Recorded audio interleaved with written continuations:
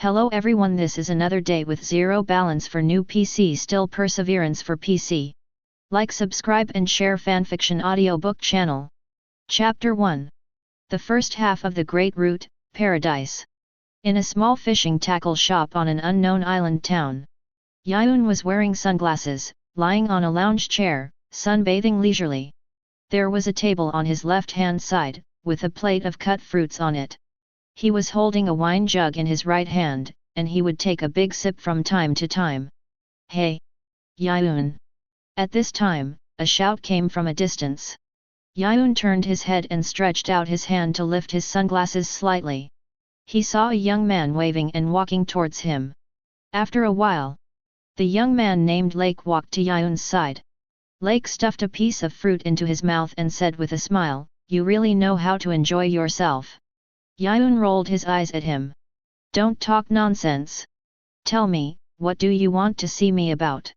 Lake stuffed a few pieces of fruit into his mouth and said vaguely, "The mayor is organizing people to go to the mysterious ship to explore. Do you want to go?" The ship that Lake was referring to suddenly appeared not far from the island a few months ago.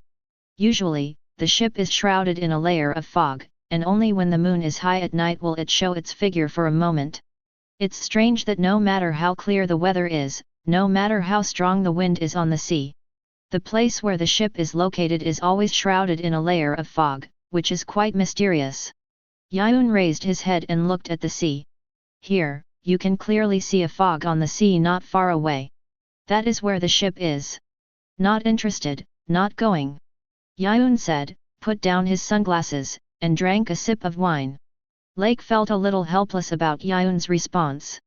But he didn't persuade him much, he knew Yiyun's character.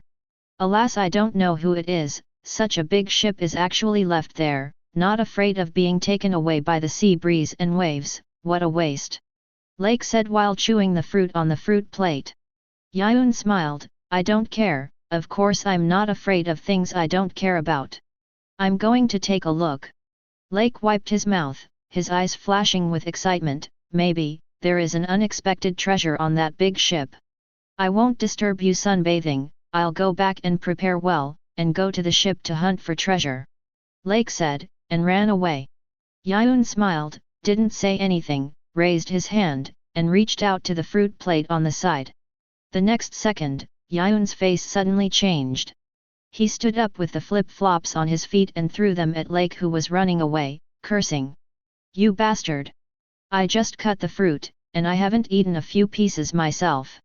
Are you done with it?" The slippers passed by his ears with the whistling sound of the wind. Lake's neck shrank and he ran faster. Yiyun wanted to drink a sip of wine to calm down angrily. But when he raised the wine pot, he suddenly found that there was no wine in the wine pot, which made him even more angry. He took off another slipper and threw it at Lake. Afterwards, he looked at the wine pot in his hand, turned around and walked back to the store. But at this time, a voice echoed from Yiyun's mind. "Host! That's the ship you use for sailing. These unruly people want to steal your things. You have to stop them. Don't panic, it's not a big problem." Yiyun didn't care. After hearing what Yiyun said, the system completely collapsed. 10 years, a full 10 years, I have been trying hard and softly, but I have not been able to persuade the host to go out to sea for a full 10 years. At first, no matter how I threatened and lured him, the host was unwilling to go out to sea. After several years of persuasion, he finally agreed to go out to sea, but a series of problems followed.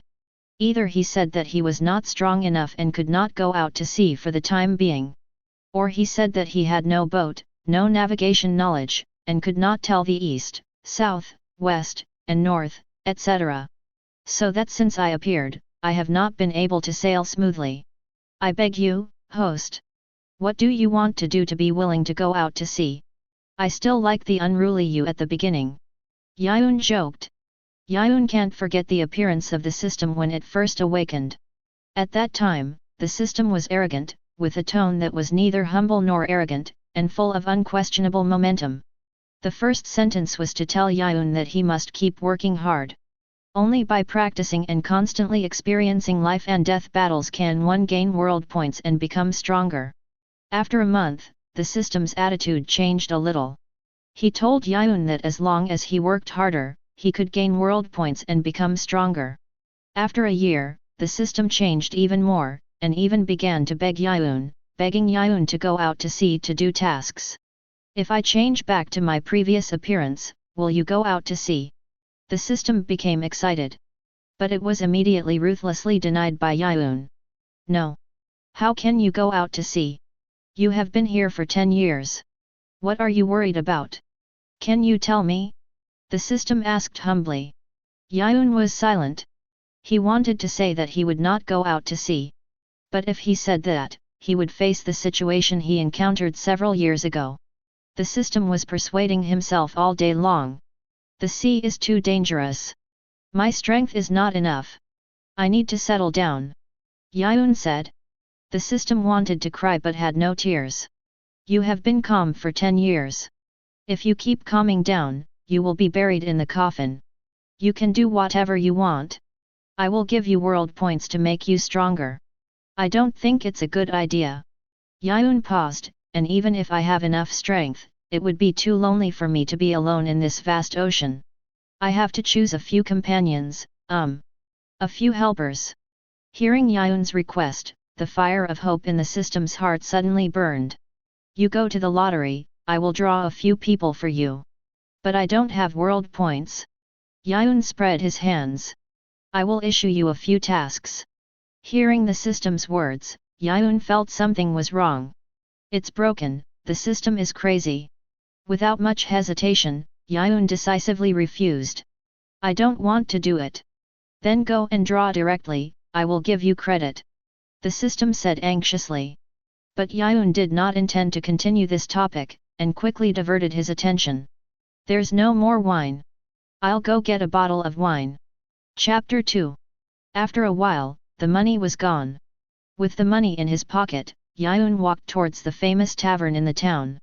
On the way, Yiyun put on his flip-flops again. In his mind, the system's questioning voice would come from time to time. Would you like to draw one? Do you want to draw one? If you don't have world points, you can buy on credit first. Draw one, host. Yiyun turned a deaf ear to all this. He walked towards the tavern on his own. When he arrived at the door of the tavern, before he entered the tavern, Yiyun heard the lively sounds in the tavern. There were shouting, insults, and laughter, all kinds of sounds mixed together, it was so lively. Ding clang clang. Pushing open the door of the tavern, the wind chimes on the wooden door rang crisply. A somewhat chaotic scene in the tavern came into view. Hey! Boss Yiyun, are you here to get drinks again? I haven't seen you for a few days, would you like to have a drink? An acquaintance noticed Yiyun and immediately raised his hand to greet him. In response, Yiyun also smiled and raised his hand to greet him. Wait for me a moment, I'll call the boss lady and come over, the wine money is on your head. The person who greeted him immediately cursed. Asshole, I'm treating you to the drinks on the table, not the wine money. Yiyun's smile did not diminish, and it was obvious that he was very familiar with this. At this time, a little girl who looked about 8 or 9 years old ran towards Yiyun excitedly. Big brother! Are you here to tell me a story today? Yiyun touched the little girl's head and smiled lovingly, I will definitely do it next time. I haven't seen you for a few days. Little Lily has grown taller again. As soon as the voice fell, a teenager holding a wine tray, who looked about 15 or 16 years old, suddenly made a sound of astonishment. Tisk you nasty uncle, stay away from my sister. Yiyun raised his head and looked at the boy who was talking, and laughed and scolded, smelly boy, how can you talk like that? I'll tell Fia later. Humph. The boy snorted coldly, no longer looking at Yiyun, and continued to work. Yiyun also walked towards the bar of the tavern. Fia, the proprietress of the tavern, naturally saw the previous scenes. Seeing Yiyun coming, Fia also chuckled. You know Borg's temper. He doesn't mean that. Don't mind it. I know. This kid is afraid that I will kidnap his sister. Yiyun put the money on the bar, old rules. Fia took the money, turned around with a smile, walked towards the inner room and said, it has been prepared for you a long time ago. Wait a minute, I will get it for you. Just at this moment, the little girl named Lily came over again, blinking curiously, and asked. I heard that the mayor is organizing people to explore the big ship on the sea. Big brother, are you going? Big brother is not interested, big brother will not go. Yiyun touched Lily's head and said. Just at this time, Borg returned to the bar after delivering the drinks and spoke.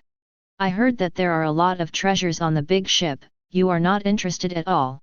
Looking at Borg's appearance, Yiyun's mouth corners slightly raised. This kid's attitude has changed, there must be something wrong. What? Fiia won't let you go. Borg stopped talking. Yiyun smiled and waved his hand, don't worry. Borg's face changed slightly when he heard the words, and a hint of surprise appeared on his face. But before he could be happy, he heard Yiyun say, I will help Fiia keep an eye on you, and you must not go. Borg's face sank. The next second, he picked up the wine tray with one hand, took Lily's little hand with the other, and turned away. Lily, let's go, stay away from this bad uncle. This scene made Yiyun stunned, and he shook his head and chuckled helplessly. Host, take a shot. The voice that suddenly sounded in his mind made Yiyun's eyes twitch.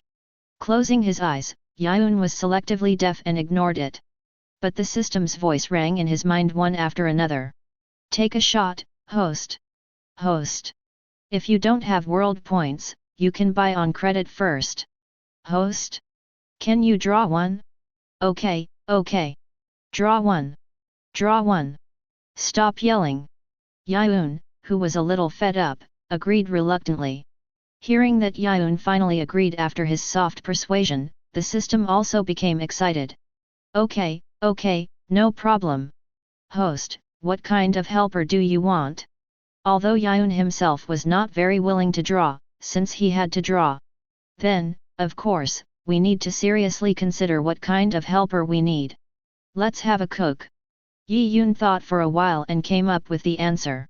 For him now, the helper, the cook, is the most useful, and can cook for himself. Cook? Okay, arrange it immediately. As the system's voice fell, another slightly different voice also echoed in Yiyun's mind. Ding!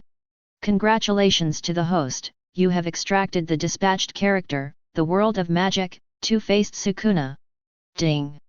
Congratulations to the host, you will get part of the power of the dispatched character, the world of magic, two-faced Sukuna. Yiyun was slightly startled, and then suddenly sat up in shock. System. You call this a cook? Fumo Yu Chef is also a cook. Although he is not very good at cooking, he still has a set of ways to be a person. Yiyun, do you want to listen to what you are talking about? That is, the moment Yiyun's voice fell. He suddenly felt a huge malice coming from outside the tavern, but it was fleeting. Sukuna, is outside the tavern. Hey! System, this guy, isn't he a time bomb? Yiyun hesitated. Sukuna can be said to be evil, or not. He is a person who does whatever he wants and is not bound by rules and morals. He is a huge uncertainty factor. He can smile and tell you to fulfill your wish in the previous second, or he can kill you directly in the next second when he doesn't like you. Yiyun asked this not because he was afraid that Sukuna would kill him. The system was more afraid of his own death than he was, so Yiyun was not worried at all. What he was worried about was the people in this tavern and the people in this town. They might be in the next moment. When Sukuna got excited, they were slaughtered in an instant. Just when Yiyun was worried about the people in the town, the system's words gave him a shot of confidence. Host, don't worry. He won't hurt you and is absolutely loyal to you. After hearing the system's reply, Yiyun was relieved. That's fine. Chapter 3. Pamela Anderson, this will take your breath away. Her beauty. The door of the tavern was pushed open. The wind chime on the wooden door made a crisp sound. A sturdy man with 2 faces, 4 eyes and 4 arms walked into the tavern. And he was none other than Ryoumen Sukuna. Duh! The slightly dull footsteps seemed to step on the heart of everyone in the tavern, causing everyone to tremble and subconsciously stop the noise and the movements in their hands. They all looked towards the door of the tavern. But with just one glance, the four-eyed man standing at the door seemed to have aroused the deep fear in the hearts of everyone in the tavern. Their faces suddenly changed, and they were so frightened that they couldn't say a word.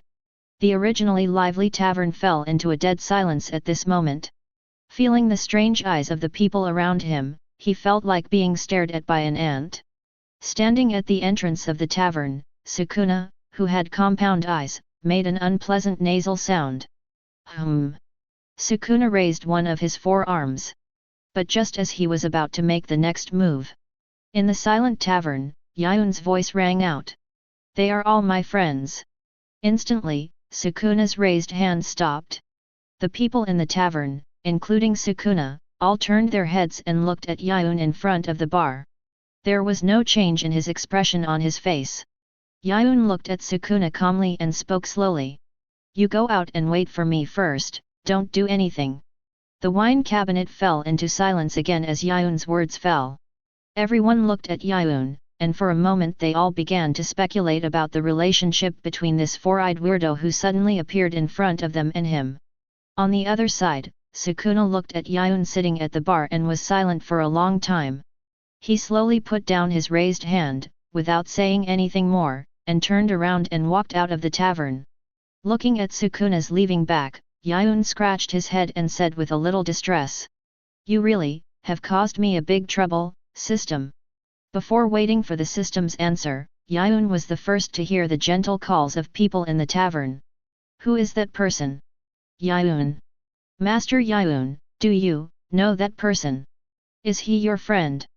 "Big brother." After coming back to his senses from the calls, Yiyun looked up and saw the worried and fearful faces of everyone in the tavern. Especially on Lily's face, the fear and fear were fully revealed. In her eyes, Sukuna was like a terrifying monster. "It's okay, don't worry." Yiyun smiled and comforted him, then stood up and walked out of the tavern. At the same time, outside the tavern, Sukuna folded his arms across his chest, looking at the residential houses in front of him, and the bustling crowd on the street. His brows slightly frowned. Just now, when he saw Yiyun, even without any conversation, Sukuna also understood the other party's identity in an instant, and also understood his own identity and situation. That was an existence that he could not harm, and an existence that was superior to himself. In a sense, he was like a god to him. He appeared here because of his call. He came here as a subordinate, as an existence serving his subordinates. Moreover, in that dark place, he could vaguely feel that as long as the other party wanted, he could wipe him out of this world in an instant. With this thought, Sukuna looked at the houses and the crowd in front of him, and he couldn't help but become displeased. "It's really unpleasant."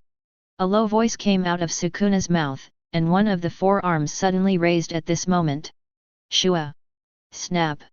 Suddenly, the arm that Sukuna was about to raise was blocked by a big hand.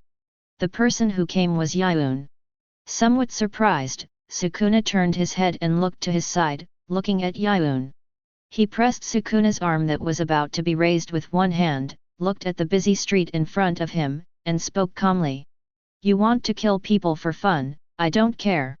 But you can't kill people in this town." After saying that, Yiyun retracted his gaze from the street in front of him and turned to look at Sukuna. The two people's eyes met. In a trance, Sukuna seemed. Smelling the scent of death, that feeling is enough to threaten one's own life. He hesitated for a moment. Sukuna spread his arms around his chest, smiled, and comforted him. "Okay. I won't do anything to them unless they offend me," Sukuna replied. Yiyun then let go of Sukuna's hand. However, although Sukuna said so, Yiyun understood it very rationally. As long as Sukuna left his side, it would be possible to cause irreversible consequences in a minute. Just like just now, if he came out a little slower. What he saw was probably not the buildings and the people on the street, but the ruins and corpses everywhere. A person who was completely arbitrary and had no logical rules to follow. There were too many uncertainties, and Yiyun didn't want to gamble with the lives of the people in the entire town. Sukuna must not stay in the town, otherwise something bad will happen sooner or later. He thought about it for a long time. Finally, Yiyun sighed softly. "Let's go to the sea." Since we have helpers, then, it seems that it's not bad to live a more exciting life. At the same time, somewhere on the coast, under the organization and leadership of the mayor of the town, a large number of strong men were busy on the coast. Some were carrying weapons, and some were carrying ropes and boats to board. There were also 2 large fishing boats docked on the shore. Just when everyone was busy, someone shouted, "Look, the fog! The fog is dispersing!" This roar came out. Everyone on the coast subconsciously stopped their busy actions and looked at the sea a little further away. After seeing what was happening on the sea, the old mayor, who was the organizer, immediately showed horror on his face, and spoke in a voiceless voice with his pupils trembling. "How is this possible?" Even the middle-aged people around him who had seen a lot of the world could not help retreating in fear after seeing the situation on the sea. "What is this? That is a ship. Are you kidding?" On the sea, the layers of fog slowly faded away. An extremely huge black shadow appeared in the fog. Soon, a face emerged from the fog, followed by a magnificent and exquisite 6-winged angel sculpture. She tilted her head slightly, her mouth slightly open, as if she was singing. Those hands held high seemed to be holding up the bright moon in the sky. Ding! The angel pale song has set sail for you. Chapter 4. The boat was so busy that it was not easy to get out of the water. From a distance, Yiyun saw the huge 6-winged angel ship sailing towards him. This scene made Yiyun complain about the system in his heart. "Although I said I wanted to go to sea, you just turned the ship over. Aren't you too anxious and hasty? This is none of my business. The ship spirit came here because of your call. I can't interfere with the real world," the system hurriedly explained. Yiyun was a little suspicious, looking at the angel pale song sailing over, and a thought came to his mind. Stop! It was visible to the naked eye at the moment when Yiyun's thought arose. The angel pale song on the sea actually slowly stopped. Soon, fog floated on the sea again, hiding the angel pale song.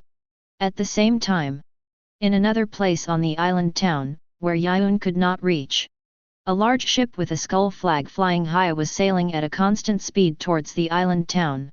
On the bow of this large ship, a middle-aged man wearing a captain's hat, a blue suit, and a pair of binoculars in his hand witnessed everything that happened on the sea just now. Incredible! It's incredible! There was no one on the ship, but the ship actually moved by itself. The captain was dumbfounded, his eyes trembling slightly, and his face was full of unbelievable horror. A little later, a woman with revealing clothes and a sea chart in her hand was also full of excitement at this moment. "Captain! It's true, the rumors are true. Here, there is really a huge treasure hidden in the fog." The man with a long knife tied around his waist and 2 scars on his face also spoke up at this time. "That huge treasure must be hidden on that ship, right?" The blonde man with 2 pistols on his waist and a pair of glasses also spoke up leisurely. "Maybe, that big ship is the huge treasure in the rumors. I have never seen a ship that can move by itself." At this time, the captain also calmed down, and his violent mood was calmed down at this moment. "Whether there is treasure or not, it doesn't matter, I want that ship." Turning around, the captain waved his hand. Looking at the crew who had already gathered on the deck, the crowds of people. "Boys! Do you want to change the ship? Do you want that gorgeous, domineering ship? Go and grab it. It belongs to us, to our Jarek pirates. I declare. Whether it's ships, treasures, or women, everything on this island belongs to us. Go! Boys! Go and grab it. Let them see the horror of our Jarek pirates." As the captain of the Jarek pirates spoke, the crew gathered on the deck immediately raised their weapons and cheered. For the treasure. After getting the wine prepared by the tavern owner, Yiyun took Sukuna back to his fishing tackle shop. Back in the shop, Yiyun began to organize the warehouse in his shop and prepare the materials for going to sea. There was no plan to sail in a high-profile manner. Yiyun was ready to sail at night and quietly leave the town. After a long time of busy work, Yiyun finally lay back on the recliner after sorting out the things in the warehouse. He enjoyed the quiet time before going out to sea. But it was during this quiet moment that Yiyun heard the slight noise and shouts of killing coming from the town. Yiyun asked with a slightly puzzled nasal sound, suspecting that he had heard it wrong. He turned his head subconsciously and looked in the direction of the center of the town. He suddenly realized that black smoke had risen everywhere in the town. What the hell is going on? Yiyun's eyes trembled slightly, and an ominous premonition arose in his heart. Turning his head, Yiyun shouted at his fishing tackle shop. Sukuna! On the other side. At this time, the originally lively and peaceful streets of the town had become a purgatory on earth. The streets were littered with corpses, and the hot blood stained the cobblestones. Fires were burning, and fruits, vegetables, and all kinds of items fell on the streets. The only remaining town. The residents desperately fled out of the town.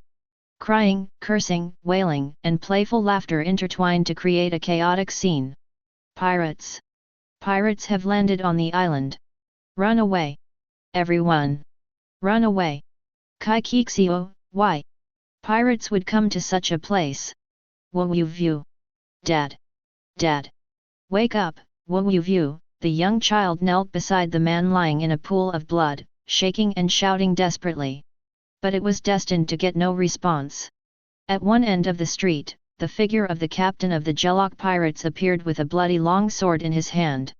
He looked at the fleeing crowd, and a hideous face unconsciously appeared on his face. Raising his hand, pointing the bloody long sword forward, the captain of the Jelok pirates shouted with full energy. Go ahead, boys! Everything on this island belongs to us, let's plunder as much as we want. We won't be polite, Captain! The crew members shouted and rushed out, chasing the fleeing crowd with a grin. Following the end of the crowd, Borg looked at the pirates chasing after him, and couldn't help but anxiously shouted to Fia, who was panting beside him. Mom, let me carry my sister on my back, they are catching up, let me carry her. Fia's heart tightened when she heard this, and her eyes subconsciously looked behind her. When she saw the pirates swarming in, she suddenly felt boundless despair in her heart. You can't run away. You can't run away with someone on your back. They will definitely catch up with you. Mom, Lily is so sleepy. Lily, who was bleeding on her head, murmured weakly on Fia's back. Hearing Lily's weak voice, Fia's tears immediately burst out like a dam, and she couldn't control it. I'm sorry. I'm sorry, Lily, if Mom hadn't fallen, you wouldn't be like this. When the pirates just entered the town to burn, kill, and loot, Fia took Lily and Borg out of the town and fled with the crowd. But in this chaotic way, Fia, who was holding Lily, was knocked down and fell to the ground. However, the panicked people did not notice the mother and daughter who fell. It seemed to cause a stampede accident. The young Lily was trampled on the spot and her head was bleeding, and Fia was also slightly injured. At first, Lily just cried out in pain, but now, Lily said she was sleepy, which means that Lily has lost too much blood and is about to collapse. Sleepy? Let's take a nap. Fia's voice was full of tears, resisting the urge to cry. She knew that if Borg carried Lily, none of the three of them would be able to escape. Only if Borg ran alone would there be a glimmer of hope. Run, Borg, run as fast as you can, go find your brother Yiyun. Fia looked at Borg with relief and said in a hoarse voice. Borg got angry when he heard it. Let me carry my sister, I have the strength. Fia shook her head, you can't outrun them with Lily on your back. Go find your brother Yiyun, he knows what to do, I will take Lily and hide first, you go quickly. Do you think I'm stupid? Borg cried and shouted, looking around, he quickly ran to a shabby stall and pulled off a bamboo about 6 or 7 feet long. What are you going to do? Fia had a bad premonition in her heart.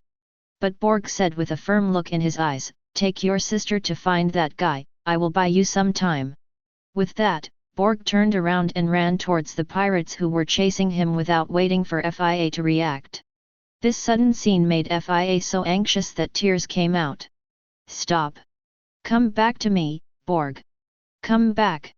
Seeing that Borg turned a deaf ear and had no reaction, Fia turned around and chased after him, shouting loudly while chasing. Come back to me! Borg! Just when Fia was shouting heartbreakingly, a big hand suddenly patted her shoulder. "He will be fine, leave the rest to me." Hearing this familiar voice, Fia was stunned for a moment, and turned her head away in some surprise. Then, he saw a familiar figure passing by her in one step. That was Yiyun.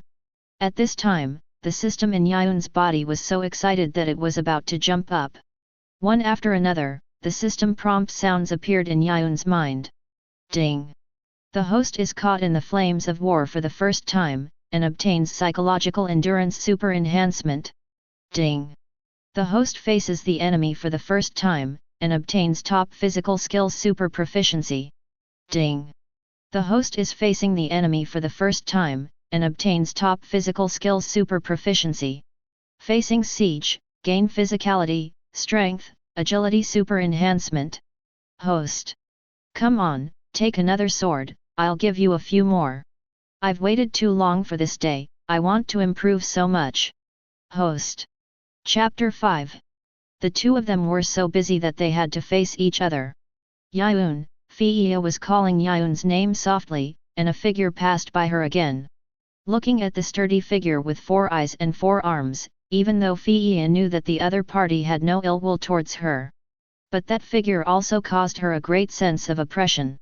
So much so that her heart surged with extremely strong fear, and the whole person froze in place and dared not move. At this time, Borg, who was running towards the pirates who attacked the town, also stopped about 20 meters away from the pirates.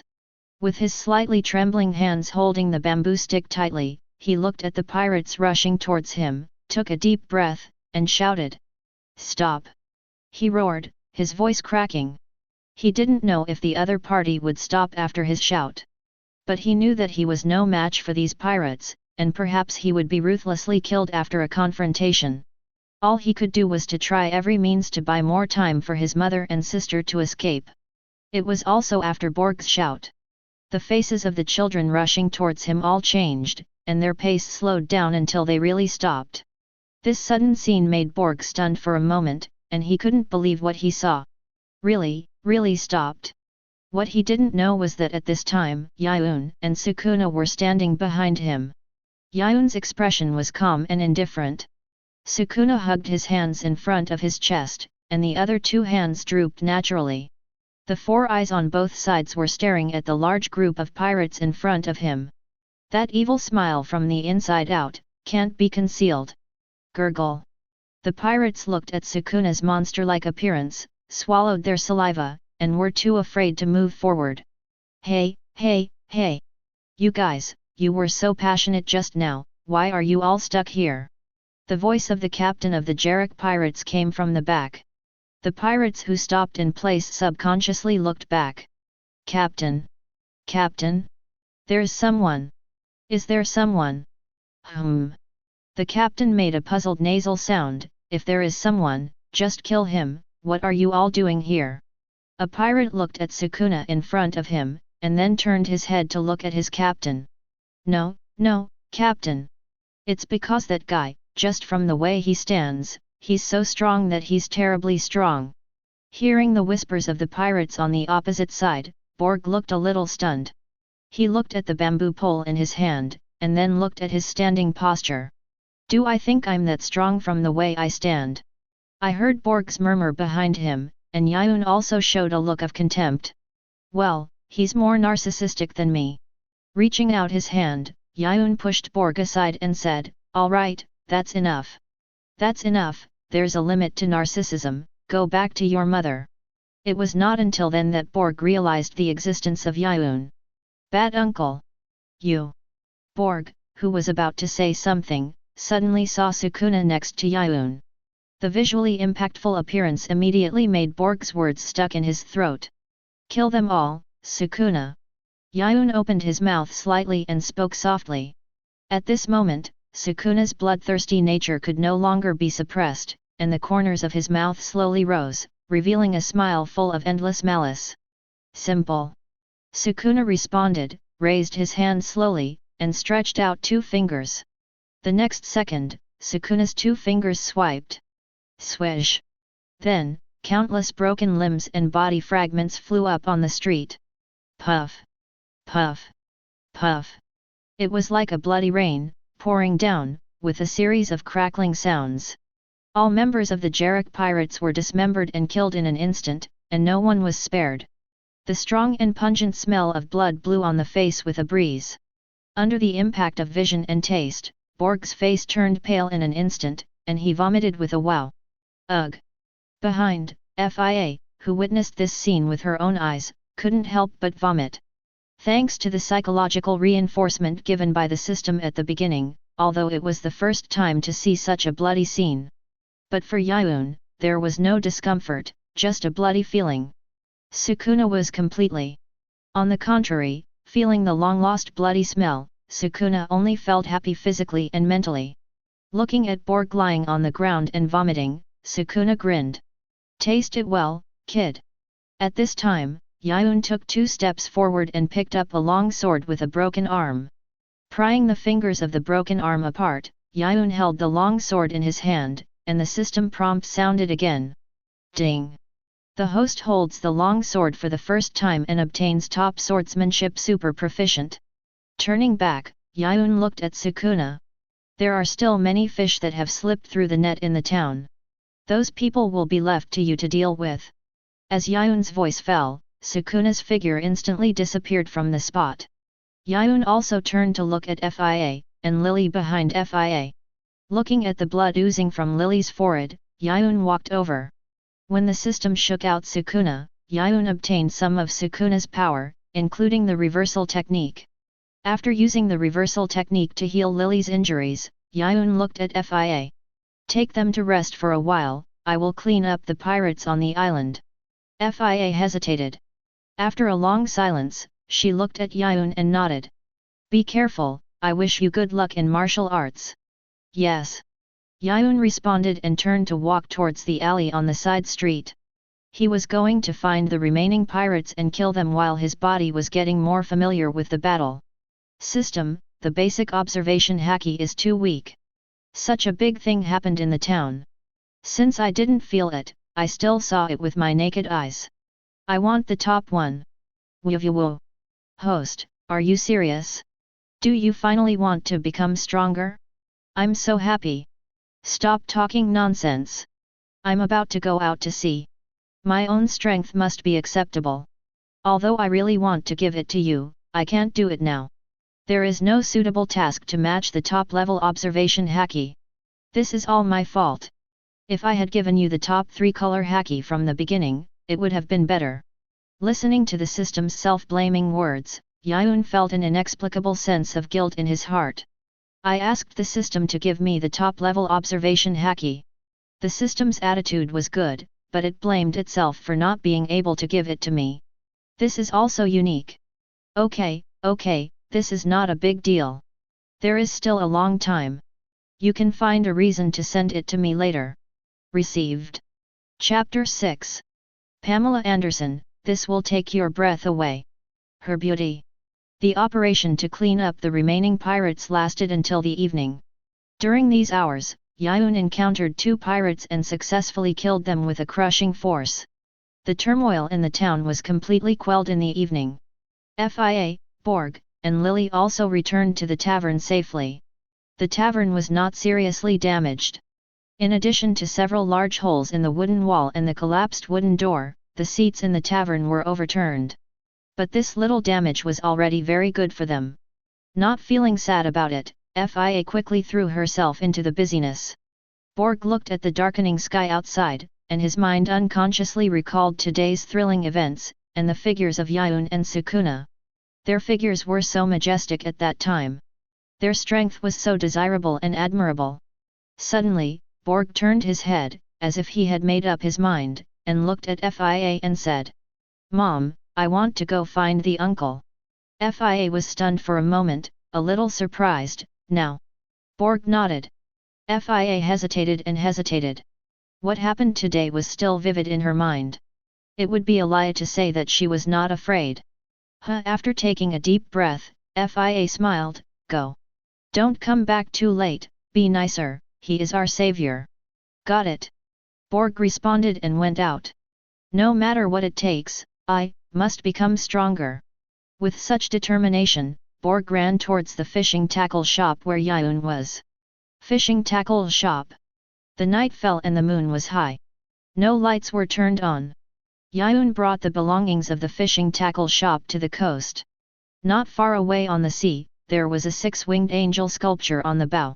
The angel Pale Song with a silver-white hull was sailing towards him. With belongings and supplies, Yiyun had just boarded the ship when the system's prompt sounded in his mind. Ding! The host successfully set sail and obtained the ability Top Observation Haki Super Proficient. Listening to the system's prompt sound, Yiyun couldn't help but feel emotional. With this system, what else does the host want? Host. Give the pirate group a name. Yiyun nodded and his eyes fell on the angel on the bow. Then let's call it the Angel Pirates. Ding! Congratulations to the host for successfully establishing a pirate group and obtaining top domineering Haki Super Proficient. How about this flag pattern? Soon, a pirate flag was displayed in front of Yiyun. It was a black flag embroidered with a white skull. On both sides of the skull, there was a pair of white wings with feathers falling from them. And above the skull, there was a white angel ring. Well, okay, this flag is it. Yiyun nodded and approved it. The next second, the system's prompt sounded again. Ding! The host drew the symbol of the pirate group and obtained top armament Haki Super Proficient. Yiyun gave a thumbs up after hearing this, expressing his sincere admiration for the system's progress. At the same time, a flag with a skull angel pattern appeared on the top of the mast of the angel Pale Song, and it fluttered in the sea breeze. Hwalala! Set sail! With Yiyun's order, the sail of the Pale Song was automatically lowered. With a dull boom, the sail was immediately blown up by the sea breeze, driving the ship slowly towards the sea. It was also at this time that Yiyun keenly noticed that there was a pair of eyes looking at him not far away. Turning his head, Yiyun saw a familiar figure. That was Borg. At this time, Borg, standing on a ramp, stared at Yiyun sailing out on the big ship. So, is that your ship? Borg's eyes trembled slightly. Until this moment, he finally understood why Yiyun was so uninterested in exploring the ship in the fog when they were in the tavern. Because, this is his ship. After a while, Borg finally came to his senses. Raising his hand to his mouth, Borg shouted in the direction of Yiyun, "Hey! Uncle! You guys! Where are you going?" Hearing Borg's call, Yiyun sat on the railing and responded, "I'm going to adventure on the sea, kid. Will you come back?" Borg shouted. "Maybe, it's hard to say." Yiyun had a smile on his face. Hearing this, Borg put down his hands and stopped talking. He stood there, quietly watching Yiyun's ship drifting away, with a look of loneliness. Yiyun looked at his appearance and thought for a while, and finally jumped up, took down the pirate flag on the top of the mast and threw it over. The flag embroidered with a skeleton angel fluttered in the sea breeze and floated towards Borg. Borg was slightly startled by this and hurriedly took steps to chase the flag. Finally, he caught the flag in his hand without any danger. Looking at the flag in his hand and the lifelike skeleton angel on the flag, Borg raised his head in a daze. "I believe it won't be long before you can see my news in the newspaper. Keep this flag, and when I have enough fame on the sea, you can hang it at the highest point in the town. Goodbye, kid." After saying that, Yiyun waved at Borg. "Uncle." On the coast.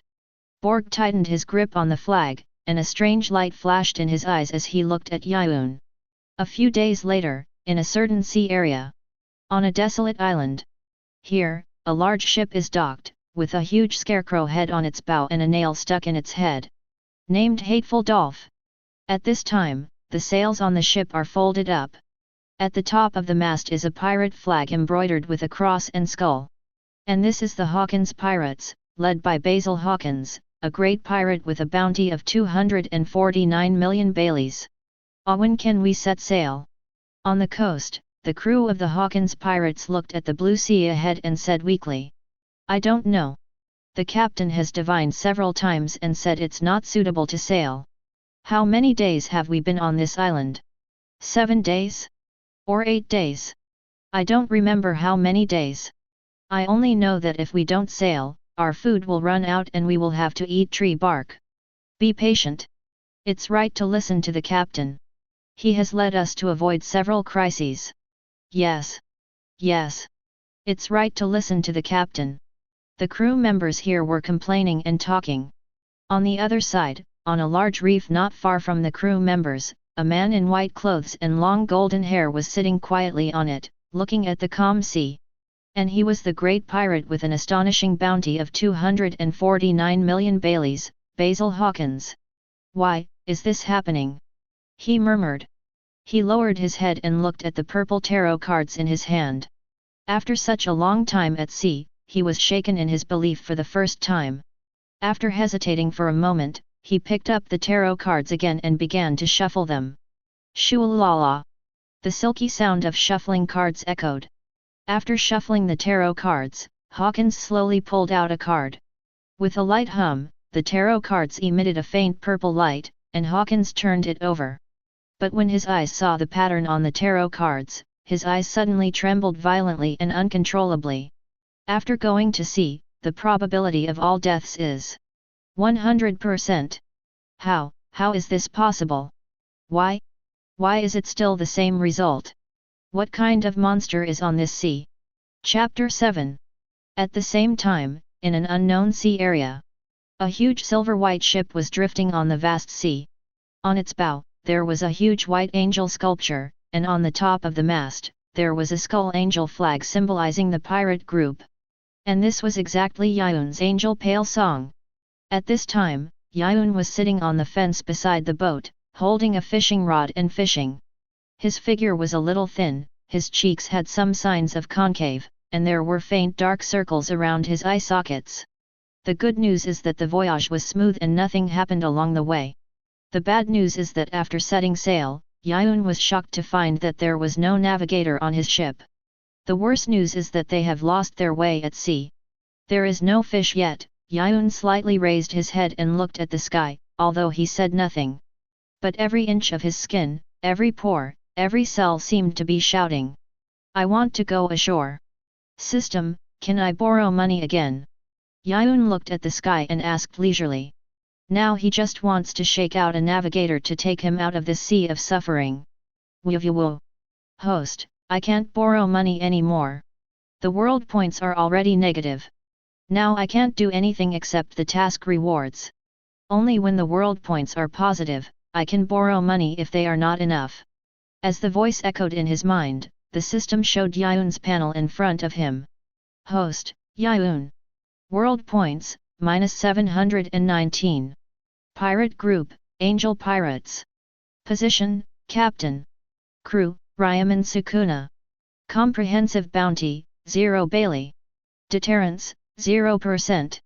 Ability, Observation Hacky Top, Conqueror Hacky Top, Armament Hacky Top. Note, reversal techniques are skills. Possession, Angel Pale Song, unique effect, possessing the characteristics of being alive. Entrance to the lottery wall. Abnormal state. Current task, fishing, reward, +1 world point per caddy. Looking at the last message on his panel, Yiyun felt helpless. Although he wanted the system to increase the reward, he also understood that it was not that the system did not want to adjust it, but that it could not adjust it. Whether the task reward is generous is closely related to the difficulty of the task. Besides, the fishing task was issued by the system only after it saw me fishing, not when I was assigned the task. It can be said that the system was really worried about me, the salted fish host. Looking under the sea. The sea fish that swam around the bait but didn't bite the hook, Yiyun's mentality gradually changed a little, from patience to irritability. His brows slightly wrinkled. Suddenly, a picture and a voice appeared in Yiyun's mind. That fish follows you and teases you. It just won't bite the hook, you can't indulge it. Damn it! The illusory picture and voice fell. Yiyun stood up suddenly, threw the fishing rod in his hand, and cursed. Special. Without any hesitation, Yiyun, who abandoned the fishing rod, jumped directly from the boat and jumped into the sea.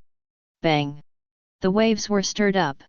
Yiyun dived into the sea and swam. Although he was angry that the fish just followed him without biting the hook, Yiyun also knew that it was a pipe dream to catch fish with bare hands in the sea. Wrapped in the cold sea water, Yiyun's heart calmed down a little. But just as he was about to let go of the swim, he suddenly caught a glimpse of a large ship sailing towards him on the other side of the ship, a little further away on the sea. Navy. Seeing the flag hanging on the mast of the ship, Yiyun was stunned.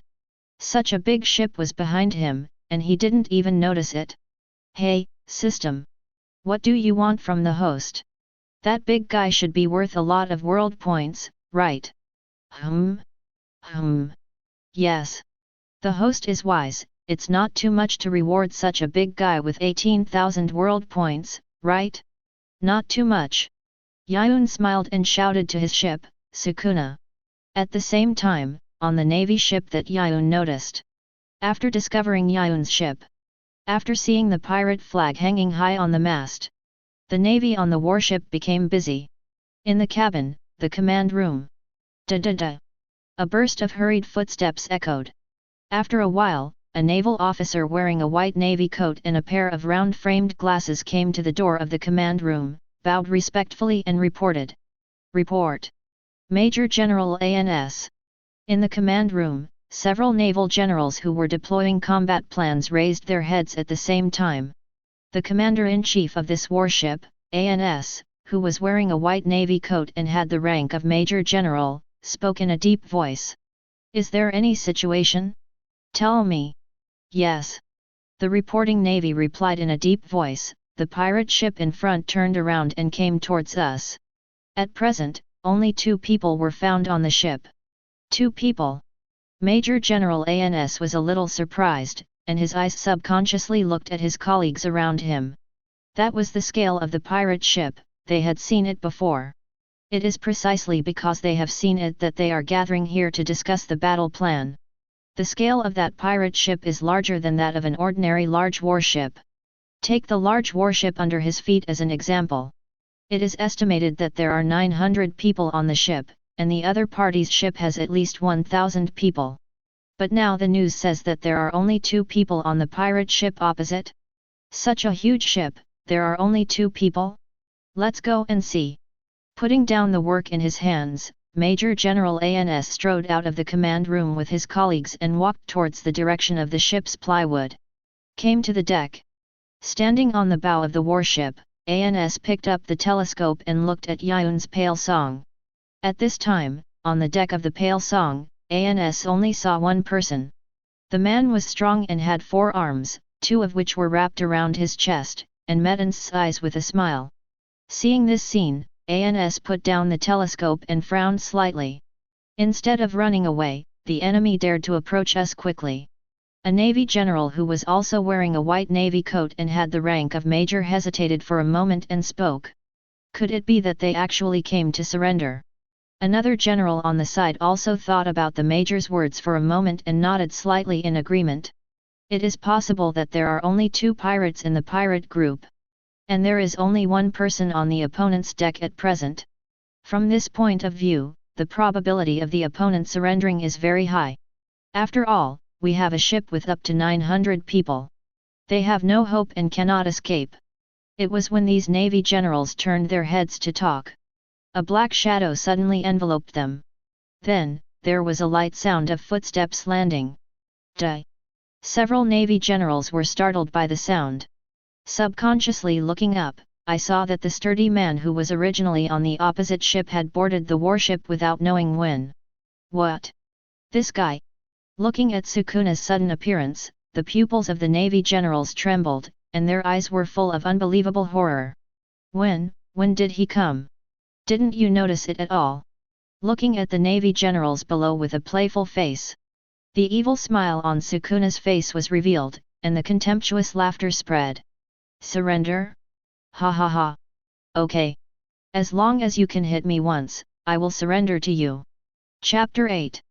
After a brief moment of shock, the Navy recovered from the sudden appearance of Sukuna on the warship. Sukuna's words were still echoing in his mind. A Navy colonel immediately sank his face and walked towards Sukuna. You are a pirate, right? While speaking, the Navy colonel tore off his white navy coat. Voila! The coat was thrown aside by him casually, and the colonel stared at Sukuna closely, and folded his sleeves as he approached. "Do you know what this place is? Warships, Navy warships. There are countless pirates like you imprisoned here.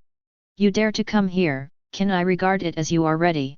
After saying that, the Navy captain's eyes suddenly became sharp. The next second, he took a step forward and punched Sukuna in the face. Shua! Buzz! The sandbag-sized fist came with a whistling sound. Sukuna frowned slightly, and an unhappy expression appeared on his face. "Who are you?" There was no need to raise his hand.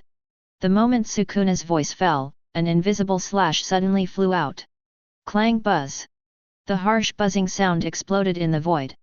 The Navy colonel who swung a blow at Sukuna had his arm cut off instantly and flew into the air. Puff! Puff! The bright red blood gushed out like a spring, and the captain's face suddenly changed, and his pupils shrank slightly. "My hand, what happened? Broken? Cut off? Why?" At this moment, his mind was filled with endless questions. Before he could make the next move, he saw Sukuna once again hit an invisible slash. Clang! Puff! Accompanied by a sound of flesh and blood exploding on the deck. This time, the captain's entire head was shaved off by Sukuna's slash. Hwalala! Pata pata pata! The bright red blood was like rain, and the red and white viscous objects fell on the deck. Quiet! Quiet! The entire deck was dead silent. The whole process, from start to finish, took only 2 seconds. Everything happened so fast that it was hard for people to react. It was not until another 3 or 4 seconds later that the sailors on the deck suddenly reacted. The colonel had been brutally killed. Almost at the same time, everyone gasped. His shock, astonishment, fear, anger. Various expressions appeared on the faces of many sailors. The Navy generals not far in front of Sukuna were all furious and ran away on the spot. They drew their weapons from their waists and rushed towards Sukuna. Clang! Swoosh! Swoosh! Swoosh! Asshole! You, damn pirate! Don't even think about leaving here alive! What did you do to the teacher? A female general's eyes turned red at this moment, and she rushed towards Sukuna screaming like crazy, ah! However, facing the madness of the Navy, Sukuna was not afraid, but showed a satisfied, evil smile. Yes, yes, yes. That's it, that's the expression. Sukuna couldn't suppress the corners of his mouth anymore, and laughed, ha ha ha, come on. Come and please me. While speaking, Sukuna raised his hand and gestured in front of him with his fingers. Clang! The piercing and sharp buzzing sounded again. The invisible slash flew out again. The few people who rushed towards Sukuna were cut into countless pieces in just a moment and died on the spot. Puff! Crash! Like collapsed building blocks, the blood and flesh fragments were scattered on the deck. Some of the Navy soldiers who witnessed this scene could not help but feel nauseous and vomited wildly on the spot. Ugh! Even ANS, who had the rank of Major General, was frightened and pale at this moment, and his whole body was shaking violently uncontrollably. Sukuna raised one hand, lifted the slightly drooping hair on his forehead, and smiled faintly. What? If you die so easily, you can't hit me. Think about it, aren't you going to make me surrender? Try harder, try harder. Sukuna waved with 2 hands, while the other 2 hands were always clasped in front of his chest. The face did not hide the hideous and playful smile at all. After listening to Sukuna's words, facing Sukuna's hideous smile and the tragic death of his colleagues in front of him, An's mind fell into a blank and he couldn't say a word. Suddenly, Sukuna frowned slightly and looked at the Navy behind ANS who vomited because they couldn't bear the bloody scene in front of them. It's really unpleasant. Chapter 9. The enemy was in a hurry to escape. When Sukuna said this, his strong killing intent suddenly woke ANS up. Not good. He realized what Sukuna wanted to do. Previously, his subordinates died tragically in front of him, but he did not react because of fear. This time, as the highest officer on this warship, he must take responsibility. Suppressing his fear of Sukuna, ANS gritted his teeth, roared and rushed towards Sukuna. Your opponent is me. Clang. The long sword on his waist was unsheathed, and Ans, who came to Sukuna, slashed at Sukuna without reservation. Shua! The long sword made a buzzing sound when it fell, and the speed was very fast. However, Sukuna was faster than Ans. Before the long sword was completely cut, Sukuna had already jumped up and easily avoided Ans's attack. Bang! Dong long! The long sword missed and chopped heavily on the deck. Sukuna, who leaped into the air, looked at the power of Ans's attack and raised his mouth, praising him generously. Not bad. Very powerful. Do you want me to praise you? Damn it! Ans was not discouraged after the attack missed, but he couldn't help but curse and looked back at Sukuna in the air. Just at this moment, a loud voice spread. Fire! In an instant, the navy gathered on the deck raised their spears and aimed at Sukuna in the air. Click! Accompanied by the sound of the trigger being pulled. Countless gun muzzles burst into flames, and dense bullets like rain shot towards Sukuna. Bang! Bang! Bang! Swish! Swish! Swish! However, Sukuna did not take them seriously at all. He raised his palm, and his calm eyes were filled with indifference. It's in the way. After Sukuna finished speaking, the invisible grid-like slash was hit again, and a sharp buzzing sound came from the air. Clang buzz! The next second, the grid-like invisible slash passed through all the navy on the deck. There was only a puff sound. All the navy was cut into pieces in an instant, and even the second floor of the ship behind them was not spared. Bang! Boom boom! The bright red blood, blurred flesh, flying dust, and scattered ship fragments all filled the air above the warship with a loud bang. Ans collapsed on the spot after witnessing this scene. So many people, so many navy officers, died tragically at this moment. Asshole! Ans roared with red eyes, veins protruding all over his body, and attacked Sukuna like a madman. Ah! Not in a hurry to kill Ans, Sukuna had a rabid smile on his face, playing with Ans like a cat playing with a mouse. At the same time, on the other side, on the Angel Pale Song, Yiyun, who had changed his clothes because his clothes were soaked after jumping into the sea. After walking out of the cabin and onto the deck, he was stunned. What caught his eyes was the naval warship that was almost cut into a flat surface. On it, the crazy Ans was still fighting Sukuna. Ward Fa! Dumbfounded, Yiyun cursed subconsciously, and after reacting, he immediately rushed towards the naval warship. My world! At this time, under Sukuna's teasing, Ans's physical strength was on the verge of limit. But despite this, Ans spared no effort every time he attacked. Is this all you can do? Sukuna's playfulness seemed to be exhausted at this moment, and the smile on his face gradually calmed down. However, facing Sukuna's ridicule, Ans did not feel angry. On the contrary, he even had a feeling of being relieved. Is it finally my turn? Ans thought so in his heart. However, just when Ans thought that he was about to be killed by Sukuna, a sudden and strange voice came into his ears. The cat and mouse game ends here, Sukuna. Hearing this voice, Sukuna and Ans both turned their heads and looked in the direction where the voice came from. I saw Yiyun's figure landing steadily on the deck. It's so difficult to deal with just one person, and now there's another one. Ans' heartstrings were tense and terrified. But soon, he was relieved again. Whether it's one or two, I am nothing but a dead one. You should leave first, he is still useful to me. Yiyun had a faint smile on his face. Facing Yiyun's order, Sukuna did not resist and retreated to the side. Looking at this sudden scene, looking at the terrifying monster that killed his entire ship with a wave of his hand, he really stopped and retreated behind Yiyun in a few words. A huge wave immediately rose in Ans's heart. His eyes trembled violently uncontrollably, and his eyes were full of incredible horror. Is this man, the leader? Even the monster with such powerful strength obeyed him? What kind of monster is this leader?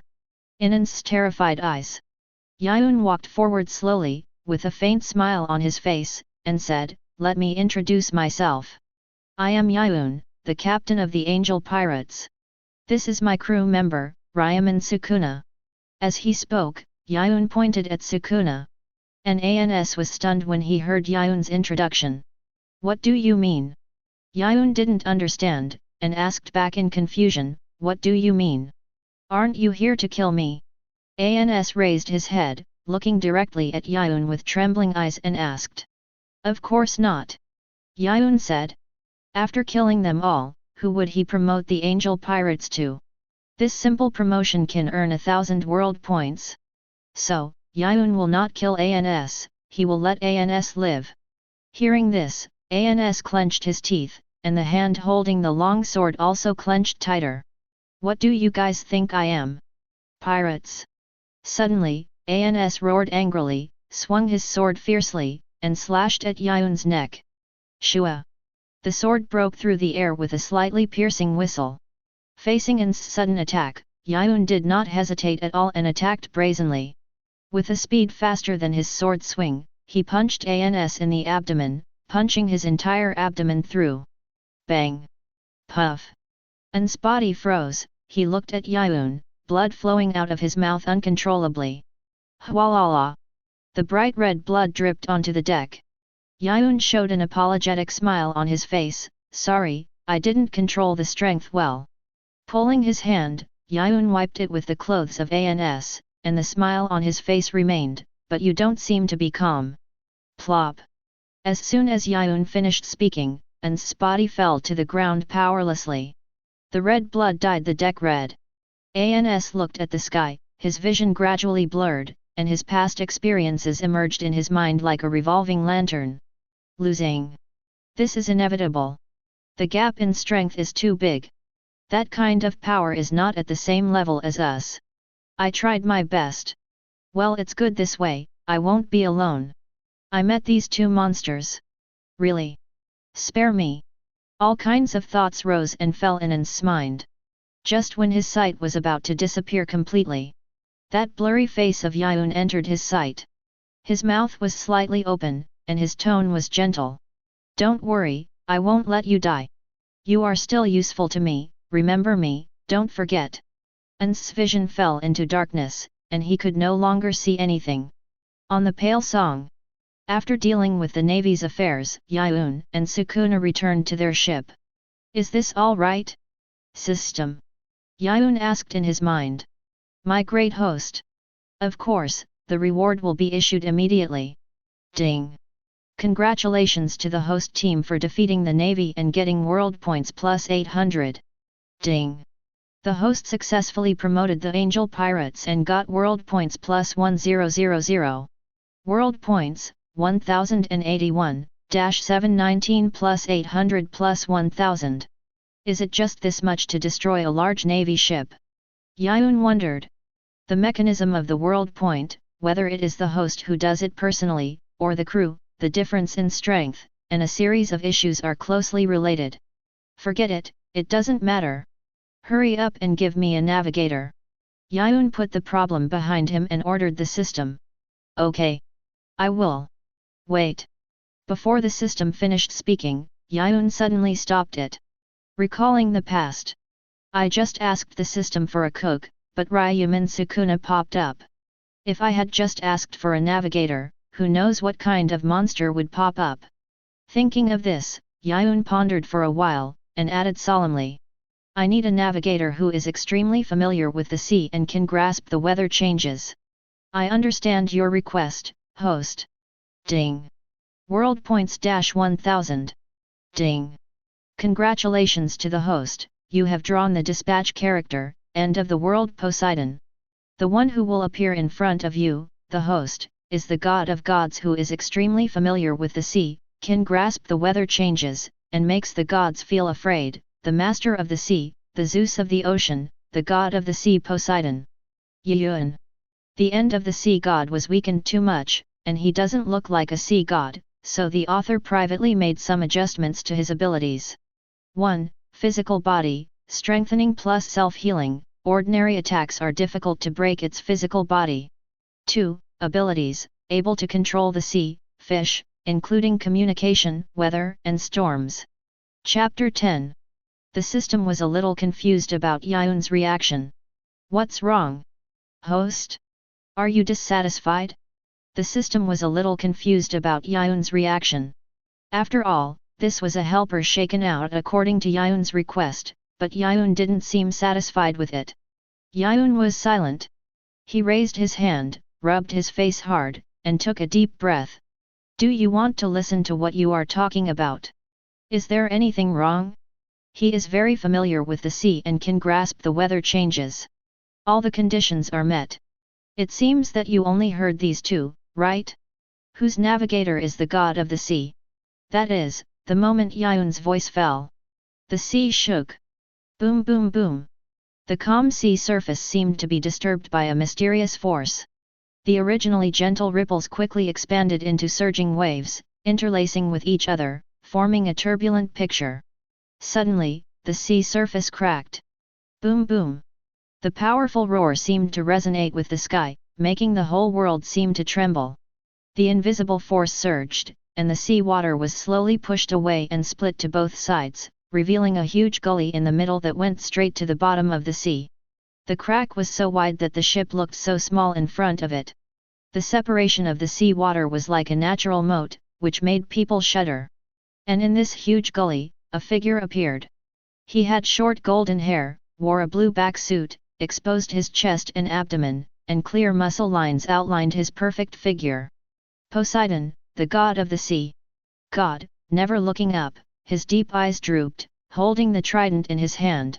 Raising his legs, the surging sea water immediately became obedient like a puppy, condensing into stairs under his feet. He climbed up the stairs formed by the sea water, and each step was accompanied by a low roar, as if the footsteps of the sea god shook the entire sea area. Boom! Boom! Boom! Boom! The trident in his hand exuded a faint cold light, as if reminding all marine creatures of his supreme authority. As Poseidon gradually rose, the sea water stairs collapsed with the differentiated sea water, slowly closing behind him, as if silently guarding his whereabouts. Rumble, rumble, rumble. The sea water poured down, making a deafening sound. Fuck! He is so pretentious, system. On the pale song, Yiyun shouted at the system with a hoarse voice. This. Host, I can't do anything about this. It's okay to have Sukuna, but now there's Poseidon, and he's so good at posing. Who knows I'm the captain when I'm out there. At this moment, Yiyun was numb. It was also at this time that Poseidon came up from the deep sea. His proud body stood on the sea surface, and his eyes swept across the vast sea area. Wherever he went, the turbulent sea water instantly became calm, and the water quality seemed to become clearer. Seeing this scene, Yiyun closed his eyes and glanced away. I can't stand the system, you also hang me up, otherwise I can't suppress them. Understood, I'll give you credit immediately. As the system's voice fell, a prompt sound rang again. Ding! World points -1000. World points, -919. Ding! Congratulations to the host, you have drawn three-legged golden crow bloodline flesh, and after 3 nirvanas, you can become a golden crow. The first nirvana takes 24 hours, do you want to do it? After a successful nirvana, you can obtain the innate magical power Sun True Fire. After a successful nirvana, you can obtain the innate magical power Eternal Night Descends. Nirvana! Yiyun blurted out, almost without any hesitation. Ding! Nirvana will begin in 29 minutes and 59 seconds, and the host will fall into a deep sleep at that time. Please be prepared. Hearing the system's prompt sound, Yiyun was a little surprised. Still sleeping? Of course, host. The power of the three-legged golden crow is extremely strong, and your mortal body cannot bear it at all. In these 24 hours, your body and blood will initially transform into the three-legged golden crow to carry the power of the three-legged golden crow. When you complete nirvana 3 times, you will obtain all the power and magical powers of the three-legged golden crow. With the systematic explanation, Yiyun nodded and accepted it with pleasure. It's just a day's sleep, no big deal. When you obtain the power and innate magical powers of the three-legged golden crow, little Sukuna and Poseidon can suppress it with a wave of their hands. While Yiyun was talking to the system, Poseidon stepped on the stairs formed by the sea water and boarded the pale song. Facing Sukuna standing in front, Poseidon's eyes were still drooping, and he didn't even raise his eyelids, and didn't even look at Sukuna. Feeling Poseidon's ignoring eyes, Sukuna frowned slightly and spoke in a cold voice. "You, what's that look?" Poseidon ignored Sukuna and walked past Sukuna with the same look. From beginning to end, he never looked at Sukuna. Sukuna was also irritated by Poseidon's attitude, and his forehead veins were prominent. He turned his head and stared at Poseidon. "Captain, can I kill him?" Yiyun was helpless. "What's going on?" Just after boarding the ship, the conflict started? "We are all companions on the same boat, so it's better to be friendly. Fighting and killing is not good." Yiyun acted as a peacemaker and soothed. However, he had just finished his soothing words. Poseidon's cold voice came out, still without looking at Sukuna. "How dare you, a mere evil spirit, talk about killing gods? You overestimate your own abilities." Hearing this, Yiyun was silent. If there was a table in front of him, Yiyun would not hesitate to flip the table and curse, "Go to hell, never mind, go home." As expected, Poseidon's words directly ignited Sukuna's anger. "Interesting." Sukuna's face was filled with a hideous smile. "I want to see if your body is as hard as your mouth." After speaking, Sukuna raised his hand and slashed, and an invisible slash suddenly shot out. Shua hum! The air vibrated at this moment because of the invisible slash. However, facing such a slash, Poseidon still did not raise his head and did not look at Sukuna. The hand holding the trident moved slightly, and Poseidon swung a blow in an instant. Shua! I saw a flash of blue light, followed by a crisp sound of fine iron clashing. Ding! Sukuna's invisible slash was knocked away by Poseidon's halberd and fell on the sea. Bang! Dong! Even Sukuna was stunned when facing this sudden scene. It was the first time he met someone who could knock his slash away. Very good! A ferocious smile appeared on Sukuna's face. "Then, let's play. Boy!" After speaking, the momentum around Sukuna suddenly changed. He raised his hands and put them together to seal. Expand the field. On the other side, Poseidon no longer chose to passively defend after noticing the change in Sukuna's aura. He swung the trident in his hand. Boom! A huge wave thousands of feet high suddenly rose from the ground, covering the sky and the sun. Boom boom boom! Chapter 11. The wind was howling. The dark clouds were gathering. Above the clouds, there were thunders. Standing on the deck, Yiyun, standing between the two men, was in a mess in the wind. If they were to fight, wouldn't his ship be smashed? "Do you want me to swim in this vast ocean?" With this thought, Yiyun immediately stopped the two men and said loudly, "Calm down, both of you." However, Yiyun's voice was loud. But in this huge scene and the roaring sound, it seemed so subtle. Fumo Yu Chef. Under Sukuna's feet, the shrine rose from the ground, and the domain was fully unfolded. Poseidon held the trident, lowered his head and said, "Ocean, angry.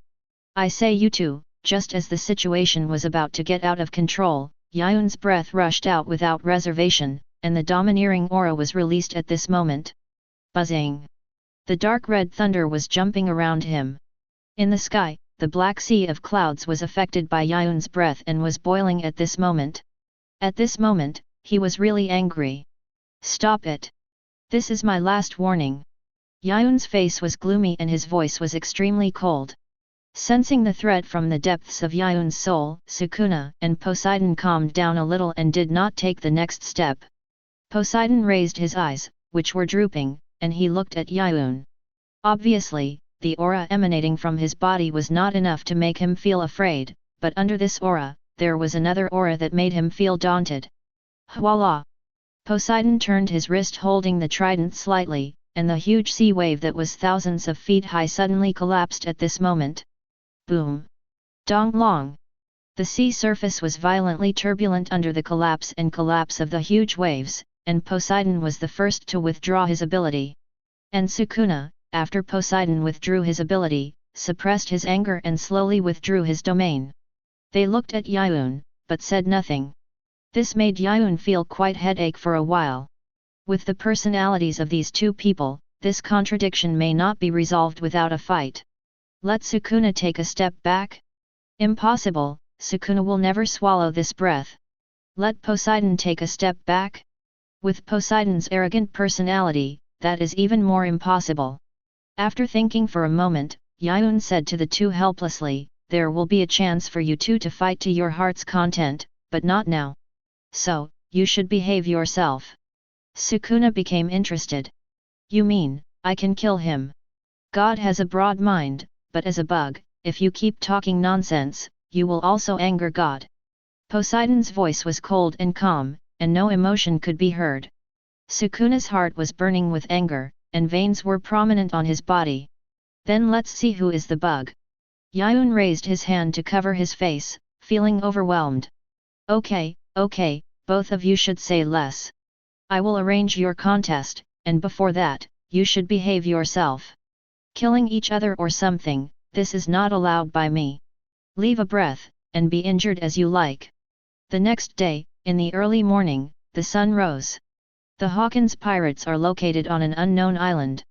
Basil Hawkins, the captain of the Hawkins pirates with a bounty of 249 million baileys, sat on the rocks on the beach, staring at the rising sun from the sea level.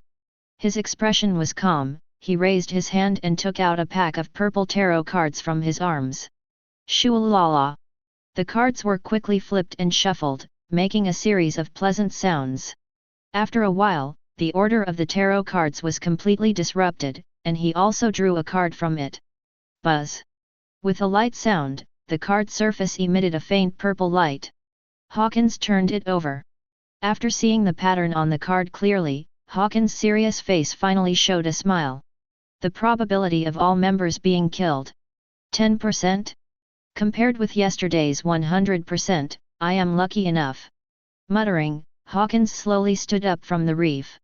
Turning around and looking at the crew members who were still sleeping soundly behind him, Hawkins woke them up and said, "It's time to get up." Hearing Hawkins' call, the crew members woke up from their sleep with sleepy eyes.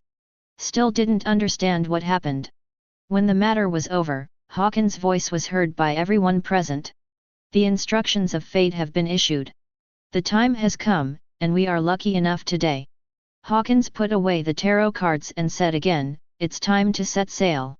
The sudden announcement made everyone present stunned for a moment.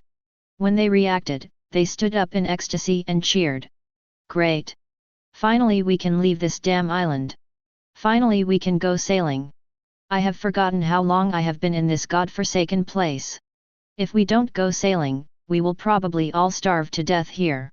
This is the only pirate who starved to death, right? Okay. Stop complaining.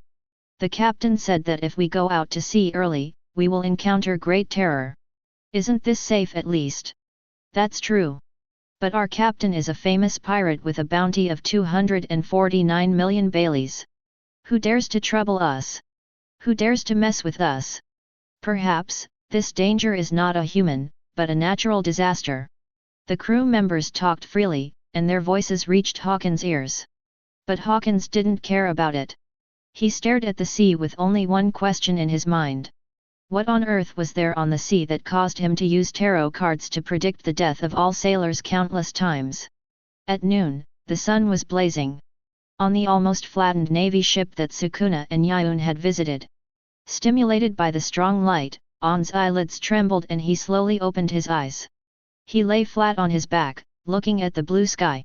It was like being in heaven, which made his body and mind relax as never before. He also felt that he had come to heaven. Until a breeze brought a strong and pungent fishy smell, which made On's eyes widen suddenly.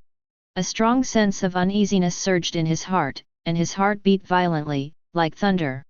When he trembled and climbed up from the ground, his eyes were reflected in the familiar scene, and he collapsed on the spot with tears streaming down his face, and he knelt on the ground and cried loudly. This breeze took him from heaven to hell. Chapter 12. The sun was shining brightly, and the sky was full of stars. On the calm sea, the angel pirates, the Pale Song, were located. The cabin. Yiyun's room. A faint golden halo filled the entire room, and Yiyun was still sleeping on the comfortable big bed. At this moment, his whole body was wrapped in a golden translucent cocoon of light, and there was a faint golden flame inside. Kaka! Suddenly, the golden cocoon of light suddenly broke apart after making a crisp sound. The surging breath immediately rushed out through the cracks in the cocoon of light. Boom! It was also at the moment when this surging breath was revealed. Sukuna and Poseidon, who were in different places on the pale song, were both startled at the same time and looked towards the source of the breath, the direction where Yiyun was. What is this breath? Sukuna's eyes trembled slightly, and his expression could not help but reveal a little horror. Since he came to this world, this is the most powerful and domineering breath he has encountered. It is no exaggeration to say that when he was facing Poseidon, he had never felt this way. And now this breath bursting out from the cabin, gave him the feeling of, extremely depressed. In the room where Poseidon was. Since he got on the ship, he has almost always stayed in the room. Sitting on that luxurious big chair, his expression has always been so calm and indifferent. But now, after feeling the strong breath exuding from Yiyun's room, he, who has always been indifferent, was inevitably moved by it. Slowly raising his head and putting down the hand that was supporting his cheek, Poseidon looked directly at Yiyun without saying a word. In the room where Yiyun was. With a clang sound, a sound like glass breaking was heard. The light cocoon that wrapped Yiyun's body shattered. The lines flashing with golden light flowed on Yiyun's body surface. He slowly opened his eyes, and Yiyun's brown eyes suddenly turned light gold. There was even a faint golden flame in his pupils. Ding! Congratulations to the host for completing the first nirvana and obtaining the gifted magical power Sun True Fire, the most rigid and yang, the power to burn all things, the foolish spirit who claims to be a god. Do you want to die once? Ding! Congratulations to the host for completing the first nirvana and obtaining the gifted magical power Eternal Night Coming. The sun is swallowed up, the flame that extinguishes all light, and plunges the world into endless darkness and coldness. In the system's prompt sound, Yiyun slowly sat up from the bed, his golden eyes sparkling. The lines on his body, flashing with golden light, slowly disappeared into his body until they disappeared. Is this the power of the three-legged golden crow? Feeling the changes in his body, Yiyun was shocked. Somewhat impatiently, Yiyun left the room and went to the deck to try the power of the three-legged golden crow. Came to the bow of the white angel. Yiyun slowly raised his hand, and just as he was about to summon the sun's true fire, he heard two footsteps behind him. Looking back, the people behind him were Sukuna and Poseidon. What happened? The changes in you are not ordinary. Sukuna looked at Yiyun and asked in confusion. At this time, Yiyun gave him the feeling of a barrel of explosives about to explode, and the surging power was about to overflow. Hehe, Yiyun chuckled and answered the question irrelevantly, you came at the right time. Come and see my current power. While speaking, Yiyun's mind moved and summoned the true fire of the sun. A flame with a diameter of about 2 meters, dark inside and bright outside, suddenly appeared in Yiyun's palm, and the air made a sharp explosion at this moment. The terrifying and scorching air wave immediately spread out to the surroundings with Yiyun as the center. Boom! Just touching the air wave, Sukuna's clothes instantly turned into ashes. What a joke! Sukuna looked horrified and immediately retreated backwards. Seeing this scene, facing the scorching air wave that swept over, Poseidon did not dare to resist it. Voila! He saw the trident in his hand raised, and a protective shield formed by seawater immediately wrapped him tightly. But just as the seawater shield was raised, a scorching wave of air swept in. The moment it touched the seawater shield, it was instantly evaporated, and a large amount of steam burst out, and this steam was in the next. It was burned to ashes in an instant.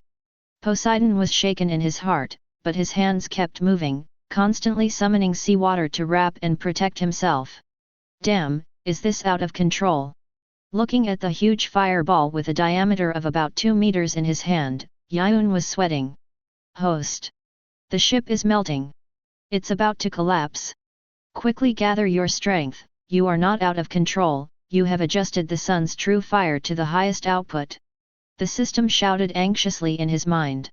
Yiyun was shocked when he heard it, and turned his head to look at the bow. Then, he saw the six-winged angel sculpture at the bow, which was melting rapidly like a flowing liquid. And on the deck, there were several places that had been burned and pierced. Damn it! Yiyun cursed, and quickly gathered his mind and took back the sun's true fire in his palm. Somewhat unexpected. Yiyun thought it would be a difficult process, but what he didn't expect was that when he did it, with just a whoosh, the sun's true fire was completely taken back by him. At the same time when the sun's true fire was taken back, there were bursts of hissing sounds from the sea. It was like the sound of fire being extinguished by water. There was a heat wave sweeping. A large amount of water vapor rose from the sea surface, forming a mist. However, in a short moment, the mist completely covered the area around the ship. In the mist, Yiyun was dumbfounded. He had thought that the sun's true fire was powerful, but at this moment he realized that he had underestimated the power of the sun's true fire. When the sun's true fire appeared, water vapor could not spread. After it disappeared, its remaining power still evaporated a large amount of seawater, forming a mist. Wind, blow. At this time, Poseidon's voice echoed. On the sea, a breeze blew up, dispelling the lingering fog. The vision was clear again. Sukuna pulled a shield. He looked at the broken deck and the melted six-winged angel sculpture, and recalled the scene of the sun's true fire just now. His eyes trembled, and his face was full of unbelievable horror. What kind of power is this? That ball of fire! I'm afraid that just a slight touch will make me disappear. Yiyun looked around and his eyes finally fell on his hands. The sun's true fire has such power, then, what kind of scene will it be when the eternal night comes? After speaking, Yiyun subconsciously raised his head and looked at the sun in the blue sky. Chapter 13. The old man was sitting on the table, and the old man was sitting on the table. Marineford, Navy Headquarters Building. Marshal's office. Bang! The loud slapping sound echoed in the office. A burly man with a white navy coat and a braided beard, with a seagull standing on his head, slammed the table and pointed angrily at the man sitting next to him. The man with short grey hair and scars on the corners of his eyes asked, "Why is it your grandson again?" Garb. The middle-aged man who was questioned heard the words and raised his thumb solemnly, but the next second he couldn't hold it anymore and laughed. "You are really good, you are worthy of being my grandson. Ha ha ha." After hearing Garp's words, Sengoku, the admiral of the Navy headquarters, was so angry that his mouth was crooked and veins on his forehead bulged. He took 2 steps at a time and came to Garp, grabbed his collar and lifted him up. "Are you kidding? If you were not a hero of the Navy, you would have to take the responsibility of the clan, Garp." However, facing Sengoku's angry words, Garp didn't care at all, turned his head away, and laughed so hard that tears fell. "Ha ha ha! Don't worry, Sengoku." Hearing Garp's sudden words, Sengoku couldn't help but be a little stunned. "Don't worry? What do you mean? Does it mean that he will take care of his grandson's affairs?" For a while, all kinds of thoughts emerged in Sengoku's mind. But, he didn't wait for him to confirm these thoughts. Garp suddenly took out a bag of tea from his arms and said with a little pride, "By the way, I brought new tea, take out your senbei." "Shut up! Garp, you bastard!" At this moment, Zhang Guo was so angry that his eyes almost popped out. During the quarrel between the two, which was not a quarrel, the vision of the two suddenly dimmed. This sudden and obvious change made both of them stunned. Instinctively, they turned their heads at the same time and looked outside. In just one day, their faces instantly showed a look of horror. "What is that?" Zhang Guo was a little dumbfounded. The sun was eaten. Garp was also shocked.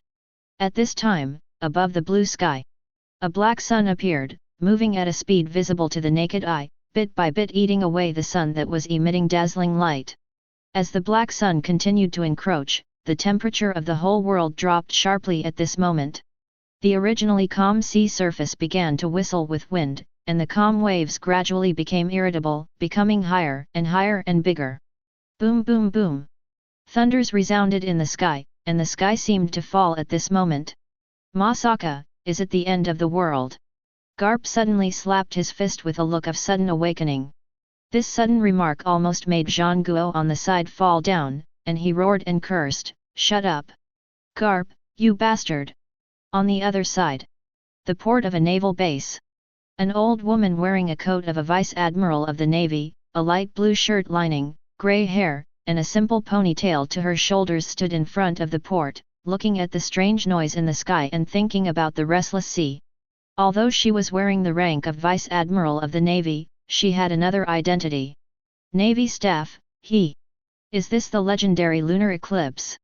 Henan said hesitantly.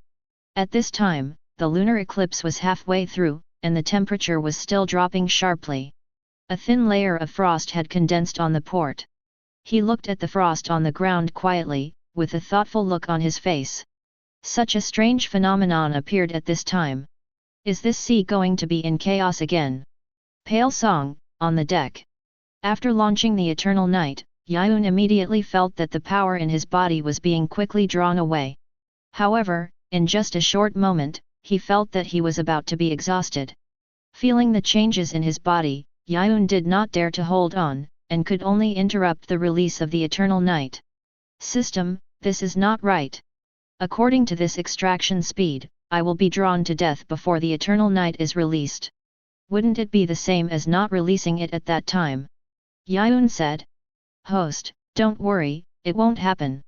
Once the Eternal Night is released, as long as you don't stop, even if you die, Eternal Night will also come. Yiyun was speechless for a moment. What the system said made sense, but he felt that something was wrong. You have only obtained part of the power of the three-legged golden crow now, and it is normal that you cannot support the release of the complete great supernatural power. When you complete the second nirvana, or even the third nirvana, this situation will not occur. When will the second nirvana be opened? Is it now? Yiyun asked. The second nirvana requires you to fully digest the power obtained after this nirvana before you can proceed. Yiyun nodded, and he was not entangled about it. Although the test just now was only a little bit, it also let Yiyun know the problem. The current priority is to fully master this power and apply it skillfully. Otherwise, next time you may accidentally destroy your ship. In a blink of an eye, several days have passed. In order to master the power of the Golden Crow, Yiyun has been practicing almost day and night these days. Fortunately, this power is not unruly, but gentle and obedient, which makes Yiyun's progress very smooth and unhindered. It is also after mastering this power and being able to control it freely that Yiyun's entire temperament has changed. However, although the power is mastered, Yiyun has no way to intervene in the digestion of the power. He can only rely on his own body's absorption to slowly digest the power of the Golden Crow. There is a good news that although the Pale Song was accidentally damaged when testing the sun's true fire, but the Pale Song can absorb moonlight at night and slowly repair itself. After a few days, the melted sculpture has been restored to its original state, and the holes burned on the deck have also begun a slow repair process. Chapter 14. The sound of the gunfire shattered the tranquility of dawn. Bang! Bang! Bang! Bang! The noisy gunfire shattered the tranquility of dawn. A small pirate group with more than 30 people encountered a medium-sized navy warship with more than 100 people at sea and started a fierce gunfight. Captain! We can't get rid of it. Our ship is not as fast as theirs. If we continue like this, we will be sunk. A man with short golden hair and a slightly thin figure came to a burly man wearing a captain's hat and shouted loudly. Swish! Swish! Swish! The sharp whistling sound of the shells passed by, followed by the deafening sound of the shells exploding. Boom! Boom! Boom! Boom boom! The affected ship shook violently on the sea. The burly man wearing the captain's hat stumbled and almost fell. Seeing that he could not escape, the captain had no choice but to break the jar and roared loudly at the crew around him. Damn it! Guys, we can't run away.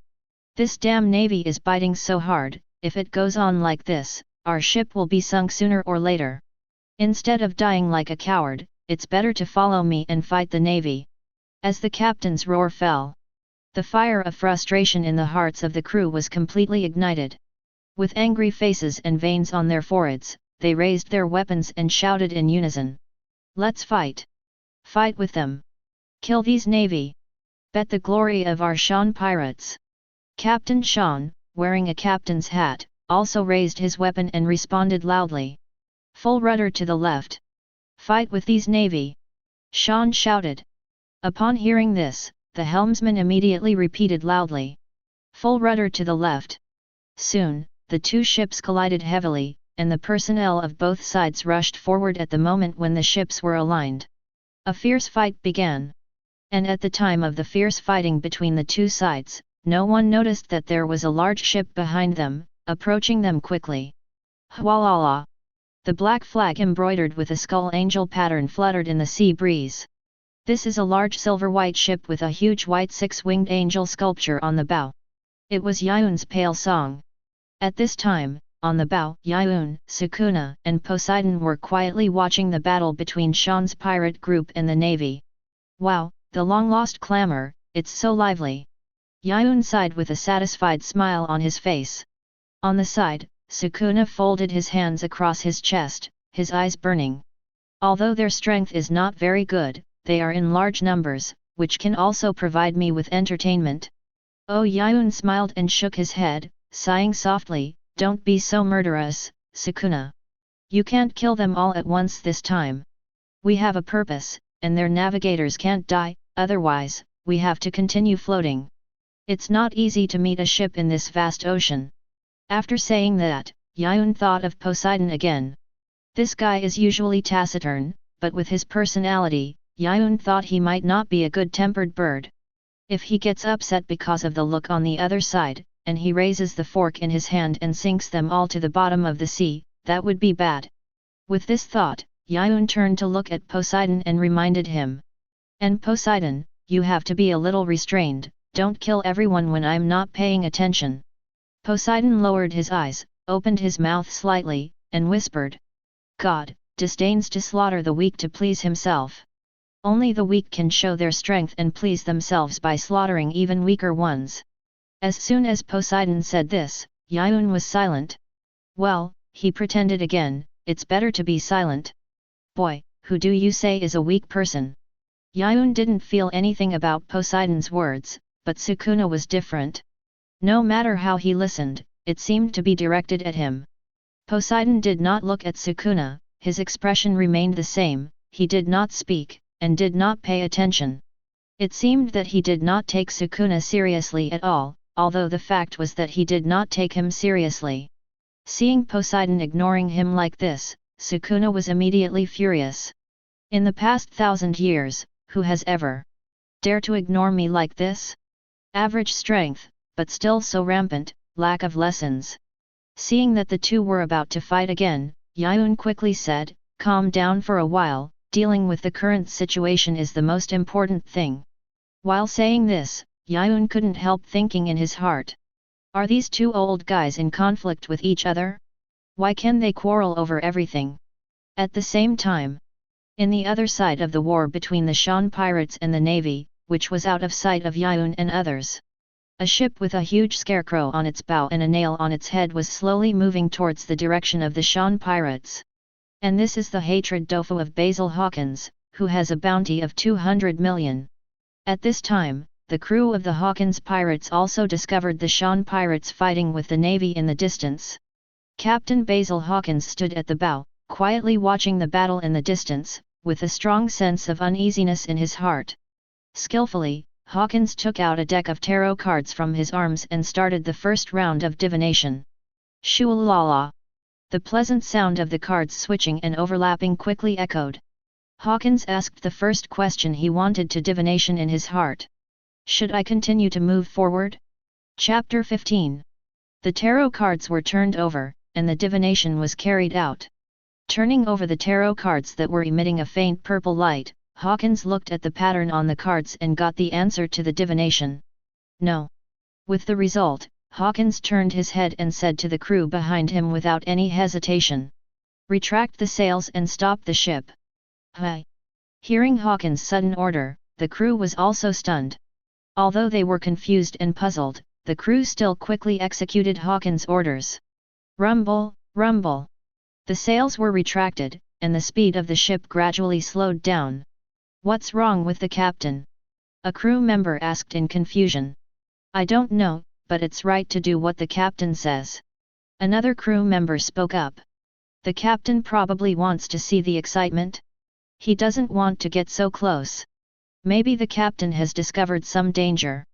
As soon as this was said, all the crew members looked at each other, and then looked at Basil Hawkins standing on the bow. With the captain's strength, it should be unlikely that he will encounter danger or something. One crew member said uncertainly. They are still very confident in their captain's strength, but it's not the case that the captain is invincible. Nothing to do. The crew members of the Hawkins pirates all lay on the railing of the ship, looking at the battle between the Shan pirates and the navy in the distance. At this time, the battle situation has already shown a one-sided situation. The Shan pirates are no match for the navy at all. And just when the Hawkins pirates were watching excitedly, on the mast lookout, the somewhat horrified voice of the pirate on duty came. There is something going on, Captain. A new ship has appeared on the battlefield over there. As soon as these words came out, the people who were still watching the excitement immediately turned their heads and looked towards the lookout in unison, blurting out, "What?" Hawkins also frowned slightly at this time, thinking about something in his heart. Standing on the lookout, the pirate on duty looked at the big ship from a distance and couldn't help but open his mouth wide. This scale, isn't it too big? It's even bigger than the Navy warship and the pirate ship combined. The pirate on duty exclaimed. Is it the Navy's reinforcements? Hawkins asked. Because of the distance and arc, Hawkins couldn't see the ship mentioned by the pirate on duty at this time, and could only rely on asking to know some of the situation. The pirate on duty picked up the telescope. The silver-white ship came into view. At the bow, a six-winged angel sculpture was lifelike, and on the mast, a black flag with a skull angel pattern fluttered in the wind. No. It's not a naval reinforcement force, it's a pirate ship. But its scale is even larger than the average large naval warship. Hearing this, the pupils of the pirates on the ship all shrank. Larger than the average large warship? Doesn't this mean that the other party has at least 1,000 people on the crew? Otherwise, there is no need to spend effort to use such a large ship. Then the question is, what kind of loud reputation does it have to gather such a large number of crew members? 1,000 people, this terrifying number, made the crew of Hawkins' pirates scalp numb just by hearing it. Did you recognize that pirate group? Hawkins asked calmly with the same expression on his face. He was not worried at all about this sudden appearance of the pirate group. Because the goddess of fate had already told him that there was only a 10% chance that he would be in danger. No, I have never seen that flag. The pirate on duty on the observation deck responded loudly, that is a pirate flag embroidered with a skeleton angel. On the other side. On the deck of the Shan pirates, in the battlefield of the gunfight. After a battle, the Shan pirates suffered heavy losses, with more than half of the personnel lost. The more the crew fought, the lower their morale became. The captain of the pirate group, Shan, could not help but feel a little impatient about this. Damn it! Get out of my way, you mortal guy! The veins on his arm were prominent, and Shan tightly grasped the long sword, and slashed at the Navy general who was fighting with him. Swish! The long knife roared. Faced with Shan's sudden outburst, the admiral was slightly frightened and quickly blocked with his sword. When the crisp sound of fine iron clashing exploded, and dazzling sparks burst out. Under that powerful force, the admiral was forcefully knocked back several meters. Shan smiled ferociously and took advantage of the victory to pursue him, holding a long knife and striding after him. Da-da-da! However, that was when Shan had just taken a few steps. A huge black shadow suddenly covered the deck of the Shan pirates' ship and enveloped the entire battlefield.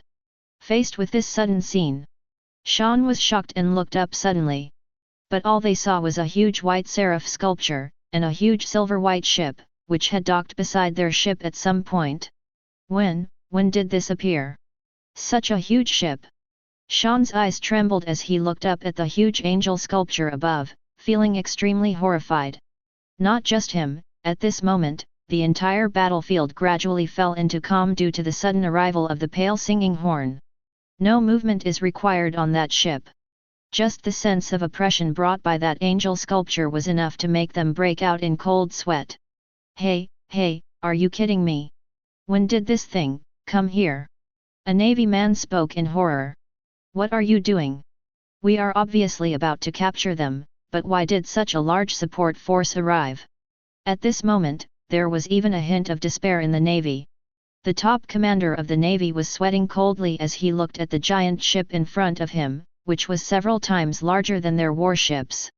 Damn it, I've never heard of such a large pirate group in this sea area. Shadows were cast from above. Da. 3 figures appeared beside the ship of the Pale Sing. Yiyun stepped on the ship's railing, resting his elbows on his knees, leaning out half of his body to overlook the battlefield below, and smiled. Yo! You guys look like you're in some trouble? Do you need help? Sunyo and Poseidon stood on the left and right sides of Yiyun respectively, watching every move of everyone below with cold eyes. Chapter 16. The two of them were so busy that they had to face each other. Surprised, the members of Sean's pirate group looked at each other subconsciously, and then looked at the Navy on the side. Before the Navy could react, Sean immediately shouted anxiously, fearing that Yiyun would go back on his word. Need it. If you are willing to help us solve the current troubles, I will offer you considerable treasures to thank you. On the Pale Song, Yiyun readily agreed to Sean's shouting. Okay. Jumping off the ship, Yiyun's body landed steadily on the deck of Sean's pirate group's ship. Sukuna and Poseidon followed closely behind. Bang! Bang! Bang! No need for treasures or anything. Standing up, Yiyun looked at Sean and said with a smile on his face, "My ship is short of a navigator, just give me your navigator." Navigator? Sean was stunned for a moment, and subconsciously looked around. What? Don't want to? Seeing Sean seemed to be hesitant, Yiyun narrowed his eyes slightly. Yiyun is not a person who likes to kill, but if the other party doesn't give it, he doesn't mind robbing it. As for the other party who is unwilling to work after robbing it, that's easy to deal with, just kill it, never keep it upset, at most drift for a few more days. No. That's not what I mean, it's just, Sean hesitated for a moment, pointed to the side of Yiyun, "Our navigator, is at your feet." Yiyun looked in the direction of Sean's finger and saw a blond man with a half-broken neck, lying in a pool of blood with his eyes open. Is this a navigator? Dead? Damn! Did I run in vain? Yiyun looked bewildered, and stood there in a daze. I will pay you as long as you help us solve this crisis. Seeing Yiyun's silence, Sean became anxious. Pulled back from his trance by Sean's words, Yiyun turned his head and looked at Sean, his voice turning cold. I don't need treasure, I just need a navigator. It was also at this time that the Navy noticed something. Something is wrong. The commander-in-chief of the Navy warship lowered his voice with a gloomy face. A lieutenant on the side heard this and asked in a low voice with some doubt, "Is there any problem, Colonel? These guys are not right." The naval colonel observed the situation of the Pale Song and said in a deep voice, "Did you notice that there is no movement on their ship at all? Logically speaking, even if they are not interested in the situation here, it is impossible that there is no sound at all. But look now, not only can no one be seen by the deck railing, but there is no sound on it." Hearing this, the lieutenant immediately widened his eyes and said in disbelief, "You mean?" "That's right." The naval colonel nodded heavily and said with great certainty, "It is very likely that there are only 3 of them on this ship. Even if there are more than 3, the scale will definitely not be large." "Then the lieutenant said hesitantly. The naval colonel clenched his fist fiercely, "Take them down together." After speaking, the naval colonel suddenly jumped up and ran towards Yiyun with a weapon in hand. Da. During the raid, the Navy captain did not forget to shout loudly, "Soldiers! They are just bluffing, follow me to take them down." The Navy captain's sudden attack caught everyone present off guard. Even Yiyun and Sukuna were slightly stunned by his sudden attack. The Navy was the first to react. With the general leading the charge, they naturally would not shrink back. "Let's go." Pirates, don't try to escape. Take them down. Go. The battlefield situation was reversed in an instant, and chaos was imminent. The people of Shan's pirate group looked at the aggressive navy, and they all had no intention of fighting, and retreated in fear. Success! The navy colonel rushed to Yiyun and swung a fierce blow before he moved. The blade cut through the air and went straight to Yiyun's throat. Shua! Just when the navy captain thought that this blow would take Yiyun's head and win. A crisp sound like the collision of fine iron that should not have appeared spread out. Ding! The navy captain's slash was blocked by Yiyun. Blocked with bare hands. Seeing that the other party only used 3 fingers to grasp the long sword he swung, the navy colonel was shocked. Not good. Instinctively, the navy colonel tried to pull back the blade. But soon he was horrified to find that no matter how hard he tried, the blade held by Yiyun could not be pulled away. The pupils gradually trembled at this moment, and the navy colonel looked at Yiyun with unbelievable horror in his eyes. This? How? Before the navy colonel finished speaking, Yiyun suddenly moved. He took a step forward, his body suddenly sank slightly, and one hand suddenly stretched out to grab the navy colonel's face and lifted him up. Ah! The strong grip made the navy colonel scream in pain, and he struggled desperately with both hands holding Yiyun's hands. But Yiyun only glanced at him, and then looked at the battlefield on the deck, which had become chaotic again. A hint of coldness flashed in those golden eyes, and Yiyun's voice was cold. It seems that I am too easy to talk to, so that you are a little confused about the situation.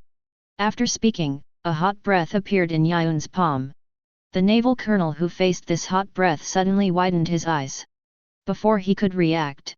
The next second, there was only a roar. Boom! The hot light golden flames, like a pillar of fire, burst out from Yiyun's palm, reflecting the battlefield into a light golden color. The head of the naval colonel who was closest to the source was burned to ashes on the spot.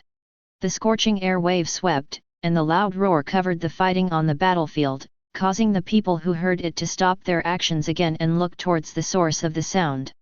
Then, they saw a headless corpse, which fell heavily from Yiyun's hand onto the deck. Bang! Plop! Silence!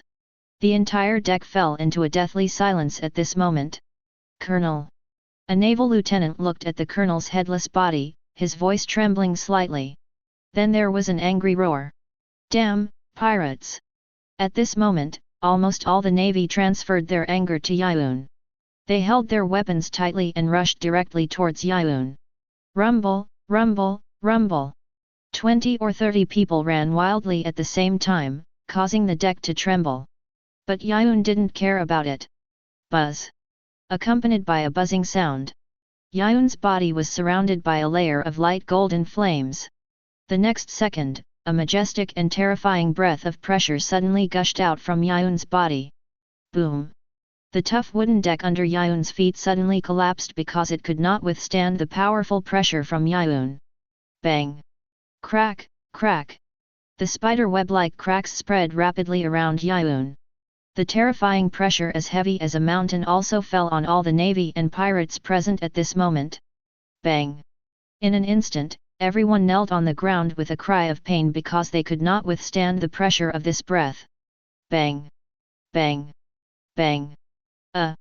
Feeling the mountain-like pressure on his body, the captain of the Shan pirates widened his eyes and looked horrified. What kind of monster did he encounter? They haven't even started to fight, but the pressure from the breath has made them breathless. Don't provoke him. Absolutely not. This guy is more terrifying than the navy. Beans of cold sweat flowed down his cheeks, and Shan warned himself in his heart. On the side, the navy was not in a much better state. Their faces were pale, their shoulders seemed to be carrying mountains, and their chests seemed to be pressed by a big stone, making them a little breathless. Gritting his teeth, the lieutenant of the navy slowly raised his head under pressure. He looked at Yiyun and looked at the golden flames lingering around him. It was also at this moment that the lieutenant of the navy clearly realized one thing. Although he didn't want to admit it, the guy standing in front of him only needed one person to slaughter all of his group. The opponent's strength was too strong, or in other words, the strength of his side was too weak. But one thing is certain, the gap in strength between the two sides is like a natural moat, which cannot be crossed. That kind of horror's power is not at the same level as theirs. At the same time, on the other side, the Hawkins pirates are on the deck of the resentful Dofo. Huh? What's going on? Why did those guys on the opposite side suddenly kneel down? The crew of the Hawkins pirates, who didn't know what was going on, looked at what was happening in the distance and said in confusion. Hawkins, who was listening to the words of the crew, was also a little puzzled when he saw what was happening in the distance. However, just when he was confused, a slight sense of oppression came towards him with a little heat wave. Hawkins's face changed drastically at this moment. How is this possible? Hawkins widened his eyes, his expression full of incredible horror. They were so far away, but they could feel the pressure from the other side? What kind of pressure would they be under if they were at the scene? Just as his thoughts were fluctuating, Hawkins suddenly remembered the result of his divination some time ago. Could it be that the monsters floating on the sea are them? Thinking so, Hawkins immediately took out the tarot cards to divine. And the result was just as Hawkins thought. If I had sailed earlier, would I have to face them together with them? Hawkins thought so in his heart. After pondering for a moment, Hawkins once again shuffled the tarot cards in his hand. Shoo-la-la! The pleasant sound of shuffling cards echoed. What is the chance of facing them together with both parties? Thinking about the question he wanted to divine, Hawkins drew a tarot card and turned it over. However, when Hawkins saw the pattern on the tarot card clearly, his pupils instantly trembled violently and uncontrollably. 100%, 0. Hawkins was a little bit unbelievable. This result shocked him just like the result when he asked if he could set sail. Along the way, he had divined countless times, and none of them were like these 2 times, either 100% or 0%. Even in dangerous things, there would be a little hope. Conversely, in things that are sure to win, there will be a little chance of failure. But the results of these 2 times were 100% and 0%. It's like saying, go. Guaranteed death. There is no other possibility. Taking his eyes off the tarot cards, Hawkins raised his head and looked at the ship in the distance with a 6-winged angel sculpture and a flag embroidered with a skull angel pattern hanging high on the mast. The pattern of that flag was deeply imprinted in his mind, and Hawkins secretly decided in his heart that if he met them in the future, he would definitely avoid them. Behind Yiyun, the light golden flame began to twist and condense. But in a moment, it condensed into a chair and appeared behind Yiyun. Yiyun sat down, and after a pair of golden eyes swept over everyone present, he slowly raised a finger. I don't want to talk nonsense with you anymore. Listen carefully, I will only say it once. My ship needs a navigator. If none of you is a navigator, then there is no need for you to continue to exist.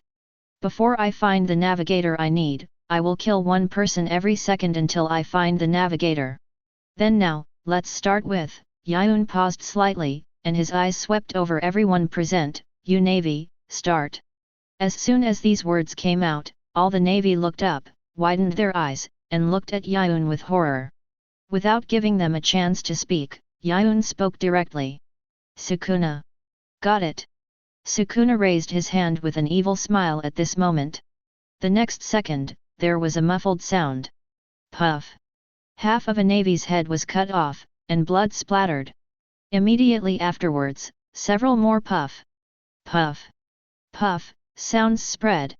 Several Navy officers had half of their heads cut off, or their entire heads were cut off, and their deaths were particularly tragic. The breath of death was pervasive, and boundless fear descended. The temperature at the scene rose sharply because of the flames burning behind Yiyun. But everyone present felt like they had fallen into an ice cave, feeling cold all over, and their bodies were shaking violently like sieves. Shan and a group of Shan pirates all lowered their heads, not daring to raise them a bit, let alone look at Yiyun. Chapter 17. The dead body was shattered, and the wound was shattered. More than 10 seconds later, more than a dozen Navy officers died. Under the strong pressure of death, a Navy officer finally couldn't help but shouted with a trembling voice. Wait a minute. Hearing someone speak, Yiyun immediately raised his hand and signaled Sukuna to stop killing. Are you a navigator? Yiyun restrained his outward breath and asked slowly. The Navy officer who spoke stood up and said in a trembling voice, No. I'm not, but I know who is a navigator, but before that, you have to promise. Before the Navy officer finished speaking, Yiyun's cold voice came out again. Too much nonsense. Sukuna understood and suddenly made an invisible slash. Puchi. Instantly, the marine who had not finished speaking was torn apart on the spot, and his head rolled to the ground. Puchi. The red blood gushed out from the marine's broken neck like a pillar, until his body fell heavily to the ground. Plop. One by one, too slow. From now on, kill 5 people randomly every second, and kill 10 randomly after 30 seconds. Yiyun seemed to have lost his patience. Without hesitation, Sukuna attacked immediately. Puchi. The heads of the 5 pirates of Shan's pirate group were cut off by the invisible slash, and they lost their voices on the spot. This sudden scene scared Shan to death. He lowered his head and roared in a loud voice, Who is it? Any navigator who knows navigation knowledge, please stand up quickly. If it's too late, we will all die here. Do you want all of us to die because of you? Listening to Shan's roar, Yiyun was also a little surprised. Is this a direct moral kidnapping? Is there really no one on the pirate side who knows navigation knowledge? Then there is only the Navy side, a pirate group, but the navigator is a Navy? Thoughts fluctuated in his mind, and Yiyun always felt a little weird. Sukuna did not grab the pirates and chop them. His actions were all based on his thoughts. He chopped the Navy for a while, and then the Navy and the pirates together. As people died in groups, finally, another voice came out. I am a navigator. Yiyun looked in the direction where the voice came from, and Sukuna stopped killing immediately. Then, a female general wearing a white navy coat and holding the rank of second lieutenant stood up. Her face was a little pale, but she looked at Yiyun with an especially firm gaze. I'll go with you, you let them go back alive. Yiyun stared at the female general for a while before slowly saying, Okay, what's your name? Philina. The general with the rank of second lieutenant spoke. She had long black hair and a high ponytail. Her figure was not top-notch, but not bad, and her appearance was also above average. Come here. Yiyun waved. Although Philina was inevitably afraid, she still walked towards Yiyun firmly.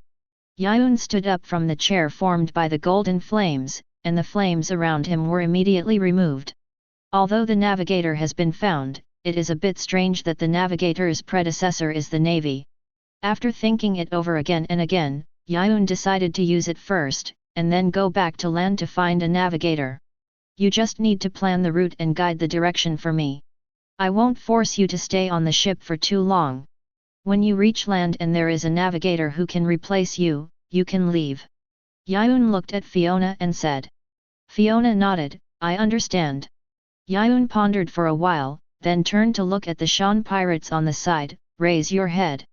Seeing that the spearhead was suddenly pointed at their side, the crew of the Shan pirates couldn't help but tremble and raised their heads in panic. Yiyun glanced around, looked for a while, and then raised his hand and nodded. I still need a few handy men on my ship, you, and you, come here. The 3 women and 2 men who were pointed out were stunned for a moment, and subconsciously pointed at themselves, as if to verify. You are the ones. Although they were extremely reluctant, Yiyun spoke up and they knew the consequences of not going. If they went, they would still have a glimmer of hope of survival. If they didn't go, they would really die. A group of 5 people slowly came to Yiyun. From now on, these 5 people are under your charge. Yiyun simply explained, then turned around and said, let's go. The 5 pirates were stunned, even Fiona was stunned. A navy became the leader of 5 pirates? Both sides looked at each other, with strange expressions on their faces. Poseidon raised his hand beside him. Boom boom. 3 large water columns with a diameter of 2 meters rose up from the sea and rushed towards the deck. All the navy and pirates were so frightened by this sudden scene that they stopped breathing and instinctively raised their hands to block their eyes. However, the imagined impact did not come as expected. The large water column with a diameter of 2 meters turned into a staircase at this moment, leading directly to the deck of the Pale Song. Yiyun took the lead and stepped onto the stairs formed by sea water to return, followed by Poseidon and Sukuna. Behind them, everyone who witnessed this scene was dumbfounded. This is the ability of the devil fruit? Control sea water? What a joke! A devil fruit ability to control sea water? After so many years of going out to sea, they have never heard of any devil fruit that the strong can control the sea water. Besides, isn't the sea water the nemesis of the devil fruit ability users? Arrived in front of the water ladder. Philina stepped on it and confirmed that it would not sink, then she climbed the water ladder with confidence. The more she climbed, the more Philina could feel the strength of Yiyun and others. Looking ahead, the backs of Yiyun and the other two climbing, Philina became very interested in their origins. Logically speaking, people with such strength should not be unknown. Da-da. After returning to his ship, Yiyun turned his head and looked into the distance. He had also noticed the existence of the Hawkins pirates' ship. After thinking for a while, Yiyun chuckled and whispered, "Forget it, I'm too lazy to bother." He retracted his gaze, stopped looking at the Hawkins pirates, and walked towards the cabin of his ship. The Angel pirates had a bad voyage and drifted on the sea for several days. After gaining a navigator, they got back on track and truly began to head towards the Grand Line. Chapter 18. The boat was full of surprises, but the boat was still full of surprises. In a blink of an eye, another day had passed. On the deck, Yiyun was lying comfortably on a lounge chair, enjoying the sun bath, and there was a plate of fruit on the table beside him. Sukuna was bored, holding a fishing rod, sitting on the railing and fishing. As for Poseidon, he was like a sad and beautiful man, standing by the boat and quietly gazing at the calm scenery. And the 5 former members of Sean's pirate group who were robbed. At this moment, they were huddled in a corner, mumbling something in a low voice. "That woman seems to be much quieter today." The woman with short black hair spoke in a low voice. On the side, the woman with long golden hair rolled her eyes at her when she heard this. "Have you forgotten how she ordered us yesterday? She seems to be drawing a sea chart in the room now? After all, there is almost nothing related to navigation on the ship." The man with a cross earring on his ear continued. "Do you think we really have to listen to her? She is a navy." The woman with short black hair asked cautiously. The man with a black fluffy afro sighed. "After all, this is the captain's order. If we don't listen, we will be killed." Hearing the words of the afro man, the woman with short black hair suddenly smiled evilly. "I have a way. If it works, we don't need to listen to that woman." As soon as this was said, the others immediately became interested. "What is the way?" The woman with short black hair glanced at the 2 women beside her, then looked at the 2 men opposite, smiled, and made a riddle. "Hey! You'll know in a minute." Then the short-haired woman unbuttoned a few buttons on her chest and pulled it down. "Just watch carefully, I'll show you once." After that, the short-haired woman stood up and walked towards Poseidon without waiting for her accomplice to reply. As soon as the 2 women saw the short-haired woman's appearance, they immediately knew what she wanted to do and cursed in a low voice. "Damn, this bitch! She got there first, why didn't I think of it?" The man with earrings and the man with afro also suddenly realized it at this time. Could it be that she wants to use the beauty trap? Yes. Why didn't I think of that? Although we obey that woman, her status here is only a little higher than ours. If we can get the official crew, won't we have a backer? If she can get the official crew, our future life will be much better. It seems that we have to rely on her in the future. There are only 3 official crew members on the ship. They know very well that Yiyun is the captain with a high status and must be difficult to capture. The remaining 2, one has 4 eyes and 4 arms, and looks scary. The other is handsome, with golden hair and a perfect body. Anyone knows which one to choose. Gradually approaching Poseidon, the black short-haired woman's steps became enchanting, and her face also revealed a charming expression. Pulling down the collar on her chest again, the black short-haired woman came to Poseidon's side. When she raised her hand and gently stroked Poseidon's strong shoulder, her red lips curled up slightly. "Oh you!" However, before she finished her words, and before she touched Poseidon. Poseidon suddenly moved. Without any warning, Poseidon didn't even turn his head, and hit with a palm knife with his backhand. Boom! The palm knife broke, with the sound of air explosion. Before the black short-haired woman could react to what was going on, she was hit by Poseidon's palm knife. Bang! Puff! The dull sound of hitting and the sound of tearing flesh echoed. The black short-haired woman, under Poseidon's palm knife, was broken into 2 pieces. Pa! Hwalala! Only half of the body fell to the deck with a whole bunch of sticky internal organs. The bright red blood fell like raindrops. How dare you, a mere piece of trash, try to touch the body of a god? Poseidon's voice was cold, and there seemed to be a hint of anger in his tone. Witnessing this sudden scene, witnessing this bloody scene, the 4 handymen huddled in the corner were immediately frightened and their breathing stagnated. They widened their eyes in fear and suddenly shrank their heads. The 4 people. His body was shaking uncontrollably, his face was pale, and his teeth were chattering. So that's what she meant. Is that right? If you die, you won't have to listen to that woman. So, she did it. On the other side. Hearing the noise, Yiyun turned his head on the recliner and looked at Poseidon. Reaching out and lifting the sun visor, Yiyun frowned slightly. This old guy, his behavior is obviously reasonable, but why does he look so pretentious? Don't kill my handyman casually. You bastard! Yiyun cursed. Sukuna, who was sitting on the railing of the boat, also turned his head at this time, with an extremely satisfied smile on his face. Tisk, tisk, tisk, only the weak will slaughter the weaker to show their strength and please themselves. As soon as Sukuna said this, Poseidon, who had never looked Sukuna in the face, slowly raised his head at this moment. With those eyes, he stared at Sukuna coldly. However, Sukuna did not frown at all. Instead, he raised his head slightly provocatively, looked at Poseidon with a playful face and said, "What? Want to fight? Bugs?" Poseidon said coldly, and ignored Sukuna.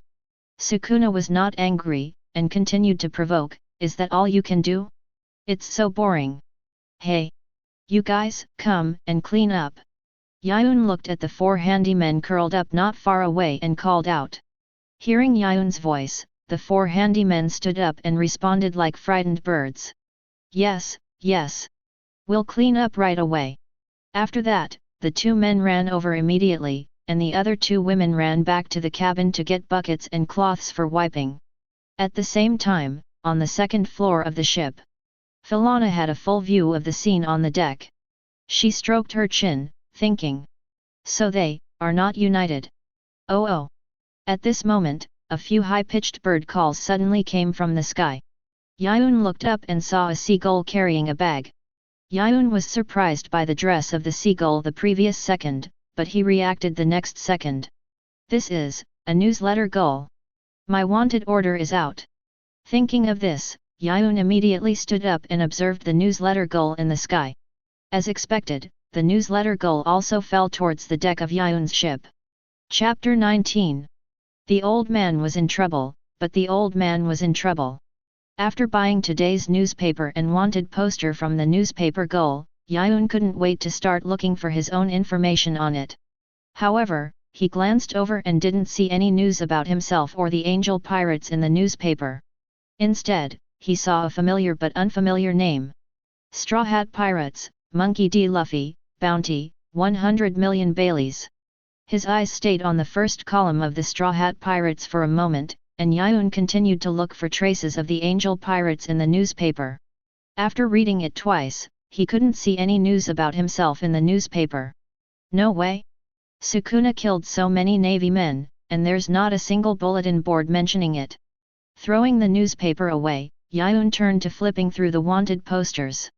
Before he flipped through a few pages, the wanted posters of the Straw Hat Pirates appeared in front of Yiyun again, with wanted posters for Monkey D. Luffy, Roronoa Zoro, Sanji, Nami and others appearing one by one. It wasn't until he flipped to the end that Yiyun saw Sukuna's wanted poster. Angel Pirates, Navy Killer Two-Faced Sukuna, Bounty, 43 million Baileys. Then, it was Yiyun's own.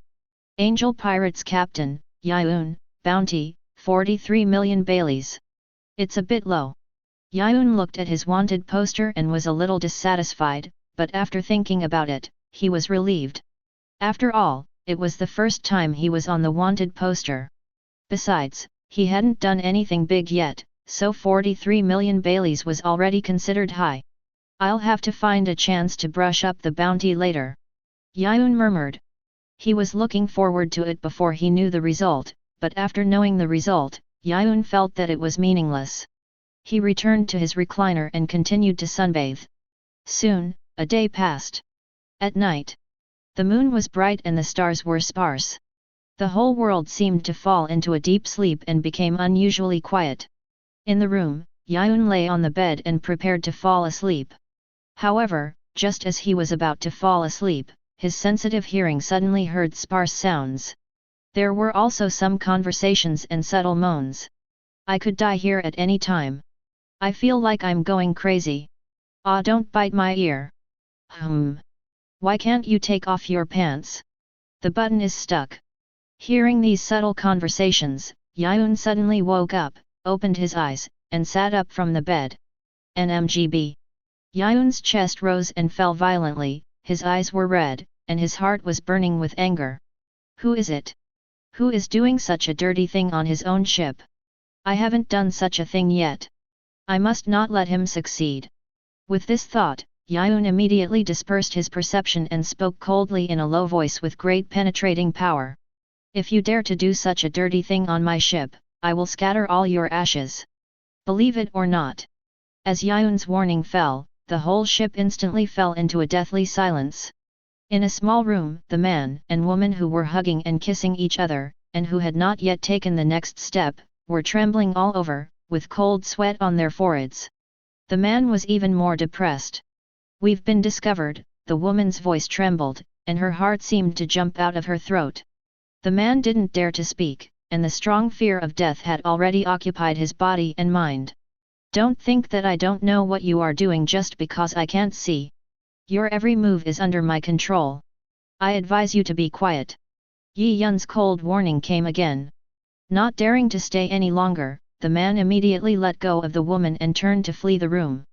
After realizing this and hearing that there was no movement on the other side, Yiyun was satisfied and lay back on the boat. Comfortable. But this comfortable mood did not last long, and Yiyun had another idea in his mind. Tisk, I have to replace all these guys with women and start a harem. Why aren't there any women who are willing to pay me a visit? That Poseidon guy is really abominable. I should call him the king of the kings or the god of the kings. Forget it. Women will only slow down my sword-drawing speed. I should switch to men. What if someone falls in love with me? Or I should switch to women. All kinds of thoughts were rising and falling in his mind, and Yiyun couldn't control his random thoughts. After finally suppressing these thoughts, new thoughts resurfaced, so that Yiyun couldn't sleep. Suddenly, Yiyun opened his eyes again and sat up from the bed. I can't stand it anymore, system. I'm here, what do you want from the host? Yiyun was about to speak out his request, but when the words came to his lips, he seemed to be stuck and couldn't say it. Host. The system asked tentatively with some confusion. Yiyun blushed and asked. Are there any more world points? It just returned to a positive point. Does the host want to buy on credit? Ahem, buy on credit. Yiyun coughed twice and began to organize his words in his mind. With the experience of buying on credit twice before, Yiyun has learned a little bit. This time, the direction must be more clear. Give me a beautiful succubus albedo, wearing a white dress, with long hair down to her waist and a pair of black wings at her waist. Understood, host. The system responded excitedly.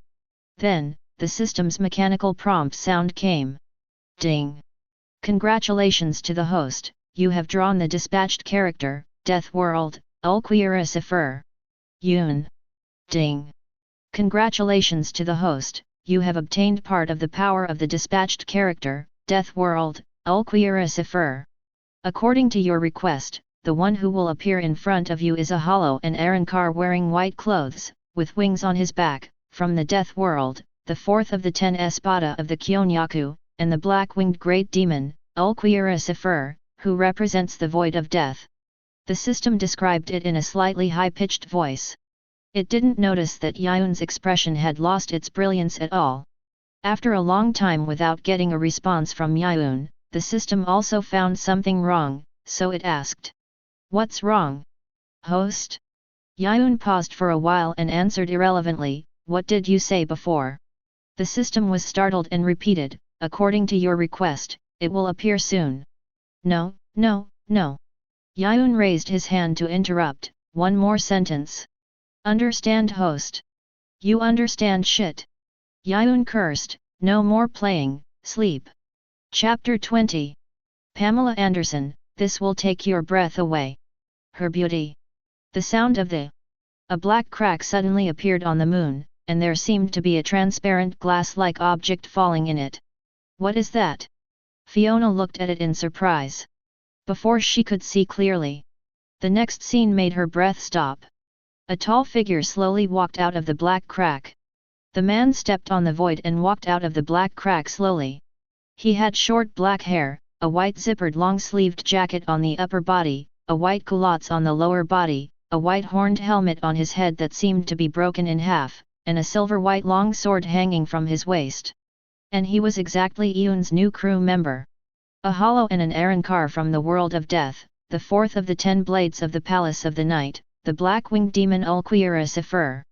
Witnessing this scene with her own eyes, Fiona raised her hand to cover her mouth in astonishment, her eyes trembling slightly, and her expression was actually unbelievable. "People." It seemed that he had noticed Fiona's sight. Ulquiorra, standing in midair, slowly turned his head and looked in the direction of Fiona. The pair of emerald green eyes sparkled in the night. "Looking over here." Seeing Ulquiorra looking at her, Fiona instinctively squatted down, unable to hide her fear. "What's going on? How did he appear? What is that black crack? Is he a devil fruit user? You're kidding, right? You're kidding, right? How can someone exist in midair? How can someone exist? Is it an enemy? Should I notify them? If it's them, they should be able to solve it, right?" At this moment, the fear of facing the unknown made Fiona panic. Thoughts in her mind could not be controlled. She wanted to shout loudly to notify Yiyun and others on the ship. But when she opened her mouth, she found that her throat could not make any sound at the moment. At the same time, on the other side, in the cabin, Sukuna and Poseidon, who were still resting, opened their eyes at the moment when Ulquiorra descended. Almost at the same time, both of them looked in the direction of Ulquiorra, and Poseidon was no exception. Feeling the powerful and exaggerated breath, even Sukuna could not help but give a very high evaluation. Hey, this time, it seems that an incredible guy has come." Sukuna looked around and felt that the air around him had become solidified because of the appearance of Ulquiorra. Compared with Sukuna's performance, Poseidon was much colder. He just took a look and closed his eyes again. Same. Yiyun, who was in the room, also felt Ulquiorra's presence the moment he appeared. After all, it was hard for Yiyun not to feel that exaggerated aura. After a while, Yiyun smacked his lips, "If it's Xiao, go and greet him." But he didn't put on any captain's airs. Although it was a little late, and although he didn't want to move after lying in bed, Yiyun still decided to get up and go out to greet him. After all, for Yiyun himself, he still had a good impression of Ulquiorra. Outside the cabin, in mid-air, Ulquiorra looked at the pale song below him for a moment, and his body slowly fell down. Landing on the deck, Ulquiorra looked at the cabin. Those emerald green eyes seemed to be able to penetrate objects and see what was inside. He took a step and walked straight towards the door leading to the interior of the cabin. In the room on the second floor of the ship. After hiding for a while, Fiona carefully poked her head out. Then, she found that Ulquiorra, who was in the air, had landed on the deck. Yiyun didn't know when he came to the deck from the cabin. And he seemed to be talking to the person who suddenly appeared. Do they know each other? Fiona had a question in her mind. She wanted to know what the two were talking about, but she couldn't hear the content because they were too far away and blocked by the wall. After watching the two leave the deck and enter the cabin, Philina also left the window. However, the curiosity did not leave Philina. So much so that the picture of the person who suddenly appeared in Philina's mind was the whole night. She didn't sleep all night. The next morning, Philina saw the person who suddenly appeared last night again. Compared with the night, this time, Philina saw his appearance more clearly.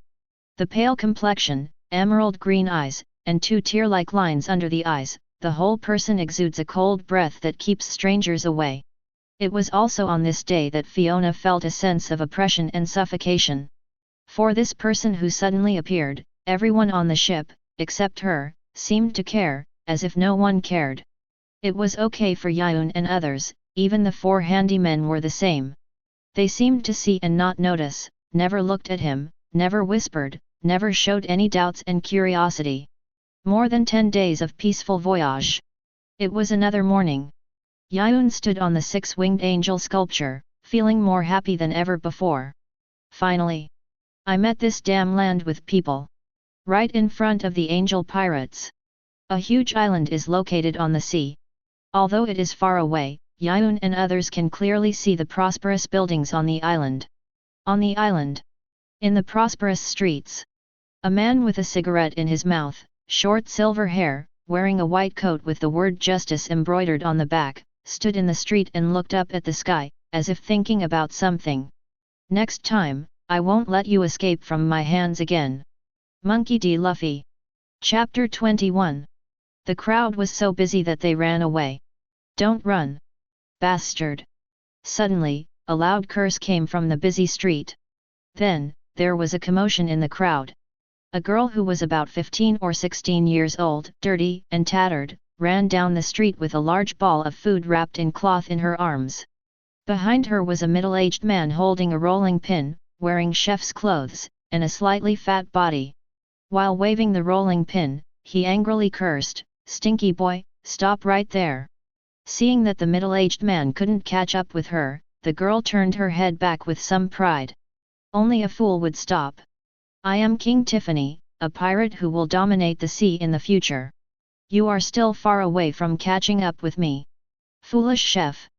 Bang. Before she finished her proud words, Tiffany hit a wall of flesh and fell to the ground.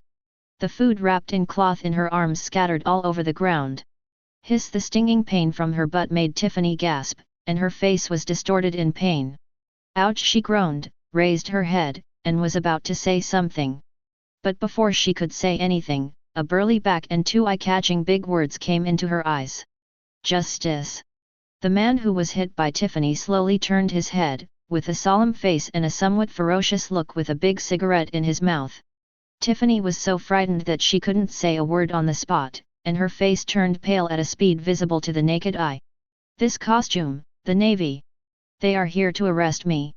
Not good. Not good. Not good. What should I do? What should I do? What should I do? Tiffany looked terrified, her body was trembling slightly, and her eyes were full of fear. The middle-aged man with a big cigarette in his mouth was also stunned by this scene. Is this scared? Am I that scary? Just apologize. The thought came to his mind, and the middle-aged man stretched out his hand and tried to pull Tiffany up. But in Tiffany's opinion, this scene was the Navy going to attack her. Adrenaline soared at this moment. The instinct for survival drove Tiffany's stiff limbs to move, and she hurriedly fled to the alley on the side, rolling and crawling. Hi! The middle-aged man who stretched out his hand was unable to react for a moment. What is going on? The middle-aged man looked at his hand that was stretched out and stopped in the air. Somewhat troubled, he retracted his hand and scratched his head, looking at the food scattered on the ground. It's all dirty. On the other side. Tiffany ran all the way along the alley, her breathing was rapid, and her chest was heaving violently. Although she had run a long way, Tiffany felt that she was in a surprisingly good state at the moment, as if she had endless energy. Hoo! After running out of the town in one breath and confirming that the Navy was not chasing her, Tiffany stopped running and changed to fast walking, rushing all the way towards home. Not long after, Tiffany returned home. Back to that house, located in a quiet coastal area, leaning against a stone wall, with wooden benches, wooden doors, sticks, fishing nets, rags and other garbage piled up, not really a home. Dong dong. Tiffany knocked on the door twice. Squeak. Soon, the wooden door was opened, and a strange sound came out. 3 figures also appeared. They were 3 boys with thin bodies. Big sister. You're back. Yeah. Tiffany responded, walked into the house and asked, is there any water? Yes. Yes. I'll pour it for you. A little boy replied, and turned to pour water. Tiffany sat down casually. It was also when she sat down that Tiffany was a little surprised to find that her body was shaking violently and uncontrollably at this moment. Big sister, what's wrong with you? Are you okay? The 2 boys who noticed Tiffany's strangeness asked with concern. Tiffany was startled, and subconsciously pressed her shaking hand with her other shaking hand, forcing a smile. No, nothing. What happened to me? I just met a navy and fought with him. After saying this, everyone, including the boy who went to get water. There was a cry of surprise. Ah! Navy! Navy! What's going on? What happened, big sister? The boys asked with concern. Tiffany forced a smile. It's okay. I'm a pirate. I'm the enemy of the navy. If we meet, we'll have to fight. Having said that, Tiffany paused, pondered for a while and spoke. That's right, we might be hungry today. As Tiffany's words fell, the 3 boys looked at each other, and then smiled. Big sister, I hope you come back safely. It's okay, big sister. It's always been you, big sister, who finds food for us. This time it's our turn. Although we are a little weak and can't snatch food from those adults, we can still catch some small fish and shrimps at the beach. That's right. Big sister, you should have a good rest today, and we'll go find food. The 3 boys patted their chests and said. Tiffany, who had no feeling at first, immediately had tears in her eyes after being comforted by the 3. Big sister. Seeing this sudden scene, the 3 panicked. But soon, Tiffany raised her hand to wipe away her tears. With a slightly red nose, Tiffany said in a slightly crying voice, let's go to sea, leave here, leave this place, and go to the free and unrestrained sea. At the same time, on the other side, the pale song docked at a shore. Yiyun stepped on the land with soft soil again after a long time, which made him feel very comfortable. Although this place is a bit remote and a little far from the town on the island. But Yiyun can see a corner of the town when he stands here. Ryoumen Sukuna, Fiona, and 4 handymen also got off the ship with Yiyun. Poseidon stayed on the ship, and seemed to have no interest in setting foot on land. After getting off the ship, Yiyun dismissed the 4 handymen and set them free. Then, Yiyun set foot on the path leading to the town. Ryoumen and Fiona followed closely behind and caught up with Yiyun. The 4 handymen, who were afraid of Yiyun and others, did not go to the town, but chose a road in the opposite direction and ran away, fearing that Yiyun would regret it. Sukuna did not follow Yiyun. He stayed there for a long time, and then walked in the direction where the 4 handymen left. Chapter 22. The boat was still floating on the surface, but the boat was still floating. We walked along the path for quite some time. Uphill. Yiyun, Ryoumen, and Fiona came to a high place. With a glance, Yiyun found a sudden black spot on the blue sea. Subconsciously, Yiyun turned his head and looked over, muttering softly with some doubt. A ship. But soon, Yiyun put him behind his mind again. It was so far away, and he had nothing to do with him, so there was no need to care. He was just planning to continue on his way. Yiyun and Ryoumen felt something at the same time and turned their heads to look at a place. Swish! A sparse sound came. Immediately after that, 3 boys holding wooden sticks appeared in front of Yiyun and others. It's not an exaggeration to say that they are branches, and the sticks are only about the thickness of 2 fingers. This scene made Yiyun a little stunned, and he didn't understand what they were going to do. Robbery! Robbery! Hand over the money! The three boys raised the wooden sticks tremblingly, and they stuttered. Yiyun, who was already a little stunned by the appearance of the boys, was dumbfounded after hearing this. Puff, Yiyun couldn't help laughing. Who did you learn from? So unprofessional? Rob with a branch. In Yiyun's view, their actions at this time were equivalent to 3 ants robbing 3 elephants, which was ridiculous. Look at their skinny, malnourished appearance. Yiyun had no doubt that if he punched them, they would die on the spot. At this time, another voice came from behind the 3 boys. This is my King Tiffany's territory. My knife doesn't want to see blood. If you want to rush here, hand over all your money. Tiffany looked serious, holding a dagger, and walked up slowly. Yiyun raised his hand to cover his face, pressed the corners of his mouth to prevent it from rising, and even restrained himself from laughing. Holding a dagger is nothing, but holding a dagger with a rolled blade. Yiyun really couldn't help laughing. Beside him, Fiona's face changed for a while, and she couldn't help feeling a little sad about the behavior of these 4 people. She had seen Yiyun's cruelty, that is, a demon who kills without blinking an eye. These 4 people will die. Ah! Thinking of this, Fiona couldn't help but sigh and slowly closed her eyes, unable to bear to see what was going to happen next. After a while of easing her smile, Yiyun waved her hand. Okay, I understand. As he said that, Yiyun took out a small bag of money from his arms and threw it to Tiffany. Swish! Duh! The heavy bag of money fell into her hand, and Tiffany was also stunned. Just like that? Success? Just that simple? Somewhat confused, Tiffany looked up at Yiyun. Hearing the noise, Fiona also opened her eyes.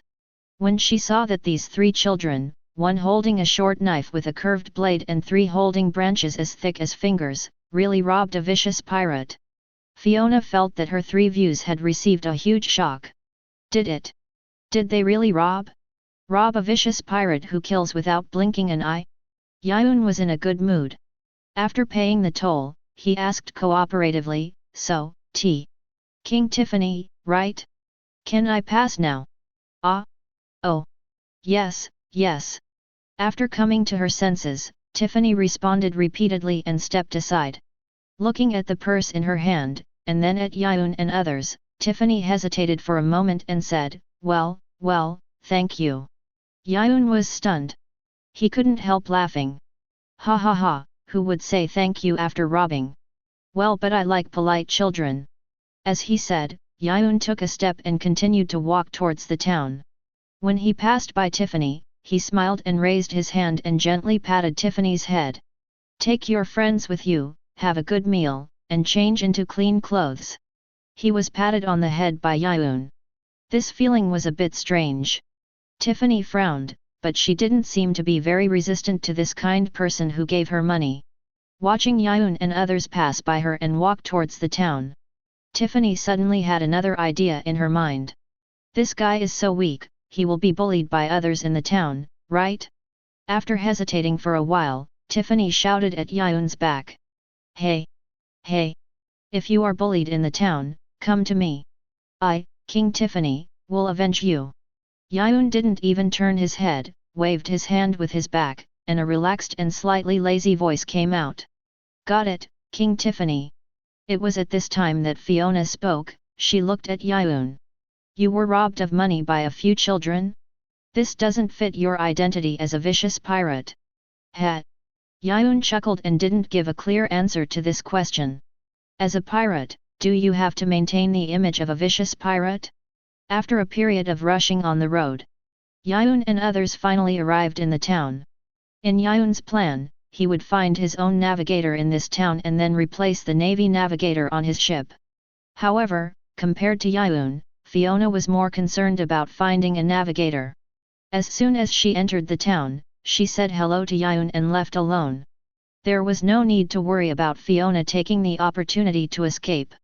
With her to find the navigator, Yiyun simply took Ulquiorisifer to the restaurant and planned to have a good meal.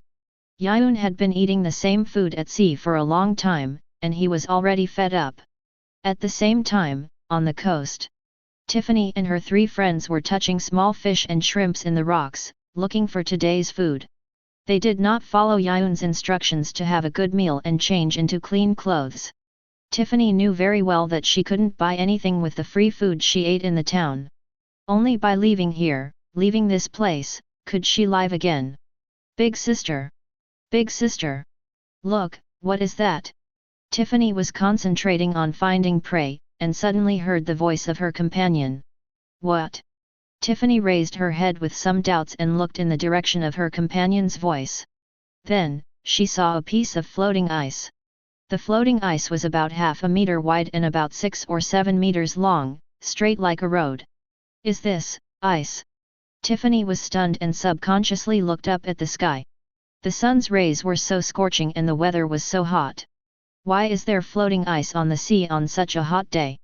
Chapter 23. The two of them were sitting on the ground, and the two of them were sitting on the ground. In the town. Yiyun and Ulquioricifer walked into a restaurant. Perhaps it was not yet time for dinner, so there were not many people in the restaurant, and only a few tables were occupied. After ordering 2 portions of food, Yiyun and Ulquioricifer sat down at a table in the corner. Through the glass window of the restaurant, Yiyun looked at the busy streets outside, humming a little song, and seemed to be in a good mood. Not waiting for too long, a waiter soon came over with the food. Guest, this is the food you ordered. The waiter put a few plates of hot food on the table and showed a professional smile. Yiyun nodded with a smile, and then started to use his chopsticks. Perhaps because he had eaten too much fish at sea, Yiyun felt that the food on land tasted particularly good. This tastes very good. As long as you like it, I'll go and get busy. If you have any instructions, you can call me. The waiter smiled and turned to leave. Wait. Yiyun spoke in time and stopped him. Anything else? The waiter was a little confused. Yiyun smiled and said, can you help me convey a message to the chef? Just ask him if he is interested in going out to sea. I need a chef on my ship. Yiyun's voice had just fallen, and a cursing voice came from the counter not far away. Hey, hey, hey! That bastard over there, what nonsense are you talking about? Are you here to poach people? At the same time, on the other side, a sturdy man with a cigarette in his mouth, wearing a white shirt with the word justice on the back of his shirt. He followed the direction Tiffany left, looking for Tiffany's figure. Where did you go? He held a big bag in his arms, which contained the clean food he bought. It was used as an apology to Tiffany. He stood on the street, looking around. Mr. Smoker, are you looking for something? At this time, a woman's questioning voice came from the side of the sturdy man named Smoker. Subconsciously, Smoker turned his head to look. A woman wearing glasses, a white navy coat, and a long knife tied around her waist came into view. Dashiki. Smoker called out the name of the person who came, and after reacting, he replied immediately, nothing, I'm looking for someone. Forget it. Speaking of the general, Smoker suddenly lost the desire to explain. Are you ready? Smoker asked. Dashiki looked at Smoker with some suspicion, not understanding why he stopped talking halfway, but she didn't ask any more questions, nodded and said, well. The supplies have been replenished and loaded onto the ship, and we can set sail at any time. Then let's go. After saying hello, Smoker walked towards the port. The two had just walked a few steps towards the port. Not far from the street, there was a commotion suddenly. What happened over there? Dashiki stood on tiptoe and looked towards the place where the commotion came from. Smoker thought for a while and said, go and have a look. Squeezing into the crowd, Smoker saw the figure at the center of the commotion at a glance. Looking at the other person, the face that seemed to have 2 faces, the terrifying compound eyes, and the 4 arms on his body, Smoker's pupils couldn't help but shrink slightly. This highly recognizable look immediately made a name come to Smoker's mind. Navy killer Two-Faced Sukuna. Hearing this name, Tashiji on the side was also shocked. Is it him? A Navy killer who killed an entire warship and hundreds of Navy officers. No mistake. Apart from him, I have never seen anyone who looks like this. As he spoke, Smoker handed the food in his hand to Tashiji on the side, take it. After freeing his hands, Smoker rushed towards Sukuna without any hesitation. Bang! Swoosh! Smoker's steps were as fast as a sword. Hi! Sukuna, who noticed something, snorted in confusion. Turning his head, Smoker, who was rushing towards him, came into view. There was almost no pre-sway, Sukuna casually. And an invisible slash shot out. Clang! Shua! Accompanied by a sharp whistle, Smoker's body was directly split into two. But the strange thing is that although the body has been broken into two, there is no blood flowing down, but there are wisps of white smoke lingering. This scene made Sukuna feel a little surprised. However, what Sukuna didn't know was that Smoker was more surprised than him. His eyes trembled slightly, and the look he gave Sukuna was full of incredible shock. What just happened? It was so fast that I couldn't see it at all. If it weren't for the instinctive reaction of my body, I'm afraid I would really be cut into two pieces. Is this the Navy killer? In this case, I can't let him do whatever he wants. Thinking of this, Smoker's eyes suddenly became sharp. White snake. Accompanied by a low roar, Smoker swung a punch in the direction of Sukuna. Bang! The fist flew through the air, bringing out a long white smoke. Haha, interesting. Sukuna was not afraid but happy, and praised generously with a big laugh. This was the first time he had seen such an interesting technique. Without choosing to accept Smoker's respect, Sukuna flashed and disappeared in an instant. Swoosh! When he appeared again, he was already 5 meters away from the left side of the original position. Facing this scene, Smoker frowned and shouted in a deep voice, "I won't let you escape, Ryoumen Sukuna." Bang! Suddenly, the fist dragging a long white smoke turned suddenly and chased Sukuna again. Hearing the other party calling out his name, Sukuna's smile widened. "Huh? Do you know me?" The evil side was revealed at this moment. Sukuna raised his hand with a grim smile, "Okay. I'll play with you." Chapter 24. The two of them were so close that they could not move. Sukuna took up his stance and flicked his fingers. Shua hum! Instantly, a grid-like invisible slash shot out. Clang! At the moment of the slash, Smoker's extended fist was instantly cut into a square, along with the extended white smoke. What? Smoker was shocked. There was no time to react at all. In just a blink of an eye, the slash had already arrived and landed firmly on Smoker's body. Puff! Accompanied by a strange sound, Smoker's body was cut into dozens of pieces, and each cut was surrounded by white smoke. The elemental power of the natural devil fruit once again saved his life. However, the crowd behind him who were watching the show were not so lucky. Puchi la! It was like the sound of flesh being torn apart.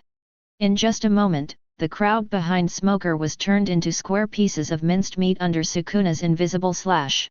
The towering building was also cut and destroyed. Bang! Boom! The blood was splattered, the broken limbs flew all over the sky, the building collapsed, and the smoke and dust rose up. At this moment, the whole town was shaking. Boom boom boom! In the hotel, the earth-shaking roar of the battle was transmitted, and the ground was shaking. At the counter, Yiyun and Ulquier, who were arguing with the restaurant owner about the chef, turned their heads at the same time and looked in the direction where the sound came from. On the other side, in a deserted tavern, Fiona, who was trying to find out about the navigator, turned her head sharply when she heard the sudden loud noise. This noise, could it be them? Fiona's eyes trembled slightly, and the scene on the sea that day came to mind. An ominous thought emerged in her mind. Uncontrollably, Fiona's eyes flashed through the illusory images of the residents living ordinary lives in the town, who died tragically in a pool of blood. Damn it! These lunatics! After a low curse, Fiona turned around and ran at full speed towards the source of the sound. At the same time, in a restaurant on the other side, the man who was devouring the delicious food without any image, wearing a dark red coat, a hedgehog head with red hair, black sunglasses on his head, and a fierce look in his eyes, stopped his actions after hearing the loud roar. The corners of his mouth slowly rose, and the man revealed a cruel smile, and said slowly, "It seems that there seems to be something exciting to watch." Kira. Opposite him, a sturdy man with long golden hair and a blue and white striped mask with several small holes, glanced slightly and looked in the direction of the loud noise. Where Sukuna was. The crowd who were still watching the show were stunned on the spot when they saw the sudden scene in front of them. The strong smell of blood began to spread. People looked at the countless pieces of meat on the ground, their faces turned pale, and their stomachs were like churning rivers and seas. When they reacted, a piercing scream followed. Everyone went crazy and started to flee. AHH. Wow. Dad. Dad. Murder. Run. Ugh. The street became chaotic in an instant, with screams, shouts, and cries coming one after another. Those who accidentally fell in the panic would be trampled to death by the dense crowd in a moment. Mr. Smoker. Witnessing this hellish scene, Tashiki shouted and ran towards Smoker against the flow of people. But what responded to Tashiki was Smoker's angry roar, "Don't come over!" Tashiki, who wanted to run towards Smoker, subconsciously stopped. Smoker gritted his teeth, and his body almost turned into white smoke. The scene of people dying in droves is still vivid in my mind, and the blood flowing is still warm. He could not stop Sukuna, nor could he resist Sukuna's attack. Smoker clearly understood that if Tashiji came to help him, it would not only be useless, but also would cost him his life in vain. Smoker, who was chopped into cubes by Sukuna, began to regroup in the form of white smoke. Sukuna was not in a hurry to attack. He looked at the regrouped Smoker, stroking his chin and thinking. Is the slash ineffective? Is it my slash ineffective, or is the slash itself ineffective? Or is it similar to the characteristics of Mokuro? At this point, Sukuna could not help but have a strong interest in Smoker. Interesting. Just at this time. Suddenly, there was a sound of whoosh, and Smoker's figure instantly disappeared from the spot. The shave in the Navy 6 styles was used, allowing him to come to Sukuna's side in just a blink of an eye. Sukuna was slightly startled, and was slightly surprised by the speed that Smoker suddenly showed. Hoo-hoo! Without any pause, Smoker's sandbag-sized fist hit Sukuna's face with a whistling sound. The speed was very fast. However, Sukuna was not a pushover. Bang! Accompanied by a dull sound of hitting. Sukuna grabbed Smoker's fist with one hand, and punched Smoker in the face with the other hand. Shua! Puff! There was another strange sound, and Smoker's body turned into a puff of white smoke. Sukuna's fist fell into the air. Before Sukuna could pull back his hand, a puff of white smoke tightly wrapped around Sukuna's arm. Then, Smoker's head appeared on the other side. I got you. Hearing Smoker's words, Sukuna couldn't help but chuckle, you're quite capable. After that, Sukuna's third hand suddenly swung out with lightning speed, and a punch hit Smoker's face. Bang! Like a meteor, Smoker's figure flew backwards and crashed straight into the building behind him. Bang! Boom! Broken stones flew, and billowing smoke rose with a roar. Now, let me see if my slash really doesn't work on you.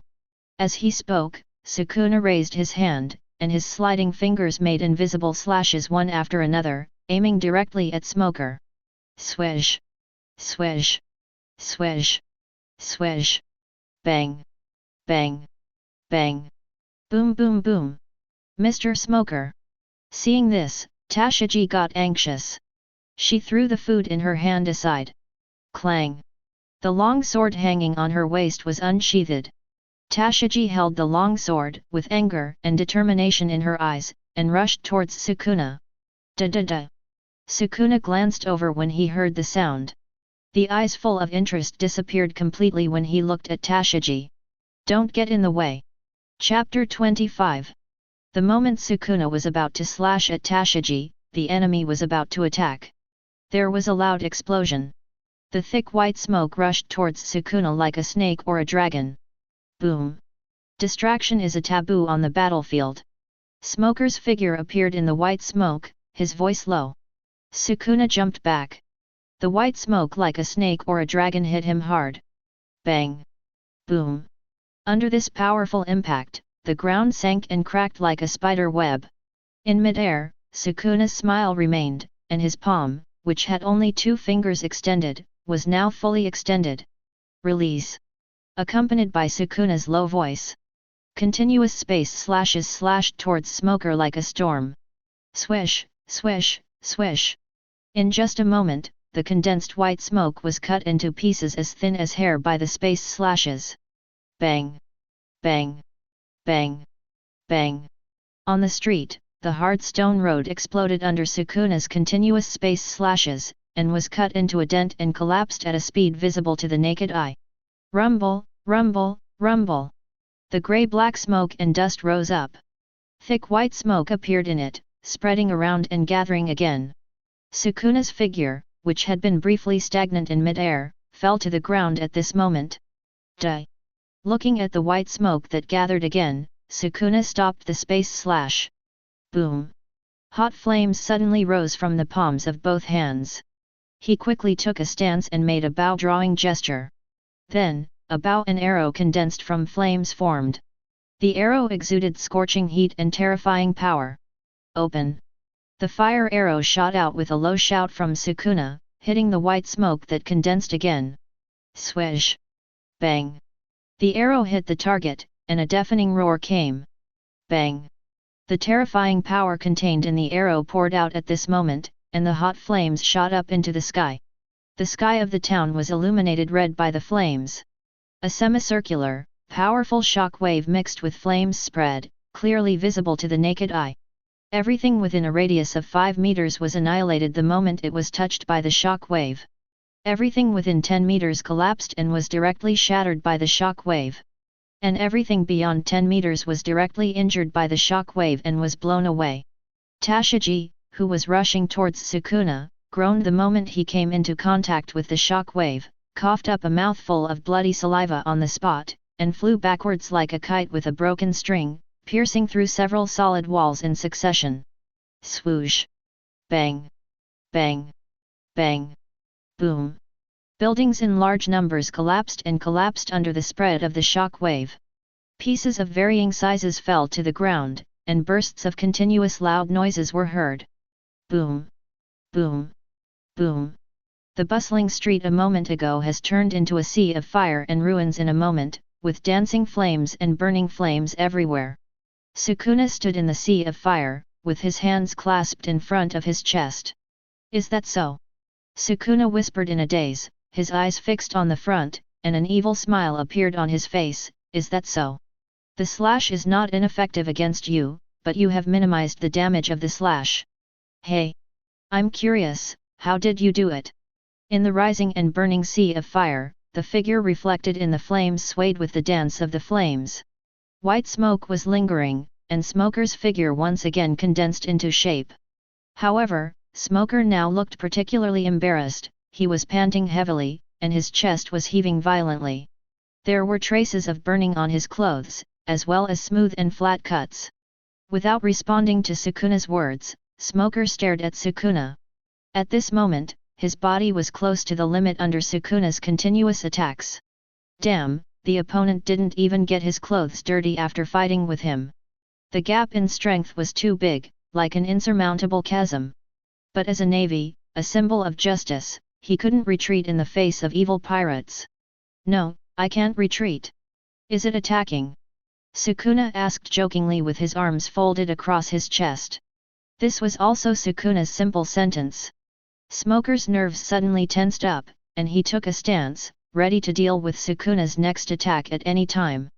Seeing this scene, Sukuna, who had originally had a strong interest in Smoker, suddenly felt disappointed. What? You don't even have the courage to attack? What an ugly posture! Hearing Sukuna's words, Smoker was stunned, and a certain belief in his heart seemed to have completely collapsed, making him feel a chill. Is he afraid? Is he afraid? To the point that he didn't even have the courage to attack? As a navy, he didn't have the courage to attack the pirates? Boring. Still unable to get any response from Smoker, Sukuna's face was full of disappointment, and he slowly raised his hand. Seeing Sukuna's action, Smoker's pupils shrank, and his breathing suddenly stopped. With almost no hesitation, the fruit ability unfolded again, and Smoker's lower body turned into white smoke, with Sukuna as the center of the circle, he rushed to one side at full speed to dodge. But it was only after running more than 10 meters that he suddenly realized that Sukuna had not attacked him at all. Smoker's figure stopped, more than 20 meters away from Sukuna. "What am I doing? Bastard!" After realizing what he had done, Smoker cursed himself in his heart. "Come on, you are a navy bastard. How can a righteous navy be afraid of pirates?" Just when Smoker had a psychological shadow on Sukuna and kept condemning his weakness in his heart, a voice came from behind him. "Mr. Smoker! This guy is too strong. We have no chance of winning alone. Let me help him." Hearing this sudden voice, Smoker turned his head in surprise. But he saw Dashiki slowly walking up with a long knife in one hand. At this time, her head was bleeding, warm blood was still flowing on her cheeks, her clothes were torn everywhere, and her whole body was covered with dust and scratches. But her eyes were particularly firm. "Although I am a little weak in strength, I think I can still hold him back for a while. I will assist you, you can seize the opportunity to take him down." Smoker looked at Dashiki in a daze. "My subordinates are not afraid of the stage, what on earth are you doing now? Show some of the demeanor that a boss should have. Bastard!" "Okay." Smoker gritted his teeth and responded in a deep voice, then turned to face Sukuna. Just at this moment, Smoker clearly caught Sukuna's expression and was stunned for a moment. "I haven't reacted yet why Sukuna has such an expression. I only heard Sukuna say with some confusion, 'What are you doing?' Ha!" Smoker grinned, "Thank you. I rushed here when I heard the noise. Although I guessed it, I didn't expect it was really you." Before Smoker could finish his words, a voice suddenly came from behind him, covering his words. This sudden change startled Smoker and Tashiji. Just when they were about to turn around to see who was talking, the two heard whoosh, whoosh, again, and two figures fell behind them. Die! Buzz! Instantly, two terrifying auras of terror were revealed at this moment. A sense of oppression as vast as the sea suddenly descended. The heart seemed to be tightly grasped by someone, and the breathing of both Tashiji and Smoker became rapid at the same time, and their bodies began to tremble violently and uncontrollably. At this moment, the souls of both of them seemed to be trembling. The nerves were beating violently, and the intuition was warning them frantically, telling them, "Don't move. Absolutely, absolutely don't move. Don't make a move. You will die. If you make a move, you will die 100 million times." Chapter 26. The two figures who came were Yiyun and Ulquiorra. Ulquiorra stood quietly beside Tashiji with his hands in his pockets, half a body behind him with an indifferent expression. Even though he did nothing and said nothing, just standing aside made Tashiji stiffen and sweat.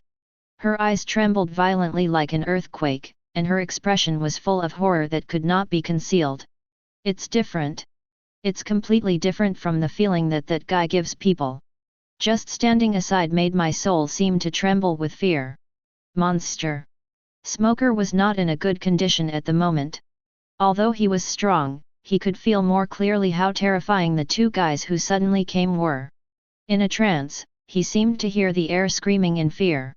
He had no idea, or rather, Smoker could not think of any idea at this moment. His mind was blank because of the arrival of Yiyun and Ulquiorra.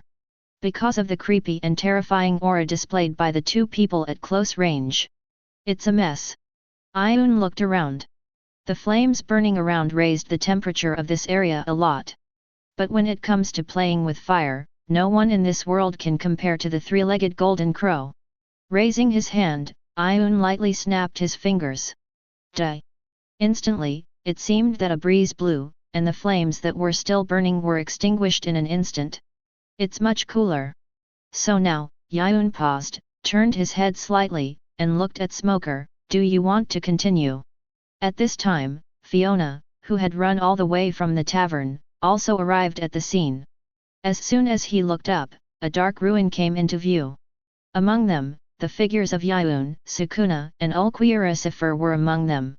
Looking at that, the streets that were originally crowded with people, the dense buildings, were now gone and razed to the ground. Fiona couldn't hide her horror, and her eyes trembled as she raised her hand to cover her mouth. How many people died? Although from the beginning, Fiona knew that the members of the Angel Pirates were very strong. But it was at this moment that she suddenly realized that she seemed to have underestimated their strength and terror. Captain! Captain! Fiona shouted at Yiyun with courage. Although she didn't know if it would work, Fiona decided to try to save the two people surrounded by Yiyun and Ulquiera. As expected, with Fiona's call, Yiyun shifted his attention from Smoker to Fiona, who was a little further away. He frowned slightly, and a strange feeling emerged in his heart. A navy, called his captain, strange, very strange. Seeing Yiyun's gaze, Fiona hurriedly said, I found news about the navigator, and the tavern owner over there has a clue. Hearing this sudden news, Yiyun was slightly startled. He looked at Fiona, and then at Smoker beside him. A sense of disharmony arose spontaneously. He suspected that Fiona wanted to save her colleagues, and the purpose of doing so was to divert his attention. Use the navigator to attract himself and make himself lose interest in the two navy in front of him. But I'm not too sure. After all, this method. Isn't she worried that she will kill him directly in the past because she is in a hurry? Of course, no matter how much he thinks, Yiyun will not do such a thing. Because he is not a bloodthirsty person. Besides, he didn't want to do anything to these two people. Turning back, Yiyun looked at the ruins in front of him, and finally set his eyes on Sukuna. Although it is inevitable that the battle will cause damage, you should restrain yourself a little. We still have to stay on this island for a while. After that, Yiyun turned around and walked towards where Fiona was. After all, she is the navigator on his ship now, so give her some face. Besides, the matter of the navigator is indeed more important than these two navy men. As for whether Sukuna should be killed or not, that is Sukuna's business. Then, you continue. Well, I won't bother you anymore. After leaving, Yiyun didn't forget to say hello. Ulquiera saw Yiyun leaving, and had no intention of staying, and followed Yiyun. And Smoker and Tashiji, until Yiyun and Ulquiera left completely, could not recover from the boundless fear. Their pupils trembled, their bodies trembled, and they still stood stiffly in the same place, motionless. On the other side, Sukuna looked at Smoker and the others, raised his hand to lift the hair on his forehead, and smiled playfully. Since you have made me happy for a long time, I will forgive you once. Turning around, Sukuna said to Smoker again before leaving. Only this time. Off the coast of the island town. Hwalala. The white and blue flag hanging high above the mast fluttered in the sea breeze. It was a flag with a cross pattern. The four vertices of the cross, the top, bottom, left and right, and the center point were all circular. And under the cross, the words World Government were written. This is a pattern that symbolizes order and supreme power. World Government. Spiracy. Spiracy, great. On the deck of the big ship, a young man wearing a weird costume and a bubble hood, holding a single-tube telescope, observed a huge ship not far away and exclaimed. Behind the man, four burly and majestic men in black suits and sunglasses stood solemnly. Hey! The man wearing the bubble hood turned around and looked at the four men in black behind him. I don't want this ship, I want that ship. That ship belongs to me, it's mine. Listening to the words of the man with the bubble hood, the four men in black bowed their heads respectfully. As long as Saint Sidku likes it, it will naturally be yours. Hearing this, Sidku smiled even more, turned around, and picked up the telescope again to observe the large ship not far away. Looking at the silver-white six-winged angel sculpture on the bow of the huge ship, looking at the lifelike and beautiful angel face, Sidku couldn't hide his love in his heart, and exclaimed repeatedly. Sparacy! Sparacy! Chapter 27. Seeing that Deku was so fascinated by the silver-white ship not far away, the man in black turned his head and called out to the back. Turn the rudder and bring the boat over. As soon as this was said, someone in the back immediately responded loudly, yes. Soon, a clicking sound came from the big ship. The ship tilted slightly, and the original route changed at this moment. And just as the direction of the Tianlong people's ship changed and sailed towards the silver-white ship.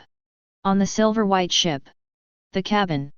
In the slightly dim room, sitting on a chair, with one hand supporting his cheek and eyes narrowed, the blond man who seemed to be taking a nap moved slightly at this moment. His head slowly raised up, and the hand that was supporting his cheek slowly lowered at the same time. Buzz! The blond man opened his eyes, revealing a pair of blue pupils, with flowing light and shining. At the same time, outside the cabin, on the sea, Hwalala! The flag that was fluttering in the sea breeze hanging high on the top of the mast suddenly lost power and drooped down powerlessly. The wind stopped, and the sea breeze that was originally whistling became gentle and delicate, as if time had frozen at this moment. The waves stopped, the sea surface became unusually smooth, and the waves seemed to have lost their rolling power in an instant. Everything was silent. It seemed that the entire ocean was holding its breath. On the ship with the flag of the world government flying high, facing the sudden cessation of wind and waves, several men in black subconsciously looked up at the sky. But then, their sights and attention fell on the silver-white ship not far away. Soon, the two ships were connected. The four men in black took the lead and jumped onto the silver-white ship. Duh! Duh! Straightening his collar, a man in black stepped out and shouted loudly. I hereby announce that this ship has been favored by the distinguished world nobleman, the celestial dragon, Lord Saint Sidku. From now on, this ship will no longer belong to you, and the people on the ship will leave immediately. It was also at the same time that the man in black finished speaking. The celestial dragon, Saint Sidku, also jumped onto the ship somewhat clumsily. Hey! Although he staggered a bit, Saint Sidku quickly stood still. He looked around, looked at the environment on the ship, and said with satisfaction, no one is here? That's good, I don't have to deal with those untouchables. They should have cleaned my ship spotlessly before leaving, these dirty and lowly untouchables. Saint Sidku suddenly got angry. But in a blink of an eye, he was so happy that he danced with joy. This is my ship, this is my ship.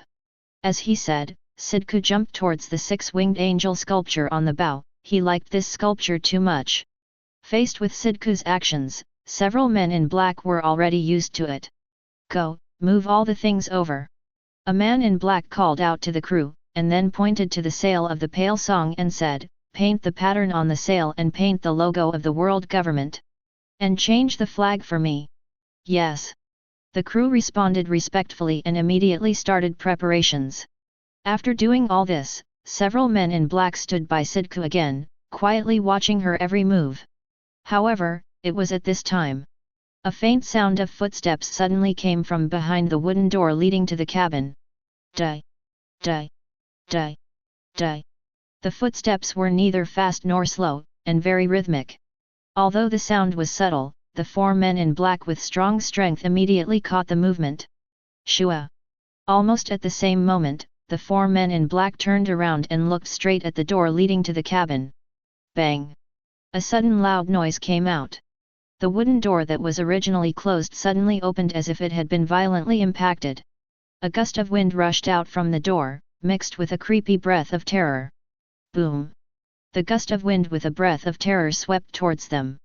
Instantly, the four men in black who were originally calm and composed suddenly became alert and took up their positions. What's going on? It seemed. Frightened by the sudden loud noise, the celestial dragon Sidku shouted loudly with some dissatisfaction and anger.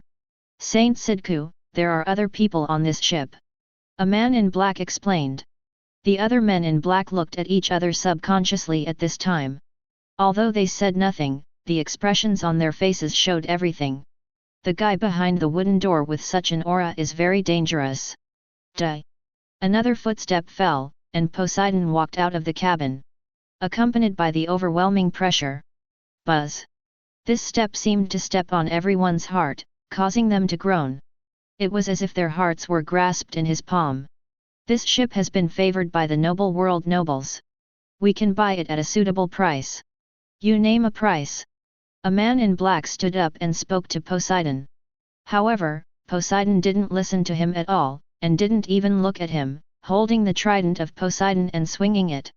Puff! A cold light flashed, and the red blood splashed into the sky. The man in black didn't even react, and his head flew out. Damn it! The other 3 men in black were horrified. How could they not understand that there was no room for negotiation, either to kill him or be killed? Shave! The man in black shouted, and his figure flashed and disappeared from the spot. In the blink of an eye, he had come to Poseidon's side, and punched out fiercely with a punch. Shua! But he was fast, and Poseidon was faster than him. At the moment he swung his fist, Poseidon's wrist holding the trident suddenly turned around and stabbed the man in black's chest. Clang! Puff! At the moment of impact, the chest of the man in black exploded directly, and a large hole was pierced through by Poseidon's halberd. 2 people were killed in a moment. The scene made the remaining 2 men in black scalp numb. A chill rushed from the heels to the top of the head. Bang! Just at this moment, Poseidon took a step forward. The man in black was shocked and quickly used the 6 styles of the navy. Iron block. Swish! Another cold light flashed with the sound of breaking wind. Poseidon didn't know when he had come to him. The black-clothed man who used the iron block, his sturdy body was cut in half at this moment. The huge impact even carried his 2 halves into the air. Are you kidding me? Are you kidding me?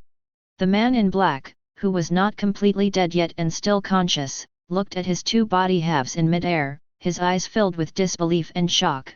Chapter 28. Pamela Anderson, this will take your breath away. Her beauty.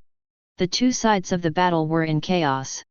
At this moment, the man in black, whose 2 halves had been blown into the air by the remaining power, suddenly realized. The man with short blonde hair, holding a trident and standing on the deck, never looked at them even once. Even now, it is still the same. He never took them seriously, never put them in his eyes, even though they were Tianlong people. This discovery made the man in black feel extremely cold. Hi! Seeing his bodyguards die miserably one after another in front of him, Deku let out a strange cry and retreated in fear. Even though the black-clad man had been rigorously trained and disciplined, facing such a scene, seeing his colleague being killed by the other party like a little chicken, he could not hide his fear and took a few steps back. He yelled and roared at Poseidon. You guy! Are you crazy? Do you know what you are doing? Do you know who you are facing? This is the world's noble Tianlong. Before the black-clad man finished speaking, Poseidon opened his mouth slightly and spoke slowly. His voice was not loud, but he interrupted the black-clad man who was louder than him. Foolish and ignorant ants, do you know who you are facing? He did not waste too much time with the black-clad man. In Poseidon's eyes, they were not even worthy of knowing their own identities. Shua! Another halberd was swung out at a very fast speed with a sharp sound of breaking the wind. The man in black had no time to react, and in an instant, his head was blown up by Poseidon's halberd. Bang! The red and white viscous liquid exploded and splashed. None of the 4 men in black could take Poseidon's blow. Facing such a scene, Sidka was frightened and fell to the ground, screaming in horror. Bastard! Bastard! What are you doing? I am a noble celestial dragon in the world. How dare you be so disrespectful to me? Aren't you afraid of the punishment of the world government? As soon as these words came out, Poseidon's figure paused for a moment. But the next second, without any pre-sway, Poseidon stabbed out with a halberd. Clang buzz! This time, Poseidon's attack was more sharp, and the trident directly penetrated the celestial dragon's body and lifted him up. Puff! Ah! The painful wail of the celestial dragon echoed on the sea. The blood was like a pillar, pouring down on the deck. Hwalala! The celestial dragon's mouth and nose were full of blood, and the look he gave Poseidon was full of disbelief. He was a nobleman of the world, a supreme and noble celestial dragon. When he went out, he represented the world government, a symbol of the world government, and was the one that everyone would kneel down to pay respect to. But this guy in front of him, not only was he disrespectful to him, but he also dared to kill him. It hurts. It hurts so much. The severe pain from his chest made Deku cry. At this time, Poseidon spoke, his voice was cold, as if it contained a hint of anger. A lowly piece of trash dares to talk about attacking God. Town. The periphery of the battlefield ruins burned black by flames. Many town residents gathered here at this time, pointing and whispering at the dark ruins. At first, they heard the huge noise coming from here and fled away. Now, after the noise stopped, the brave residents came here one after another. Oh my god, what happened here? Are you kidding me? Why did it become like this? I heard that a monster with 8 arms, 8 mouths, and 8 eyes appeared here. This is what happened here. Bullshit. I saw a monster with 4 arms. I heard that it was a man-eating monster with 16 arms and 8 mouths. There was a dispute in the crowd. And in the crowd, a tall, thin man with a fluffy hairstyle and a green eye mask on his forehead slowly squatted down. His eyes and attention were all on a broken wall. The broken wall had traces of being burned by fire. But compared to this, he was more concerned about the smooth cut of the broken wall. Swish! Raising his hand, the man stroked the smooth cut with his fingers. Rubbing his fingertips, recalling the touch of his fingers across the broken wall, the man thought about it, and then turned and left. At the same time, on the other side, Yiyun and Ulquioricifer came to the tavern under the leadership of Fiona. After learning about the clues about the navigator from the tavern owner, Yiyun, Ulquioricifer, and Fiona rushed to the destination without stopping. Clay Blacksmith Shop is here. Coming to a small blacksmith shop, Yiyun looked up at the sign on the blacksmith shop and checked. The information obtained from the tavern owner was not very detailed. It is said that the one who knows about navigation is the eldest daughter of the blacksmith shop owner, named Kanasa. This is the only useful information, and the rest are about Kanasa's family situation and other unimportant information. Even these information were bought by Yiyun at a cost of 100,000 baileys. Ding! Ding! Ding! In the blacksmith shop, bursts of crisp and pleasant iron-making sounds came out. Go in! After organizing the language in his mind, Yiyun greeted and walked into the blacksmith shop. As soon as he entered the door, Yiyun saw a strong woman with a towel hanging around her neck, holding a hammer and sweating. She has obvious and slightly exaggerated muscle lines on her body, and she is even stronger than Yiyun. Perhaps because it was the first time he saw it, this scene was a little visually shocking to Yiyun. And next to the blacksmith woman, there were 3 middle-aged men in brown long clothes. Sensing the arrival of Yiyun and others, several people turned their heads and looked at Yiyun. Guest? Do you need any weapons? The woman named Kanasa who was forging iron asked. Yiyun smiled and shook his head. No, I'm not here to forge weapons. I'm here to invite you to go on an adventure with me. I heard that you know about navigation. I wonder if you are interested in coming to my ship and becoming my navigator. As soon as Yiyun said this, the whole blacksmith shop fell into silence. Then, Kanasa twisted her face with an unhappy look. Hey! What stupid things are you talking about? Don't you know where this is? Blacksmith shop. I'm the woman who wants to become the king of iron. What a bullshit navigator. If you don't forge weapons, get out. As soon as Kanasa said this, Fiona was stunned for a moment, and after reacting, she shrank her neck in shock, and her eyes almost popped out. Fiona looked at Yiyun and then at Kanasa in a panic. This is a demon who kills without blinking an eye. If you dare to talk to him like this, you will be killed, right? You will definitely be killed, right? Calm down. Fiona raised her hand and tried to calm Yiyun's emotions. Think about it, it doesn't seem to be her fault. Yiyun didn't speak. He was silent, and his mind seemed to be blank at this moment. He spent 100,000 baileys to buy the news. In return, he was scolded. Good. At this moment, Yiyun's mouth was about to be twisted with anger. Thinking of the smiling face of the tavern owner, Yiyun's forehead was bulging with blue veins. Anger rises from the heart, evil is born. You bastard, you're dead. Very good. Yiyun waved his hand and turned around. Looking outside the blacksmith shop, looking in the direction of the tavern, Yiyun gritted his teeth and said, let's go, and overturn that tavern. Not long after Yiyun and others left the blacksmith shop, there were shouts on the street. Big event! Big event! Out of curiosity, Yiyun and others instinctively looked in the direction where the sound came from. Then, a middle-aged man with grey hair shouted in panic. The world government's ship was attacked by pirates. As soon as this news came out, everyone on the street was stunned, even Yiyun and others were no exception. Fiona widened her eyes, her face full of disbelief. Subconsciously, Fiona turned her head and looked at Yiyun on the side. Yiyun was a little speechless. "Why are you looking at me? I'm right here, do you still think I did it?" After being questioned by Yiyun, Fiona reacted and waved her hand and shook her head. No, that's not what I meant. I didn't dwell on this question." Even Yiyun himself was surprised by this sudden news. Attack the world government's ships? Who is so bold? In this world, the power of the world government can be said to be the highest. Except for the 4 sea emperors, if others provoke the world government, it is tantamount to seeking death. As for the 4 emperors, it is definitely not in the first half. Could it be Luffy? But the script is not right, there is no such thing in the original book. Yiyun fell into deep thought, could it be that it was really done by one of our own people? As he said, Yiyun subconsciously looked to his left. Ulquioricifer was beside him, it was impossible for him to do it. The rest are Sukuna and Poseidon. Sukuna is in the town, so this can be directly ruled out.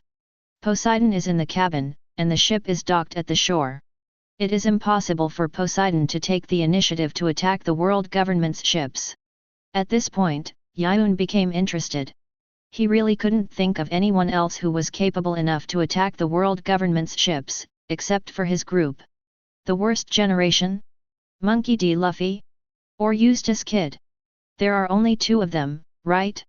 Is one of these 2 groups here? Yiyun came to a conclusion very quickly. Meanwhile, on the other side. On the busy street. A man wearing a dark red coat, a hedgehog hairstyle with red hair, black sunglasses on his head, and a fierce look in his eyes suddenly stopped and looked up at the sky. "Hey Kira!"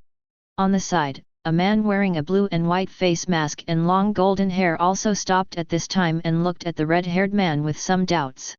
"What?"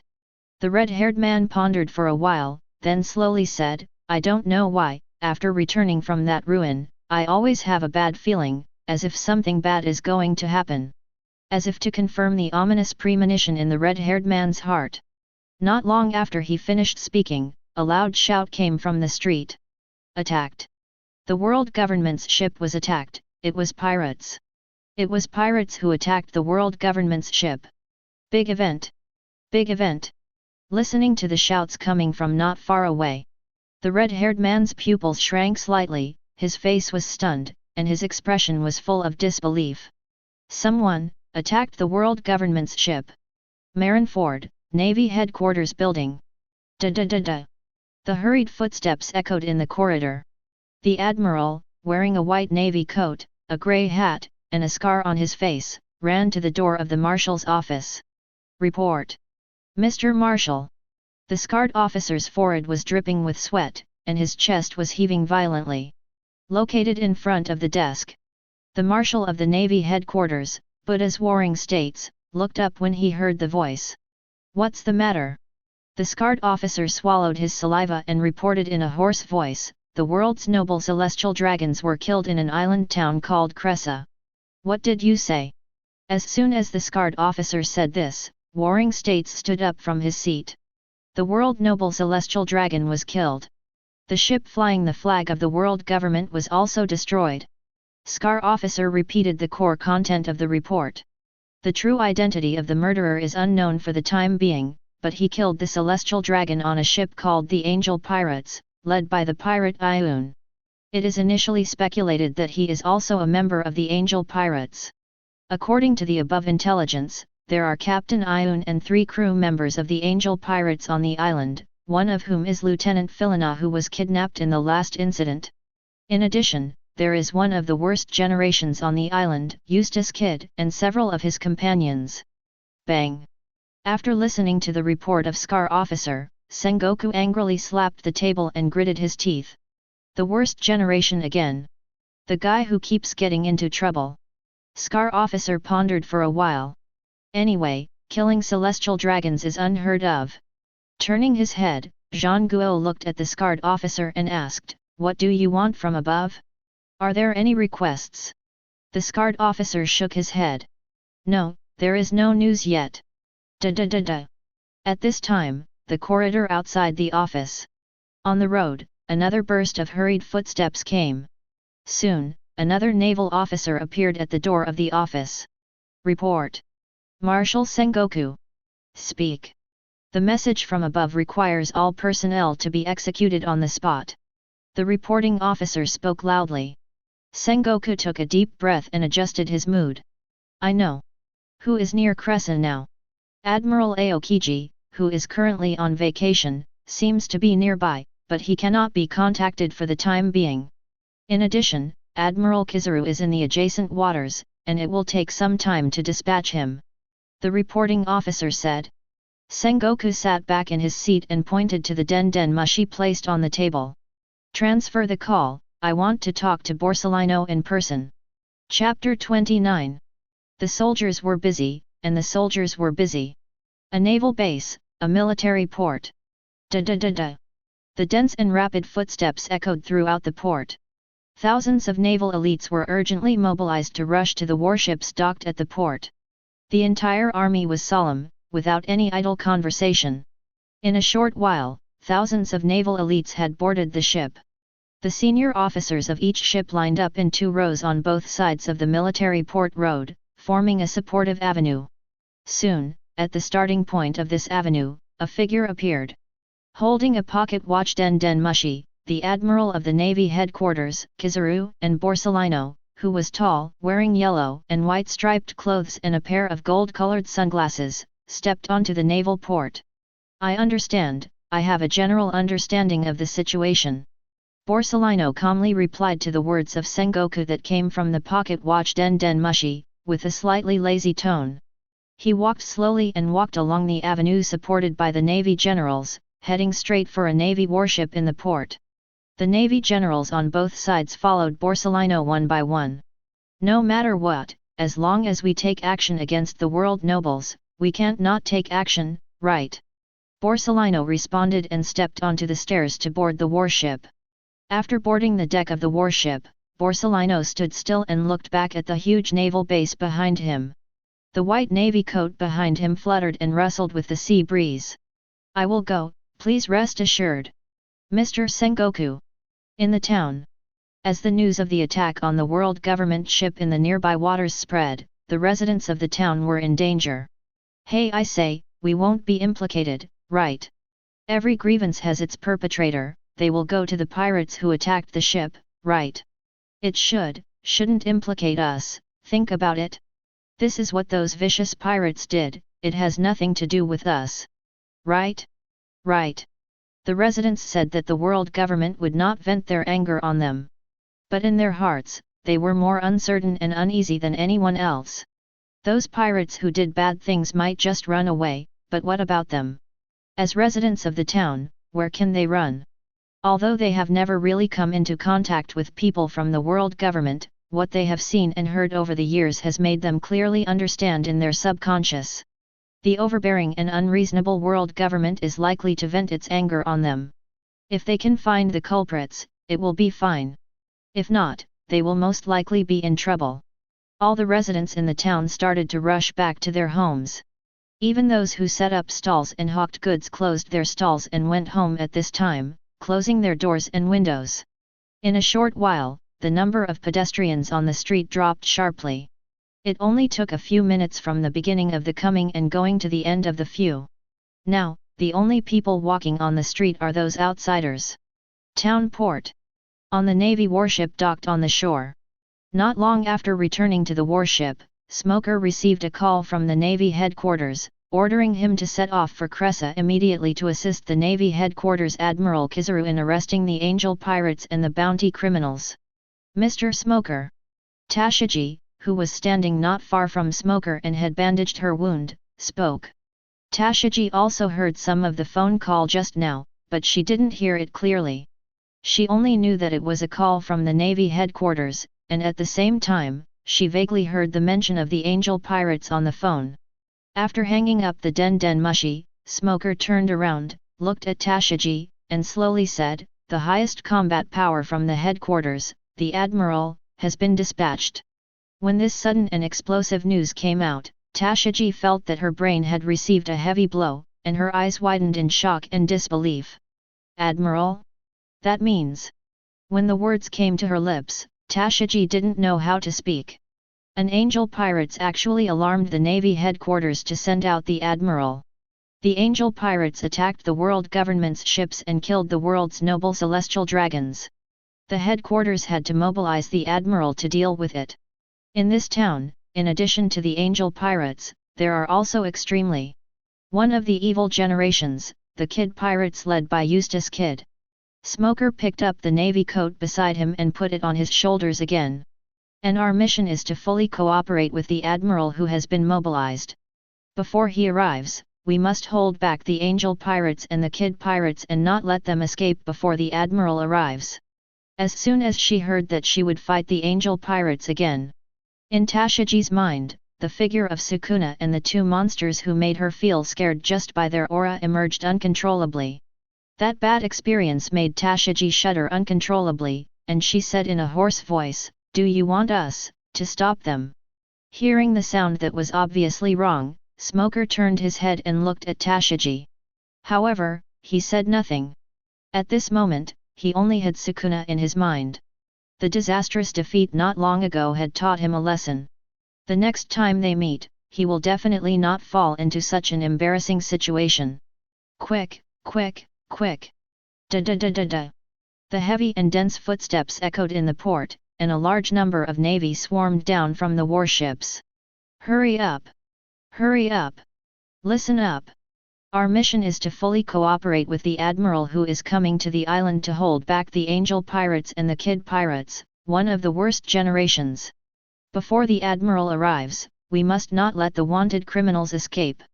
Under the warship, an officer in a white navy coat loudly announced the mission and objectives of this operation. As the officer's voice fell, the rushing navy responded loudly. "Understood." Chapter 30. The enemy was in a hurry, and the enemy was in a hurry. A large number of navy officers holding weapons rushed all the way and swarmed into the town. The residents of the town who were hiding in the houses watched this scene through the gaps in the doors and windows, and they felt panic in their hearts and closed the doors and windows.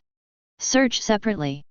Those who are still on the streets must be carefully checked, and no bounty criminals can be let go." The naval officer waved his hand and issued an order. Upon hearing this, the navy officers around immediately took the order and searched the streets and alleys in small teams. Just as the navy was on the way from the port to the town, a tall, thin man with a fluffy hairstyle and a green eye mask on his forehead also came here. He stood on the shore, quietly looking at the busy navy. Suddenly, he saw a familiar figure walking down from the warship, which made him slightly startled, and asked with a little surprise, "Smoker?" Just at this time, Smoker and Dashiki who walked down from the warship also noticed the man on the shore. Compared with the man's surprise expression after seeing Smoker, Smoker was more surprised and shocked to see him. "Kyuzan." Dashiki, who was standing aside, was stunned after hearing the name. "Hi. Ku-zan. Which Kyuzan are you talking about, Mr. Smoker?" Dashiki's sudden question made Smoker stunned for a moment. "Are there two more Kuzans?"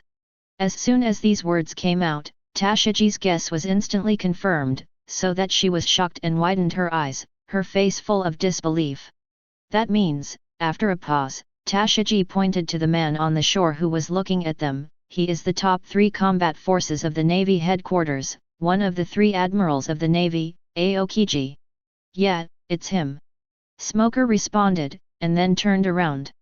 On the other side, after hearing Smoker calling his name, Admiral Aokiji of the Navy headquarters also smiled and raised his hand to greet Smoker. "Yo Smoker!" Changing the original direction, Smoker took Tashigi and walked towards Kyuzan. "Why are you here?" When he came up, Smoker asked curiously, "Isn't it Admiral Kizaru who was transferred from the headquarters?" Kyuzan scratched his head. "I'm on vacation now. Headquarters dispatched Borsellino here? What happened?" Hearing this, Smoker was stunned for a moment, a little surprised. Don't you know? The world's noble celestial dragons were killed by a group of pirates called the Angel Pirates. You are here, and the headquarters didn't contact you. This is a long story. Kyuzan paused. To put it simply, on the way to ride, my den-den-mushi accidentally fell into the sea and lost it. When Kyuzan said this, Smoker and Tashiji were silent at the same time. In Tashiji's heart, a questioning thought even emerged subconsciously. Is this an admiral? The admiral of the navy. This gives people a sense of security and reliability. But this lost the important den-den-mushi, which is obviously not very reliable. Smoker sighed, so that's how it is. No wonder you are here, but the headquarters still dispatched Admiral Kizaru. Kyuzan turned his head and looked at the town. If the celestial dragons are killed, things will still be a bit troublesome. The main culprit, the angel pirates? I'll also help a little. Yeah. Smoker nodded, but as soon as he finished speaking, Sukuna's face and figure suddenly appeared in his mind. At this moment, Smoker's nerves were tense for a moment. After a while, Smoker slowly said, although I know your strength very well, I think I still need to tell you about the situation. What? Aokiji was puzzled. The angel pirates are not simple. Smoker said seriously, although it's a bit embarrassing to say it. I fought with one of them, a man called Ryoumen Sukuna. At that time, I had no power to fight back against him, and I almost died in his hands. When Smoker said this, Aokiji was also surprised. No power to fight back. Aokiji also knew what level of strength Smoker had. He was not a top player. But with the power of the natural devil fruit, it is not something that ordinary people can deal with. But now he said that he had no power to fight back when facing the man named Liang Mian Sunyo? Yes, it's even difficult for me to even get close to him. Smoker gave a positive reply to Kyuzan's rhetorical question. There are two other people you should pay more attention to, the captain of the angel pirates, Yvonne, and the ones around him. Yes, the man in white. The other side. Yiyun and his party were heading to the tavern where they had previously inquired about the news. Along the way, Philina looked around at the closed doors and windows of the surrounding houses, feeling vaguely uneasy in her heart. I said, should we leave here first? The world government's ship was attacked, and the navy should take action soon, and there may even be a vice admiral arriving. Philina suggested. However, Yiyun didn't care about it. Don't worry, nothing will happen. Yiyun smiled and didn't care about the so-called vice admiral in Philina's mouth. Not to mention Xiao Wu and Sunyo, even a mere Poseidon would not be able to compete with a mere vice admiral. The first thing we need to do now is to find a navigator in the town who can take your place. If we go to sea now, we don't know when the next landing will be. Secondly, we need to deal with the man who deceived me with false news. Tenwan Bailey's bastard. Soon after, Yiyun, Ulquiera Sifur, and Philina arrived at the tavern where they had previously inquired about the news. At this time, the doors and windows in the tavern were closed, and it looked like it was closed. Yiyun and Ulquiera Sifur, who had keen senses, could clearly hear the movement in the tavern. There are drinkers inside. Kaka. Arriving at the door of the tavern, Yiyun tried to push the door open, but found that the door had been locked. This question made Yiyun half squint his eyes and make a voice with interest. Hi. At the same time, inside the tavern, the drinkers were still drinking freely. Among the many drinkers, a man with short red hair and a dark red coat seemed to notice something. He suddenly put down his glass and looked towards the door of the tavern. It was also when his eyes fell on the door. A roar suddenly exploded. Boom! The door of the tavern was kicked violently with brute force. Boom! Chapter 31. The smoke and dust rose up and poured into the tavern. The sudden loud noise scared the guests and the tavern owner in the tavern. They all looked at the door, not understanding what was going on. Soon, under the gaze of everyone, 3 figures emerged from the rolling dust. Reaching out to push away the dust lingering in front of him, Yiyun strode into the tavern. Duh! I think you won't forget me so soon, right? Shopkeeper. Yiyun said with a calm smile on his face and a calm tone. Recognizing Yiyun and the other two, who were the ones who had been asking for information about the navigator not long ago, the tavern owner was stunned for a moment, and then he forced a smile on his face. So it's you? How is it, have you found the navigator? Whether we have found it or not, I think you know better than us. Along the aisle beside the wine table, Yiyun and the others walked straight to the counter. Let me ask one more question, after all, there is always a chance of something happening. Do you know any news about the navigator? Hearing this, looking at the aggressive look of Yiyun and the others, the smile on the tavern owner's face faded. If you come to make trouble, you've come to the wrong place. Little brat. The voice fell. On both sides of the tavern, two tall and burly men stood up and strode towards Yiyun and the other two. When the drinkers in the tavern saw this scene, they immediately showed a smile like watching a play on their faces. Ha ha ha, that's too bad. Has another outsider been deceived? How stupid. Now we're going to have a good show. At the beginning, I said why he invited two strong men back. It turns out that they were waiting for it. This kind of drama is staged every now and then. It's right to come here to drink. Listening to the gloating talk of the people around him, Yiyun was unmoved. His eyes stayed on the tavern owner for a moment, and then looked at the two strong men who were striding towards them, and said leisurely, as a lieutenant of the navy, can you deal with a few cats and dogs? Philina was stunned when she heard this, and turned her head to look at Yiyun in surprise. Somewhat helpless, Philina sighed and slowly stepped forward. If you don't want to get hurt, leave here quickly. Otherwise, even if you are a woman, I will not show mercy. The strong man saw Philina walk out and warned with a strong voice. However, in the next second, Philina's figure flashed. Navy 6 styles shave, perform. Swoosh. In just a blink of an eye, Philina's figure appeared in front of the strong man who was speaking. Faced with this sudden scene, the strong man was shocked and punched Philina in a panic. Swish. But, this was too slow for Philina after all. Before the strong man's fist was completely swung out, Philina's fist had already hit his chin first. Bang! Accompanied by a dull sound mixed with broken bones.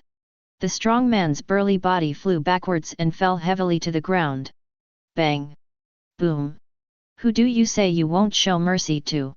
Philina looked at the strong man lying on the ground and spoke coldly. You stinky woman!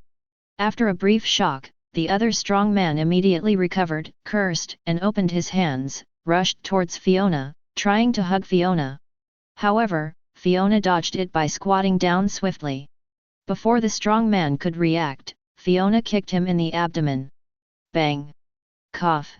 The strong man coughed out some saliva, flew backwards, and fell heavily on a wine table. Bang! Bang long! Strangely, the drinker on the wine table did not panic at all, and had no intention of running away. Two burly strong men were solved in a moment. And they were solved by a woman. This scene with such a visual impact made the whole tavern fall into silence. The drinkers stared at him in astonishment, and the spilled wine in their cups could not bring him back to reality. The originally calm and composed tavern owner was now panicking, with cold sweat oozing from his forehead, and he subconsciously took a few steps back. It seems that you really don't know. Looking at the tavern owners. Responding, Yiyun slowly said, if that's the case, then there's no need to keep you. Dong. Da da. Before Yiyun finished speaking, a sudden sound interrupted Yiyun's words. That was the sound of a wine glass falling to the ground. Looking in the direction of the sound, a man with red hair and a dark red coat came into Yiyun's sight. He spoke coldly in a low voice with a hint of anger. I'll give you 3 seconds to get out of my sight. While speaking, the red-haired man slowly stood up and faced Yiyun. It was also the moment when she saw the man's face clearly that Fiona's pupils shrank sharply and her face changed drastically. Eustace. Kid. Recognizing the identity of the red-haired man, Fiona quickly returned to Yiyun's side and reminded him in a low voice. Hurry up! This is a pirate with a bounty of over 100 million. One of the worst generation, the extremely vicious Captain Kidd. Seeing Fiona suddenly become so panicked, Yiyun couldn't react for a while. But the next second, Yiyun suddenly understood. Captain Kidd. He was familiar with this name. A low-level pirate. Really, underestimated. Yiyun lifted his hair in front of his forehead with one hand, and his eyes looking at Kidd gradually turned cold. At this time, one of the worst generation with red hair and wearing a dark red coat, the captain of the Kidd pirates, Eustace Kidd, spoke. With a fierce face, he said coldly, "It's time." Squeak. The magnetic field in the tavern suddenly changed. Electric arcs were mobilized around Kidd. Dong dong dong dong.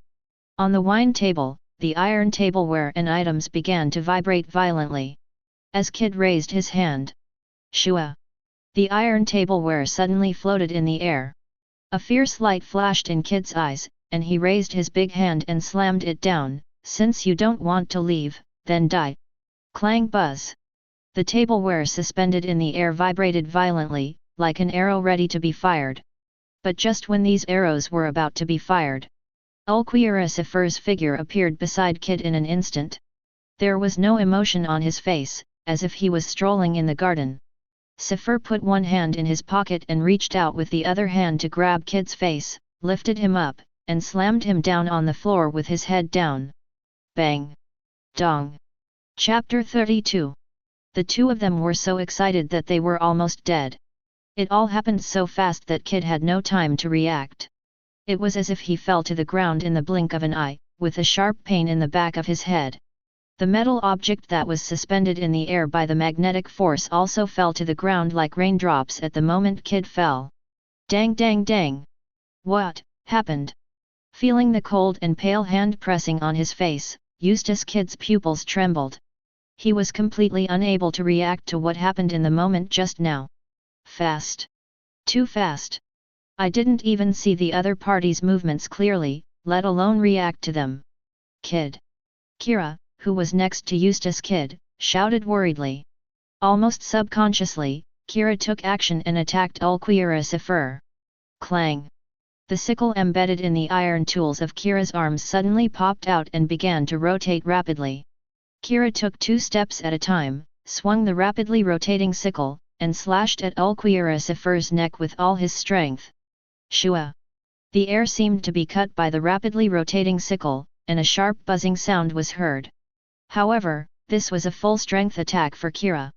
In the eyes of Ulquiorra, it was so powerless.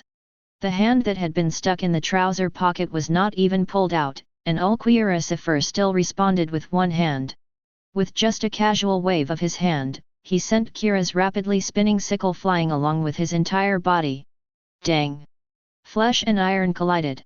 What should have been heard was the sound of flesh tearing. But at this moment, Ulquiorra's hand collided with Kira's sickle, and it made a crisp sound like the collision of fine iron, and even a little sparks flew. Kira, who was blown into the air, looked at this scene with a face full of horror. Damn, is this true? Feeling his arms that were a little numb from the shock, Kira cursed in his heart, this guy's hand, is it made of steel? So hard. It was also at the moment when Ulquiorra pulled his hand away and blocked Kira's attack. Kidd's vision was finally no longer blocked. He saw the ceiling, saw Ulquiorra standing beside him, and saw Killer who was blown away. The pair of calm, emotionless emerald eyes came into view. At this moment, Kidd seemed to feel the contemptuous gaze. His teeth were clenched at this time, the veins on his forehead were prominent, and the fierce expression on Kidd's face became more intense. Asshole, stop looking down on me. Bang! The moment Kidd's words fell, a loud noise suddenly came from the entire ground of the tavern. The ability of the magnet fruit, full power output. All the metal around, even if it was buried underground, suddenly broke out of the ground under the traction of the powerful magnetic force that Kidd burst out. Bang! The whole tavern was torn apart and blown away in an instant. Boom! On a street not too far from the tavern, nor too close to it, Sukuna, who had 2 faces and 4 arms, stopped strolling when a loud noise came from the tavern, tilted his head slightly, and looked at the source of the sound. Hi! Sukuna chuckled with an evil smile. At the same time, the huge explosion in the tavern also attracted the attention of the navy from all sides. Is it over there? Smoker turned his head suddenly in the direction of the sound. The dozen Navy officers he led and followed behind him also turned their heads. "Let's go!" Smoker called out, and then rushed in the direction of the explosion. Not traveling with Smoker. Tashiji, who led another team to search in a different direction, also rushed in the direction of the sound after hearing the explosion. And Aokiji, the admiral of the navy whose strength is comparable to that of an entire fleet, did not travel with anyone. He searched in one direction alone. After hearing the noise coming from the side and back, he turned around, his eyes seemed to penetrate all the obstructions and saw the place where the incident happened. "It's a rare holiday," Kuzan murmured softly, and headed towards the tavern. Walked over. Back to the tavern. The tavern that was originally standing has now become a ruin. The lucky drinkers who were not seriously injured in this commotion began to flee in all directions. Those unlucky drinkers were buried forever under the ruins. In the air, countless metal objects were suspended in the air. The air was filled with dust, and wood chips fell sparsely like light rain. Die! Ulquioricifer's figure fell back to Yiyun's side smoothly and steadily. Fiona tugged at the corner of Yiyun's clothes. Facing one of the worst generation, a pirate with a bounty of over 100 million, she still spoke in a low voice with some nervousness and fear. "This is Captain Kidd, one of the worst generations, a pirate with a bounty of over 100 million. Are you sure you want to clash with him?" Yiyun turned his head to look at Fiona, and smiled faintly, "Just watch carefully. The bounty cannot measure a person's strength. It's really infuriating." Kidd's angry voice came during the conversation between Yiyun and Fiona. He raised his right hand, and his bloodshot eyes stared at Ulquioricifer. "It's decided. I'm going to dig out your eyes, bastard." Buzz. Also at the moment when Kidd's voice fell, a buzzing sound echoed. The metal object suspended in the air quickly returned to his arm, forming a huge mechanical arm.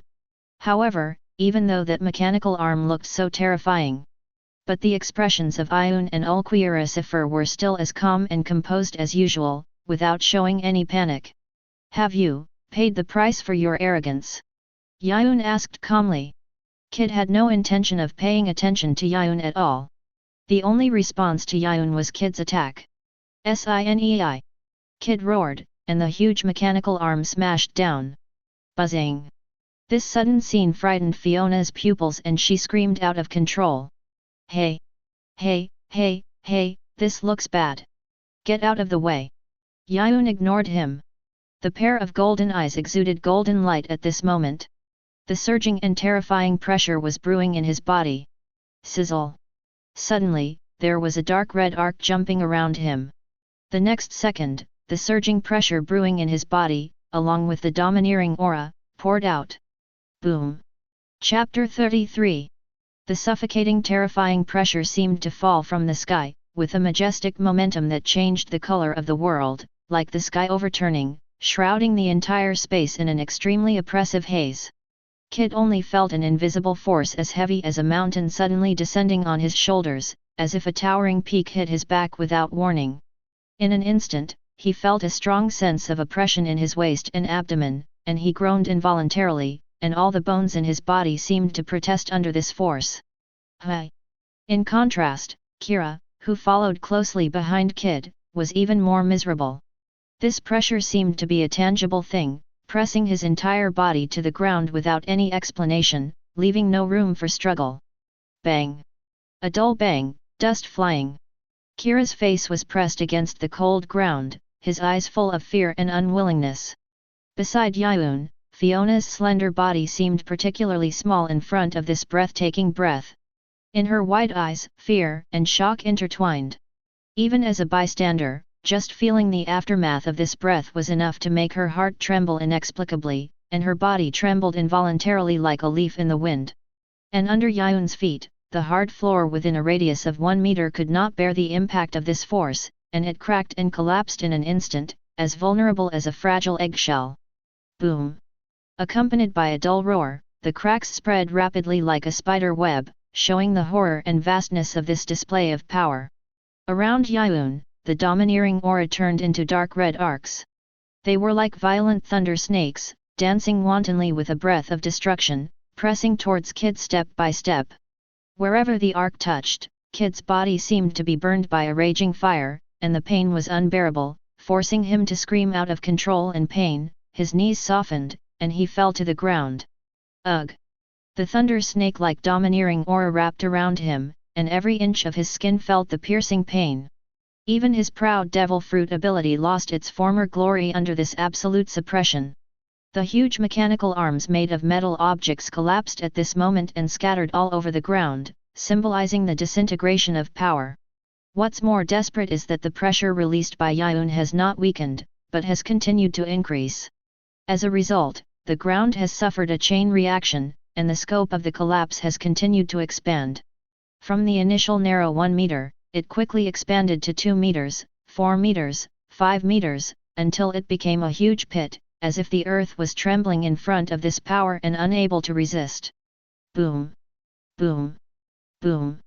Boom! Every time the pressure increased, it was accompanied by the rumbling of the ground shaking, like the death knell of doomsday, ringing in everyone's heart. Boom! Finally, the explosion of this power reached its peak, and the whole scene seemed to be swept by a storm, with dust rising everywhere, covering the sky and the sun.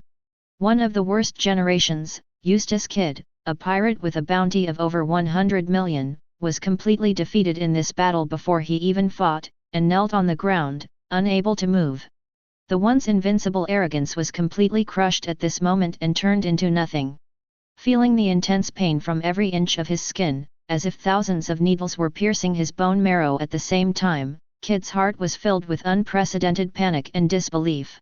His power, the power that once made him extremely proud and rampant, was now like being tightly bound by invisible shackles, unable to exert even a little bit. My power is being strangled. How is this possible? Why? Kid's heart was screaming, but his body was shaking with pain. Is this the limit of your strength, you arrogant guy? Yiyun walked steadily, and every step seemed to step on Kid's heartstrings, slowly approaching him. You don't even have the spare strength to fight back, it's really disappointing.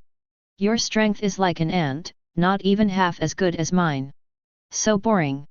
Yiyun's words were full of obvious contempt and disdain. He knew very well that for a conceited and arrogant person like Kid, physical trauma is far less profound than mental trauma. Only by completely crushing his pride, trampling everything he regards as life, and casting a shadow on his heart and dignity that will never dissipate, can he be dealt the most fatal blow. The fact is just as Yiyun thought. When Kid heard Yiyun call himself ants, the anger in his chest burst out like a volcano, and the uncontrolled emotions almost swallowed him. His blood vessels bulged all over his body, his veins were exposed, and under his clenched teeth, a trace of bright red slowly flowed along the corners of his mouth. This is not only a manifestation of pain, but also a vent of unwillingness and anger. Yiyun bent down slightly and stared down at Kid, his eyes seemed to be examining a toy that was about to collapse. Are you very dissatisfied? Faced with Yiyun's provocation, Kid's eyes did not retreat at all, and his fierce eyes shot directly at the other party, full of determination. Come on if you want to kill. Ha! Yiyun sneered contemptuously, as if he heard the most ridiculous joke in the world. Then I'll give you a chance to fight back. As soon as the voice fell, the terrifying pressure that enveloped Kid and made him unable to move disappeared instantly. Kid felt his body relax, as if he was reborn. Almost at the moment of regaining his freedom, he threw a heavy punch full of anger at Yiyun without hesitation. Shua! The air burst out with a sound of breaking wind due to this swift blow, and went straight to Yiyun's face. However, how could such a rough and thoughtless attack touch Yiyun at all? Pa! Yiyun easily caught Kid's waving fist, and pulled back, and Kid lost his center of gravity and flew into the air. Then, Yiyun raised his knee suddenly and hit Kid's abdomen accurately. The huge force made Kid curl up like a shrimp in an instant and arched his body in pain. Cough! Kid squeezed out a painful groan from his throat, and his body had not yet adjusted. Then Yiyun's fingers were like hooks, and he gouged out his left eye on the spot. Puff! The bright red blood splattered. Then, Yiyun followed up with a powerful kick, kicking Kid out like a rag doll. Bang! With a dull sound of hitting, Kid crashed heavily into a distant building like a kite with a broken string, stirring up a cloud of dust and scattering gravel. Swish! Boom boom! After the dust settled, Yiyun still stood proudly, his robe stained with a little blood. If you can't see the reality clearly, it's redundant to keep your eyes. Yiyun threw the bloody eyeball aside and shook off the blood stains on his hands indifferently. I'll gouge out one of your eyes as a punishment for your arrogant words. Chapter 34. The wound was so severe that the wound was still very severe. Ahem! Kid, who was pressed by countless rubble, had blood flowing out of his mouth. The eye that was dug out was closed tightly, and the blood was red all over half of his cheek. Several ribs in his chest were broken. The severe pain made it difficult for him to speak. But even so, his face was still filled with the expression of unwillingness to admit defeat. The only remaining eye stared at Yiyun, with unwillingness in his eyes, but more of it was boundless anger. He couldn't accept that his dream was shattered before it even set sail. As long as he was alive, he would not give up sailing, and as long as he was alive, he would not stop pursuing his dream in his heart. Any setbacks, anger, and hatred will become his strength and the cornerstone of his pursuit of his dream. He can die on the road to pursuing his dream, but he will never stop pursuing his dream. It seems that he felt the firm belief in Kid's eyes. Yiyun narrowed his eyes slightly, and thoughts emerged in his mind. Didn't it work? Did I underestimate him? Maybe I shouldn't just teach him a lesson. If it doesn't hurt him, I'll just kill him. Thinking so in his heart, Yiyun's eyes fell on a steel pipe on the ground. After bending down to pick it up, Yiyun spoke calmly. It seems that even such an injury is not a big deal to you, and it can't make you remember it. While speaking, Yiyun has slowly raised the steel pipe and made a throwing gesture. Wait, wait! Just when Yiyun was about to kill Kid, a hoarse voice suddenly came out. Kira staggered to Kid, stood in front of him, and knelt down to Yiyun in a mess. Plop! Faced with this sudden scene, Kid, who was embedded in the rubble, trembled violently, and a flash of surprise and confusion flashed in his eyes. He wanted to help Kira up and ask Kira what he was doing, but now he couldn't even speak. Yiyun, who saw Kira kneeling down, couldn't help but pause in his throwing action, and became very interested in Kira's behavior. Huh? Are you trying to plead for him? Without any extra nonsense, Kira knelt down deeply to Yiyun, with his forehead close to the ground. I'm sorry, it's all our fault. I beg you. I beg you. Let Kid go. I can give you my life. Please spare his life. When Kira said this, even Yiyun was slightly stunned. Although he had expected Kira to beg for mercy, when he actually begged for mercy and confessed that he was willing to exchange his life for another, it still aroused the complex emotions in Yiyun's heart. Maybe this is the deepest bond between men, right? Which man would not envy Kira? Like a voice from hell, Kid's eyes were red and he roared hoarsely. The broken ribs pierced his lungs. Blood kept flowing out of Kid's mouth and nose. Seeing his partner kneeling in such a humble manner just to beg for a chance to live for him, Kid felt as if his heart was crushed. It made him extremely sad and almost suffocated. Yiyun watched silently, and after a long while, he slowly said, Kuang. The voice just started. Yiyun and Ulquioricifer felt something almost at the same time, and suddenly looked in one direction. They saw an echo coming from a small alley a little further away. It was the sound of footsteps. Die! Die! Die! Die! Soon, a tall man with fluffy hair and an eye patch on his forehead came into the sight of Yiyun and others. With just one glance, Yiyun recognized the man's identity from his appearance. Admiral of the Navy Headquarters, Aokiji. How could he be here? Yiyun was surprised. And Fiona, who was standing next to him, was so shocked when she saw Aokiji appear. She blurted out subconsciously, Admiral of the Navy Headquarters. How could he be here? Kira, who was kneeling on the ground, raised his head in surprise after hearing Fiona's shout. But when he saw who was coming, he instantly became frightened, beads of sweat appeared on his forehead, and his voice trembled. Marine. Admiral. Aokiji walked slowly, his eyes looking at the surrounding environment and situation. His eyes swept over the seriously injured Kid and Kira kneeling on the ground.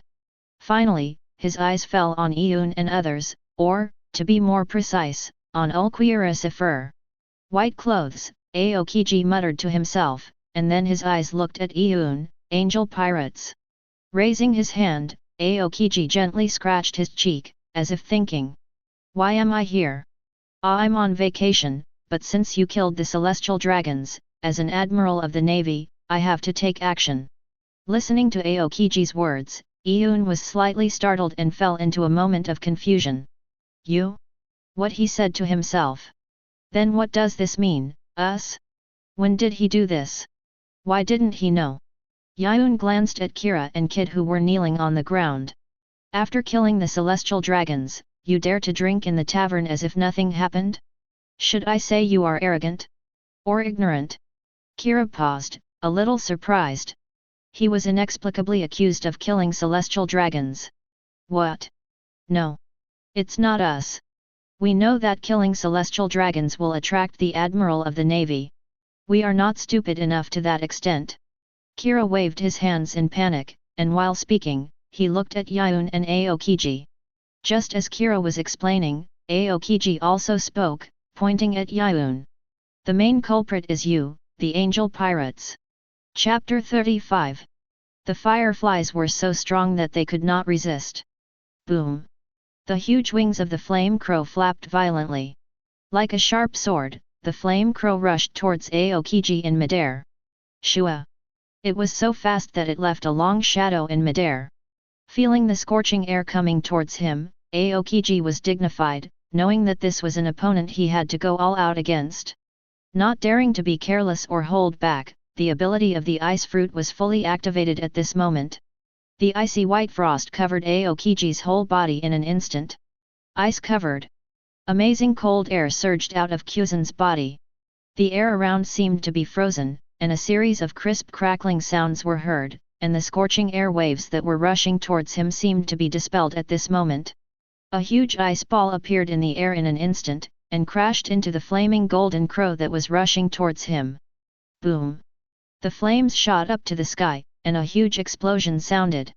The powerful impact shattered the doors and windows of the surrounding buildings, and the earth seemed to tremble with fear at this moment. Boom boom boom! With a slightly staggering step, Aokiji fell from the air, and he stood up again after only 2 steps back. The white frost covering his body actually melted a little, revealing his true body. He raised his hand and gently wiped his shoulders, and the melted white frost covered him again, and Aokiji exhaled a breath of cold air. Ha! Crack crack crack! An ice blade condensed from ice appeared in his hand in the blink of an eye. At the same moment, Yiyun's figure rushed over, with light golden flames lingering on his right hand. Yiyun suddenly clenched his fist and hit Aokiji's chest. Shua! The fist peak with flames attached made a sound of breaking wind. Although he was slightly at a disadvantage at this time, Aokiji, who had rich practical experience, was not panicked. He condensed the ice blade horizontally and blocked his chest. Bang! Crack! The ice blade broke into 2 pieces, but Yiyun's punch was successfully relieved by him. Without resisting the powerful inertia, Aokiji flew backwards, but his mind was particularly clear and thinking. Completely different, that flame is so hot. Qingji looked at the light golden flame attached to Yiyun's right hand and said to himself. Yiyun did not intend to stop there, and pursued after him with big strides. But at the moment when he rushed out, one of the broken ice blades of Qingji fell to the ground. In just a moment, several sharp ice spikes were pulled out from the ground and pierced Yiyun's throat. Bang! Faced with this sudden scene, Yiyun's pupils shrank slightly and quickly turned to the side. Shua! The sharp ice spikes scratched his neck, bringing out some bright red blood. This made Yiyun appear dazed for a moment. And in this moment, Qingji's flying figure had turned back and kicked Yiyun in the abdomen. Bang! Swish! Yiyun flew backwards like a kite with a broken string with the dull sound of the blow, and crashed heavily into the building behind him. Boom! Boom! Instantly, smoke and dust rose, and gravel flew everywhere. Without giving Yiyun a chance to breathe, Aokiji raised his hand, and ice condensed in front of his palm. But in the blink of an eye, there was already a prototype of a bird or beast. Boom! Suddenly, something unexpected happened again.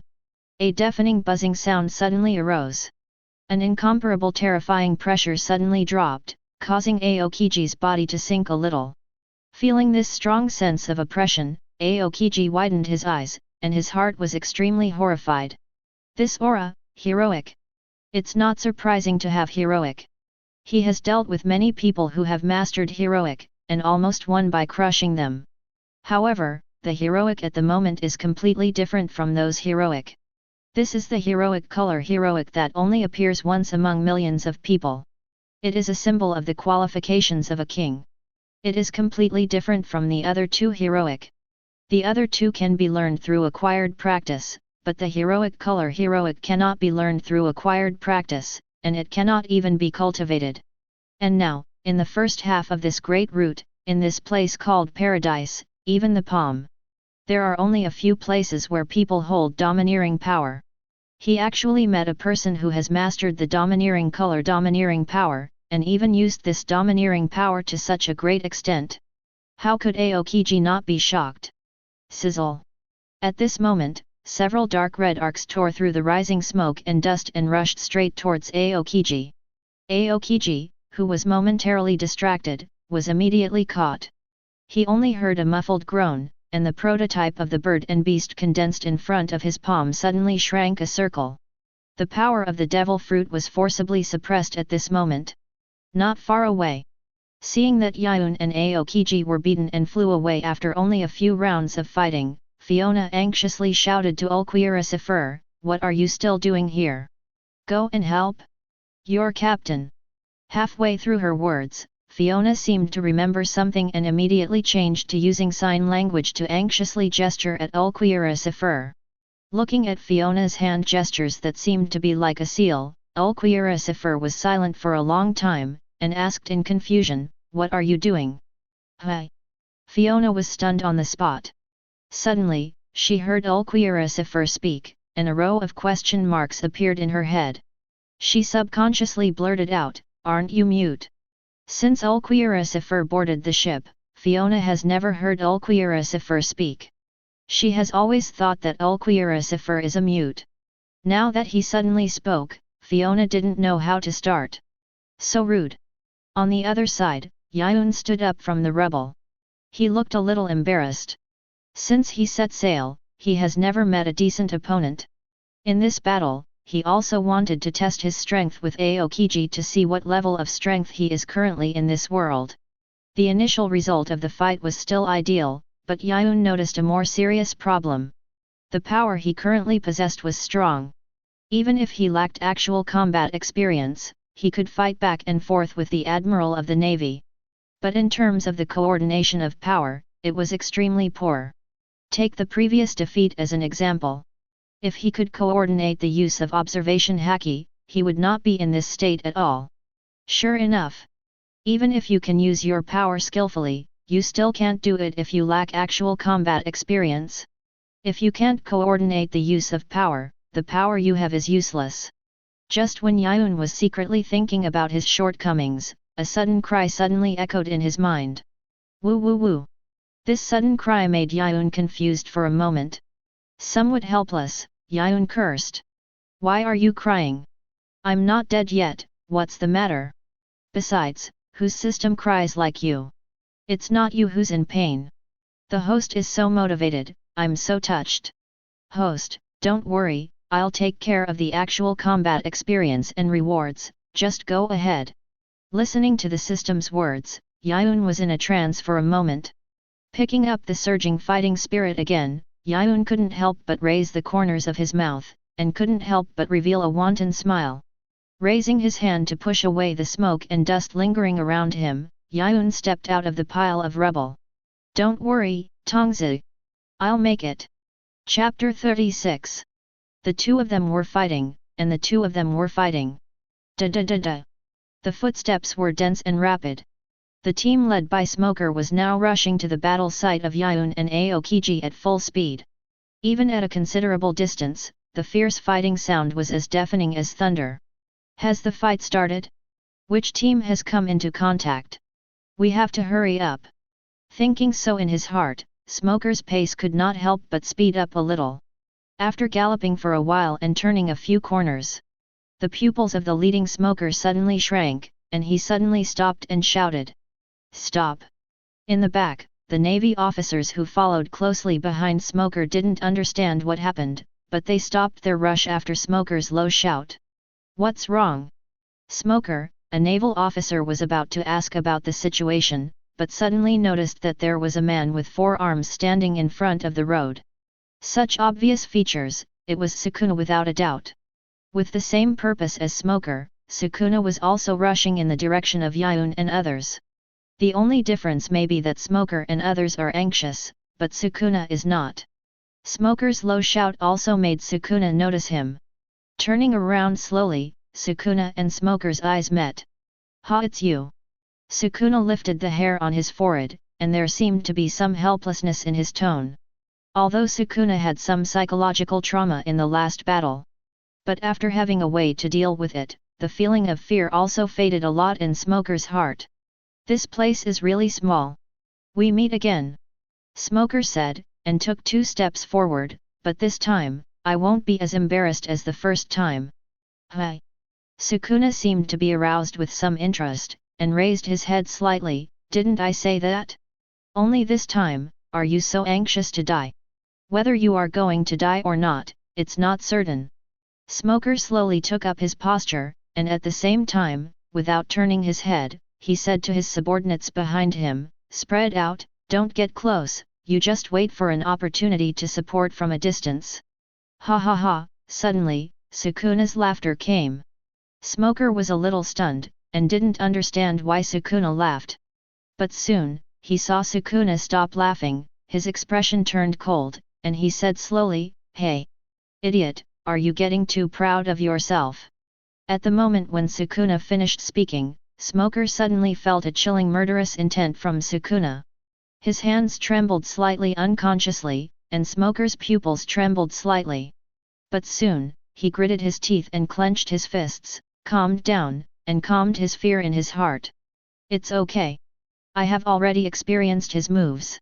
As long as I control the consumption, I can hold on for 3 minutes. I just need to catch him in these 3 minutes, and I can win." Thinking of this, Smoker turned his head and told his subordinates behind him, "This guy is very dangerous. If you get close, he will kill you if you are not careful. Don't get close. Just provide long-range support." "Understood." With Smoker's warning and instructions, a group of naval officers responded. Then next, "Just take him down." Smoker looked at Sukuna. And Sukuna just stood there, with his hands clasped in front of his chest and looked at him quietly. As if thinking of something interesting, as if thinking of something happy, Sukuna's mouth corners gradually rose, and the evil smile was hard to hide. Looking at Sukuna like this, a strong sense of uneasiness suddenly surged into Smoker's heart. "Can't wait." Almost at the moment when the thought came up, Smoker unfolded the fruit ability without hesitation, dragging a long white smoke and attacking Sukuna. Swoosh! Just as Smoker launched his attack, Sukuna laughed and spoke with a hideous smile. "Ha ha ha ha! Now, have you explained everything? What are your last words? Since you made me happy again, I'll show you what power is, you idiot." As he spoke, Sukuna slowly raised his hands, and the hideous and evil smile on his face did not diminish at all. "No matter what the plan is, it is just a joke in front of absolute power. Domain exhibition. Open." Ding! A sudden sound, like water drops falling on the lake, echoed in my mind. The smell of death. The strong smell of death that cannot be described in words. Smoker turned his head suddenly and shouted to his subordinates who had dispersed as he ordered and were waiting for support in the distance, "Run away." However, even if they started to run now, it was too late. Sukuna's last sentence, a low and indifferent voice, echoed. "Enchanted chef." Clang! Continuous space slashes flew in Sukuna's domain. It was like a sharp buzzing sound of space being torn apart, and it was like a scream of fear in the air. Smoker witnessed with his own eyes that the subordinates he led were cut into countless pieces by the invisible slashes in an instant, and even in the end, not even a residue was left. Even the surrounding buildings were not spared, and at the same time, they were instantly cut into powder by the countless invisible slashes. Shua! Buzz! With Sukuna as the center of the circle, everything within a radius of 100 meters was instantly wiped out from this world. Boom boom boom! Chapter 37. The battle did not affect Yiyun. When he used the domain, he had already calculated the distance and narrowed the scope of the domain to 100 meters. As the second round of battle with Aokiji started, Yiyun became more and more comfortable with the system's super-doubled experience. Aokiji fought with an ice blade condensed by ice, and Yiyun, who had no weapon at hand, picked up a steel pipe on the ground and covered its surface with armed color domineering enhancement to fight against Aokiji's ice blade. Boom! Boom! Boom! Bang! Boom boom boom! At this moment, Yiyun and Aokiji were fighting fiercely. Aokiji fought and retreated, seemingly at a disadvantage, but in fact, Yiyun did not get any advantage from him at all. In contrast, as time went by, it was difficult for Aokiji to gain an advantage from Yiyun. Is this guy, really? It's different. The initial stiffness and unfamiliarity disappeared. What kind of growth speed is this? Or was he just hiding his weakness at the beginning? Aokiji, who originally faced Yiyun's attack calmly, now had to concentrate and go all out.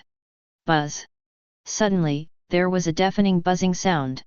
On the slightly bent steel pipe held in Yiyun's hand, a dark red arc was jumping. The domineering aura was wrapped around it. Ha ha ha! Yiyun's loud laughter came, and the steel pipe wrapped with the domineering aura was swung out with all his strength. Shua buzz! The dark red arc was like the dancing god of destruction, and all the buildings on the ground that it touched exploded and collapsed in an instant. And this was just the residual power generated by Yiyun's attack. The attack that truly contained all the power rushed towards Aokiji head-on.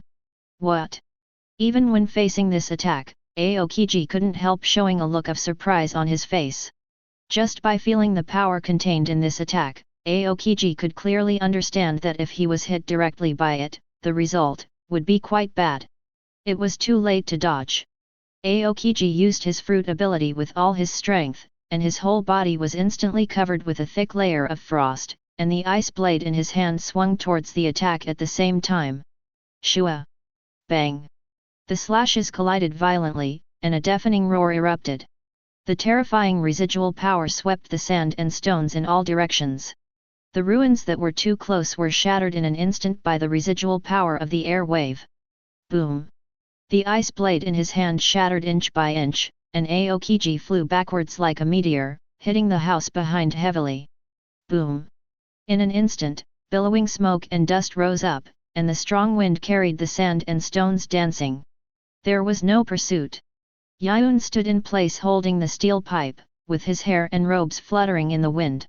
At this time, the excited and crazy smile on his face had not diminished at all, and he looked like a madman. Although Aokiji was knocked out by himself, Yiyun saw and felt that the opponent blocked this attack. It was precisely because of this that Yiyun's fighting spirit became even more surging and excited. To the point that even he himself was a little scared. Ha, this feeling is not good. Really? Really not good. Too excited, can't hold it back. With a thought in his mind, Yiyun's figure shook, and suddenly launched a charge at Aokiji again. Bang! Suddenly, a thick icicle pierced through the billowing smoke and rushed straight towards Yiyun. Yiyun did not dodge or evade, holding the steel pipe in his hand, waving it wildly like a sword. Swish! Swish! Swish! Swish! Although the steel pipe has no blade, it is in Yiyun's hand at this moment. Combined with the top sword skills given by the system, it is not lacking in sharpness. Before the rapidly rushing icicles were close to him, Yiyun had used the steel pipe to slash them into countless ice cubes. Until this battle, until this moment, Yiyun finally realized how boring the enemies he had encountered before and the battles they had caused were. He finally understood why there were battle maniacs obsessed with fighting in the world. Because this feeling was so fascinating. This feeling of being evenly matched, this feeling of showing off, the opponent also showing off, each move was fierce, each move was counterproductive. The feeling is really great. Take the game for example. Before, Yiyun had encountered opponents who were far behind him in terms of level and rank. He was defeated in seconds. This might give him some pleasure of being ravaged at first, but over time, he got tired of it. But now, he has encountered an evenly matched opponent. He made an incredible move, and the opponent followed up and minimized the damage. If it were a game, he would definitely be in the red heat, thinking that the opponent was cheating. But what if the skill was CD-free, mana-free, and could perform incredible moves continuously and infinitely, showing off like crazy?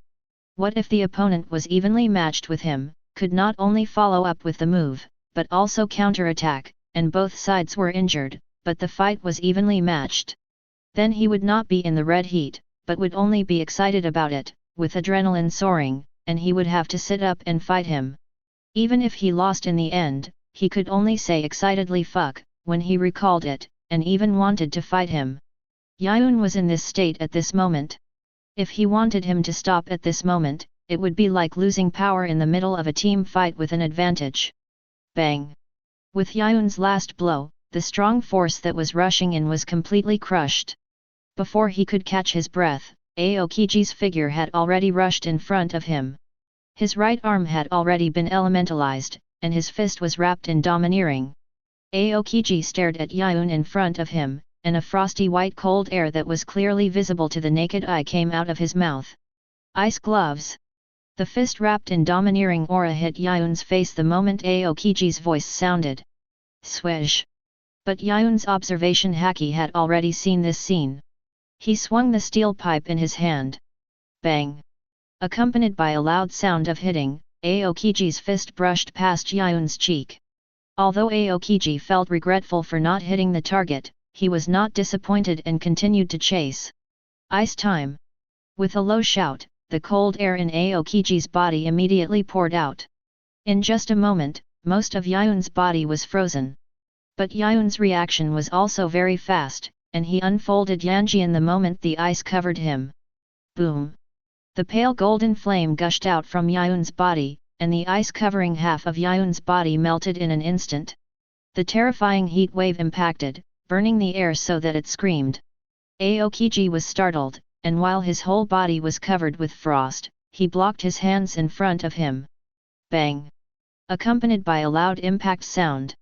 Aokiji took advantage of the power of Yiyun's pale golden flame and flew backwards. There were bursts of burning pain in his forearms. Even with the protection of frost and even if he retreated in time, Aokiji was still burned by Yiyun's flame at such a close distance. Feeling the heat brought by the flame, Aokiji's face was full of surprise. Even if it was the product of the sun's true fire after being reduced, it was still too hot for Aokiji. His coldness could not suppress it at all, even if he had tried his best. This time, Yiyun did not choose to stop, but suddenly jumped up and chased after Aokiji who was flying backwards. Swoosh! The pale golden flames rising around him had not yet receded, and Yiyun left a long golden shadow behind. Seeing this scene, Aokiji raised his right hand violently. Ice wall! Instantly, a 3-meter thick ice wall rose from the ground in front of Yiyun. Boom! The huge ice wall, more than 10 meters high, blocked Yiyun's way forward. However, even though Aokiji blocked and blocked, Yiyun had no intention of taking a detour. He jumped up with force. Bang! Under the huge explosive force, the ground suddenly collapsed. Yiyun came to the ice wall, with a light golden flame condensing and circling in his palm. Open, for me! Accompanied by Yiyun's low shout, a palm condensing and circling with golden flames suddenly slapped on the ice wall. Boom! The ice wall was burned red in an instant, but in just a few seconds, the 3-meter thick ice wall had been melted and pierced. The blazing light golden flame pierced through the entire ice wall like a pillar and gushed out. Boom! Aokiji was horrified. Are you kidding me? Before Aokiji could catch his breath, Yiyun raised the steel pipe in his hand, and the extremely powerful domineering aura was wrapped around it again. He used all his strength to hit Aokiji without reservation. Boom! At this moment, Aokiji only felt a sense of oppression as if the sky was falling. He wanted to dodge, but now he was in midair and could not dodge. There was no time to dodge. He had no choice but to bite the bullet, grit his teeth, and face the attack. Bang! With Aokiji's unyielding resistance, the attacks of both sides collided. In just a moment, Aokiji was entangled by Yiyun's domineering color, and was knocked to the ground with one blow. He collided violently with the ground and coughed up a mouthful of blood. Bang! Cough! The huge roar resounded throughout the island, causing the island to tremble slightly. The visible residual air waves carried sand and stones in all directions. Boom boom boom! Located a little further away. Facing the aftermath and impact of the battle between Aokiji and Yiyun, Fiona even found it so difficult to resist. Driven by the terrifying residual air waves, she retreated several steps. At this moment, she had no other expression on her face except for the look of horror. This is the Admiral of the Navy. Is that guy a monster? He could actually knock the Admiral of the Navy to the ground. No one could understand. What a powerful visual impact the battle between Yiyun and Aokiji brought to her. Fiona's pupils trembled violently like an earthquake, and her body was trembling because of the breath revealed by the battle between Yiyun and Aokiji. On the other hand, Ulquiorra. Even though the impact of the residual power wave was strong, it was nothing to him. His body still stood proudly in the same place, watching the battle between Yiyun and Aokiji calmly. On the other side, Kid and Killer, who were lucky enough to witness this scene, only felt a chill from the heels to the top of the head. It was at this moment that they finally understood what kind of terrifying existence they had just provoked. Even if there were 10 of them, they would not be able to compete with one of the most powerful admirals in the Navy headquarters. Crazy! Crazy! Kid's voice was hoarse and trembling. Off the coast of Cressa, 3 huge warships with naval flags flying high were heading towards the town of Cressa at full speed. Die! Die! Die! Hwalala! The Admiral of the Navy headquarters, Kizaru, wearing a white navy coat and yellow and white striped clothes, strode out of the cabin and headed towards the bow. The coat behind him rustled with the sea breeze. Kizaru raised his hand and tried to call the naval contact and contact person on the island. Moshi Moshi, I'm Kizaru. Moshi Moshi. However, Kizaru didn't get any response from the other end of the phone. Kizaru's upper lip curled up slightly, revealing a somewhat strange expression. It's really strange? No one responded? Moshi Moshi. Moshi Moshi, can you hear me? I'm Kizaru. It's really strange. Even as strong as Aokiji, it is difficult to withstand the huge damage caused by the domineering color entanglement. After withstanding Yiyun's domineering color entanglement, Aokiji felt that his whole body was about to fall apart, and the pain was unbearable. Although he had the support of the powerful natural devil fruit power, he couldn't suppress Yiyun's Yanjian. So that in the next response to Yiyun's stormy pursuit, he could only passively defend, facing crises several times, and looked extremely embarrassed. Clang! Abrupt! The sound of a blade being unsheathed came from Fiona's side.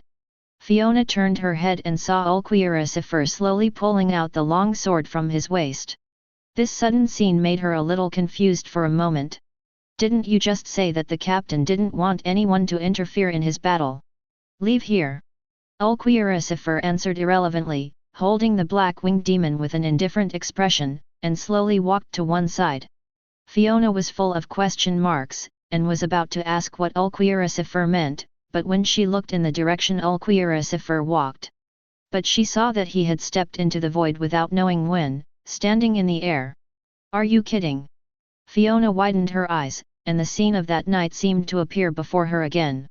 Ulquiorra turned his head slightly and looked back at Fiona, his voice cold. I can't be sure if you will die from the spiritual pressure I accidentally revealed. Chapter 38. The moment Ulquiorra finished speaking, a shining golden star suddenly rose in the distant sky. It was more dazzling than the sun, making the sky and the earth seem to become dim, and the world was reflected in a pale golden glow. Looking at this sudden scene, Fiona was stunned in place, her brain fell into a brief blank, and her eyes were only the golden star shining in the sky. What is this? Time went back to a moment ago. Bang! The roar of artillery fire, the gushing of smoke, and the bursting of fire. A cannonball was fired from the barrel of a navy warship, shooting towards the island town. Swish! The passing of the cannonball caused a whistling sound. But on this rapidly flying cannonball, a tall middle-aged man stood on it, and quickly approached the island town as the cannonball flew. And he was the admiral dispatched by the Navy headquarters, Kizaru. He stood on the flying cannonball, with his hands in his pockets, the navy coat behind him fluttering in the wind, and his face was full of calmness. The wind was whistling in his ears, mixed with the roar of fierce fighting from the town. At this moment, a figure suddenly appeared at the end of Kizaru's sight. The man was wearing a white suit, holding a sword in his hand, standing in the void, blocking his path impartially, exuding an extremely dangerous aura.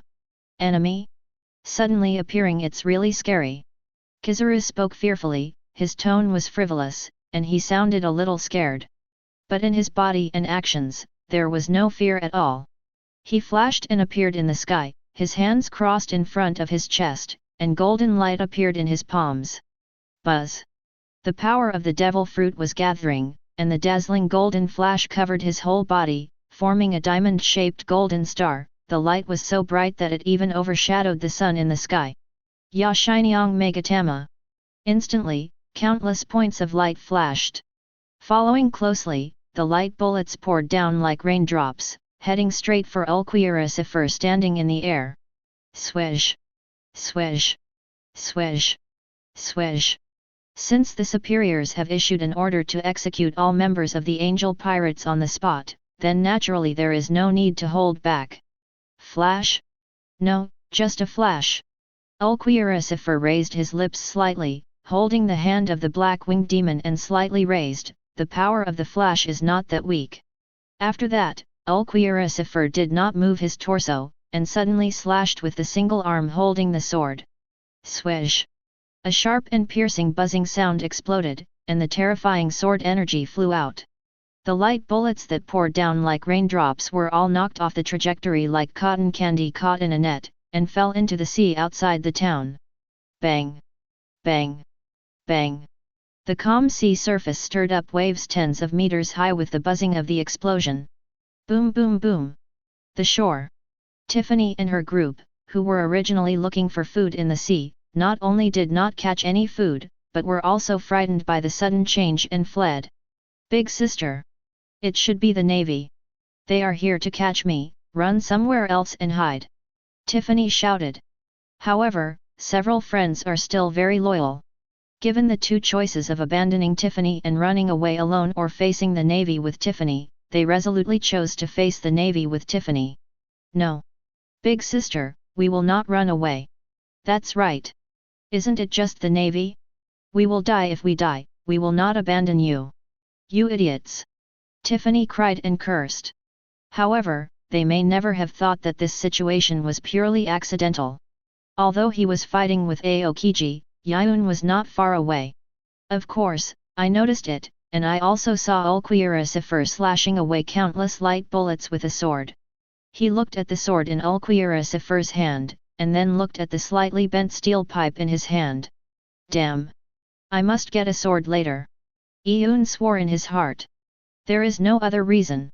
Just because holding a sword looks cool. In mid-air, looking at himself. His attack was so easily blocked by the opponent. As a Navy admiral, Kizaru couldn't help showing some surprise on his face. Really? However, this little setback was obviously not enough to hit an admiral. After a moment of astonishment, Kizaru adjusted himself back to his state, with his hands spread out in front of his abdomen, with golden light brewing. Yada mirror! Swish! A beam of light shot out, forming a light track through the refraction and rebound of the sea, land, buildings, and other objects. Kizaru's figure also shuttled through it, and appeared in front of Ulquioricifer in a short moment. Hey! Have you been kicked at the speed of light? A dazzling golden light condensed on his right leg, and Kizaru raised his leg and kicked Ulquioricifer's head at an incredible speed. Shua! However, just when Kizaru's kick was about to hit, Ulquioricifer's figure suddenly disappeared from the spot. Bang! Even though the kick missed, the impact of its power left a pit of medium depth and cracks on the ground. Somewhat surprised, Kizaru turned his head and looked at his side. But he saw that Ulquiorra had been standing there without knowing when, slightly tilting his head, looking at him calmly with his indifferent eyes. "Have you ever seen the real Flash?" Ulquiorra raised his hand, and there was emerald green light condensing at his fingertips. The terrifying breath as majestic as the sea descended in an instant, covering Kizaru and even the entire town. Rumble. Kizaru's pupils shrank slightly, his nerves tightened in an instant, and his intuition was also frantically warning. "Avoid. Must avoid. Otherwise, you may die." The whole body was shining with golden light at this moment. Kizaru rarely showed his loss of composure. He had met so many strong men and experienced so many battles. Today was the first time for him to smell such a dangerous breath and feel such close death. It was also at this moment that the virtual flash was condensed at the fingertips of Ulquiorra. Bang! With a loud bang, the emerald green light beam shot out, traversing the void, destroying everything it touched along the way, until the flash reached the end and touched the sea surface many meters away. A huge white mushroom cloud immediately rose above the sea, and the white air waves visible to the naked eye spread rapidly in all directions. A deafening roar followed. Boom! The sea set off a huge wave of 100 meters high at this moment. The earth seemed to be shaking violently in fear because of the terrifying power of Ulquiorra's attack. Boom boom boom! Chapter 39. Pamela Anderson, this will take your breath away. Her beauty. The battle was over, and the soldiers were trembling. Sand rustles. Dust fell, and gravel rolled. Aokiji, one of the admirals of the Navy headquarters, was defeated. Half of his body was buried under the gravel, blood was flowing from his mouth, and blood was also flowing from his head. His original clothes were already tattered, with holes burned by flames everywhere, and there were many obvious burns on his skin. His breath was weak and he fell into a coma. Beside his unconscious body, Yiyun, who was also a little embarrassed, stood, with blood stains all over his tattered clothes and many bleeding wounds on his body. Crouching down, Yiyun pushed away the rubble that was pressing on Aokiji, helped him up, and sat down against the wall. Yiyun had never thought that he would do such a boring thing one day. Yiyun didn't know whether it was out of mutual respect between strong men. He just felt that as a strong man, it would be too cheap to show off in such a posture, so he did it. Maybe it was a superfluous move, but it didn't matter. Pa! Yiyun took a few steps back and sat on the ground. From time to time, there was a deafening roar behind him. It was the battle between Ulquiorra and Kizaru, but Yiyun didn't care at all at this time. He sat opposite Aokiji, and the corners of his mouth couldn't help but rise. It was not a mockery, but a real joy from the bottom of his heart. Yiyun laughed softly and became talkative as he rarely did. "I never thought that real fighting would be so enjoyable. It's a bit embarrassing. To be honest, I used to think fighting was so painful, and it was more comfortable to lie down and fight, but today, you gave me a new understanding of fighting." For some reason, Yiyun actually had some regrets that only appeared in martial arts novels at this moment, and felt that his victory this time was somewhat unfair. Aokiji's ice attributability was completely suppressed by the sun's true fire. It is no exaggeration to say that the moment he used the sun's true fire, he had already established the victory of this battle. Its power was too strong. Not to mention Aokiji, no one in the whole world could stop the sun's true fire. It was also at this time that the fierce fighting sound behind Yiyun stopped. Ulquiorra returned to Yiyun's side, and the black-winged demon in his hand also returned to the sheath at this moment. "Ding! Dead?" Yiyun asked softly without raising his head. "Still alive?" Ulquiorra answered calmly. "Really?" Yiyun raised his head slightly, as if he was a little emotional. "This is good." Supporting his body, Yiyun slowly stood up. Perhaps because the battle was over and the adrenaline had dropped, Yiyun only felt a little sore and tired all over. But his spirit was happy. "Have a good rest, and look forward to our next meeting." Yiyun glanced at the unconscious Aokiji, then turned around and walked back to the direction of his ship. "Gana." Ulquioricifer glanced at Aokiji, said nothing, turned around and followed Yiyun's pace. By the way, where is Sukuna? I haven't seen him for a long time. It's not like him not to come and join in the fun when there's so much noise. Hey! Sukuna! That's enough.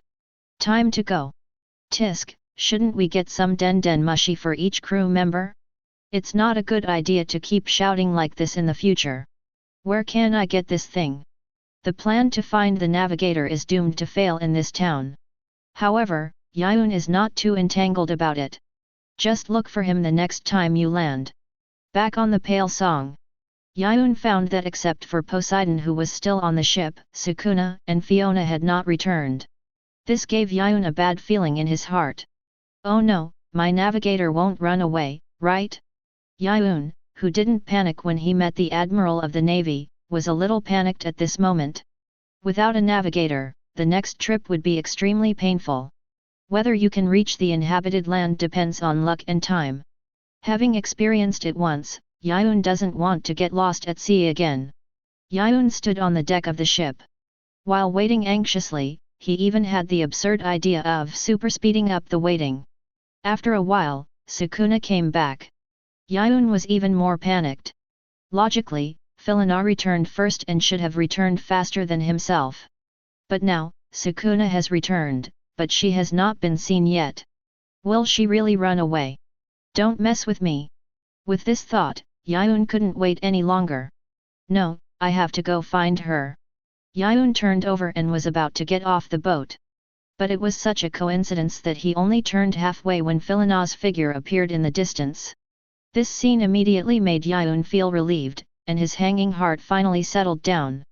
He even waved and shouted enthusiastically, feeling a little happy that Philina could return.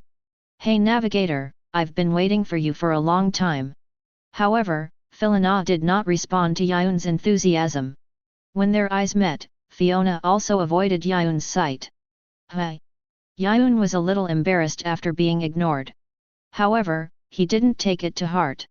Because no matter what, as long as she came back, as long as she could do things for him, as long as his ship would not be lost at sea, it would be fine. Reaching out his hand, Yiyun pulled Fiona onto the boat. Thank you. Fiona lowered her head and thanked Yiyun. This sudden change of attitude made Yiyun stunned for a moment. Before he could recover from this thank you, he heard Fiona say, I'll go back to my room first. Then, Fiona walked towards the cabin. And Yiyun also spoke at this time, in a low voice, wait. You were possessed? Who are you? Where did you hide my navigator? Fiona turned her head with a question mark on her face, completely not understanding what Yiyun was saying. What are you talking about? Haha, just a joke, just a joke. Yiyun smiled again and waved his hand. Fiona frowned at Yiyun and hesitated for a moment before returning to the cabin. Looking at Fiona's back, Yiyun's smile gradually faded. He stroked his chin and narrowed his eyes in thought. Strange, inconsistent. In the past, Fiona gave Yiyun a feeling of alienation and distance, and sometimes a little preaching. But just now, Fiona gave Yiyun a feeling of deliberately approaching, trying to get closer, but keeping a certain distance. If this situation appeared alone, it would be fine, but when the two appeared together, there would be a very obvious inconsistency. Combined with the fact that she was the first to return, but the last to return. Something must have happened in between. Thinking about it, Yiyun's face reappeared with a smile. Everyone is here, let's set sail. He looked towards the land and the direction of the town. Whether Fiona was slightly abnormal or whether something happened in between. It didn't matter to Yiyun. As long as her knowledge of navigation could be used by herself before finding a replacement navigator, as long as she could prevent her ship from getting lost at sea. That was enough. Chapter 40. The sails were blown down, and the sea breeze swelled them, revealing a huge skull angel pattern. The pirate flag hanging high on the top of the mast fluttered in the wind. The Pale Song slowly sailed towards the sea driven by the wind. Turning around, Yiyun no longer stayed and returned to the cabin. Hey, a familiar voice came from a distance, loud and long. On the deck, Yiyun, Sukuna, and Ulquioricifer all turned their heads after hearing the shout. On the coast a little further away, 4 figures were running towards this direction. Yiyun was naturally familiar with these 4 figures.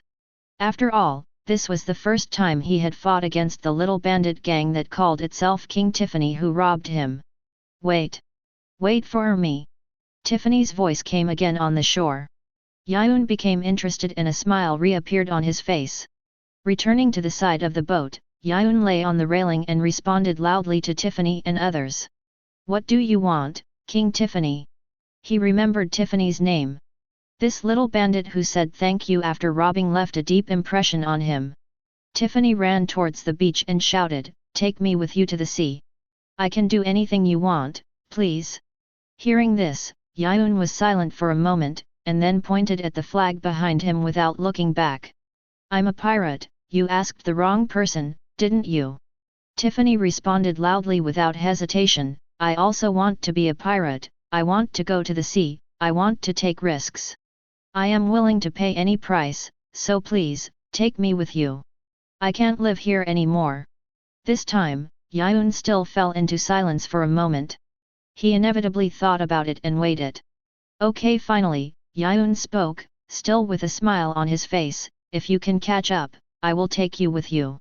As for whether to take Tiffany with him, Yiyun neither thought about it nor didn't want to, and he was in a state of not caring about anything. But if he had to say it, he still had some sympathy. There are 2 points. The first is that he has a good impression of Tiffany, and the second is that after experiencing a hearty battle, he is in a good mood now. But if he agreed to it, it would be too casual. If she changed her mind and didn't want to be a pirate anymore and wanted to get off the ship, could he kill her instead of letting her get off? His ship was not one that he could get on and off as he pleased. At the very least, he had to test her will. It was almost impossible to catch up with a sailing ship.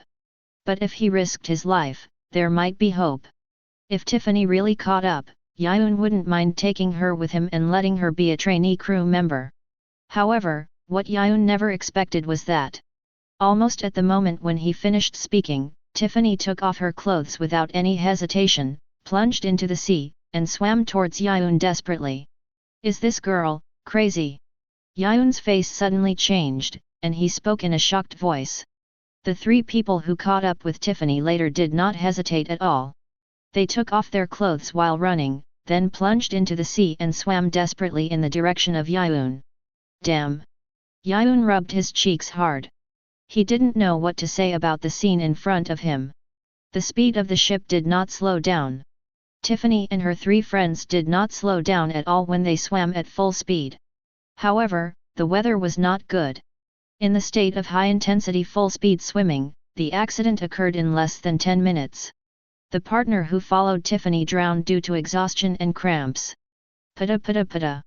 He slapped the water in panic, his body rose and fell, and he drank several mouthfuls of water in succession. The sudden change made Tiffany, who was swimming in front and would look back from time to time to check on her partner, stop. "Jeremy!" Tiffany shouted worriedly, and subconsciously wanted to swim back. But thinking of the target she was chasing, she subconsciously stopped. At this time, the other 2 companions beside Jeremy supported him up, and shouted to Tiffany, "Sister! Boss, don't worry about us, just swim faster. Big sister, swim faster, we are weak and can't catch up, you still have hope. Go, big sister. Otherwise it will be too late."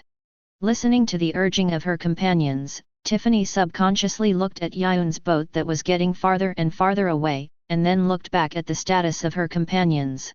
If she chased now, there was still hope to catch up. But if that's the case, what should her companions do? They were weak and so far away from the coast, it was difficult to swim back safely, not to mention carrying a burden. If they didn't care, they might even drown. For a moment, Tiffany was in a dilemma.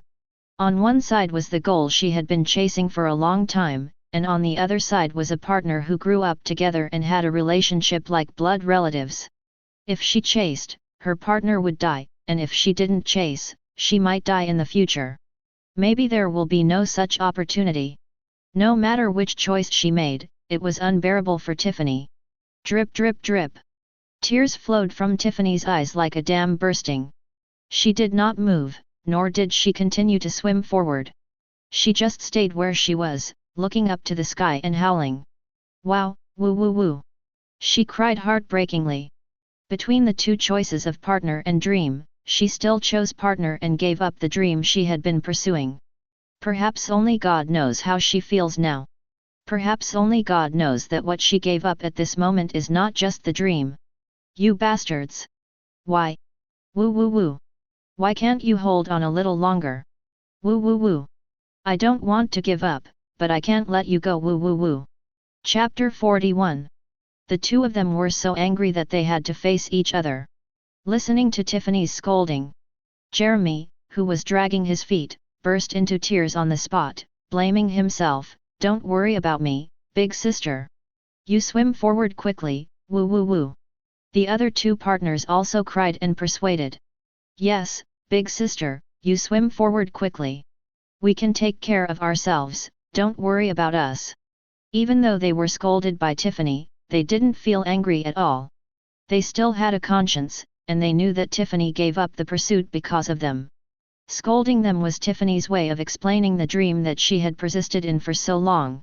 Giving up the chase was her explanation to the companions who had always been by her side, who had saved her and been saved by her. No matter how her companions persuaded her, Tiffany never swam forward or responded. She just cried sadly on the spot. A little further away, Yiyun, who was on the deck of the Pale Song, was also moved by this. The heart-wrenching cry had too much power to render and penetrate. So much so that Yiyun couldn't help but feel a sense of sadness in his heart after hearing it. Throw a life buoy down. Although they can't get on the ship, at least let them go back alive. Yiyun closed his eyes, slowly explained, and turned back to the cabin. Back in his room, Yiyun sat on the bed to calm down, and then slowly said, System, Nirvana. Okay. Ding. Nirvana will begin in 29 minutes and 59 seconds, and the host will fall into a deep sleep. Please be prepared. 48 hours? Just take it as a good rest after a fierce battle. Yiyun got up and went to the bathroom, intending to take a good bath. However, while Yiyun was taking a bath, the system's whispers would pop up in his mind from time to time. Host, can you draw one? Host, can you draw one? Excluding the previous credit, there are almost 3,000 world points, which are too much to use up. I have never been so rich, can you draw one? Just one? What do you want to draw? What do you want to draw? Yiyun asked loudly. But after a moment of silence, he hesitated and asked back, then come one. Come on. I can't wait any longer, tell me, host, what do you want? Let me make it clear first, don't mess with me. Yiyun said seriously.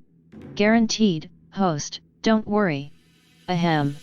Yiyun coughed twice and slowly said, let's have. Albedo. Not intending to describe the appearance and image, Yiyun directly said the name. The system prompt sounded in Yiyun's mind. Ding. Congratulations to the host, you have drawn the dispatched character, Naruto World Uchiha Madara. Ding. Congratulations to the host, you will get part of the power of the dispatched character, Naruto World Uchiha Madara.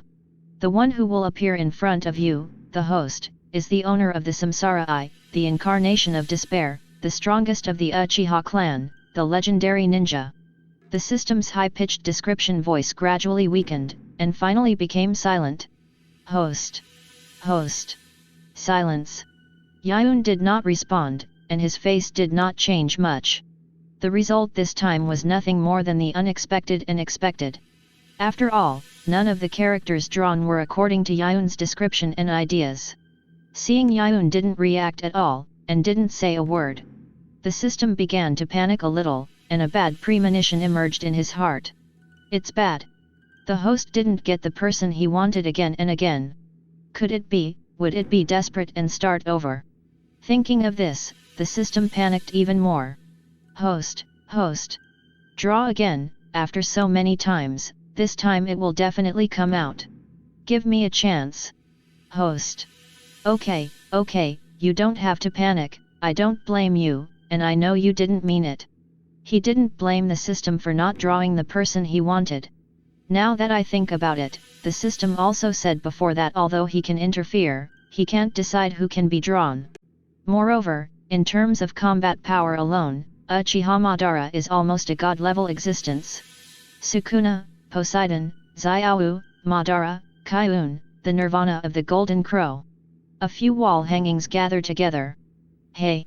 If someone unlucky comes and gets into trouble again, you are damn lucky. There are still many world points, host.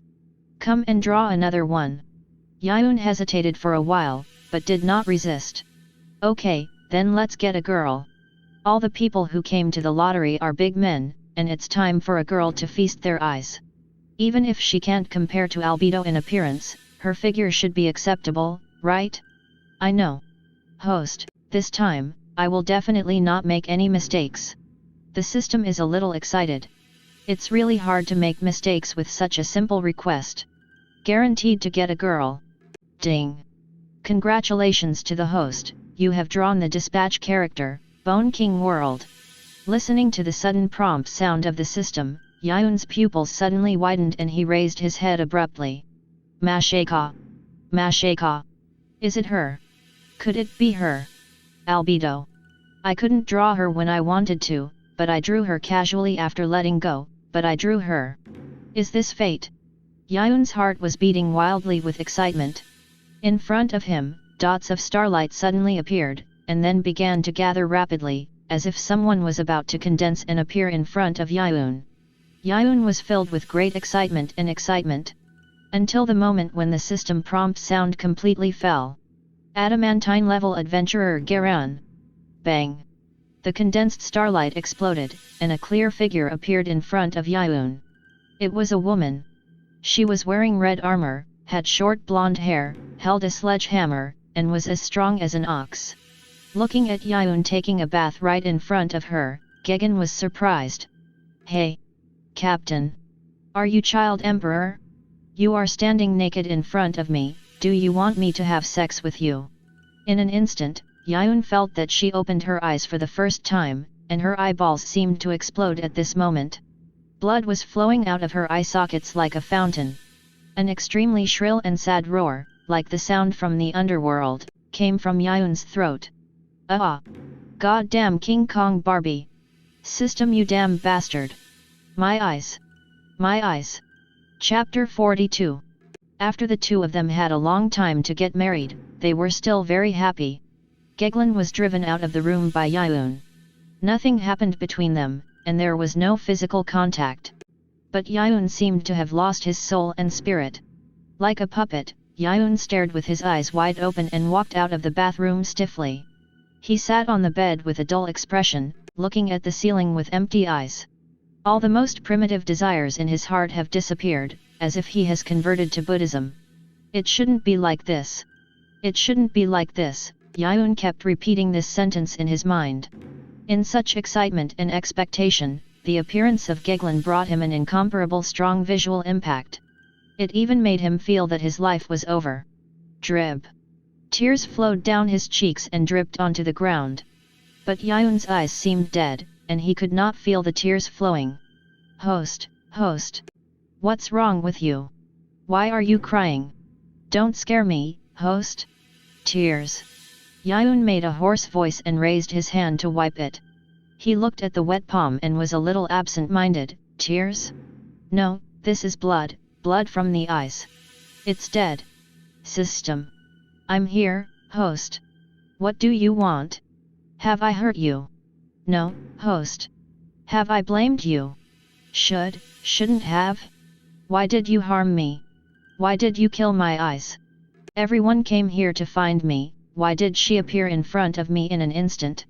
Yiyun looked at his trembling hands, his pupils trembling violently like an earthquake. For a moment, he even wanted to gouge out his eyes. Host, don't do this, I'm scared. Scared? Yiyun raised his head, then do you know how scared I was just now? Do you know how much damage her words caused to my young heart? Suddenly, it was also the moment when Yiyun said this. In his mind, the scenes in the bathroom just now emerged uncontrollably. As if he had been hit hard again, Yiyun lay down on the bed directly, all thoughts in his mind disappeared, and only one sentence kept echoing in his mind. 3, 2, 1. Jump. Don't be discouraged, host. You can still draw again on credit, believe me. Hee, no. Yiyun smiled dully. Understood. Here comes a non-ugly one. System, can you materialize? Come on, come out and let me stab you twice. Ding. Congratulations to the host, you have extracted the dispatched character, One Punch World Tornado. Ding. Congratulations to the host, you will get part of the power of the dispatched character, One Punch World Tornado. Dong. Dong. At this time, the door of Yiyun's room was knocked. The cold voice of Ulquioricifer came from outside. Captain, she's chasing us again. Yiyun was startled, and his empty eyes seemed to have regained some clarity at this moment, and Tiffany's figure also appeared in his mind. Does she want to die? Yiyun blurted out after sitting up from the bed. How long has it been? Is she still chasing? Still swimming? You know, this is not a swimming pool, but the sea. Swimming in a swimming pool for such a long time may not be a big deal, after all, the water in the swimming pool is still. But this is in the sea water is flowing, and there are waves on the sea surface. It is completely different from the swimming pool. Picking up the coat placed beside him and putting it on, Yiyun strode out of the room and walked towards the deck. At the same time, it was quite far away from the Pale Song, about a few nautical miles on the sea. Tiffany didn't even raise her head, just swam forward with all her strength. Even though she knew that she couldn't catch up at such a long distance, she still swam forward without stopping for a moment. Time went back to 10 minutes ago. A life buoy suddenly fell beside Tiffany, who was crying loudly. The moment she saw the life buoy, Tiffany understood that this was the guarantee they gave her group to return safely. However, Tiffany did not return, but threw the life buoy to Jeremy and the other two. She raised her hand to wipe away her tears, as if wiping away the weakness in her heart as well, and a firm look reappeared on her face. Love. She was about to say something. But Jeremy and the other two seemed to have seen through Tiffany's mind, and said in unison, "We will go back, just do what you want." Big sister. Yes. Big sister, we don't want to be a burden to you forever. Hearing this, Tiffany almost cried again. But she still held back and promised very seriously. If I really catch up, I will come back. I will not abandon you, definitely not. If I don't come back, it means I didn't catch up, you have to live well. As soon as Tiffany said this, Jeremy and the other two almost cried again. They have been with Tiffany all the time, and they know Tiffany so well. How can they not understand Tiffany's determination at this moment? Time goes back to the present. Yiyun returned to the deck of the ship again. From a distance, he saw Tiffany's figure swimming towards them desperately. It was also at this moment that Yiyun clearly saw Tiffany's determination to not stop chasing even if she died on the road. No need to say more at this time. Whether or not the ship can be caught up, the test of determination is irrelevant. In Yiyun's eyes, Tiffany is now a member of the Angel Pirates. Poseidon. Yiyun spoke slowly, watching Tiffany swimming hard on the sea. In the cabin, Poseidon, who closed his eyes to rest, slowly opened his eyes at this moment. Bang! Then, a huge column of water rose from the sky where Tiffany was, wrapped her whole body, and rushed straight to the Pale Song. Rumble! And Tiffany, who had no idea of the situation, only felt that she didn't know why she suddenly sank into the sea, and the suffocation of drowning enveloped her. She couldn't struggle, and couldn't struggle. However, she didn't feel panic because of this. On the contrary, she was more calm and relieved to accept the reality in her heart. So, is it because I can't swim anymore? Or I still can't catch up? Well, but, isn't this natural? The past memories flashed through Tiffany's mind like a revolving lantern. It made her feel nostalgic. However, before these scenes could be fully displayed, they were interrupted by a force. Bang! As the water column fell, she was brought to Yiyun's ship and landed on the deck of the Pale Song. The feeling of suffocation disappeared instantly. Tiffany, who choked on a few mouthfuls of water, coughed violently and breathed in the air eagerly. Cough cough cough. In front of her was a completely unfamiliar environment. After taking a breath, she looked around blankly, her lips trembling and whispering, This is... Voila! Before Tiffany finished speaking, Yiyun pulled off his coat. He came to Tiffany, who hadn't reacted to what happened yet, and wrapped the coat around her cold body. Feeling the warmth of the coat, Tiffany was stunned and looked up subconsciously. But she saw a familiar face with a smile. Yiyun looked at Tiffany for a long time. Then he turned his head and looked at the crew behind him. Now, let's welcome our new member. Chapter 43. As the sleeping time approached, Yiyun's body fell into a state of increasing fatigue. Tiffany did not forget her friends. After learning that she was successfully accepted by Yiyun as a crew member, she immediately knelt down and begged Yiyun to accept her 3 friends. Yiyun did not refuse and agreed to Tiffany's request. And once again asked Poseidon to take the 3 people back to the ship from the relatively distant sea. After reuniting with her friends, the big stone that had been hanging in Tiffany's heart was finally put down. The complex emotions of panic, fear, gratitude, joy, etc. in her heart surged out, making her cry again. I'm about to fall asleep. Looking at the crying Tiffany, Yiyun's voice was full of fatigue. No matter what happens in the future, you can find him. Yiyun pointed to Ulquioricifer and introduced him to Tiffany. His name is Ulquioricifer. Tiffany's crying gradually stopped after noticing the fatigue on Yiyun's face and in his tone, and she listened carefully. But Yiyun had nothing else to explain to Tiffany at this time. Standing up, Yiyun looked at Sukuna, don't hurt them. Then he looked at Ulquioricifer. During the time I sleep, this place is left to you. Ulquioricifer nodded slightly with the same unchanging, cold face and responded softly. Yet, dragging his tired body, Yiyun returned to the cabin and returned to his room. No wonder Aizen likes to entrust some important things and tasks to Ulquiorra, it's really reassuring. 48 hours, 2 days. Not long, not short. In the 2 days since joining the Angel Pirates, Tiffany was extremely uneasy. For 2 reasons. The first was that when she hesitated to board the ship at the beginning, she was too anxious and frightened, so she didn't remember that she had robbed her captain. Now, Captain Yiyun fell into a deep sleep again, and he didn't mention this matter at all, and he didn't know what kind of punishment he would face. The fear of the unknown made Tiffany sleep and eat uneasy. The second was that Tiffany found that she and her friends were like transparent useless people on this ship, with nothing to do and no idea what to do. This made Tiffany feel panicky, thinking that she couldn't do anything, so why should she stay on the ship? It also made her feel urgent that if she didn't do something quickly, she would be abandoned. She had also gone to Ulquioricifer and asked him what she needed to do. But what she got was Ulquioricifer's calm answer, you don't need to do anything, just stay here until the captain wakes up. Having said that, Tiffany's uneasy heart was not soothed by Ulquioricifer's words. So, she took her 3 friends and started cleaning the ship inside and out. Climbing onto the angel sculpture on the bow, Tiffany wiped it almost from head to toe, and it took a lot of effort to wipe it shiny.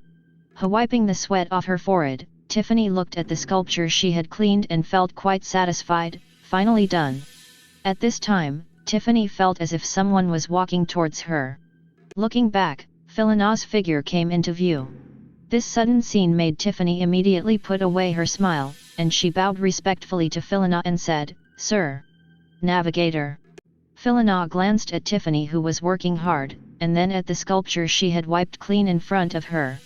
You don't have to call me Sir, or Navigator, just call me Philona. Philona tried to make her tone softer. But Tiffany was still a little nervous and stuttered, I know, Sir Philona. Philona glanced at Tiffany and didn't dwell on this issue. Instead, after a moment of silence, he looked at the angel sculpture in front of him and slowly said, You are not suitable to be here. Tiffany's pupils shrank, her spirit suddenly tensed up, she grabbed the corner of her clothes nervously, lowered her head. I dared not say a word. I was afraid that if I said something wrong, I would be kicked off the ship. Fiona, who did not notice Tiffany's abnormality, continued to speak, They are pirates. Following them will not have a good result. Maybe you will die in the fight one day. You are still young and should live a better and more fulfilling life. So, after the next docking, you will leave. Shua. A huge shadow enveloped the entire bow of the pale song, and a red figure fell from the sky and landed steadily beside Fiona. Bang! Click, click, click. The pleasant sound of armor colliding echoed in Fiona's ears. Fiona caught a glimpse of long black hair fluttering from the corner of her eye. When? So fast, I didn't notice it at all. Is it an enemy? Fiona was shocked. She was filled with anxiety and fear for the figure that suddenly fell beside her. Almost subconsciously, Fiona turned around and punched the person who fell beside her. Shua! The whistling fist brought a sound of breaking wind. But the next second, it was caught by a big hand wearing a black glove. Snap! Fiona was shocked. What? Then, the target attacked by Fiona. The man with long black hair to the waist and red armor full of battle marks raised his head. A pair of purple pupils with black wheel patterns turned like the abyss and looked coldly at Fiona who attacked. It was also the moment when she was stared at by these eyes that Fiona felt her scalp numb. The oppressive feeling that seemed to shatter her heart rushed towards her. Fiona's whole body trembled violently and uncontrollably. At this time, the man in red armor spoke. His voice was cold and low, questioning. Do you want to dance too? Chapter 44. The sound of a giant explosion was heard. Boom! A huge roar came from the front of the pale song, as if something huge had fallen on the sea, stirring up a wave of waves. Boom! A woman wearing a black split cheongsam, with short curly hair and a slightly petite figure, slowly fell from the sky and landed on the deck of the pale song. And the two people who suddenly boarded the ship were Madara and Tornado. Swoosh! Almost at the same time, Ulquioricifer appeared not far from Uchiha Madara. His expression was still as cold as ice, and he spoke slowly. This woman is still useful to the captain. Plop! Fiona fell to the ground with a slump. The appearance of Ulquioricifer made her tense heartstrings relax.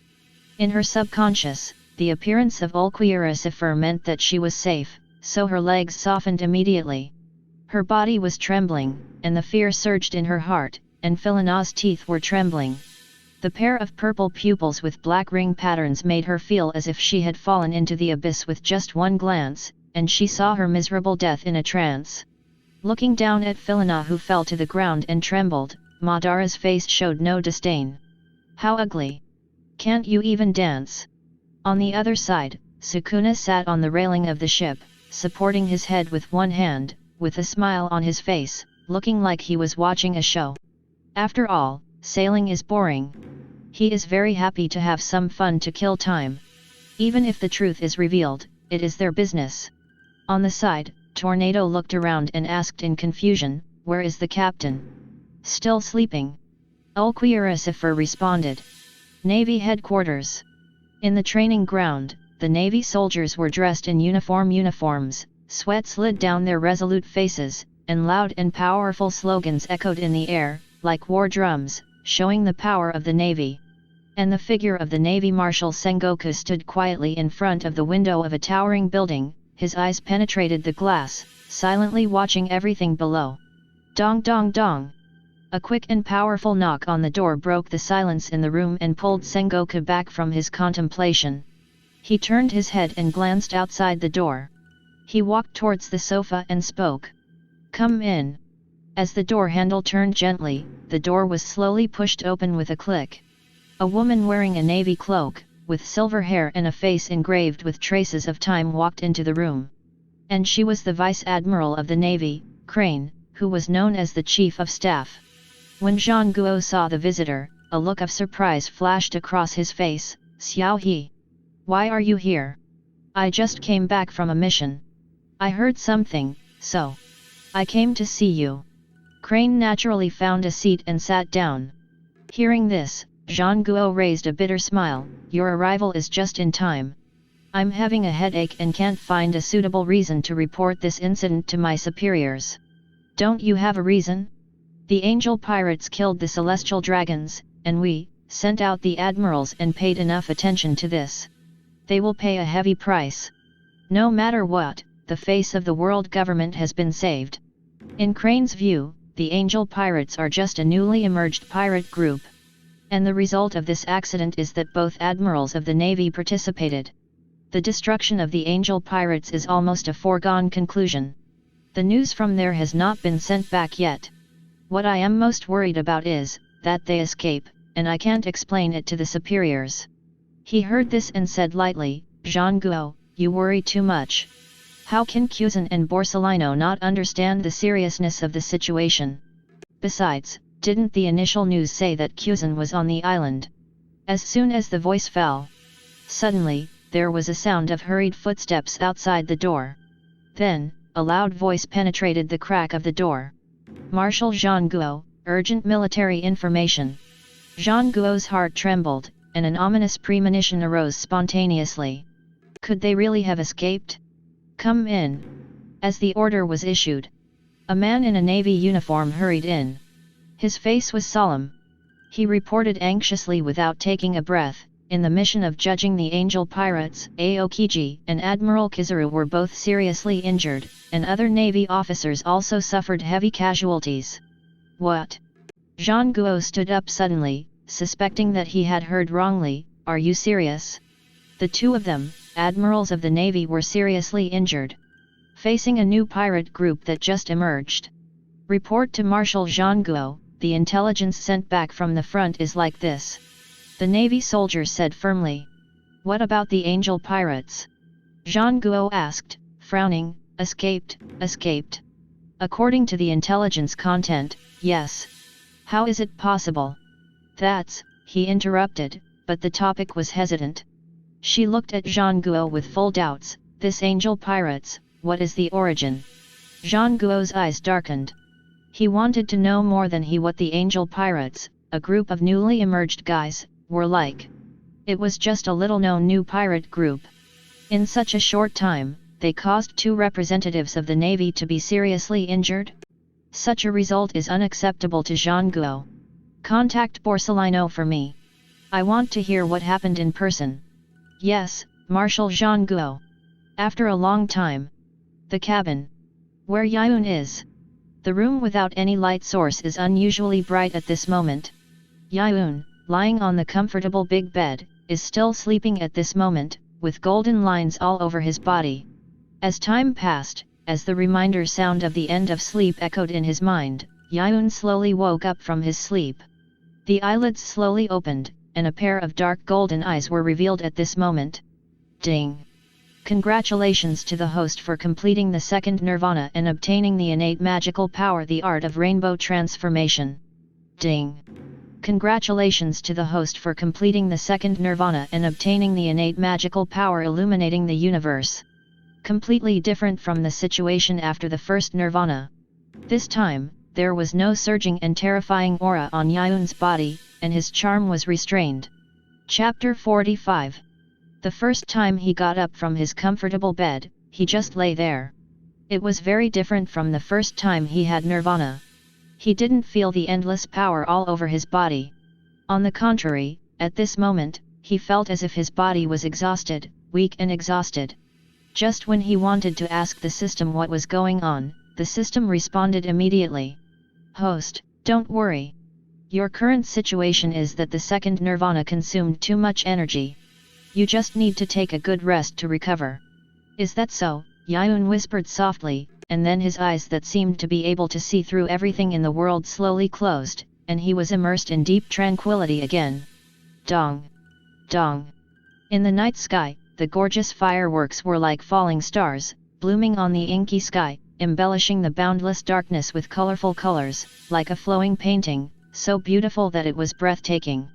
Yiyun felt a strong sense of weightlessness, and when he opened his eyes again, he found himself at a warm and rich dining table. Around him were familiar faces, his kind parents, his older brother with a bit of bookish air, and his innocent, 10-year-old younger sister. Dad, Mom, old brother, little sister. Yiyun's voice trembled slightly, and the memories of the past came like a tide, and every picture was clear and profound. He knew it was a dream, but he did not reject it, and even, this was a picture he had imagined countless times after crossing. He stood up slowly and hugged his mother beside him without hesitation, without words or tears, just hugged tightly, as if to integrate all his thoughts into this hug. The mother was surprised at first, and then showed a sharp tongue but a soft heart. "You kid, what's wrong with you so early in the morning? Sit down and eat, you are already a grown-up, but you are still like a child." After saying that, she gently pushed Yiyun away, and the slightly rough hands covered with traces of time gently stroked his forehead. "If you are not sick, just eat honestly." "Yet." Yiyun nodded gently, and then walked to his sister one by one and picked her up gently. "Brother, what's wrong with you?" The younger sister blinked her big eyes and asked in confusion. Yiyun did not answer, but smiled and let go of his hand, turned around and gave his brother another firm hug. The elder brother smiled helplessly. "No money again, you guy." Yiyun still did not speak. After hugging his brother, he walked towards his father again. However, this time he was not greeted with a gentle embrace, but his father's joking palm, which hit him heavily on the head. Bang! The father's veins popped up and clenched his fists. "You kid! I have tolerated you for a long time." Facing his father's palm, Yiyun was not angry, but laughed out loud, and the laughter was full of happiness and relief. Soon, the laughter spread like ripples, infecting everyone present, and finally, even the father who had just pretended to be strict couldn't help but join in. The whole living room was filled with warmth and laughter, as if time had frozen at this moment and become eternal. I don't know how long it took. The dream quietly dissipated like morning mist. Yiyun slowly opened his eyes, and the warmth of happiness in the dream still remained in his eyes. "I really did it. A beautiful dream." At the same time, on the deck of the ship, Tiffany and her friends gathered in a circle, holding the newspapers they had just bought from the newsbird for 100 Baileys, and the papers rustled gently in the breeze. Rustle. As the newspaper unfolded, several wanted posters slipped out like restless children, trying to escape from their restraints. Jeremy reacted quickly and caught the wanted posters that were trying to escape. When his eyes fell on the portrait on the top wanted poster, his pupils shrank slightly. "Captain," he exclaimed in a low voice. Tiffany, who was standing by, immediately looked over curiously, her golden hair gleaming in the sun. "Is it the wanted poster for the captain's reward?" she asked in confusion. "Yes." Jeremy nodded firmly, and then continued to flip through the wanted posters, and found that in addition to Yiyun, there were also wanted posters for Ryoumen Sukuna, and Poseidon. Lord Sifur offers a reward of 630 million belly. He read them out one by one, with a hint of heaviness in his voice. Lord Sukuna offers 300 million belly. Each number he reported seemed to increase the solemnity in the air. Lord Poseidon offers 350 million belly. When the last name fell, there was silence around, leaving only the sound of waves hitting the hull.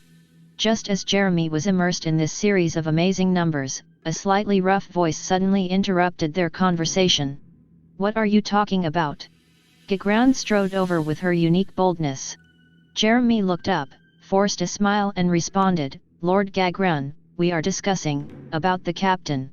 When Yiyun was mentioned, Gagran immediately became interested and raised his eyebrows. "What's the matter with the captain?"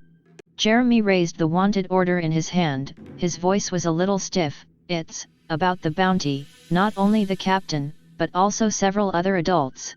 Before he finished speaking, another voice interrupted, with a bit of coldness and arrogance. "Captain's bounty wanted order." Jeremy turned his head and saw a petite woman with emerald green curly hair slowly floating over, surrounded by a faint green light, like an elf in the forest. "What is that?" Tornado asked casually. Jeremy patiently explained, "That is the bounty amount set according to the individual's reputation, strength, and the degree of threat to the world government." Tornado folded his hands in front of his chest, and a trace of disdain flashed in his eyes. "What is the captain's bounty?" 880 million Baileys. Jeremy answered truthfully. "What about me? Mine should not be low either." Tornado was quite confident in her own strength. After all, in the past world, she was the hero second only to number 1. "You don't have one, Master Tornado," Jeremy said softly. "What?"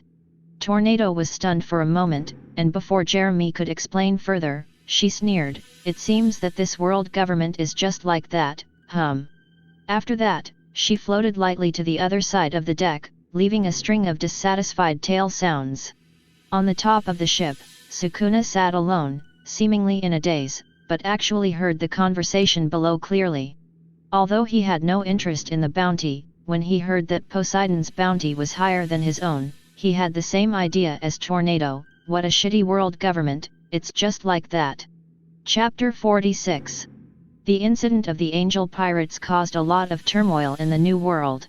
Of course, it was not the news of Aokiji and Kizaru's embarrassing defeat that was passed on, but the world government was trying to cover up its incompetence and save face. In the end, they spread a carefully planned fake news to the world. The angel pirates massacred the entire island population and killed the world's noble celestial dragons, and they cunningly escaped under the siege of the Navy Admiral. The world government took this opportunity to announce in a high-profile manner that it would carry out endless pursuit and punishment of the angel pirates, vowing to make these pirates pay a heavy price for their crimes. Of course, in the fake news, the tragedy on that island did happen. However, the protagonist is not the angel pirates, but the world government, who is trying to cover up the scandal and avoid losing face. After Yiyun and the others left, a purge was launched against everyone on the island. Note, the protagonist of the small town did it, and the world government did it for the entire island. New World. In a certain sea area, a two-mast sailing ship moved forward leisurely, and the waves cut on both sides of the hull slowly spread like the trajectory of time.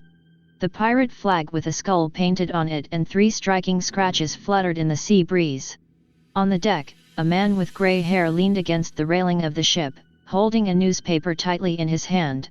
There was a cross scar on the left corner of his forehead, and he was wearing a dark blue spiral pattern cloak. He gently closed the newspaper, a hint of indifference appeared on the corner of his mouth, and his low voice penetrated the sea breeze. "These little devils recently are crazier than each other. It seems that it won't be long before the sea will be turbulent again." This remark attracted the attention of a companion who was not far away and was wearing small sunglasses.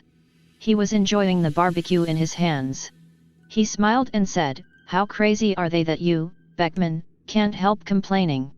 Jesus Bulletin, who was standing by, raised his glass and drank with a hearty smile on his face. "They are just some ignorant little devils. After being beaten up, they became honest, ha ha ha ha ha." Lachi Lu interrupted the discussion directly and waved to Beckman, "Come over and have a drink." Beckman casually threw the newspaper and the wanted notice that he hadn't read carefully into the sea, letting them drift away with the wind and disappear in the waves. In the first half of the Grand Line, in a certain sea area. Compared to the red hair pirates' indifference, there is a pirate group that became very excited after seeing the news. Ha ha ha ha ha ha. A middle-aged man with a rough appearance, thick hair on his body, and a burly figure stared at the newspaper, and his devilish laughter echoed around. And he was the captain of the Blackbeard Pirates, Marshal D. Teach. "Captain, what news makes you so happy?" On the side, Barges looked at Blackbeard with a suspicious look on his face. Although he didn't know what the news was, he felt that Blackbeard was so excited, it must be a great thing. Lafayette smiled playfully, "Captain, please announce it quickly, I can't wait to know." Ha ha ha ha ha, Blackbeard laughed again, then slapped the newspaper on the raft with his eyes. "The plan has changed, and someone who can replace Straw Hat Luffy has appeared." Bages and Lafayette hurriedly examined the newspaper carefully. "Isn't this too difficult? After all, these guys can escape from the hands of the Navy Admiral." Lafayette raised his question. "Yet, let's not talk about the difficulty. If they can escape from the hands of the Navy Admiral, then if we go, there is a high probability that we will fail," Bages added. Blackbeard showed his broken white teeth again, and said with a smile, "Who said we must capture him and send him to the world government? The top priority is, of course, to make them our partners. As long as it works, no matter what happens next, we will be more satisfied." Badgers paused slightly. "What if it doesn't work?" Ha ha ha ha ha, yes. To be our partner or enemy, I think, let them choose this question. At the same time, Yiyun The world government is so shameless that they twisted the facts and put such a heinous crime on the captain. Tiffany looked at the content on the newspaper and was indignant with her friends. One day, I will expose the lies of the world government and give the captain the truth, Jeremy said with gritted teeth. Give me what truth? Suddenly, a plain voice came from behind them. Jeremy and his group turned their heads almost at the same time. What came into their eyes was Yiyun after he woke up. Captain! Captain! Jeremy and his group called out in unison. Swoosh! In an instant, a figure appeared beside Yiyun, followed by calm words. It's the world government that framed you. Yet. Yiyun nodded, but his heart was calm. Captain, the world government framed you and turned the tables, saying that they were the winners. Tiffany hadn't finished her words when Yiyun interrupted her. Angry? Yes. Why should we be angry? We don't need to live by anyone's face. Besides, only the weak will pursue fairness. Chapter 47. The two of them were killed, and the two were killed. He reached out and took the newspaper and wanted poster from Tiffany and Jeremy. Yiyun saw the eye-catching words before the name and reward on his wanted poster. Evildoer Yiyun. Seeing the nickname given to him by the Navy, Yiyun frowned slightly, no taste. Turning over the wanted poster, Sukuna's reward came into view. The nickname was still the Navy Killer, unchanged. Turning down, the wanted poster of Ulquiera Cipher appeared. Similarly, the Navy also gave him a nickname. Moon Demon Ulquiera Cipher. Seeing this wanted order, Yiyun's eyes narrowed slightly. He didn't remember that he had introduced Ulquiera Cipher's full name to the Navy. With this thought, Yiyun's eyes couldn't help but look at Fiona not far away. After his eyes stayed on her for a moment, Yiyun suddenly smiled and turned to look at the wanted order in his hand again. Turning down, it was Poseidon's bounty. The Navy also gave him a nickname that was surprisingly close. Poseidon, the Sea King. At the same time, in an unknown island town, a black flag with a skull angel pattern embroidered on it was hung at the highest point in the center of the town. Hwalala! The black flag fluttered in the wind, rustling in the sky. The skull flag is the flag that symbolizes pirates. When it is hung high in a certain place, it indicates that this place has been occupied by a certain pirate group and has become his property. Anyone who attacks it, no matter who it is, will be regarded as declaring war on the owner of this pirate flag, the owner of this island. Half a month after the Celestial Dragon incident, in a certain sea area, a pirate flag embroidered with a cross and skull pattern flutters in the wind. Under the flag is a unique pirate ship, and its bow is a huge scarecrow with nails. And they are one of the most famous evil generations on this sea, the Hawkins pirates. Look! It's land. On the deck, a member of the Hawkins pirates wearing a hooded robe pointed to an island a little further away and shouted. The surrounding crew members came over after hearing the sound. Wow, this time it's really timely. Isn't it? In a few days, the supplies on the ship will run out. Once we reach the land, we don't have to worry. Go inform the captain. Soon, the news of seeing the land reached Basil Hawkins' ears. He walked out of the cabin and came to the bow, looking at the island in front of him, with no joy or anger on his face. But the crew members around him couldn't hide their joy on their faces. Captain Hawkins, are we going to drive the ship over?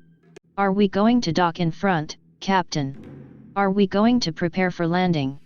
The crew members around him asked, looking a little anxious. But Hawkins still had that calm and composed look, and said leisurely, "Don't worry, the instructions of the goddess of fate have not arrived yet." As he said that, Hawkins skillfully took out the tarot cards from his arms. Voila! After a pleasant shuffling sound, Hawkins took out a card from it and turned it over. The pattern of the tarot card came into view. Hawkins's expression also changed significantly and dramatically. It was astonishment, panic, and fear. Without the slightest hesitation, Hawkins turned around and gave an order. Right full rudder. Full speed. Leave here immediately, it is not advisable to stay here for long. On the other side. On the calm sea, the pale song sailed at a constant speed as usual. In the cabin, in the room where Yiyun was. Instead of lying on the bed to sleep, Yiyun sat cross-legged on the bed and adjusted his body condition all night. The power increase after the second nirvana was much greater than the first time. Open your eyes. Yiyun's pair of dark golden eyes were filled with strange light in the dim room. Who? Let out a long breath, the air in the room seemed to become boiling hot. Standing up from the bed, Yiyun took a step and used the great magical power, the rainbow transformation technique, and came to the deck in one step. Swoosh! Then, Yiyun saw Sukuna, who was sitting on the railing, fishing boringly, and Gigran, who was holding a fishing rod but was a little panicked and stunned. And there was the dragon that was fishing on the sea a little further away. It was really fishing. The huge monster weighing countless tons was beaten up by a human whose teeth were not even as big as its teeth. This sudden scene made Yiyun, who had just come out of the cabin, freeze his brain for a while. Couldn't she pull the fish up like this to vent her anger because she couldn't catch any fish? Yiyun hesitated and asked. Gigran turned her head and looked at Yiyun. Listening to Yiyun's words, she was also a little hesitant. After a moment, she said, no. She went down and pulled it up directly, without fishing. Yiyun nodded, mourned for the unfortunate Sea King for a while, and then turned to look at Sukuna, who was still fishing silently. Hey, Sukuna. What? Sukuna's voice was flat and sounded weak. A smile appeared on Yiyun's face. I said it, right? I will arrange your battle. As he said that, Yiyun turned his head back to look in the direction of the cabin. What do you think? Poseidon. Also at the moment when Yiyun's voice fell, Sukuna suddenly turned his head and looked at Yiyun. It means. Squeak. Suddenly, the door of the cabin opened. Poseidon took a step out of the cabin with the trident of the sea god in his hand. Duh. Of course. Still without raising his head, still without looking at Sukuna, Poseidon lowered his head and responded in a cold voice. Chapter 48. The two of them were in a state of panic, and the battle was too unbalanced. Unlike the previous times, Sukuna was not angered by Poseidon's attitude this time. On the contrary, Sukuna was so calm that Yiyun felt strange. Then let me take a look. Yiyun looked out of the boat after taking his eyes off the two of them. In this vast sea, Poseidon undoubtedly has the home advantage. If he can't find a foothold for Sukuna, the contest would be too unbalanced. What are you doing? Just when Yiyun was looking for the traces of the land and shoals in this vast sea, a voice came into Yiyun's ears. Turning his head to follow the voice, Tornado's figure also came into Yiyun's sight. Tornado? You came just in time. I'm looking for a place to stay and prepare to let them fight. Yiyun said with a smile. And his words immediately attracted the attention of other crew members around. Tiffany, Fiona, and others subconsciously leaned towards this side. What's going on? What happened? Lord Sukuna is going to fight Lord Poseidon. Tiffany, who didn't know what happened, looked around nervously. As a member of the ship, Tiffany naturally hopes that everyone can get along in harmony and happily. For her, the people on the ship are her reliance, so any bad things on the ship will make her feel uneasy. Internal fighting is common among pirates. Fiona said slowly, even a little bit of interest can make them turn their swords against their former companions. Hearing this, Tiffany couldn't help but look up at Fiona on the side. Inexplicably, listening to Fiona's words, Tiffany always felt an indescribable discomfort in her heart. We are all pirates, but why do her words always feel weird? Of course, although she thought so in her heart, Tiffany didn't dare to say it out loud. On the other side, I heard Yiyun speak to Tornado again. See if you can raise the ground level and make a venue, or get a big rock or something to make do. Tornado hugged his hands in front of his chest. The whole person exuded a faint glow, floating in the air, looking down at Sukuna and Poseidon. He spoke with a slightly arrogant tone. Big rock? Meteorite? Okay, let's do it. After that, Tornado stopped moving. Tiffany and Fiona, who were watching from the side, were wondering why Tornado agreed but didn't take action. But suddenly, there were bursts of roars in the sky. Boom boom boom. A meteorite that was heated red by the friction of the atmosphere, like an alien, suddenly tore through the clouds and appeared in the astonished vision of everyone. The spectacular scene was suffocating. Buzz boom!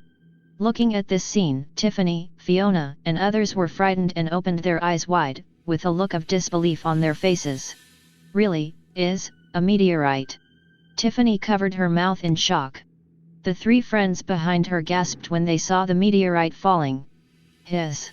And the one who reacted the most was Fiona.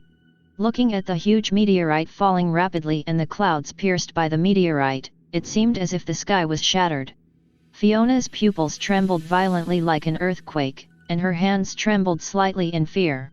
It's a lie, right? Can this really be done by a human?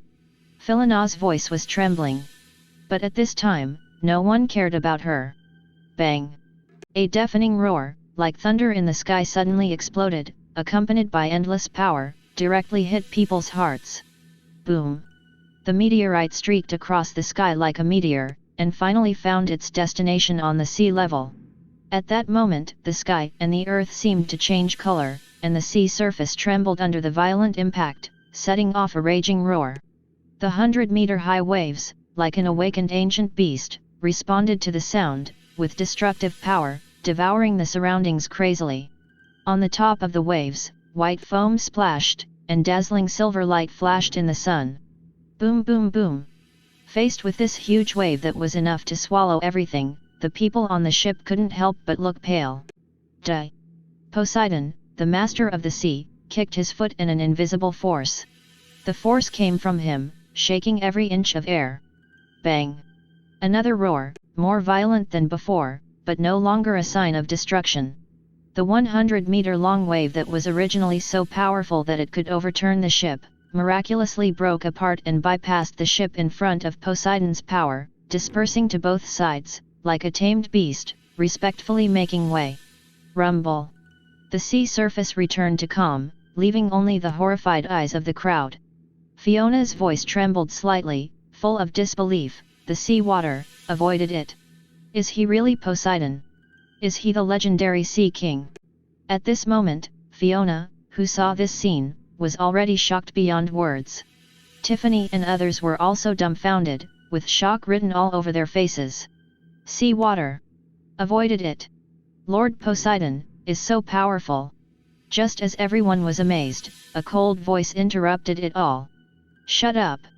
Sukuna turned his head, his eyes swept over Fiona and others like a blade, his tone without a trace of warmth. This cold shout made everyone present silent instantly, and even their breathing became cautious. Old rules, keep a breath, and don't worry about the disability. Yiyun reminded at the right time, revealing unquestionable authority in his words. Sukuna didn't say much, and his body stretched out, as agile as a cheetah, aiming directly at the meteorite not far away. Swoosh! The air seemed to be torn apart by his speed, leaving a faint afterimage. Steady! Sukuna's figure landed on the meteorite. It was also at this moment that Sukuna's smile that combined cruelty and evil was revealed, raised his hand, and Sukuna waved at Poseidon. Come, let me crush you to death. Faced with Sukuna's provocation, Poseidon was calm, but he did not hesitate in his actions. He also jumped up and rushed to the direction of the meteorite. Swoosh! Yiyun also turned to look at the other side, where Madara was. Hey, Mada, are you bored? Do you want to have some fun and relieve your fatigue? Originally, when Yiyun came out of the cabin, he planned to try out the power after the second nirvana. The battle between Sukuna and Poseidon was just a matter of convenience. Yiyun's proposal also made Madara interested, and he walked out slowly. Seeing this scene, Yiyun knew that Madara agreed. Then, everything on the ship is up to you, Ulquiorra. Dang! A crisp cracking sound rang out, like the shattering of delicate porcelain, and the space seemed to be torn open. Ulquiorra Cipher walked out of the void slowly and responded calmly. Yet. Chapter 49. The two of them were so close that they could not see each other. Almost at the same time, the figures of Yiyun and Madara disappeared instantly. When they reappeared, they were already on the sea surface quite far away from the ship. Madara's figure stood on the sea surface. and Yiyun's figure was suspended in the air, standing in the air. The battle between Sukuna and Poseidon started first, and the two attacked each other at the same moment. Resolve. Sukuna raised his hand and made several invisible slashes, heading straight for Poseidon. Swish! Swish! Swish! Poseidon also responded instantly, turning the trident in his hand. Bang! Instantly, several huge sea beasts rushed out of the sea and rushed straight towards Sukuna. The loud noise was like the sound of a drum for the start of a war. It caused Yiyun and Madara, who were on another battlefield, to take action at the same time. Fire style, great fire extinguishment. Madara formed a seal with one hand, took a deep breath, and then exhaled a blazing flame towards Yiyun. Hoo-hum! Instantly, the flames, like 100-meter-high wave, attacked Yiyun with a force that covered the sky and the sun. The sea and the sky were reflected in red, and the sea water on the sea surface evaporated in an instant. But in the next second, Yiyun did not take any defensive posture at all, and faced the flames like a huge wave. Boom! Passing through the blazing flames unscathed, Yiyun came to ban in the blink of an eye. While punching with his fist full of domineering power, he warned, "The flames don't work on me." Shoo a buzz! The wind from his fist whistled, bringing with it a sound of breaking through the air. But Ban was not panicked. A light blue aura gushed out of his body, and in an instant, a huge rib skeleton was formed to wrap himself. Bang! Accompanied by a dull loud noise, the surrounding seawater was shaken up. The light blue skeleton that wrapped Ban's body broke with a crisp sound. Kaka! Really? The corners of Ban's mouth slightly raised at this moment, and the cold words came out, indicating that the simple test and greeting between the two sides had ended. Boom!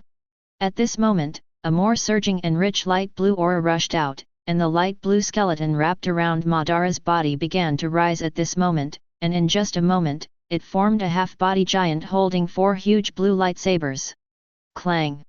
Without the slightest hesitation, the light blue half-body giant held 4 lightsabers and chopped down at Yiyun's head. At this moment, the blue lightsaber made a harsh buzzing sound, and the air screamed as if it had exploded. Boom! The lightsaber slashed down, and the sea surface was split and exploded on the spot, stirring up waves tens of meters high. But this blow did not hit Yiyun. At the moment when the lightsaber fell, his figure had already escaped from the original place. Although the physical body was greatly amplified and strengthened after the second nirvana, Yiyun felt as if he could withstand Madara's lightsaber slash without being injured. But Yiyun is not a gambler after all, and he is not sure how much his strength has increased after the second nirvana. If he is not unsure, there is no need to pull Ban out to try his hand. In mid-air, Yiyun stretched out his hand and grabbed. In the distance, a fist-sized area of the huge meteorite summoned by tornado suddenly twisted. The next second, there was a bang, and a sharp stone pillar about 3 feet long was forcibly pulled out of the twisted area on the meteorite. This is the second time that Yiyun has used the ability he obtained from the crew, which comes from Tornado's telekinesis. Snap! The sharp stone pillar was held in Yiyun's palm, and it was instantly wrapped with the domineering color domineering. Dark red thunder jumped on the sharp stone pillar and Yiyun's body. Then, Yiyun was seen holding the sharp stone pillar and slashing at Ban on the sea surface from a distance. Clang! The golden crescent sword energy came with an extremely sharp and terrifying aura. Madara looked up at the half-body Susanoo holding 4 lightsabers, and swung his swords at the same time. Swish! Bang! Boom! The deafening roar was like thunder, as if the sky was collapsing. The devastating attacks between the two stirred up a wave of energy at the moment of collision. This power turned into a circle of terrifying air waves that were clearly visible to the naked eye, like a raging wave, it swept all directions wantonly, and everything trembled wherever it went. Under the impact of this force, the sea surface exploded instantly, and the sea water was torn by the huge force, turning into countless thick water columns, rising into the sky and approaching the clouds. Then it fell like a waterfall, splashing layers of white foam, as if a spectacular water curtain was hung between heaven and earth. This scene was like an unprecedented heavy rainstorm in a local area. The dense water droplets and the strong wind intertwined and quickly enveloped the entire battlefield, causing a layer of hazy water mist to suddenly fill the sea area, and the vision became blurred and mysterious. In this white mist, light and shadow intertwined, a faint blue arc flickered and jumped in the air, with a heart-pounding crackling sound. The 4 lightsabers held by the half-body Susanoo have disappeared, replaced by the megatama-shaped object accompanied by arcs and exuding a terrifying atmosphere. These megatama were surrounded by violent lightning, and every beat seemed to foreshadow the coming of destruction. Yasaka Megatama. With the sudden shaking of half Susanoo's arms, the Megatama, which was filled with a terrifying aura and surrounded by thunder, rushed towards Yiyun, who was waiting in the air with a whistling sound, like a meteor chasing the moon. Swish! Swish! Swish! The Megatama cut through the air, leaving a trail of blue and white lightning, and the air trembled, and the space seemed to be torn apart. Let's try a small one first. Yiyun stopped dodging, and golden flames rose in his palm. Boom! With a loud noise, like a thunder in the sky, golden flames gushed out from Yiyun's palm, turning into a thick pillar of fire, and collided head-on with the Megatama that was rushing towards him. At the moment when the two forces came into contact, an even more thrilling and frightening shock wave broke out. The sky seemed to be torn apart by this force, the sea of clouds rolled endlessly, and thunder and lightning intertwined. Under the terrifying residual power of this force, the sea also sank in an instant, forming a deep and terrifying pit, like the land that received a heavy blow. Boom boom boom! The scorching air waves pressed down, causing the sea water on the sea surface to boil and evaporate. Buzz boom! While Yiyun and Madara were fighting happily. On the other side, the battle between Sukuna and Poseidon was also extremely fierce. On the sea, the huge remains of sea beasts were scattered, and their former ferocity was now only a mess on the sea, providing a stage for this unprecedented duel. Sukuna used these huge remains as a stepping stone to launch round after round of fierce attacks on Poseidon, the god of the sea, and each attack seemed to split the vast sea in half. Subvert! Poseidon held the trident, and the artifact seemed to have its own will in his hand. With the master's order, it suddenly cut through the sky. Accompanied by a deafening roar, huge waves as high as tens of meters suddenly rose on the sea surface on both sides of Sukuna, like mountains in the raging waves. And in the surging waves, there were countless pairs of pupils burning with red light. They were sea beasts summoned by Poseidon, and their eyes were full of bloodthirsty desire. Facing this chilling scene, Sukuna's face was not only not afraid at all, but also revealed a contemptuous and playful evil smile, and laughed loudly. Arrogant kid who claims to be a god. Is your strength limited to this? It's so boring.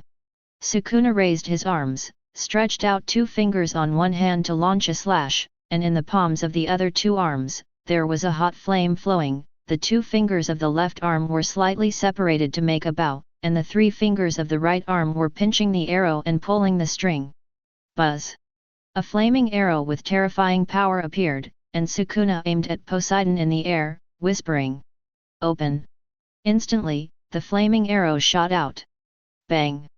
The invisible slash was also launched at this moment.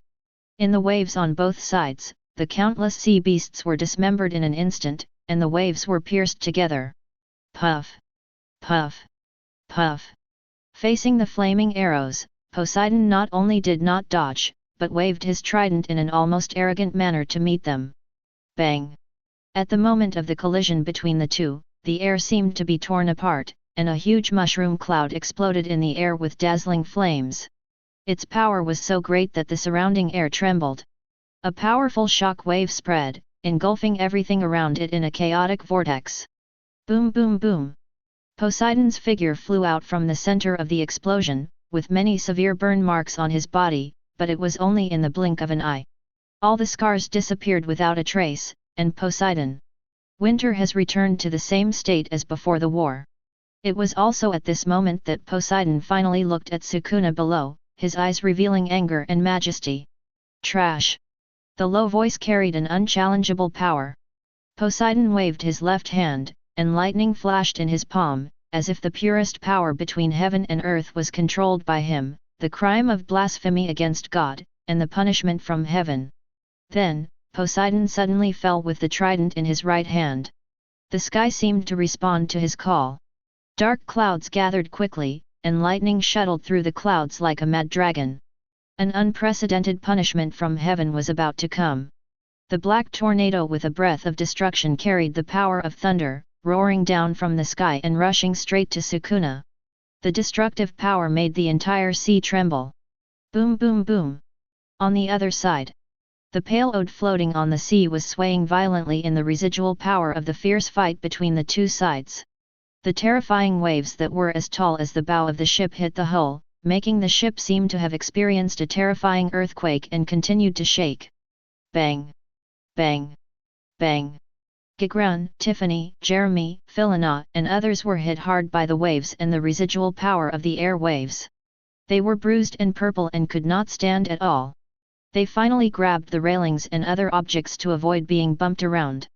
On the contrary, Ulquiorra stood firmly in place from beginning to end, as if there had never been any turbulence. Tornado was even more relaxed. Her body was surrounded by a faint glow and she floated in the air. No matter how the hull swayed, it did not affect her at all. Her whole body was wet with sea water. I don't know if it was because the sea water was too cold or because the breath coming from the battlefields on both sides was too terrifying. Fiona's body was shaking violently at this moment, just like a sieve. Even though the seawater on her face made her extremely uncomfortable, she didn't dare to let go of any of her hands holding the railing to wipe it off. She could only force herself to half open her eyes and look at the horrible scene in the distance that seemed like a natural disaster. It was also at this moment that Fiona realized the difference in strength. Although she had always known clearly that the captain and crew of the ship called the Angel Pirates were all first-class strong men. But now she realized that she still underestimated this group of people. These guys are all as powerful and terrifying as monsters. This kind of vision caused by the battle alone is like a horrible scene, like a natural disaster, which is daunting. Although it is still unclear how powerful they are, Fiona knows clearly that this kind of terrifying power is not in the same dimension as her. Because of the sudden news, I have to rush back to my hometown to do something tomorrow, so I updated late today. There will be 2 more chapters later, it will be very late, and I will update before dawn. I plan to finish 8,000 words tonight. Dear readers, please give a 5-star rating and boost the rating, which is too low. In addition, the author feels it is necessary to explain the battle between the protagonist and Aokiji in Chapter 35. The first point is the problem of the suppression of the Aokiji fruit ability. In the article, I did not write that Aokiji's ability was suppressed and could not be used, but it was weakened. This point refers to the remote fight between Red Hare and Green Bull. Red Hare's domineering color suppressed Green Bull's fruit ability and could not release it. The second point is the problem of actual combat experience. In the author's setting, the protagonist's ability is certainly proficient and has a foundation. The lack of actual combat experience in the article makes it impossible to coordinate the use of abilities. It means that you can't skillfully use multiple abilities at the same time, such as using the Sun True Fire, Conqueror Haki, Observation Haki, and Armament Haki at the same time. But using them alone can still bring out the ultimate power. It may be easier to understand with an analogy. Although this description may not be appropriate, it is basically the same. You can ride a car, fight a king, eat a meal, and dance. But the first time you ride a car to fight a king, eat a meal after fighting, eat a few bites and then dance, you can't do these things perfectly together without practice and experience. Chapter 50. The area where Yiyun and Ban fought. Falling from midair, Yiyun stood steadily on the sea, surrounded by thick white mist. That was the product of the instant evaporation of the seawater by Yanjian. Recalling the feeling of the attack just now, Yiyun felt a little unsatisfied and thoughtful. It's really an eyesore. Looking at the thick white mist lingering around, Yiyun murmured, raising his hand to use Yanjian to evaporate them again. But Yiyun's movement stopped when his hand was only half raised. Then he raised his head slightly, looked forward, and said, although the number is not large, it is a bit exaggerated, isn't it? As he said that, Yiyun continued to raise his half-raised hand and waved it forward. The scorching breath swept and spread. The white mist that was lingering around disappeared in an instant, revealing the real scene hidden in the thick white mist. In front of Yiyun, there were more than a dozen Madara clones standing, and they were not ordinary clones, but Madara clones who had all opened the third stage of Susanoo. On the sea, more than a dozen light blue giants hundreds of feet tall stood, holding lightsabers in their hands, staring straight at Yiyun. Almost occupied 80% to 90% of the sky in Yiyun's field of vision, with a great visual impact. But, since it is a clone, there is no need to worry so much, right? Facing more than a dozen Susanoo's hundreds of feet tall, Yiyun not only did not feel difficult, but even a little excited. All the Susanoo clones waved their lightsabers at the same time, slashing more than 10 terrifying sword auras at Yiyun on the sea surface below. Bang! Shoo, a buzz. The space seemed to be torn apart, and the air was filled with explosions. Yiyun threw the sharp stone pillar in his hand back, and then clapped his hands together suddenly. Pa! Instantly, a hot breath flowed from Yiyun's clasped palms, and the sea water under his feet suddenly boiled at this time. Then, let's mess around a little. After saying that, Yiyun slowly pulled his clasped hands apart. A golden flaming spear appeared between Yiyun's open palms. A terrifying and rampant burning breath flowed, and the void seemed to have collapsed at this moment, and the air seemed to let out a shrill howl. Crack buzz. Pa! Yiyun took a step forward with the flaming spear in one hand, and the sea level within a radius of dozens of meters suddenly sank. Bang! The next second, Yiyun threw the flaming spear in his hand fiercely at the terrifying sword energy and the more than 10 full-body Susanoo's. Clang buzz! The air exploded, and the flaming spear shot out and collided with the dozens of sword energies that were slashing. Ding! The moment it touched the flaming spear, the terrifying sword energy shattered on the spot like glass. The flaming spear did not stop at all, and went straight to the full-body Susanoo's standing there. Bang! The flaming spear collided with the full-body Susanoo's. However, what surprised Yiyun was that, after the flaming spear collided with the whole-body Susanoo, it did not explode, but directly penetrated the whole row of whole-body Susanoo as if there was no obstacle, annihilated all the clones of Madara, and continued to fly towards the sky. Faced with this unexpected scene, even Yiyun was stunned. Ah! At the same time, in a certain sea area, a pirate ship was running at full speed on the calm sea. At the top of the mast of the ship, the pirate flag embroidered with a cross and skull fluttered in the wind. And this is the Hawkins pirates. We finally came across an island, why don't we dock? A crew member lay on the railing and whispered. The last time he was trapped on the island, the lack of supplies had left him with some psychological shadows. When he thought about when he could replenish supplies for the next voyage, he was a little scared. What the captain does must be for his own reasons. We just need to follow his instructions and we won't go wrong. At this time, another crew member took over the conversation. The murmuring crew member seemed to still be unwilling to give up, pointing to the island that was getting farther and farther away and said, "But look, there is nothing at all, right? The calm. The sea, the calm sea breeze, the peaceful island, everything." The words were not finished yet. The piercing whistling sound tore through the tranquil sky and suddenly exploded in the entire sea area. Clang hum! The dazzling golden light flashed suddenly from the end of the sky like a meteor that cut through the night sky, with the power to destroy everything, and hit the calm island directly. Boom! A huge roar that shook the soul echoed, and everything in the world was silent at this moment. A huge energy wave exploded with the island as the center, squeezing the surrounding air and making it wail in pain. Following it, a huge mushroom cloud that covered the sky and was thousands of feet high rose into the sky. The island that was once green and peaceful was hit by this destructive force and turned into nothingness in an instant, leaving only a void, as if it had never existed.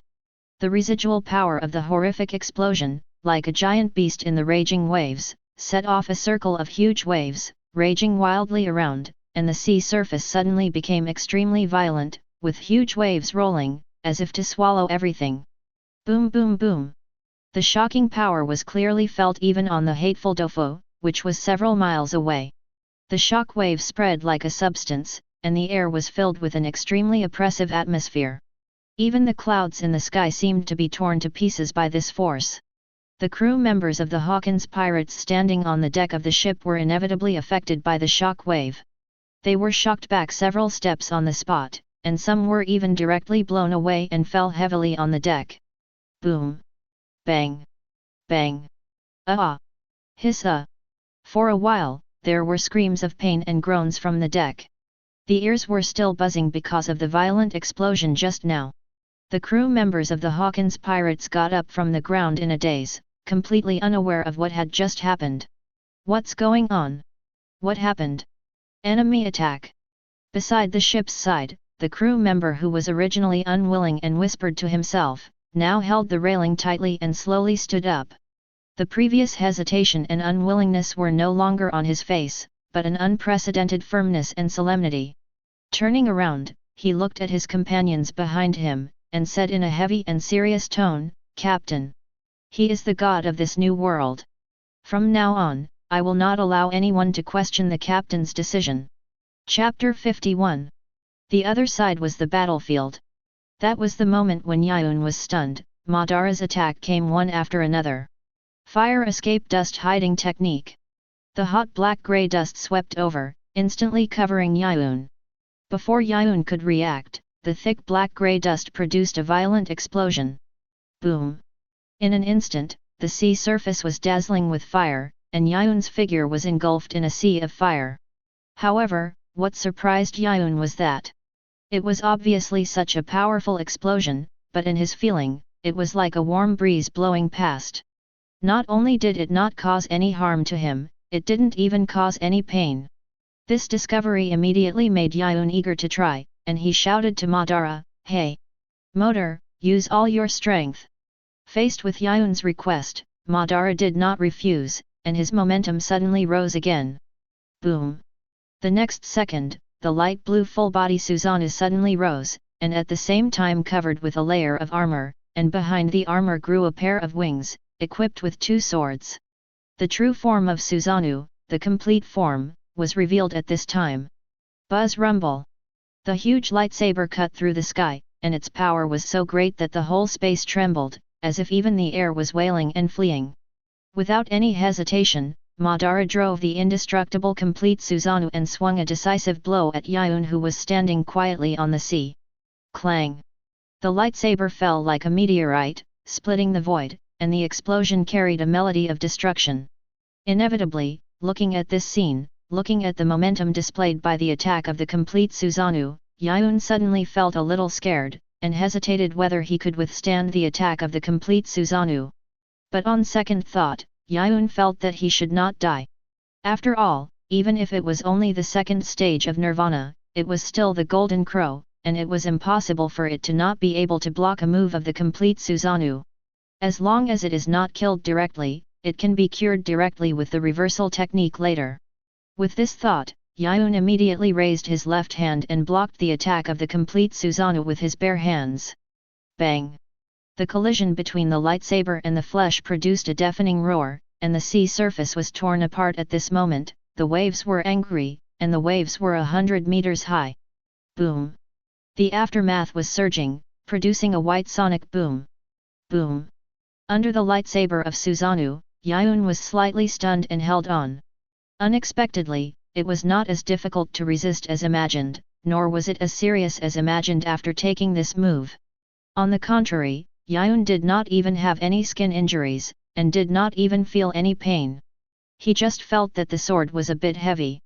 That's all. Am I too cautious? Yiyun fell into a brief self-doubt. It was at this time that two powerful auras came from the direction where Sukuna and Poseidon were fighting in the distance. Boom!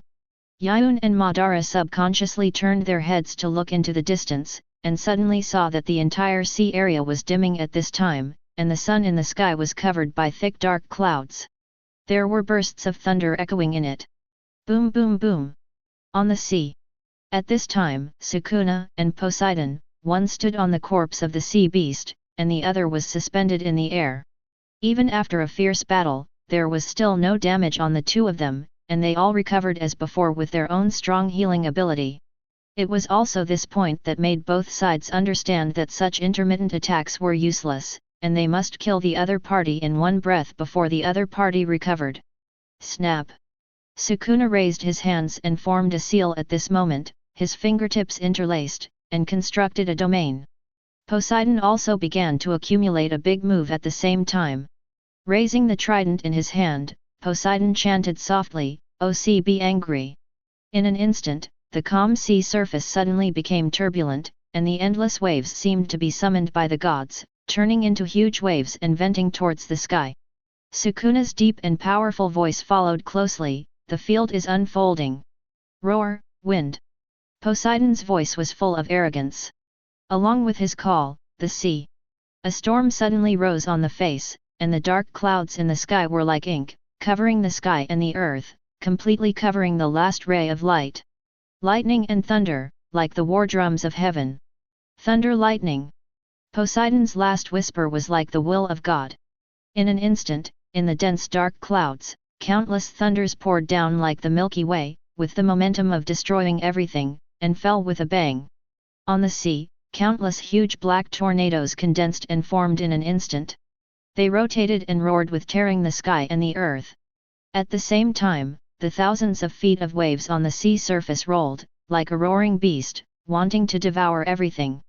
This scene was like the end of the world, and the disaster of heaven's punishment made all things tremble. At this time, Sukuna also felt the incomparable power, which was the anger from the sea god, and the oppression of death that he felt. However, Sukuna was not afraid of this. His face was still full of that evil smile, and he whispered in a deep voice, "Demon subduing chef." As Sukuna finished speaking, a shrine suddenly rose from under his feet. A field with a radius of 200 meters was spread out, instantly covering Poseidon's figure, and countless space slashes slashed at Poseidon continuously. Clang! At the same time, Poseidon also dropped his raised trident. The power of thunder, storm, and sea suddenly hit Sukuna, with the destructive power to tear everything apart and annihilate everything. Boom, boom, boom. Chapter 52. At the same time, on the other side. In an unknown sea area. Boom. Above the sky, dark clouds poured like thick ink, rolling and interweaving into a chaos, covering the last ray of light. Endless lightning seemed to be an unrestrained dragon, shuttling through the clouds, pouring down with the force of thunder, illuminating the entire sky. At this moment, the sea surface roared angrily, raising layers of huge waves, one wave after another, forming huge whirlpools, swallowing everything that dared to approach. In the distance, the black tornado was like a ferocious beast, greedily sucking the sea water, and ruthlessly turning it into a torrential rain that poured down from the sky, interweaving with thunder and lightning, weaving a terrifying picture of the coming of doomsday. And on this stormy sea, the pirate ship, like a lone boat, was tossing up and down with the rhythm of the huge waves, looking small and fragile. Everyone on the ship had fear on their faces. Ship. Captain, what happened? A strange creature wearing an orange long-sleeved jumpsuit and with the appearance of a polar bear hugged the diving boat below tightly, and its voice, which was slightly hoarse due to fear, trembled slightly in the storm. The man called Captain was a man wearing a winter fur hat with leopard prints on his head, and a unique and mysterious demon sword was pinned to his waist. The size of this sword is similar to that of a notaki. The scabbard is carved with a cross pattern in an orderly manner. It is tied with a blood-red rope, and the handle guard is covered with soft fur. He is one of the worst generation, the user of the Operation Fruit, the captain of the Heart Pirates, Trafalgar Law and Beppo. This scene is too terrible, Captain. We must come up with a countermeasure, otherwise once we are involved, our fate will be unpredictable. Another member of the Heart Pirates, with obvious panic and anxiety in his voice, his worry is not unreasonable. It's not just that fate is unpredictable. If we are hit head-on by that force, we have almost no chance of survival. As the voice fell, Luo finally spoke, "What is going on? Although we are in the Grand Line, the originally clear sky suddenly has such a scene. Isn't it too terrifying?" Kakaji. At this time, the submarine was shaking violently in the huge waves, the ship creaked, as if groaning, and every ups and downs seemed to tear the ship apart. Bibo's panic became more and more obvious, and he said to Luo, "Captain, now is not the time to sigh, think of a way." Luo looked at Bibo sideways, his eyes sank slightly. "There is no way to deal with this kind of thing. The only thing we can do is to leave this sea area as soon as possible."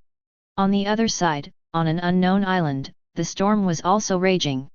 The strong wind mixed with bean-sized raindrops, ruthlessly hitting the ground, and each drop seemed to bring a piercing chill. In a deserted square, countless corpses were lying in all directions, and the blood and rain mixed together, smearing the earth into a shocking red. At the end of the corpses, a group of pirates knelt on the ground, and they spoke in fear. Let us go, I have no grudges against you." The one who spoke was a pirate, and his mood was broken now. He just robbed a merchant ship on the sea, and then he was inexplicably hunted down by the world's most powerful swordsman Hawkeye. In the eyes of most people, this raging storm is the embodiment of terror, but for this group of pirates, it has become the only hope. Because since the strange rainstorm began, Hawkeye's pursuit of them unexpectedly stopped. He just stared at the scene on the horizon that seemed like the end of the world, with a complicated expression, as if attracted by something. Hawkeye turned around inadvertently, and his cold eyes swept over the kneeling pirates. Although he didn't say anything, it was enough to make everyone present tremble and fear penetrate into their bones. Finally, Hawkeye slowly retracted the short blade in his hand, turned around and walked into the wind and rain, and his figure gradually merged with the chaos. "Why, in this place, such a thing would happen?" His words dissipated with the wind, leaving only a lonely and determined back, gradually disappearing in the endless rainstorm. The calm sea surface was stirred up with ripples. Yiyun, who was originally quite far away from the battlefield between Sukuna and Poseidon, directly used the great magical power of the rainbow transformation technique to rush here in one step. Stepping on the calm sea surface, Yiyun looked at Poseidon floating on the sea with blood oozing out of his body with a strange expression. The battle between Sukuna and Poseidon ended in a draw. But in terms of strength, Poseidon was still better. Poseidon was defeated because of his arrogance. Sukuna's domain range is a radius of 200 meters, which is not small, but not large. Even though the previous battle was far away, Yiyun saw it clearly. Poseidon, this guy, can almost win as long as he withdraws from Sukuna's domain. His natural disaster-like ability had such a large range that even Yiyun and Madara, who were far away on the other side, were affected. But he was unwilling to retreat even a step, and insisted on fighting Sukuna in Sukuna's domain with the continuous and guaranteed hit spatial slashes. And what about his attack? It was powerful and had a large range, but there was a disadvantage: it did not have a guaranteed hit effect, which allowed Sukuna to dodge a lot. That's it, even though he knew how to dodge.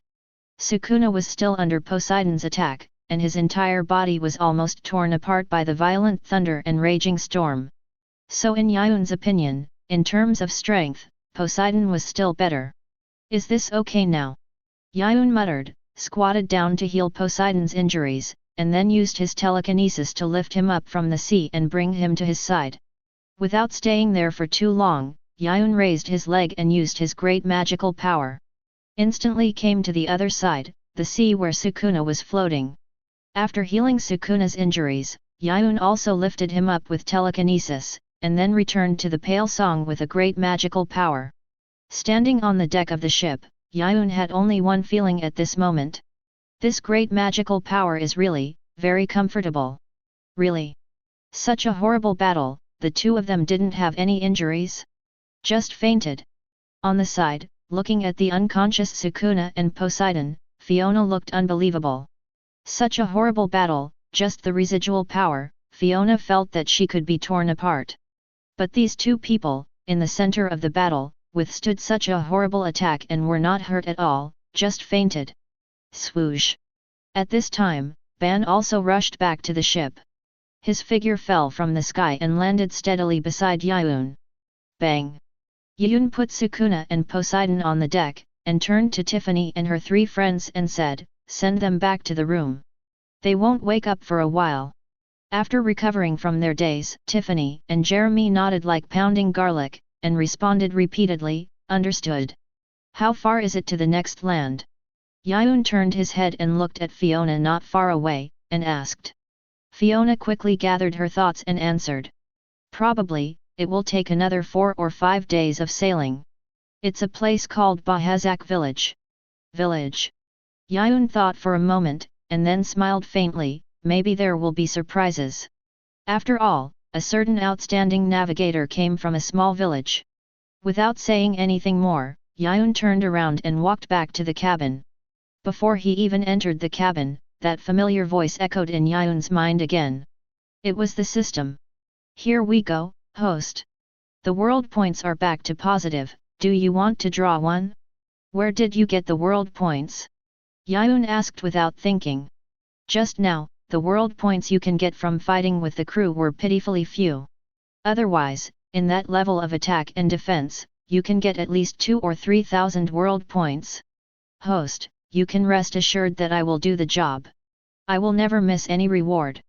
I believe that getting rewards is reliable, but doing things, haha, you have never done anything that satisfies me. Don't worry about this for now, do you want to draw one? Host? Let me think about it. Yiyun stroked his chin and thought for a while. What's the point of shouting for a woman or a man? After having an experience like that with Gagaran, Yiyun doesn't dare to shout anymore. If he scores twice, Yiyun will really be unable to hold back. Then let's have Senju Hashirama.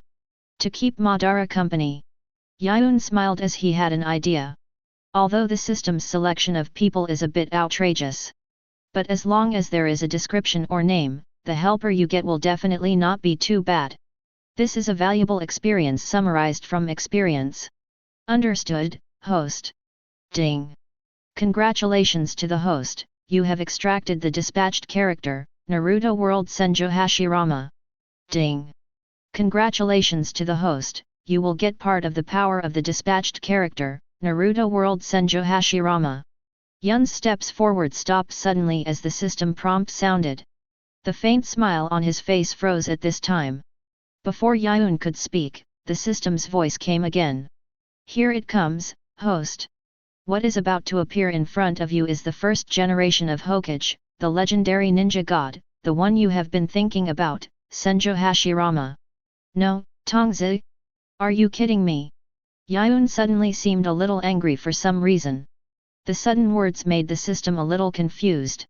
No. Isn't this the Senju Hashirama you mentioned? He's the one you've been thinking about. Did I do a good job this time? I don't want to hear it. You go back and let my albedo come over. This can't be withdrawn. The reward has been issued, and I can't interfere with reality. Fuck you, Yiyun cursed. On the deck. After Gagaran took the initiative to join the task arranged by Yiyun, Tiffany and others suddenly felt much easier. Such a small matter did not alarm Ulquiorra Sifur, Tornado and Madara to help. Madara leaned against the railing, his hands clasped in front of his chest, quietly watching Tiffany and others busy. Suddenly, he seemed to notice something and his expression was slightly stunned. The next second, his expression suddenly became slightly distorted, revealing a ferocious expression with a little excitement. Then he suddenly turned around and shouted towards the sky, I've been waiting for you for a long time. Hashira. It was also at this sudden shout from Madara. Gagran, Fiona, Tiffany and others were all startled, and turned their heads to look at Madara behind them. Before they could react to what was going on. Then there was a whistling sound of breaking wind, and a figure fell from the sky and landed on the deck. Swish! Bang! The powerful impact caused the ship to turbulent, and a faint smoke and dust filled the air. A man with long black hair, wearing red laminated armor, with red iron wrist guards on both wrists, and a large scroll on his back appeared. Madara. The man's voice was slightly puzzled and surprised. And this person is the god of ninja, Senju Hashirama. His out-of-control shouting was met with a calm and puzzled response from Hashirama, and Madara's expression froze and he felt a little embarrassed. Then, Madara sighed with some helplessness and relief. You're still the same, as expected. I still can't get along with you. Seeing Madara like this, Hashirama was stunned for a moment, and then he smiled awkwardly and said, No. There's nothing I can do about it. Yo! Long time no see, Madara. Hashirama was only halfway through his words when his attitude suddenly changed 180 degrees. While greeting him, he also gave Madara a thumbs up. This sudden scene made Madara's mouth twitch. Are you kidding me? How can you say that? Ha ha ha ha, Hashirama laughed loudly. But Madara didn't seem very happy, and even seemed to be a little angry because of Hashirama's heroic laughter. While the two were chatting, what Tiffany didn't notice was that at this moment, looking at the man who suddenly fell from the sky in front of her, her heart was already in turmoil. Her pupils trembled violently like an earthquake, and her eyes subconsciously looked around. This is on the sea. This guy. This man. Where did he come from? Suddenly fell from the sky. On this vast sea with nothing. Chapter 53. The next morning, the two of them were in a mess. The next morning. Boom boom boom. Yiyun was awakened by the sound of fighting, and the bed was shaking because of the fighting outside. He opened his eyes wide and stared at the ceiling blankly, with only one thought in his mind. Which normal person would fight so early in the morning? It was also on this day that the angel pirates had a rule that belonged to them alone. No fighting in the morning. 3 days later, Yiyun added a few new rules to the original rules. Angel Pirates Crew Manual. Article 1, Fighting before breakfast, including breakfast time, lunch time, and dinner time is prohibited.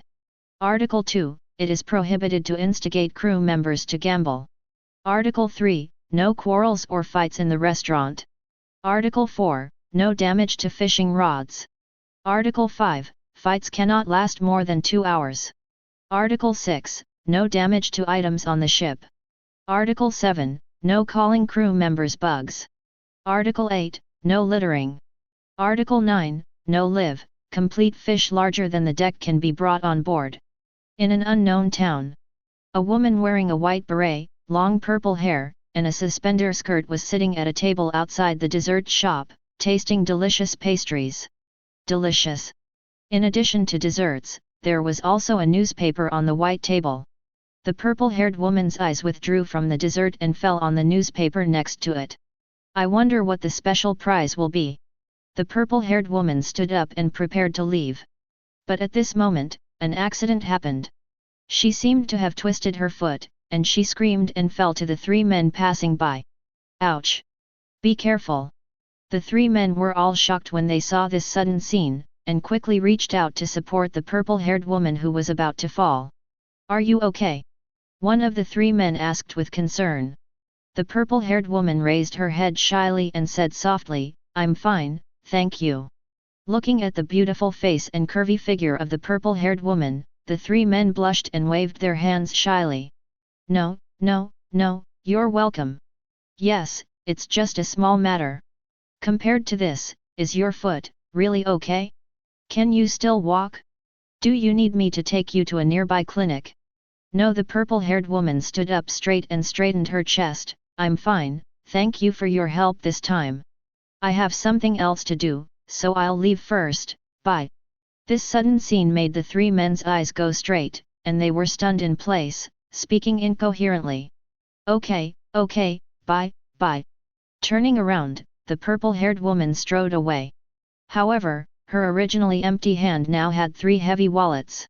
After weighing it for a while, the purple-haired woman showed a satisfied smile on her face. Good luck. It was just afternoon. A coast outside the village of Bahazak. Big sister, are we really not going to go up and take a look? On the deck of the Pale Song, Jeremy looked at Tiffany and asked hesitantly. Tiffany turned her head and looked at Jeremy beside her. She pondered for a while and shook her head. No, the captain said that we will not stay on the island for too long this time. Besides, there are still many places on the ship that have not been cleaned. Oh, I know. Jeremy was a little regretful.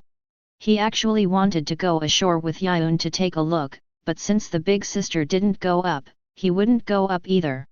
What Jeremy didn't know was that Tiffany actually had the same idea as him. She also wanted to follow Yiyun. But when she remembered what Philana said to her that day, she didn't dare to go ashore with Yiyun. She was afraid. She was afraid that Yiyun would find a place for her to stay on this island and then abandon her. Let's go. Next is Sukuna-sama's room. We must be respectful. Tiffany retracted her gaze towards the shore and led Jeremy to the cabin. What happened to Sukuna-sama this time? Aren't you going ashore with the captain? Jeremy was a little curious. Why are you asking so many questions? Say less. Tiffany instructed. At the same time, in the village of Bahazak, a group of old women were gathered together to talk with two young men with unfamiliar faces. No, Grandma, I'm talking about the navigator. The young man raised his voice and explained. He was Yiyun who came to the island to find the navigator. Ah? What's see? The grey-haired old woman looked puzzled. Navigator. Yiyun repeated and emphasized. Very good? Of course, I'm in good health. The grey-haired old woman nodded with a smile on her face. Yiyun was a little embarrassed and raised his hand to wipe the sweat on his forehead. You are in good health, but you are a little hard of hearing. At this time, other old ladies around also smiled and spoke. Young man, what are you talking about, navigator? We don't understand. Yes. What is a navigator? The daughter of the Bahak family is very good. Not only is she beautiful, but she is also diligent and sensible. She must be a good woman who can manage the household.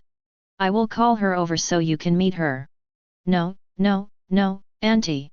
Yiyun waved her hand and refused. I'm here to find someone. Yes, I think the daughter of the Bahak family is very suitable for you, young man. Hearing this, Yiyun unconsciously raised his hand again to wipe the sweat from his forehead. What the hell is this for? How come it turned into a blind date? I'm looking for someone, not a wife. At the beginning, there were only 3 people here, including Yiyun. But when Yiyun started chatting, more and more people began to gather, and now there are 7 or 8 people without Yiyun. Is there anyone in the village who is very interested in things at sea? The kind of people who know how to look at the weather, can sail far, and are more knowledgeable. Young man, do you want to go fishing? Sailing far is very dangerous. The women around were talking at once, and Yiyun felt that his head was bigger. The intelligence department in this village is a bit difficult to deal with. After a few hasty responses, Yiyun left this place in disgrace. It seems that I have to go to the tavern or something to find out the news. Yiyun paused, subconsciously turned his head to look at the other side. I wonder what's going on over there? Those 2 guys won't quarrel again on the way? Yiyun is not the only one who landed on the island this time. Hashirama, Madara, Xiaowu, Tornado, Gagran, Fiona, and others also landed on the island. Before they separated, Yiyun asked them to find out about the news of the navigator. Fiona, Yiyun is not sure if she will help to find out, but I think Gagran and Xiaowu should be interested. As for Hashirama and Madara, it's more outrageous to find out about the navigator than to ask them to find out about the navigator. However, let's look forward to it a little. Just thinking about it, Yiyun suddenly noticed something and turned his head to look in one direction. Huh? So fast? Yiyun's eyes narrowed slightly, and a playful smile appeared on his face. The next second, he took a step forward and disappeared instantly. When he appeared again, he had come to the seaside, on a steep cliff. Just in front of him, on the sea about 10 nautical miles away from the island, a huge naval formation was approaching at full speed. Yiyun raised his hand and pointed at the number of warships, and couldn't help but chuckled and said, 8 warships, the battle is not small. Also when Yiyun's voice fell, Ulquiera Sifur, Madara, Hashirama, and Tornado also rushed to Yiyun one after another. Are those the navy? Tornado's figure floated beside Yiyun, and asked arrogantly. Yeah, I really don't know what the navy headquarters thinks. Even the admirals can't do anything to us. What's the use of sending 8 warships this time? Even the admirals are not dispatched. Yiyun spoke slowly. At the same time, the huge fleet consisting of 8 large naval warships gradually slowed down its speed after being not too far from the island. Then it stopped at sea. A tall, bearded man in a white uniform and a white bowler hat walked out of the cabin and came to the front of the warship. Behind him, there was a group of naval officers in white navy coats. Looking at the island ahead, the bearded man said in a cold voice, "Open fire." As soon as these words came out, all the navy officers were shocked. "What? There are still civilians on that island? Are you serious?" A navy officer stepped forward and reminded him in disbelief. The bearded man turned his head and looked at the navy officer who was speaking with cold eyes. "Don't make the mistake of identity, I am the highest commander here now. If it weren't for your incompetence, which made the world government lose face, there would be no need for me to come here in person." Facade? Humph! Facing the bearded man who didn't look good at all, the faces of all the navy officers were also very ugly. But there are our informants up there, if... Shut up! The bearded man shouted angrily, "They are just incompetent guys like you, what's the point of keeping them?" All the navy officers gritted their teeth, and after a moment, an officer standing in front still lowered his head, waved his hand and whispered, "Fire!" Then the order was issued. In a moment, the guns of 8 large warships were all aimed at the island ahead. Bang! Bang! Bang! Bang! The huge sound of artillery fire resounded throughout the sea area, and 8 large naval warships fired round after round at the island ahead. In an instant, the sky was filled with shells like raindrops pressing towards the island. On the island, seeing the navy warships suddenly open fire, and seeing the dense rain of shells pressing over, Yiyun was stunned.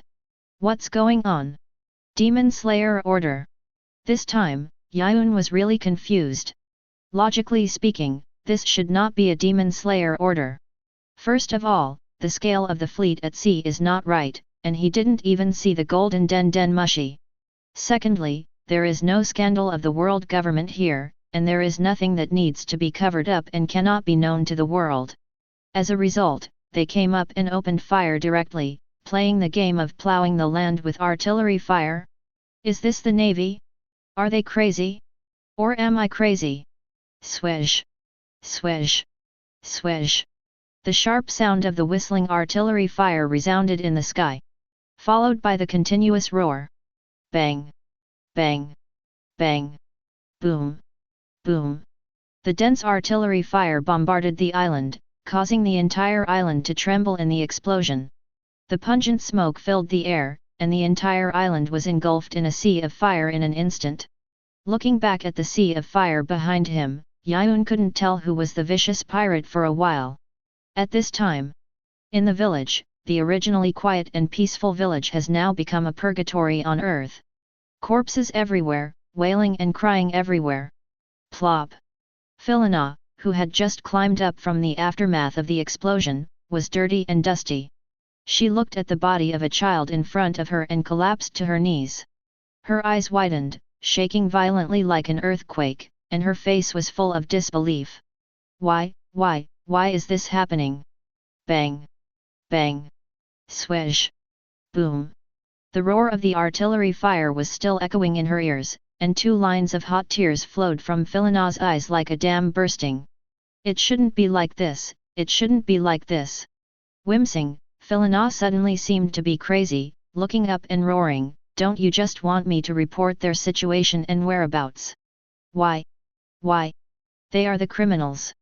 Did I do something wrong?" On the other side, where Yiyun is, looking at the sea of fire behind him and what the navy was doing, Yiyun suddenly turned his head and looked in the direction of the navy fleet, and said with a ferocious face, "Since you all did this, then we will not be polite to you." Pa! Uchiha Madara clapped his hands together to make a seal. Buzz! The next second, a light blue aura visible to the naked eye gushed out from Madara's body, and a huge half-body Susanoo condensed. The half-body Susanoo had 2 faces and 4 arms, facing the left and right sides respectively. At the same time, the 4 arms of the half-body Susanoo were not idle, and they had already made seals. Tian Ai Shen Xing. Chapter 54. The sound of the thunder was so deafening that it was almost too loud. Boom! At the end of the sky, a deafening roar suddenly sounded, as if thousands of thunder gods were beating war drums at the same time, with an extremely majestic momentum. The sound was so loud that it even overwhelmed the sound of the warship's artillery fire. What's that sound? Instinctively, driven by curiosity, the navy on the deck of the warship all raised their heads and looked at the sky where the deafening roar came from. However, they saw nothing except the white clouds. In cloudy weather, even the sun hid behind the white clouds. Nothing. The deck is shaking. The sea surface is also shaking. The navy's eyes shifted from the sky to the deck and the sea. Just at this moment, someone shouted, "Look! There is something above the clouds." For a moment, the navy's eyes all looked up at the sky again. Just as the man shouted, a huge shadow emerged in the clouds, and the scope of the shadow was expanding rapidly. "What is this?" A navy frowned and asked with some doubt. But the next second, the doubtful expression on his face disappeared instantly. Instead, there was boundless fear and despair. It seemed that the whole world was still at this moment. I saw that the clouds on the horizon were suddenly pierced by a meteorite that was huge enough to cover the sky and the sun. With the momentum of destroying the world, it rushed down and covered the sky of the entire sea area. The roar was deafening, causing the entire sea to tremble. Rumble, rumble! What is this? Ha ha ha! Some Navy officers laughed almost crazily, with disbelief and despair in their laughter. What the hell? Is it this kind of thing? Ha ha ha, are you going to run away? It's useless, this can't be escaped at all, ha ha ha. The Navy officers seemed to have fallen into madness at this moment. They laughed up to the sky, and the sadness and despair contained in their laughter were stronger than the deepest night. However, after laughing for a while, the laughter stopped abruptly, replaced by a heavy sob, and the kneeling knees hit the deck, making a dull sound. What a joke! Bastard!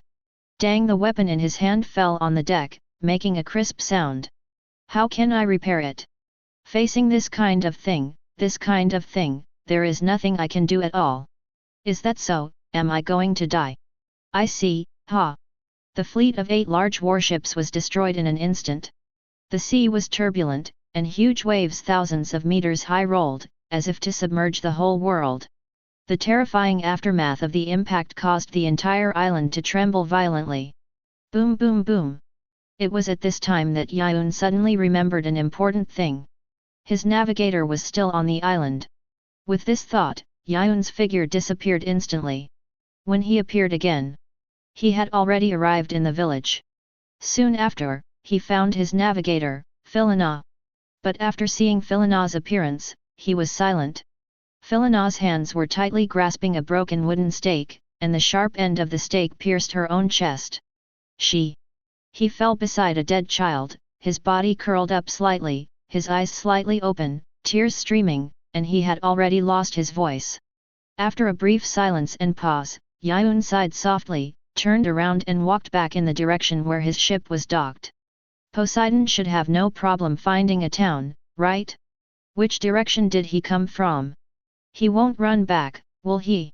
On this day, 8 large warship fleets received instructions from the world government and were directly governed by the CP organization and headed for Bahazak village. Off the coast of Bahazak village. All lost contact. 1 day later. Off the coast of Bahazak village island. A surveillance ship with a naval flag flying high came here. You are kidding. When did a stone island appear here? On the deck, a naval officer looked at the huge rock standing on the sea and spoke in astonishment. Major! The sea chart of the waters of Bahazak village. At this time, another naval officer came over with a sea chart. The officer with the rank of major took the sea chart and opened it to confirm. There was no such stone island at all. When was this sea chart drawn? It was drawn a year ago. The officer replied. You mean, in a year, a stone island suddenly appeared? How could such a ridiculous thing happen? The major officer turned around and said, immediately contact all the ships that have recently cruised in the waters of Bahazak village to confirm. Yes. The major officer looked at the stone island again. This time, he received an order to investigate the reason why the 8 warships lost contact. When he saw this stone island, he was very sure that the loss of contact with the fleet must be related to this stone island. Next, he only needs to confirm the speculation from all aspects to submit a complete investigation report to his superiors. The major looked at the stone island carefully. Suddenly, as if he thought of something, his pupils suddenly shrank slightly, and he suddenly raised his head and looked at the sky. Could it be the sky? Is this a meteorite? What a joke! A few days later, Lanshanman Kingdom. On the quiet street at night. It was pouring rain, and the street lights on both sides of the street flickered. The doors and windows of the residential buildings on both sides were closed, and there was no light flowing out. People seemed to have fallen asleep long ago. However, just at this time when they should have fallen asleep, a group of people wearing black raincoats suddenly appeared on the street. There were 10 of them in total, of different heights, men and women, and the only thing in common was perhaps the raincoat. I'm emphasizing 3 things after entering the town. Before I find the navigator, be a little restrained, don't kill people, don't make trouble, don't fight. Amway Hotel. This is the only place in this block that still has its door open and lights on. At the front desk, a girl in her 20s, wearing a light blue plain dress, was sleeping soundly on the front desk. Bang! A sudden dull sound woke the girl up from her sleep. She looked up, and before she could react to what happened, she saw 10 people in raincoats walking straight past the front desk, leaving only one sentence. Stay in the hotel, 10 rooms, that's the deposit, I'll pay double the balance when I leave. The girl was stunned for a moment, and instinctively looked at the heavy bag of coins on the front desk. She reacted and spoke quickly. Guest. There are not so many rooms left, only 3 small rooms. I know, I will vacate the room myself, you continue to sleep, if someone makes trouble, you ask him to come up to me. Still only one sentence was left. The group of people in raincoats went straight upstairs. Faced with this sudden word, the girl was dumbfounded, and her brain went into a short downtime. Go, vacate it yourself. Soon, there was a sound from upstairs. Bang! Bang! Bang! Following a few muffled sounds. Soon, a group of disheveled people ran down from upstairs, shouting and running out of the hotel without looking back. Ah! Seeing this scene, the girl at the front desk was struck by lightning, with a look of astonishment on her face. Ah! On the 2nd floor of the hotel, in the room.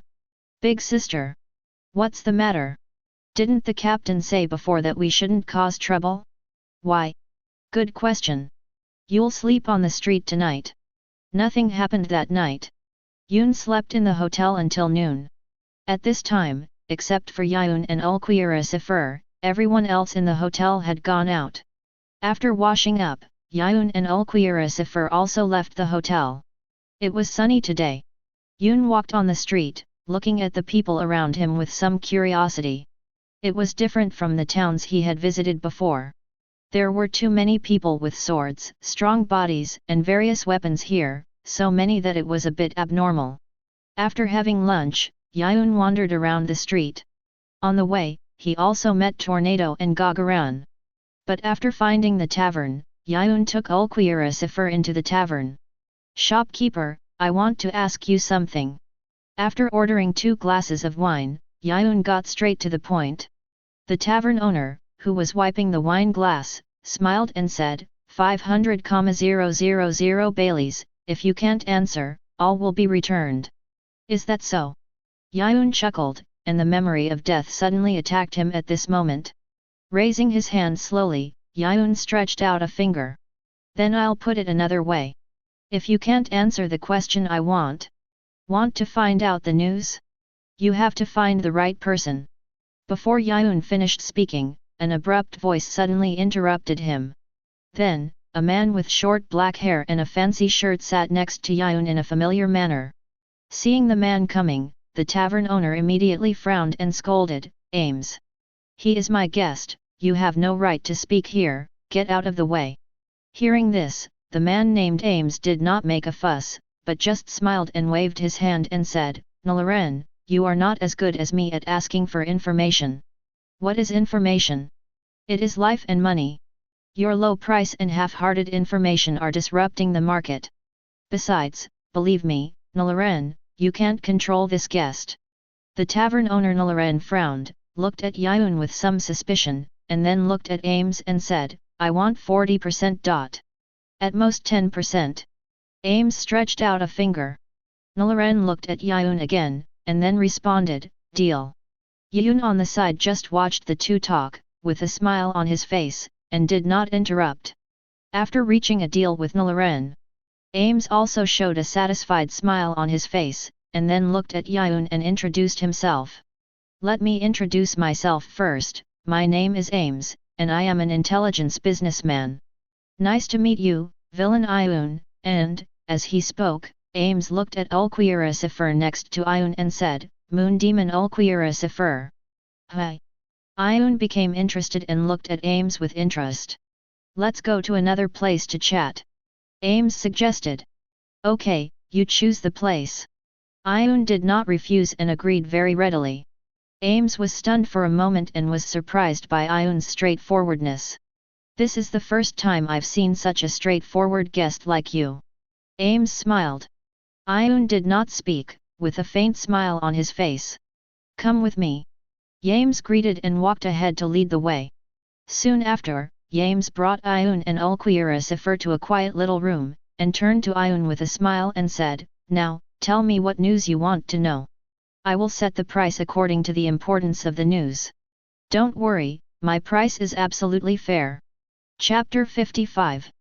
The ship is still short of a navigator. What information can you provide me? Yiyun came to a seat in the room, and Ulquiera Sifur stood beside him. Ames was slightly startled, and then smiled and flattered him. As expected of the villain Yiyun with a bounty of 800 million baileys, he dared to dominate the Grand Line without a navigator, and arrived here smoothly. It's really surprising. I thought you were here for the duel meeting held by the Lanshanman Kingdom and the special prizes. Yiyun looked at Ames who was talking quietly, without speaking. Ames was also silent and didn't speak. He was waiting for Yiyun to be interested in the decision-making meeting he mentioned, but the result was somewhat unsatisfactory, as the other party seemed to have no interest in it at all. Ames spread his hands and said helplessly, It's not difficult to get information about the navigator, but few people will ask about it. If you just provide some clues, I will charge you 300,000 baileys. If I help you find the person, I will charge you 1 million baileys. How do I know if you will provide me with false information? I have to verify it. Yiyun sighed halfway through, Oh, forget it, I'm too lazy to pretend. It seems that he didn't understand the real meaning of Yiyun's words. Ames still smiled and said, Don't worry about the information. Since I am an intelligence businessman, I will naturally not sell you false information and ruin my job. No, you misunderstood. Yiyun looked at Ames calmly, What I mean is, you answer whatever I ask. If you can't answer, or don't want to answer, or lie to me, then there is no need for you to exist. Listening to Yiyun's words, the smile on Ames' face gradually subsided. It's not good to buy things without paying, customer. Ames clapped his hands gently. Pa. Bang. The wooden door of the room was violently pushed open. 5 armed men rushed in, pointing their guns at Yiyun and Ulquiera Sifur in the room. As an intelligence businessman who is involved in both the black and white worlds, danger is everywhere. How can I not be on guard? Ames put on a smile again. The bounty can reach 800 million. I know you are very strong. But now, I advise you not to act rashly. In such a small room. No, Yiyun interrupted Ames, leaning back on the back of the sofa and crossing his legs, You don't know. What did you say? Ames' smile froze on his face, and his brows frowned unconsciously. Don't understand? Then listen to it in a different way. Yiyun's voice was indifferent. The next second, there was a buzzing sound of boom. The terrifying pressure as heavy as a mountain suddenly dropped. Ames and the 5 men who rushed into the room fell to their knees on the floor because they could not bear this powerful pressure. Bang! Without any buffer, their knees hit the ground heavily, and there was a crisp sound of broken bones. Crack! The wooden floor sank and cracks spread. The burning pain from the knees made them all wail in pain. Do you understand now? Yiyun looked down at Ames, who was kneeling on the ground, and spoke in a deep voice. Feeling the terrifying power on himself that he could not resist at all. Ames's whole body was trembling slightly. He had already lived up to his previous confidence. His voice was trembling as he spoke, "Understand, understand. Smart man."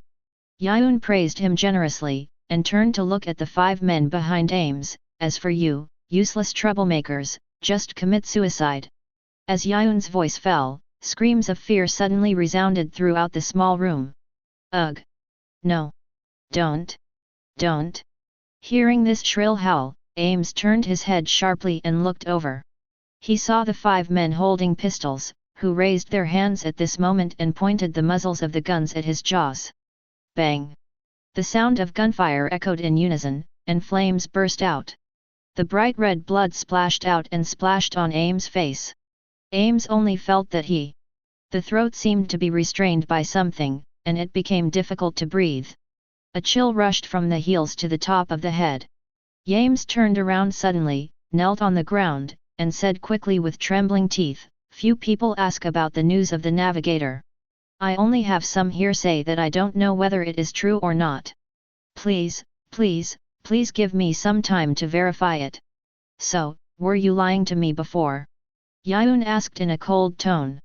No, I never give customers false news." Ames didn't dare to raise his head, and his whole body was shaking violently like a sieve. "It doesn't matter. I don't need news or anything. Go and bring me a navigator." Beans of cold sweat ran across Ames' cheeks, and his voice was hoarse and trembling. Please give me some time." "How long?" Yiyun was straightforward. Three days." When Ames asked for 3 days, Yiyun rejected it directly. "Too long, I'll give you 1 day. I believe that with your background as an intelligence merchant, this won't be difficult." Yamas didn't speak, nor did he dare to speak. Until this moment, he realized how vicious the pirate in front of him with a bounty of 800 million was.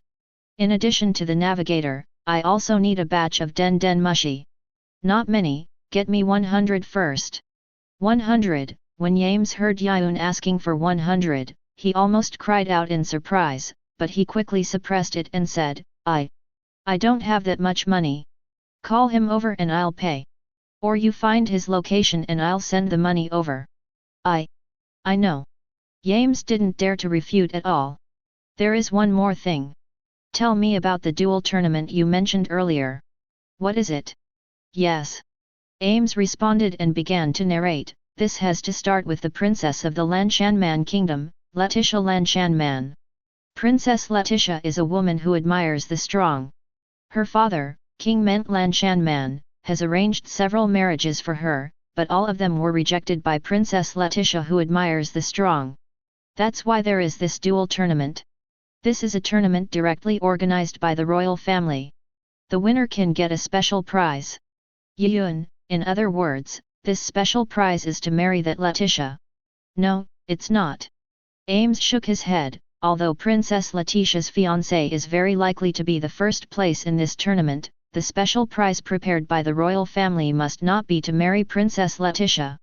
Because according to the reliable information I have received, this special prize is a devil fruit." Yiyun was thoughtful. "Devil fruit, this is indeed a very tempting prize.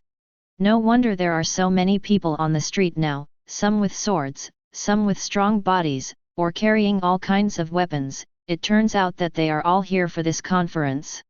After his curiosity was answered, Yiyun lost interest. Devil fruit is of no use to him. "Go prepare what I need." Yiyun waved his hand, indicating that Ames could leave. Ames immediately felt relieved and quickly responded, Yes. Standing up, Ames turned around and was about to run away, but his weak legs made him stumble and fall to the ground. Plop! But he got up soon.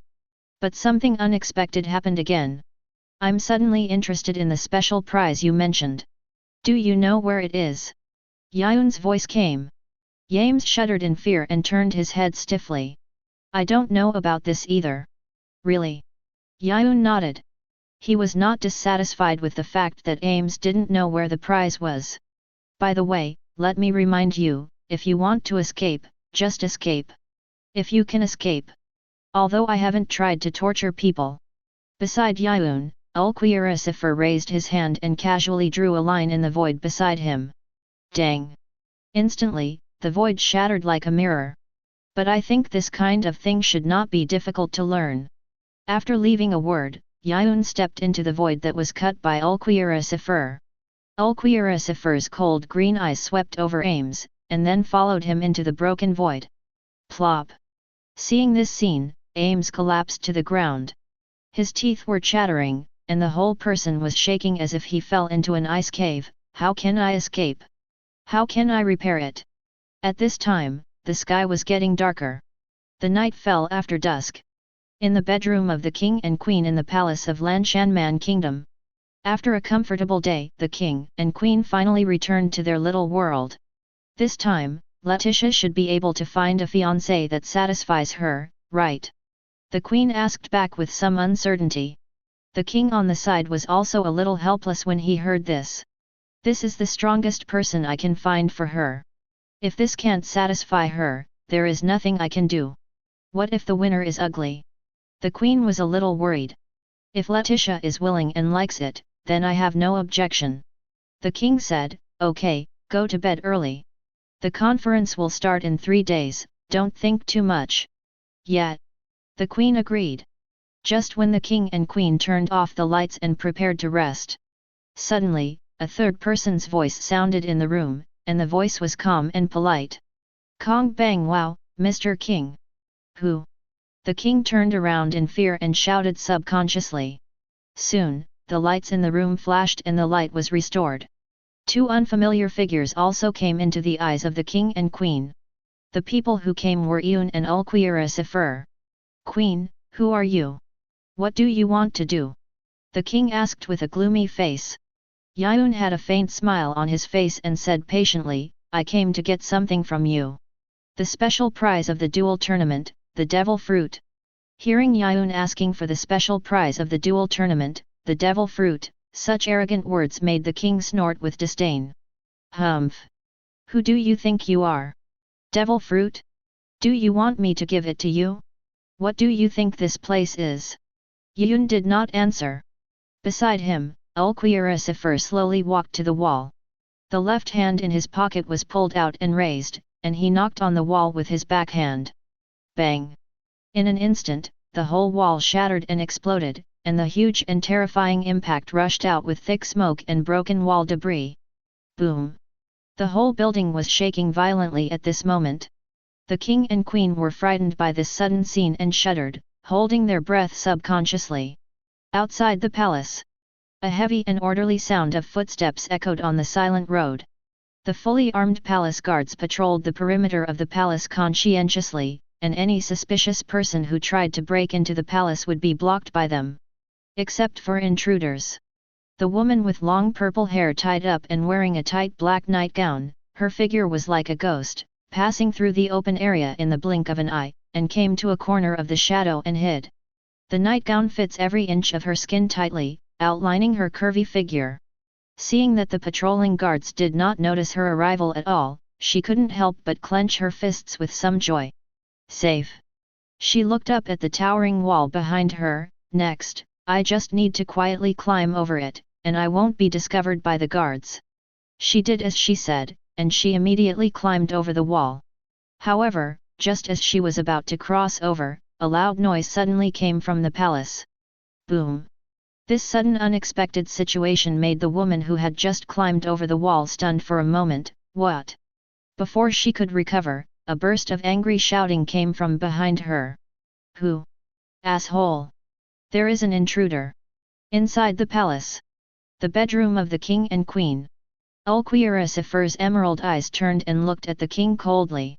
Feeling Ulquioricifer's cold eyes, the king shuddered again, and his hair stood on end.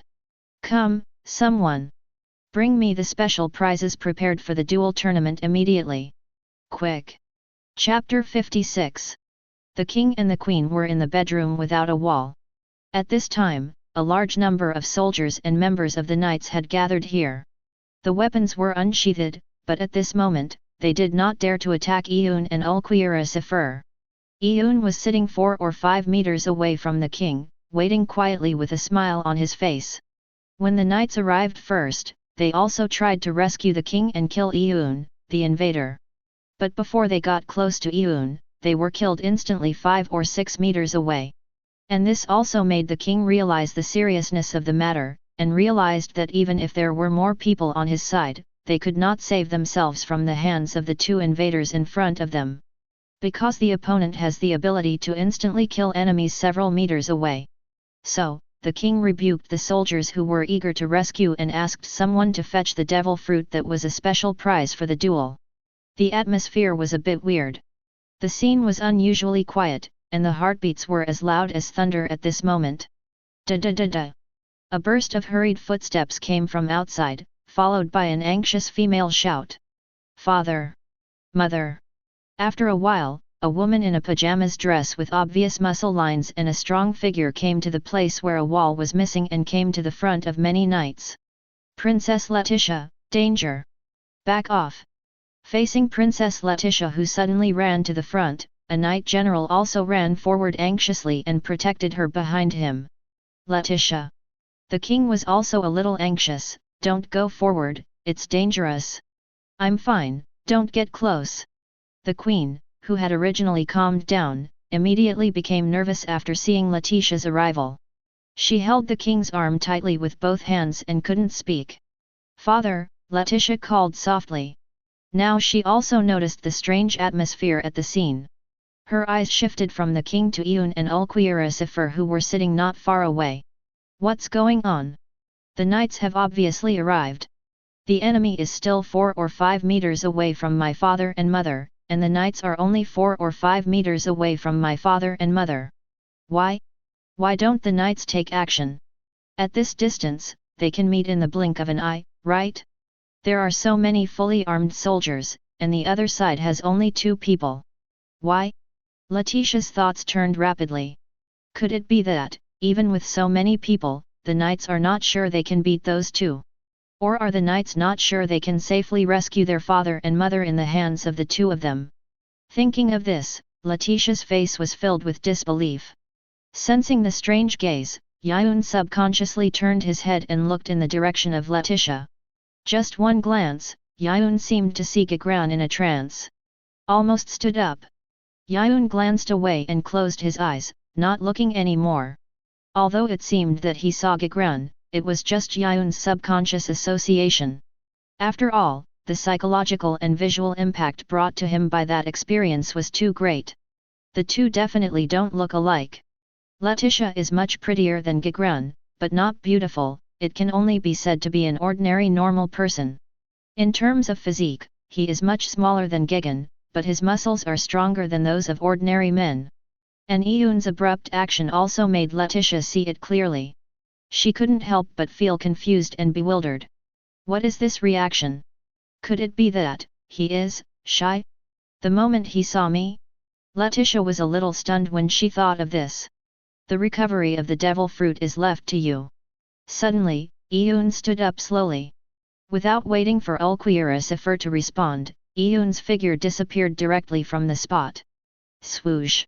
This sudden scene made everyone present breathe stagnate, and their nerves became tense instantly. Disappeared. Where? The soldiers were nervously looking for Yiyun's figure everywhere, but it was impossible after all. Find it. When he appeared again, Yiyun had returned to the hotel. Somewhat unexpectedly, Yiyun could not sense the breath of Ban and others, none of them were in the hotel. After opening his senses, Yiyun confirmed that they had returned to the ship. Now, only Tiffany and her 3 friends were left in the hotel. They were pacing back and forth in their original room, seeming a little uneasy. Squeak! Yiyun pushed the door and walked in. They are all back on the ship, why are you still here? Tiffany was startled by the sudden movement, and when she saw that it was Yiyun, she immediately showed joy on her face. Sir Sukuna, Sir Tornado and the others said that the beds here are not comfortable, so they went back to sleep on the ship. Sir Madara, Sir Hashirama and the others have also gone back. I thought that you, Captain, didn't know the news yet, and you might be worried if you didn't see Sir Tornado and the others after you came back, so I stayed. I didn't expect that you, Captain, already knew about it. Yiyun looked at Tiffany and the others, who were a little uneasy, as if they had done something wrong, and his voice slowed down a little. I just found out about it. Looking at the bed in the room, Yiyun agreed with what Tornado and the others said. The beds here are indeed not as comfortable as those on the ship. Since they have all gone back, let's go too. With that, Yiyun turned and left the room. Tiffany and the others hurriedly followed, and asked curiously, "Where is Sir Sifa?" "I'll be back later." Inside the palace. After getting the devil fruit, Ulquioricifer left the palace without any nonsense. In just a moment, he returned to Yiyun, who was rushing back to the direction of the ship docking. Taking the devil fruit from Ulquioricifer, Yiyun handed it directly to Tiffany beside him. "This thing, it's for you." Tiffany held the devil fruit that was a little bigger than her head and raised her head in confusion. "What is this?" "Devil fruit." Yiyun answered patiently as he walked. "After eating it, you can gain extraordinary power. But the price is that you will become a landlubber." At first, when Yiyun heard Ames say that the special prize was a devil fruit, he was not interested. But when he remembered that there was a pitifully weak little guy on the ship, he changed his mind and went to the palace to get this devil fruit back. After hearing what Yiyun said, Tiffany was stunned and even forgot to walk. Looking at the devil fruit in his hand, he felt a little dazed. In other words, "Captain, the reason why you came back so late was to help me get this thing." Yiyun did not stop moving forward, and said without looking back, "I don't know what specific abilities you can get after eating it, but the price is the same. Eat it or not, it's up to you." "I'll eat it." Tiffany agreed without hesitation, and then wolfed down all the devil fruits in her hand, and followed Yiyun's pace again. "What does it feel like?" Yiyun asked. "It's a bit unpalatable." Tiffany answered honestly. "That's not what I'm asking." "Ah. Yiyun, I mean, forget it, I'll know it naturally after a while." At the same time, on the other side, in a dark and damp street alley, the woman who failed to sneak into the palace was embarrassedly treating her wounds in the corner, cursing constantly.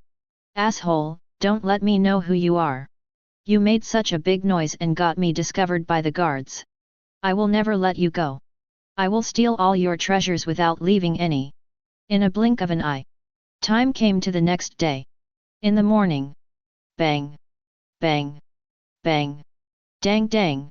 The sound of smashing and breaking porcelain and glass echoed. Ames was emotionally broken and venting madly.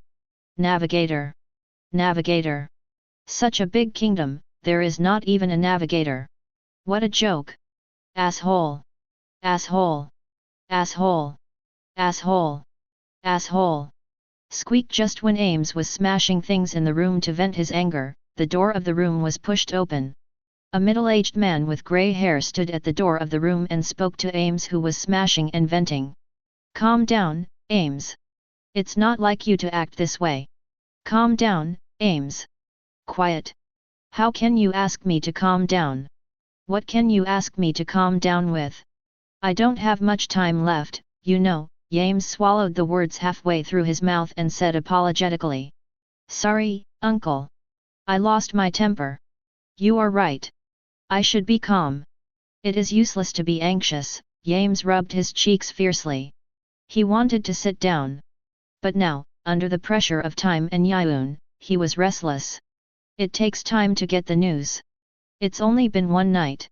It's normal that there is no news. Now all the manpower has been withdrawn to get all the news about the navigator. I believe there will be results soon. The middle-aged man said. You haven't seen them, so you don't know what kind of people they are. Ames took a deep breath and said slowly, if I don't show enough value, they will kill me mercilessly. I dare not bet that they will be merciful, uncle. The middle-aged man was silent and did not say anything to refute. Spread the news and tell everyone in the kingdom that we are recruiting a navigator. Anyone who can come will receive a bonus of 100 million Baileys. Ames clenched his hands. As for those guys hiding in the dark, tell them that the angel pirates, the great pirate villain Yiyun with a bounty of 880 million Baileys, is recruiting a navigator. Anyone who can come will be rewarded with 100 million Baileys. I know. The middle-aged man nodded in agreement and turned to leave the room. But Yim's voice came again, please contact Ensa for me. But as soon as the voice fell, he was rejected by himself. Forget it, I'll contact him myself. Walking to the clothes rack and picking up his coat, Ames strode out. On this day, the usually peaceful Lanshanman kingdom experienced some turmoil. A very shocking news came from both the light and the dark. The shocking news from the light was that the king of Lanshanman kingdom was invaded, and the special prize prepared for the duel tournament, the devil fruit, was stolen.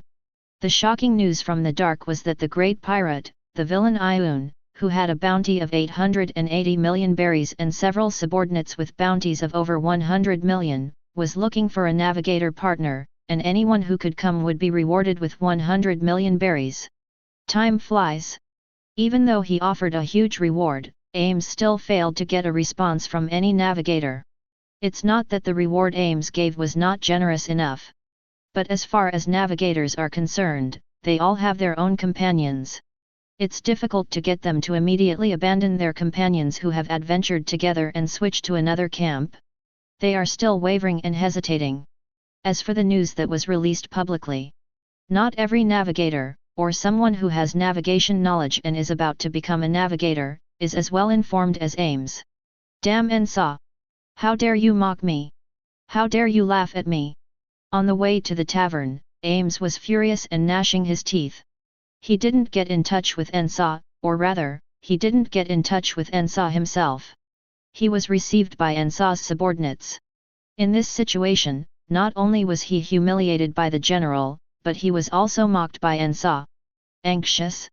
Losing your composure? Who forced you to be like this? Ensa, since you are unkind, don't blame me for being unjust. A ruthless look flashed in Ames' eyes. If you want to know, I'll let him tell you, so you can experience it yourself. Arriving at the tavern in Noralan in advance, Ames walked straight to the front desk. Hey! Ames, where have you been hiding? You haven't been seen for so long. Where is the 10% of the profit we agreed to share with me? Nalaran yelled at Ames. Yamas raised his head when he heard it.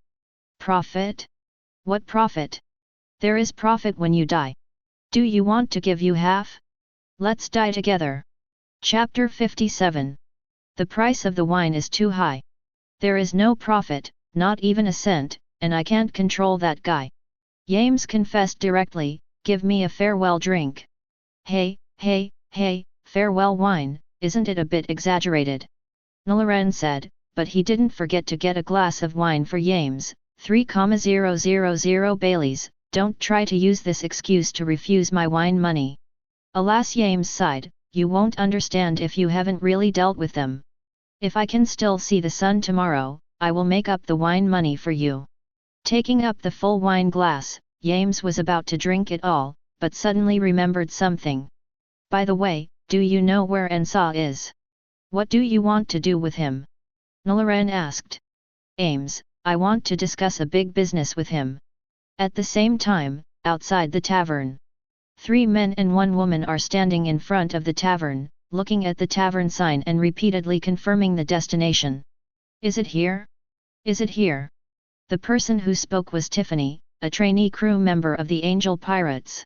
This time, she received the captain's mission to come here and bring a man named Ames to see him. It should be here. Jeremy said, hasn't the captain told us? We can just ask the tavern owner later. That's right. Tiffany nodded, let's go in. Ding clang. The door of the tavern was pushed open, and the bell hanging on the door rang crisply. Tiffany and her group walked into the tavern. In the pub, many drinkers looked at the group of children, and some of the drunk drinkers couldn't help but tease them. Hey, the children's toy store is not here.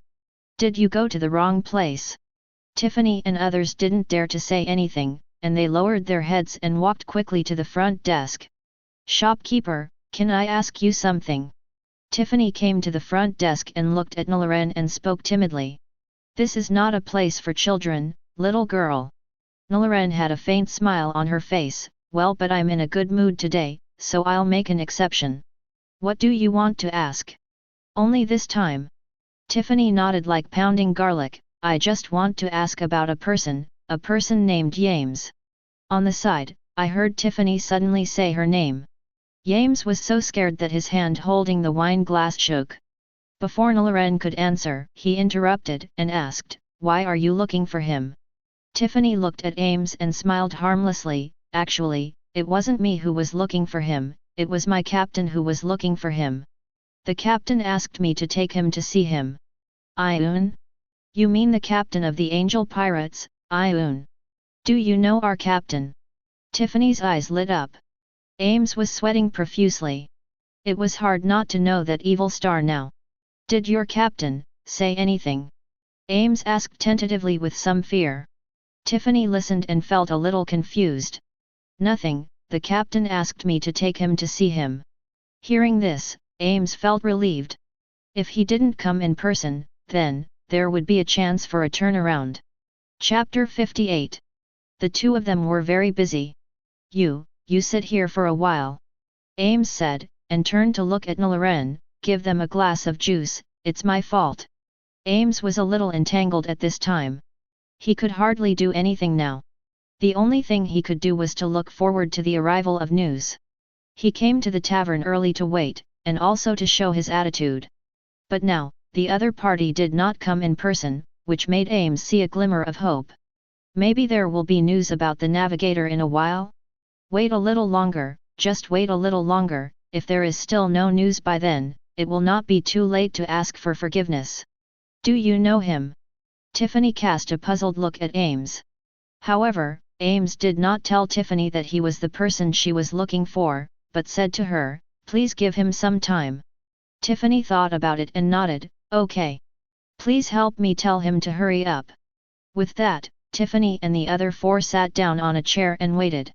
Their mission was to bring Ames back, but they didn't know where Ames was at the moment, and his friend asked them to give him some time. Then there was nothing else they could do except wait. "Little girl, your juice." Nilaren got a few glasses of juice and handed them to Tiffany and others. "Thank you." Tiffany thanked politely, but she had no intention of taking the juice. After all, this was the first time the captain had given her a mission, and she didn't want to delay or mess things up because of any small accident. "Are you really a member of the Angel Pirates?" Ames asked. "What do you think of your captain? What kind of person are the other members of the crew?" Tiffany looked at Ames with suspicion, and did not answer Ames' questions or speak. She just sat there and waited quietly. Seeing this, Ames did not continue to ask. Time passed by minute by minute. The subordinates who were still trying to find out the news had not yet received any news about the navigator, and Ames' nerves became more and more tense. Tiffany also became a little impatient. "How long do we have to wait? If we keep waiting like this, I can't explain to the captain." Tiffany looked at Ames. Ames stiffened when he heard this. "But, it's okay." Slowly standing up, Ames squeezed out a somewhat stiff smile. "I'm the person you're looking for, let's go and meet your captain." Tiffany was startled, and then complained, "Oh really, you are obviously here, why do you make me wait so long?" Bulu bulu bulu bulu. Just at this time, the sound of den den mushi suddenly came from Ames' body. After only a moment of daze, Ames' face showed a look of surprise. "Here it comes." Ames, who took out the den den mushi, couldn't hide his excitement. "I am Ames, tell me." "Boss. There is a woman who claims to be Karina, saying that she is a navigator and wants to add." "Okay. Bring her to the tavern in Nilaren immediately." Ames excitedly greeted before his subordinates finished speaking. Then he turned his head and looked at Tiffany beside him. "Wait a little longer. I found the navigator your captain asked me to find. I need to wait for her to come." At this moment, Ames's heart was finally relieved. The trance of entering the gates of hell and returning to the world in an instant made him feel extremely excited. Not long after, a man in a black suit came to the tavern outside Nilaren with a woman. The woman was wearing an orange long coat, an orange t-shirt and white trousers. Her purple hair was tied up. It was Kalina, mentioned by Ames' subordinates in the Den Den Mushi. Tiffany, Ames, and others had been waiting for a long time. After seeing Kalina coming, Tiffany also called out, "Let's go. If we go slower, it will be dark."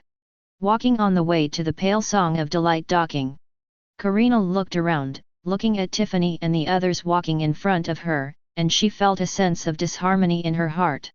It was smooth. It was too smooth. It was a little bit abnormal. Ever since she was unlucky enough to be discovered by the guards that day, she has been investigating who did it. And soon she found out that the culprit was the Angel Pirates. She was planning how to sneak into the Angel Pirates and take back what should belong to her. Then there was news that the Angel Pirates were recruiting a navigator, and she happened to be good at this. Originally, I thought that I needed to defeat many competitors to stand out, but the fact is that I am the only one. Then the other party didn't even ask anything, didn't verify anything, and directly said that I passed. Now he took me to the Angel Pirates base. Will there be a bomb? Kalina muttered in her heart. Walking a little faster, Kalina came to Tiffany's side with a gentle smile on her face. "Little sister, are you also a member of the Angel Pirates?" Tiffany turned her head and looked at her when she heard the voice. She was still very kind to Kalina.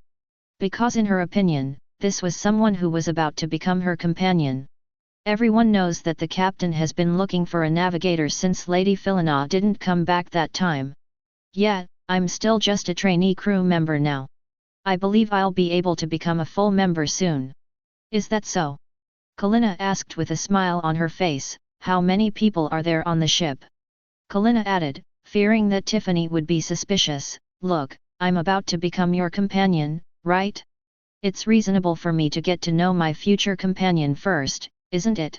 Of course Tiffany nodded in agreement, and then began to count on her fingers. "There are not many people on our ship, but the ship is super big. In addition to the four of us, there are the captain, Lord Sifur, Lord Sukuna, Lord Madara, Lord Hashirama, Lord Gagran, Lord Tornado, Lord Poseidon, 8 people on the ship. Counting you and us, there are 13 people in total." Kalina nodded thoughtfully. "There are only 4 people on the wanted list of the Angel Pirates, and each of them has a bounty of over 100 million. The others who are not on the bounty list should be just ordinary members and not a big threat." Karina thought so in her heart. On the side, Ames, who was following Tiffany, saw that Tiffany was easily tricked, and his eyes widened, a little unbelievable. "This girl is so easy to fool?" His eyes narrowed slightly as he looked at Karina, and Ames keenly realized that there was something wrong with the woman in front of him. "But it doesn't matter. As long as she is a navigator, it's fine, and she has brought people with her anyway. What tricks she will play later, the targets are all people from the Angel Pirates. Hey! She can only wish for the best. So, what are the personalities of the captain and everyone else, and what do they usually do?" Karina asked again. Tiffany thought about it and thought for a long time. "Captain, he's easy to talk to. Everyone has a good personality. As for Sirius, he rarely speaks and is always cold. Madara-sama and Hashirama often fight, Tornado-sama and Hashirama always quarrel, Sukuna-sama and Poseidon-sama had a big fight a few days ago, and now they hardly talk." After listening to Tiffany's introduction, not only Kalina but also Ames looked confused. What kind of people are these on this ship? Oh, right. Tiffany remembered something and reminded Kalina, "We have 9 rules on the ship." After saying this, Ames and Kalina's faces became serious. "Are you finally talking about the important point? As long as I analyze the clues of these rules, I can infer some situations, which will definitely be of great help to my operation this time," Kalina said excitedly. "The Angel Pirates, a pirate group ruled by a leader with a bounty of 800 million, must have very strict rules. From these rules, I can analyze what kind of existence this pirate group is." Ames secretly clenched his fist. "The Angel Pirates Crew Manual, the rules that the crew must abide by. There are 4 prohibitions and 5 can'ts." Tiffany closed her eyes and raised a finger. "The first of the 4 prohibitions is that fighting is prohibited before breakfast, including breakfast time, lunch time, and dinner time." Ames Kalina. "The second is that it is prohibited to instigate the crew to gamble. The third, no quarrels or fights in the restaurant. The fourth, no damage to the fishing rod. What kind of rules are these? Kalina and Ames couldn't help but complain at the same time. Who? Set down. What's the difference between such boring rules and no rules at all? Are the people who set these rules crazy? Tiffany scratched her head a little embarrassedly, and laughed. Well, this is because everyone on the ship occasionally makes some things that give the captain a headache, so the captain made such rules. Are all the people on the ship children like you? Kalina was a little speechless. No matter how you look at it, these are things that only children would do, right? No, it's not. Tiffany quickly explained, this. I can't explain this clearly, you will know it later. Oh, okay. Kalina sighed helplessly, what about the 5 no's? They won't be these outrageous rules, right? Tiffany smiled a little embarrassedly. 5 can'ts, fighting can't last more than an hour. Can't destroy items on the ship. Can't call the crew members bugs. Can't litter. Can't catch live, intact fish larger than the deck on board. As soon as the 5 can'ts came out, a row of question marks popped up in the heads of Ames and Kalina. Can't litter. Can't call the crew members bugs. No, that's not right. Is this a child? This is definitely a child. When everyone came to the place where the ship was docked, it was already slightly dark. Here we are. When she came to the shore, Tiffany put her hands on her hips, and her tone was a little old-fashioned. This is our ship, Angel Pale Song. Before she finished speaking, Tiffany suddenly fainted. Plop. Not only Tiffany, but her 3 friends, including Ames, a total of 5 people, were all fooled. You, Ames pointed at Kalina in disbelief, his eyes widened. Kalina raised a finger to the empty test tube playfully and said with a smile, sorry, I still have something important to do, you guys, just have a good sleep. Plop. Unable to withstand the effect of the drug, the defenseless Ames also fell to the ground at this time. Now, it's my turn. Kalina pulled her clothes. Swish. The whole set of black tight night clothes was revealed. It turns out that they are just a group of children, so easy. Kalina put her hands on her hips and looked up at the Angel Pale Song docked on the shore in front of her, but this ship is really big. It seems that it will take a lot of effort to find it, but it's also easier to hide. As she said, Kalina jumped onto the ship. The ship was very quiet, without any sound. Kalina sneaked carefully and entered the cabin. Could it be that everyone is asleep? There is no sound at all. Carefully sticking to the wall of the cabin path, Kalina came to a wooden door and listened. No sound. Safe. Muttering to herself, Kalina gently turned the doorknob and pushed the door open. It was also dark inside. Carefully, Kalina closed the door. Turning back, she suddenly saw several pairs of eyes emitting dim light, which were extremely obvious in the darkness. In the middle, there was a pair of dark golden pupils, on the side, there was a pair of emerald green eyes, and on the other side, there was a pair of purple pupils with black wheel patterns, like an abyss. Suddenly, the lights turned on. The scene in the room was all revealed at this moment. Here is a hall. On the sofa in the middle of the hall, Yiyun folded his arms across his chest. Uchiha Madara sat on the left, and Tornado sat on the right. Behind the sofa where Yiyun sat, Ulquiorra stood silently. On the sofa on the left, Poseidon, Hashirama, and Sukuna sat in order. Gagaran was turning on the light. All the members of the Angel Pirates just looked at Karina, who closed the door quietly. Hehe, Karina suddenly smiled awkwardly, sorry, I went to the wrong room, I'll leave now. Chapter 59. The door was opened and the door was opened. Turning around, Kalina wanted to open the door and run. However, when she turned the door handle, she found that the door could not be opened. For a moment, Kalina was anxious. She began to turn and pull the door handle frantically, so that a click sound came from the door handle. Don't waste your energy. Tornado, with his hands clasped in front of his chest and a faint glow on his body, spoke. It was obvious that the door to leave had been tightly sealed under her telekinesis. Since you're here, don't leave. At this time, Yiyun also spoke, pointing to the sofa beside him, sit down. Kalina turned her head awkwardly and forced a smile. No need, right? Too polite. I suddenly remembered that there is still. Before Kalina finished her words, she suddenly felt her body enveloped by an invisible force. The next second, she was pulled up by this force and flew directly to the empty sofa, and was pressed to sit down. Facing this sudden scene, feeling the irresistible force, Kalina widened her eyes in astonishment, and her body subconsciously sat up, and she was terrified. What is this? What is this? The body flew up uncontrollably. Quoa quoa quoa, terrible. Let me ask you first, are you a navigator? Yiyun asked. Kalina raised her head and answered a little awkwardly and honestly, yes, I have always been alone on the sea, and I know some of the skills and knowledge of the navigator. That's no problem. Yiyun nodded slightly, quite satisfied with Kalina's answer. As long as she knew the route and could identify the direction, it would be fine. Ames's efficiency is still quite good. What's your name? Kalina. Tornado was puzzled. Kalina. Ha ha ha, it's Kalina, right? She stuttered a little, right. Hashirama laughed heroically. Tornado raised his eyebrows, then waved his hand to exert telekinesis. Shut up, you silly idiot. Hashirama's laughter stopped abruptly, and his mouth, which was wide open with laughter, was forced to close under Tornado's telekinesis. Isn't it a bit bad? Tornado, the newcomer is still here. Seeing that the situation was a little wrong, Gegan came out to persuade. He, don't worry. It's okay if Hashirama says so.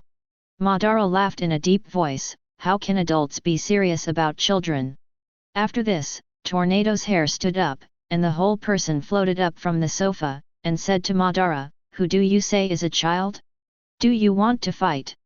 Without restraint, Hashirama's laughter came again. Ha ha ha, Madara, it's rude to say that. Although Tornado is a little small, she is not a child. Tornado's face sank. Then she took a stance and said in a deep voice, you two, come out and fight. The originally harmonious hall became noisy in a few words. Until another sentence came out, the atmosphere in the hall was ignited. Noisy scum, stop it. Poseidon said slowly with his chin on his hand and drooping eyebrows. Sukuna turned his head with a gloomy face and said coldly, want to fight again? Madara, hi. Tornado, come out too. Hashirama, ha ha ha. The scene was in chaos. Yiyun stroked his chin, thinking, it seems that I have to add another one later. I can't say anything about the scum, otherwise it will explode sooner or later. Kalina was stunned and a little dumbfounded. What are these guys doing? They are quarreling now? Are they really in the same group? It seems that seeing that Kalina was a little scared, Yiyun also explained to her appropriately. They are like this all the time, don't worry, just get used to it. Then he turned to look at Gagran and arranged for Tiffany and others who fainted outside the boat, go and move them up. Understood. Then, Yiyun looked at Kalina, from now on, you will officially become one of us, no problem. At this time, the noisy people also quieted down. Kalina wanted to say, there is a problem, a big problem, please give me some time to go back and think about it. But, feeling the eyes staring at her, Kalina still gritted her teeth and said something with tears in her eyes. No problem. Very good. Finally finding his own navigator, Yiyun stood up happily. However, Kalina was frightened by Yiyun's sudden standing up. This sudden scene made Yiyun stunned for a moment. What? You want to say something too? No. You say. Kalina sat down quickly. Yiyun was silent. He forgot what he wanted to say just now after being interrupted by Kalina. Welcome the new crew? At this moment, the wooden door leading to the hall was pushed open. Squeak. Gagran, carrying Tiffany and Ames, walked up with 5 people, either lifting, hugging, or carrying on his back. After putting Ames on the sofa, Gagran carried Tiffany and the others back to the room to rest. Wake up, Ames! Yiyun stepped forward and shook Ames' shoulders and shouted. He didn't wake up. Yiyun shook him again, but he still didn't wake up. Then he shook him again with a little more force.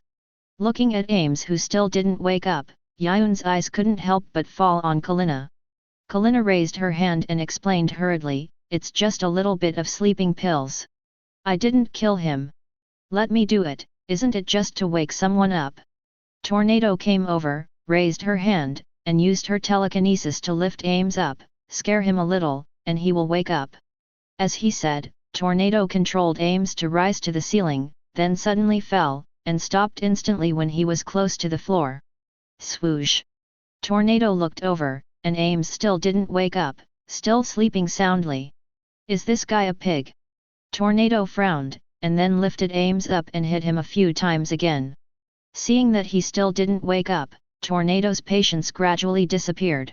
After a while, she shook Ames up and down like a bartender shaking a drink. Finally, she directly hit the floor with him, trying to wake him up.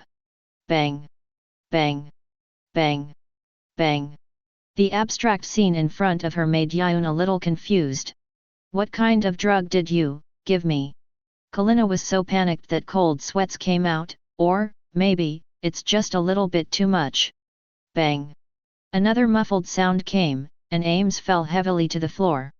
Tornado turned around, looked at Kalina, pointed at Ames on the ground and shouted, "Hey! This guy, is he really not dead?" Chapter 60. The old man was very happy, but he was still very busy.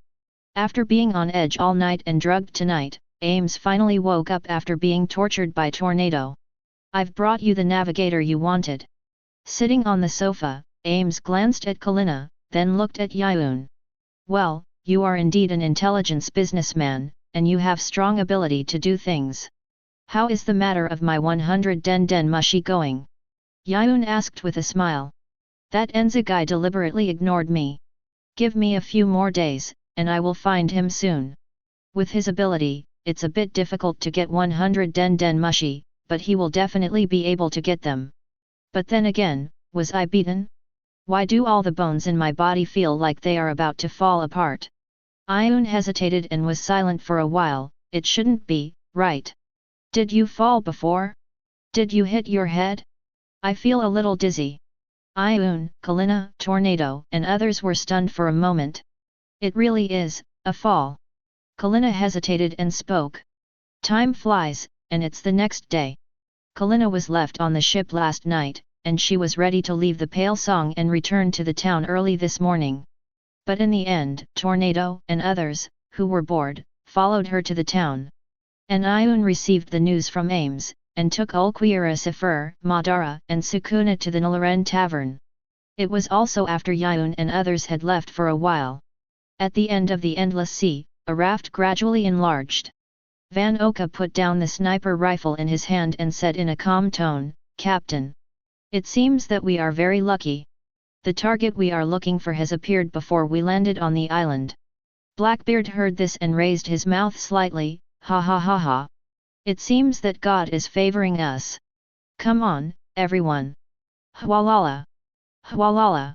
Knowing that the target they were looking for had appeared, the frequency of Beijis and others rowing directly increased by several levels, and waves suddenly rose on the sea. At the same time, Pale Song, in the cabin. Sensing someone approaching, Poseidon's closed eyes slowly opened at this moment. Buzz! Outside the ship. After a round of vigorous rowing to close the distance, Blackbeard saw Yiyun's Pale Song clearly. In an instant, the expression on his face became more excited. "Ha ha ha ha ha! It's great! We can take both the people and the ship. For us, it's like a fish in water. Da-da!" Blackbeard was still dreaming about the future. On the Pale Song, there was a faint sound of footsteps. In just a moment, a man with short blonde hair, wearing a blue vest, exposing his chest and abdomen, walked to the edge of the ship's guardrail. His arrogant eyes looked down at Blackbeard and others below, full of contempt. If they dared to board the ship, he would sink them to the bottom of the sea in an instant. However, Poseidon might not know Blackbeard. But Blackbeard recognized Poseidon at a glance. This was the wanted poster, Yiyun's subordinate. "Ha ha ha ha ha! We have been looking for you for a long time." Blackbeard looked at Poseidon and smiled brightly. There was no response to Blackbeard's words. After discovering that Blackbeard and others had no intention of boarding the ship, Poseidon did not stay any longer and turned around and left the ship. For these bugs, he did not even have the desire to attack. But at this moment, Fan Oka immediately set up a sniper rifle and said in a cold tone, "If you take another step, I can't guarantee what will happen next." Poseidon stopped and his thoughts suddenly changed at this moment. Blackbeard saw Poseidon stopped and thought he was scared by Fan Oka. He reached out and lowered Fan Oka's sniper rifle and smiled. "Fan Oka. That's not our enemy." Poseidon turned around slowly. "A storm is brewing." But Blackbeard and others did not realize that the crisis was coming, because Poseidon's expression from beginning to end was all too cold. Suddenly, Poseidon waved his hand gently, and the sea surface suddenly surged, and the huge waves rushed directly into the sky. Boom! A huge shadow shrouded. Blackbeard and his group were so frightened by the sudden scene in front of them that their breathing stagnated, and their foreheads were covered with dense beads of sweat. "Hey, hey, hey! We are not here to fight. Yiyun! Yiyun should be on the ship." It was also at the moment when Blackbeard called out Yiyun's name that the huge waves that were about to fall suddenly stopped. After a moment of silence, Poseidon slowly put down his hand and left a sentence in a cold tone. "The captain is on the island." Facing this group of people who might be the captain's friends, he gave up the idea of attacking and turned away again. The huge wave also fell gently into the sea. "Hi!" Seeing the huge waves recede, Blackbeard and his men were relieved. "Ha ha ha ha! What an impulsive guy!" Blackbeard laughed dryly. Van Oka's eyes sank slightly. Just at that moment, he smelled the smell of death. Not only Van Oka, Blackbeard and others also felt the threat of death at that moment. "Captain! I don't feel right," Van Oka said in a deep voice. "Yes." Badgers then echoed, "I don't know why, from the beginning, I have been burning with a very strong sense of uneasiness in my heart." "Ha ha ha!" Blackbeard laughed loudly, "If everyone is not feeling well, then let's come back next time. Return." As soon as the voice fell, Badgers and others were like chicken blood again, and the frequency of sliding the oars increased. In just a short while, they had rushed to the distant sea level on the raft. Blackbeard looked at the pale song that was getting farther and farther away, his eyes darkened, and finally he breathed a sigh of relief. That guy, just now almost lifted up the entire sea surface. Gulp! Blackbeard swallowed his saliva, "Forget it. It's not time to go to war with them now, let them go first." Chapter 61. The time came to the afternoon, and Yiyun and others returned to the ship from the town. After the meeting with Ames, Yiyun, Ulquiera Sifur, Madara, and Sukuna met the most powerful underground businessman in the Lanshanman kingdom very smoothly. And got 100 den mushi and some money from him on the same day. After returning to the ship, Yiyun generously distributed one to each crew member, and kept the rest. When all the things needed for this trip to the Lanshanman kingdom were prepared. Standing by the boat, Yiyun, looking at the town on the shore, also issued the order to set sail. "Now, it's time to set sail. Where are we going?" The new navigator of the Angel Pirates, Kalina, came up. "New World." Yiyun turned around, looked at Kalina and slowly said, "The route planning is up to you." As Yiyun's words fell, the heavy sails rolled down and were immediately swollen by the sea breeze. Boom! Soon, the Angel Pale Song slowly sailed away from the shore. Heading towards the sea. Kalina came to the room where she would work in the future. Turning on the lights, the whole room was filled with hand-drawn nautical charts and drafts. This scene made Kalina wonder. Judging from this room, there must have been a navigator on the ship, but now, where is that navigator? Sitting down at the table, Kalina picked up the hand-drawn nautical charts and drafts on the table and looked at them carefully. After an unknown amount of time, she suddenly heard a noisy sound coming from outside. "Ah! That's mine, bastard! It hasn't started yet. Our protagonist hasn't appeared yet. Are you almost ready?" Listening to the conversation outside, Kalina stood up curiously and walked out the door. Walking out of the room and coming to the corridor on the second floor of the ship, he saw the deck below at a glance. A wooden long table had been set up at some point, and the long table was filled with all kinds of fresh fruits and meats, as well as juices, fruit wines, and spirits.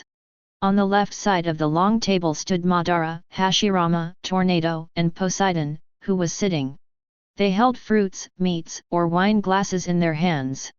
On the right side of the long table stood Sukuna, Tiffany, Gagrun, Jeremy, and others, who were either placing food on the long table or taking a break. At the head of the long table, Yiyun was holding a few bottles of liquor. He looked up and met Kalina's puzzled eyes. Yiyun chuckled and greeted.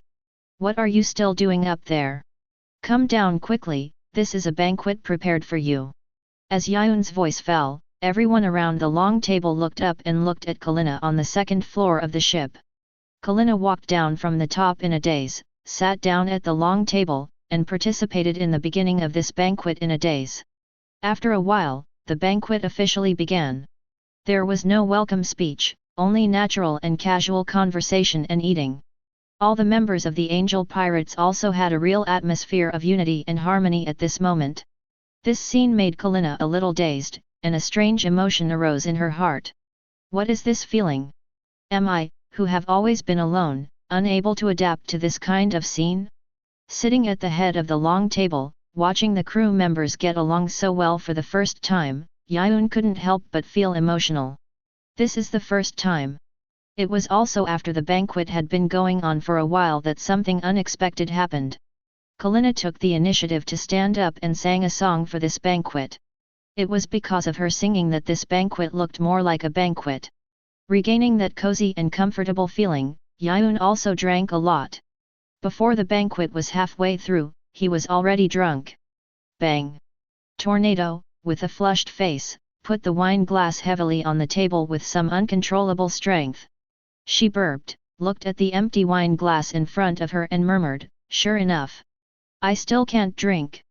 Although she only drank fruit wine with a relatively low alcohol content, after several glasses, Tornado was already drunk.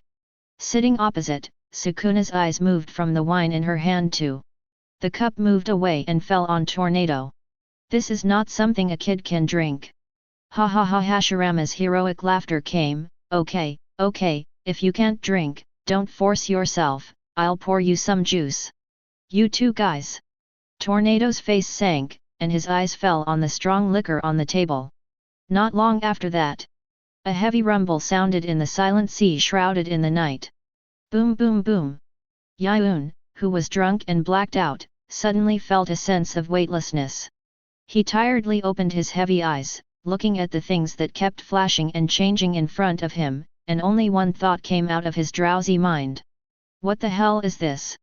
Before Yiyun could recover, there was another plop, and he fell directly into the sea.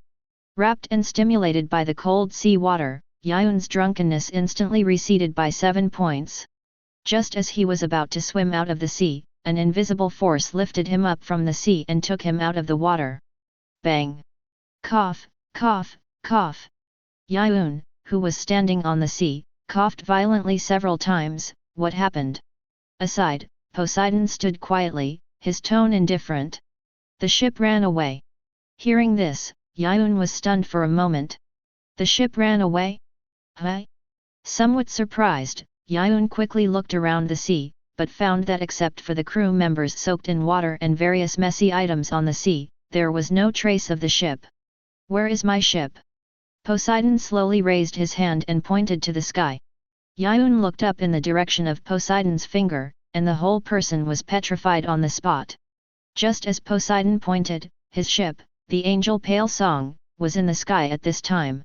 It was carried upside down in the sky by the tornado.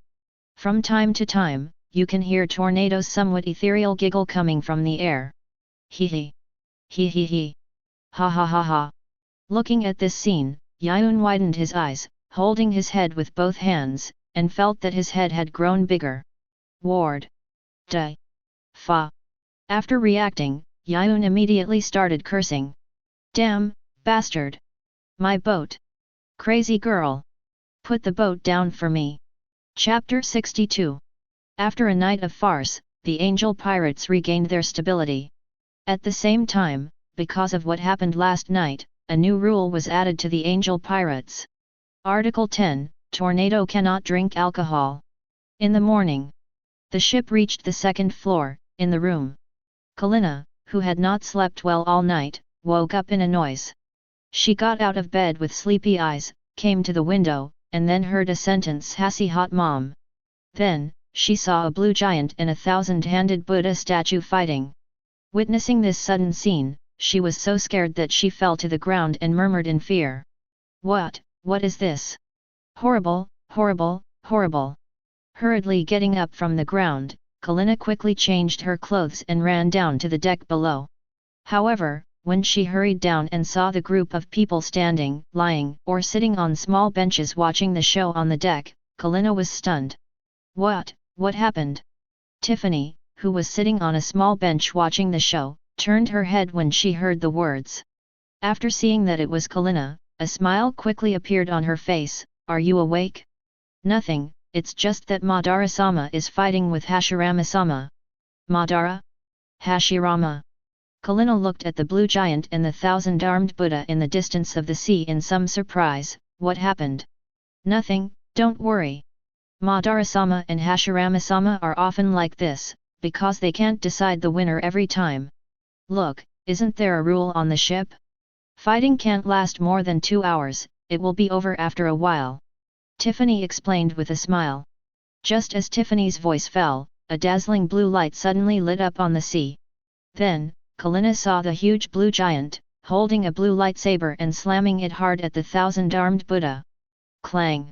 However, the thousand-armed Buddha would not be stupid enough to stand still.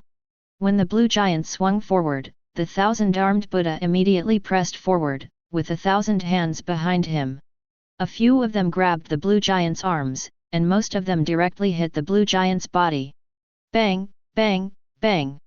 The blue giant who failed to slash at the thousand-armed Buddha still slashed out a terrifying blue sword energy. In an instant, the sea surface shook violently. The soft sea surface was split into a huge gap like a natural moat when the sword energy passed through, and an island on the sea surface was split in half by this terrifying sword energy. Bang! Dong long!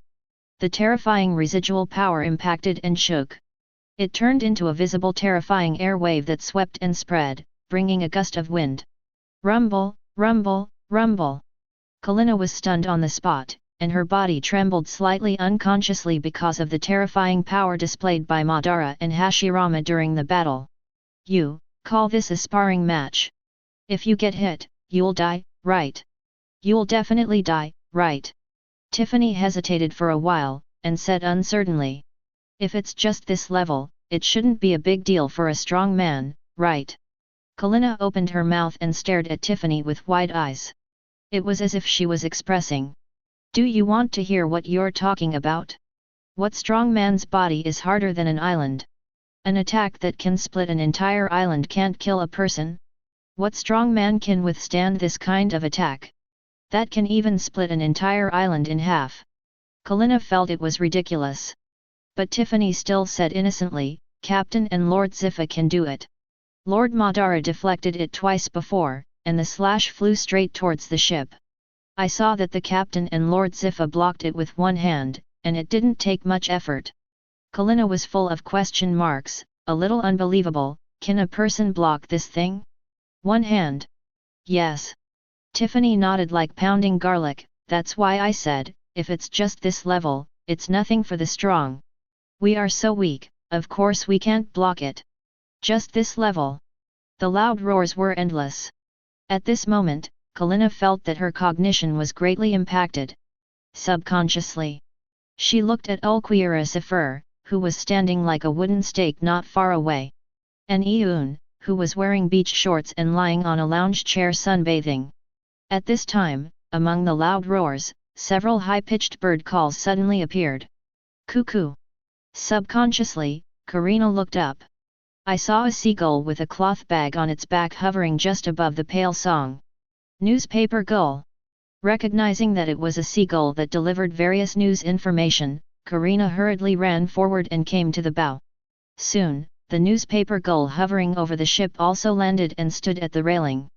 When Karina spent 100 baileys to buy today's newspaper from the newspaper gull flew away to the next location. Before she opened the newspaper, Karina saw the shocking news revealed in the newspaper. The judicial island, which symbolizes the absolute justice of the world government, was destroyed by the evil Straw Hat pirates. Seeing this shocking headline, Karina just opened the newspaper and prepared to take a closer look. But the wanted posters sandwiched in the newspaper all fell down the moment Karina opened the newspaper. Hwalala! Karina was slightly surprised and quickly squatted down to pick up the scattered wanted posters. But while picking up, she suddenly saw a familiar figure on a wanted poster. Karina was a little dazed, and her eyes were slightly red as she picked up the wanted poster. "You're okay, it's really great. Little thief cat. I didn't expect that you would become a pirate." Karina was holding the wanted poster of the Straw Hat Pirates member, Little Thief Cat Nami. Looking at the wanted poster in her hand and the news in the newspaper, Karina already knew that the culprit of this incident must be a good friend she hadn't seen for a long time. Flipping through the wanted poster in her hand, a series of unfamiliar faces came into Karina's eyes. Captain of the Straw Hat Pirates, Monkey D. Luffy, bounty of 300 million baileys. Roronozoro, bounty of 120 million baileys. Little Thief Cat Nami, bounty of 16 million baileys. It seems that you seem to have found a group of very reliable partners. Karina smiled, looking at the wanted poster in her hand with relief, happiness, and mixed emotions, but more of it was happy for her friends. She let out a long breath, seeming a little relieved. "I am now a pirate, companion." While speaking, Karina subconsciously turned her head back. At the back, Yiyun, Sukuna, Poseidon, Tornado, and others also looked at her standing at the bow at this time. Seeing this, Karina smiled and said, "I have my own partner. Perhaps, we will meet again soon." Chapter 63. A few days later. In a certain sea area, on a calm sea, a giant pirate ship with a skull flag hanging high is drifting on the sea. It is lunchtime, and nearly 1,000 pirates on the ship are enjoying lunch. The weather is so good on the observation deck of the mast. The pirate on duty leaned against the main pole, sitting on the observation deck, looking at the beautiful scenery on the sea and the clear blue weather. On his right hand, there is a plate of steaming fried rice. He holds a half bottle of wine in his left hand, and from time to time he will take a big sip. Gudong dong. Ah, delicious! He was just immersed in the scenery and the wine, and of course he was in a good mood. However, he did not notice a huge danger approaching quietly. On the left side of this huge ship, a ship of the same size, with a silver-white body, a skull angel flag hanging high on the mast, and a huge angel sculpture on the bow, was rushing towards him. And this is the main ship of the angel pirates. Angel Pale Song. What the hell is this? Karina, who came out of the second floor after taking a nap, felt as if the sky was about to fall. In front of her, a huge ship was blocking the way of the ship, and the distance was less than a nautical mile. We're going to hit. Karina's brain, which was a little groggy because she had just woken up, suddenly became clear at this moment. She pointed forward and shouted to the people on the deck below.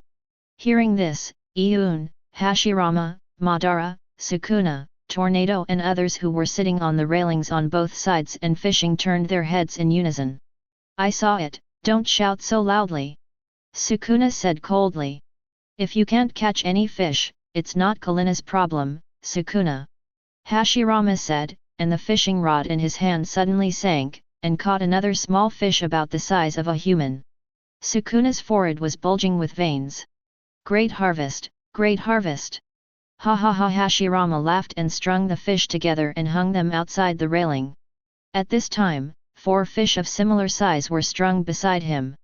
And Madara on the side, Air Force. Tornado, Air Force. Sukuna, Air Force. Yiyun, Air Force. Gagran, 1. Ulquiera Sifur, 5. Feeling the sound of Hashirama and Ulquiera continuously catching fish, Yiyun inexplicably felt a strong sense of oppression. Something is wrong, this is very wrong. How can a child cry every day? How can anyone go fishing without catching anything every time? At first, it was only Yiyun and Sukuna who were bored and fishing. But when Hashirama saw it, Hashirama also joined in, and soon, he caught a fish. After that, he invited Madara. But Madara thought that fishing was nothing more than a child's trick, so he refused Hashirama. But Hashirama just provoked him casually, and Madara turned around and picked up the fishing rod and fished, trying to compete with Hashirama. And Tornado was just a casual look at it. Until Hashirama said, "The fish here are all big, right? If you grow taller, you can catch such a big fish." The result is self-evident. Tornado was so angry that her hair stood on end on the spot.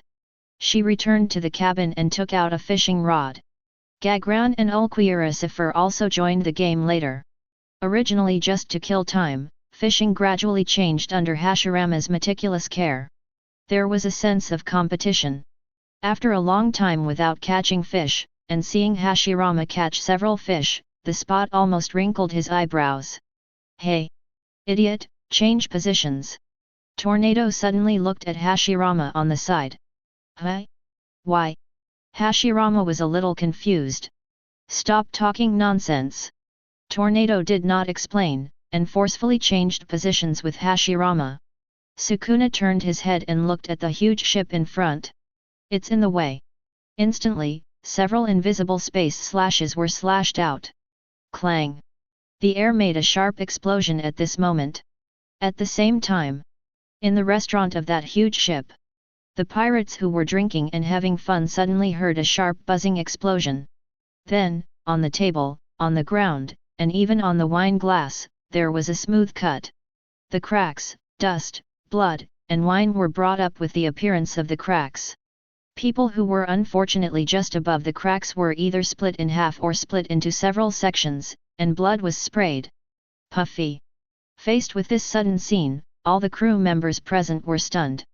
They widened their eyes and looked confused. "What is this?"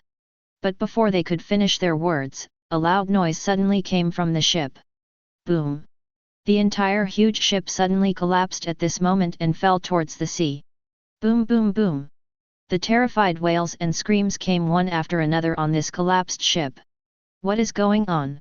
The captain of the ship hugged the pillar beside him tightly and roared angrily at his disintegrating ship. It hit the sea, and on the lookout tower of the mast, the crew shouted in response, "The ship! Captain! The ship!" The ship was cut off. As soon as this was said, the captain of the ship suddenly widened his eyes, and shouted loudly, unwilling to believe the reality, "It was cut off! You said it was cut off! Cut off this huge sailing ship! How could it be, such a ridiculous thing?" Bang! Boom! Boom! On the other side. On the pale song. The anxious Tornado threw the fishing rod in his hand directly, and then used his full telepathy to pull out all the fish in the sea. Bang! The waves were stirred up as the big fish broke out of the water. Hashirama was shocked and said, "Ah! This is too foul! Tornado, such a noise!" On the other side of the ship, on the railing, Yiyun secretly took out the den mushi and whispered, "Poseidon, Poseidon, come on, send me some fish to hook." "Captain." In the route planned by Kalina, the angel pirates' target is the inevitable place to go before going to the new world, the Sabayati archipelago. Along the way, the angel pirates have no obstacles. Of course, there is nothing that can stop their sailing process. Sabayati archipelago. In the town of GR number 30, Basil Hawkins brought his crew to a restaurant. When he was about to enter the restaurant, Hawkins skillfully took out a tarot card from his arms. However, just when he was about to divine whether he should go in, a man suddenly walked out of the restaurant and bumped into him directly. Plop! Swish! The tarot cards in his hand were knocked to the ground. The man's heart tightened when he saw this, and he quickly apologized, "Sorry. Sorry." The crew behind Hawkins was immediately furious when he saw this, and they were about to teach this blind guy a lesson. "You bastard!" However, before the crew could step forward, Hawkins stopped him with his hand. "Wait!" Hawkins' eyes were fixed on the tarot cards scattered on the ground. Among the 78 tarot cards scattered, 77 were reversed, and only this one was front, revealing the pattern. What on earth is going on? Hawkins' eyes trembled slightly, and his face was full of incredible shock. The pattern revealed on the only tarot card that fell on the ground with its front side was a death card carrying a sickle, a skull wearing a black cloak. Chapter 64. The boat was swaying in the open sea. Chebayati Archipelago, offshore. Okay, everyone. Look ahead, we're here. An orange-yellow starfish stood on the bow, pointing to the island ahead and calling out. In the back, the members of the boat walked forward upon hearing the sound, and looked in the direction of the starfish's finger, all of them showing surprise. So beautiful! The short-statured, pink-hatted, human-shaped elk with two horns on both sides of the hat exclaimed with starlight in his eyes. The man with 3 long knives on his waist and short green hair standing on the side showed a slightly puzzled expression. What is that? Something is floating. A man with short blonde hair and hands in his pockets, holding a cigarette in his mouth, murmured. Behind him, a woman with long straight black hair and glasses pushed up her forehead whispered, "It's very dreamy. It's incredible." On the side, there was no flesh and blood, only a skeleton and a fluffy afro. The skeleton also opened its mouth wide at this time. At this time, a man wearing a straw hat and a red vest ran out and laughed. Ha ha ha! Is this the Sabayati Archipelago? So awesome, ha ha ha! This group of people is the famous one some time ago. The pirate group led by Captain Monkey D. Luffy, the Straw Hat Pirates. Driving the ship into the Sabayati Archipelago, the Straw Hat Pirates docked and landed on the mangrove island marked GR number 41. Stepping onto this dreamy island with flying bubbles, the captain of the Straw Hat Pirates, Monkey D. Luffy, seemed particularly excited. Jumping up and down, extremely happy. After this brief excitement, the octopus man with 4 arms, Haki, who brought the Straw Hat Pirates here, said with a serious expression. I hope you can promise me one thing. Hearing Haki's words, the captain of the Straw Hat Pirates, Monkey D. Luffy, said without hesitation, yeah, what is it? After entering the town, you can see the world nobles. You have to promise me that no matter what happens on the street, you can't conflict with the world nobles. Haki's face was ugly and his voice was hoarse. When Haki said this, the Straw Hat Pirates were all stunned, and even doubted whether they had heard it wrong. No matter what happens. Haki nodded in affirmation, while continuing to emphasize the seriousness of the matter. Listen, even if someone is killed in front of you, you have to pretend you didn't see it. I say it again, pretend you didn't see it. Located on the other side of the Sabayati Archipelago. The Skull Angel pirate flag hanging high on the top of the mast fluttered in the wind.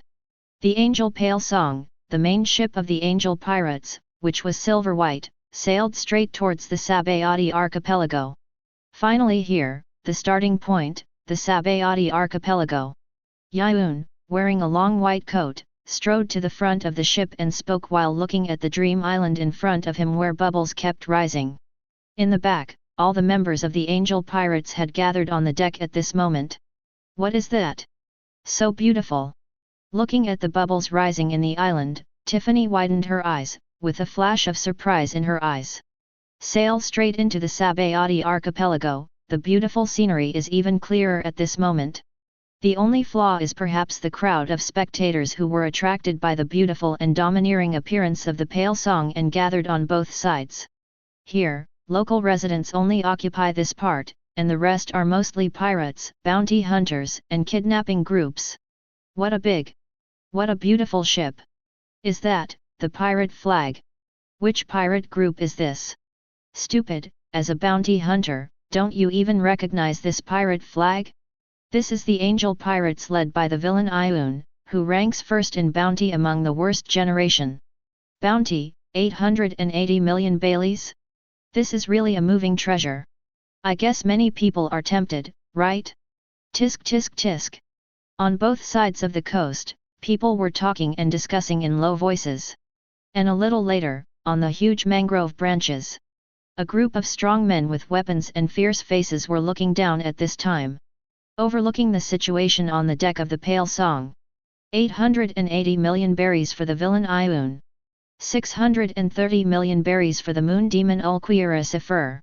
And the 350 million berries and 300 million berries for the Sea King Poseidon and the Navy Killer Sukuna, it's really exciting.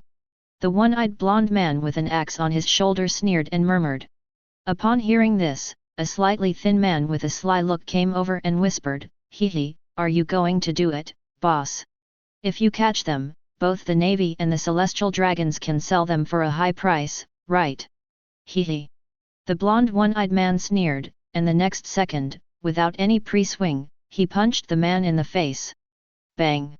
The man with shifty eyes flew backwards and hit the mangrove trunk not far away. Bang! At this time, the low curse of the one-eyed strong man came over. "Idiot! Use your brain. We can't deal with guys of this level. If you want to put a bounty on their heads, see if you have the ability and the life to spend it first. Do you really think that the other guys who are not on the bounty are just eating for free? However, in just a few months, the bounty has reached an astonishing 800 million Baileys. Are you afraid that you won't die miserably if you touch this bad luck?" After speaking, the blonde one-eyed strong man suddenly laughed out loud. He, ha ha ha ha. Watch carefully. The good show will start soon. There will definitely be some idiots who are dazzled by the bounty, blinded by ignorance, and occupied by stupidity, and will try it. The Pale Song slowly docked next to the mangrove island of GR number 37. After the ship stopped, all the members of the Angel Pirates set foot on the Sabayati archipelago. The arrangement of the GR numbers on the island is not neat and orderly, but irregular. Standing on GR number 37 and looking to the left, the island on the left may be GR number 10, and looking back, it may be GR number 40. The first thing to do when landing on the island, Yiyun still plans to go to GR number 70 to find a place to stay. Chapter 65. Pamela Anderson, this will take your breath away. Her beauty. The old man was buried in a graveyard, and the old man was buried in a graveyard. The Sabayati archipelago consists of 79 trees in total, and each tree has a corresponding number. It is an area ruled by the world's nobles, the Celestial Dragons. GR No 1 GR number 29, mainly operates human trafficking shops and auctions, and is an out-and-out illegal area. GR No 30 GR number 39, mainly operates soap bubble parks, shops, restaurants, etc. GR No 40 GR number 49, tourist areas and specialty shops, etc. GR No 50 GR number 59, the main facilities are docks, which are the concentration of coding craftsmen. GR No 60 GR number 69, there are naval bases and government entrances and exits, etc. GR No 70 GR number 79, is the hotel street, etc. Hurry! Help me take this off. Anyone is fine, please. GR number 31, in the street. A riot broke out. A tall and burly man with straight ponytails grabbed the collar on his neck and begged to the people around him. However, although everyone present heard the call for help, no one dared to step forward to help, but stepped back in fear. Please, please.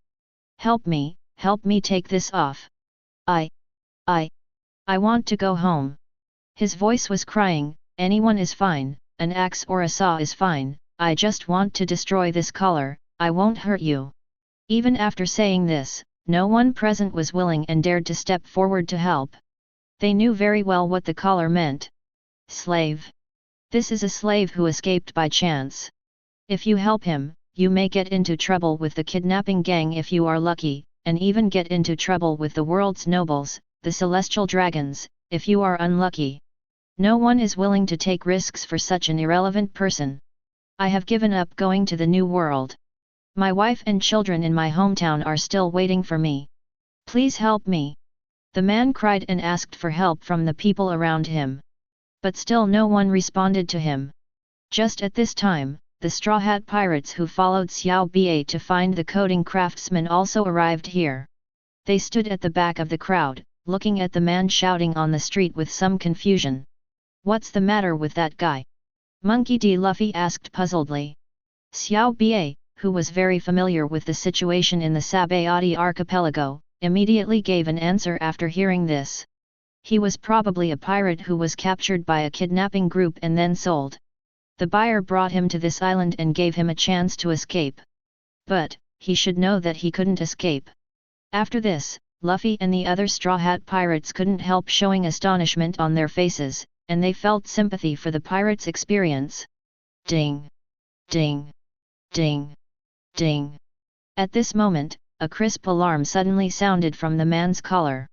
From slow to fast, faster and faster. AHH! The people around were so scared that they quickly spread to both sides, shouting and moving away from him. What is that sound? Chopper, who was wearing a pink hat, widened his eyes. Boom! Suddenly, a loud roar exploded. The collar on the man's neck exploded, flames shot up into the sky, hot air waves spread, and billowing smoke rose up. His head was bloody and blood was flowing, and he fell to the ground helplessly. Plop! Looking at this sudden scene and the man's miserable thoughts, the eyes of the Straw Hat pirates trembled violently like an earthquake, and their eyes were full of disbelief. Xiao Ba also closed his eyes and said in a deep voice, "Slaves are usually tied to their necks with chains. Once they escape from the chains, the collars will explode. Let's go save him," Chopper suggested. But he had just finished speaking when he was immediately stopped by the orange-yellow starfish next to him. Idiot! Idiot! Didn't I tell you not to care about anything? Xiao Ba! What should I do? Celestial dragons! Are they nearby? The mermaid Cammy looked around nervously. Calm down, Cammy. It's okay, don't worry. Xiao Ba comforted him, then looked at Luffy and said, Straw Hat Boy, remember what I told you before. No matter what happens, don't care. That's when Xiao Ba finished speaking. There was a sudden commotion in the crowd, but it was quelled in an instant. Then, pedestrians on both sides of the street knelt down one after another. Here they come. Kneel down. Xiao Ba called out and knelt down immediately. However, Straw Hat Luffy on the side didn't understand why. Why? Xiao Ba was anxious and pushed Luffy to kneel down. It's the celestial dragons. You should also kneel down quickly, and you must not look at them. Soon, the whole street was quiet. Then came the crisp sound of chains colliding with each other. Dang dang! A dog wearing a bubble hood appeared first. It came to the side of the fallen man, raised its leg and urinated. Then appeared two men and women wearing white clothes and bubble hoods. Behind them, followed 4 guards wearing full body armor. Saint Rizward held a cane in his hand, had a bony beard, and looked to be over 50 years old. He held a chain ring in his hand, and on the other side of the chain ring, a giant slave was tied with a chain. It's really unbecoming. Monkey! The young female celestial dragon, Xiaololia Palace, spoke at this time. She looked at the slave who fell to the ground, without any pity in her eyes. Really, father, another one is broken. Do you feed him tranquilizers on time every day? Saint Rizward questioned. Hey, but it doesn't work for this kind of idiot. Xiaololia Palace stepped forward and looked at the slave lying on the ground coldly. Please buy me another one. You really don't know how to train slaves. You keep breaking my captain's collection. It's all because of this guy who is so useless. A grown man actually cried and shouted to go home. At this point, Xiaololia Palace's face suddenly showed a look of disgust, and she began to kick him with her feet, while cursing, just a human. This cruel scene made Monkey D. Luffy, who was kneeling in the crowd, grit his teeth. He can't move anymore. Why do this? And at this moment, on the other side of the street, a sudden sound of footsteps echoed. Da-da-da! A group of more than 10 people came from outside the town and appeared on the street. They came to the center of the street where the people made way and knelt to welcome them. Ah, what bad luck! Yiyun, who was wearing a long white coat and walking at the front of the team, laughed and said. Chapter 66. The crowd was kneeling on both sides of the street and hearing the sound raised their heads in surprise. Who are they? It's over. They're finished. It's a crime to stand in front of the celestial dragons. What's going on? Didn't they find out about the celestial dragons? This is too bad luck. If you don't respect the celestial dragons, you'll be killed. Instantly, the crowd was talking.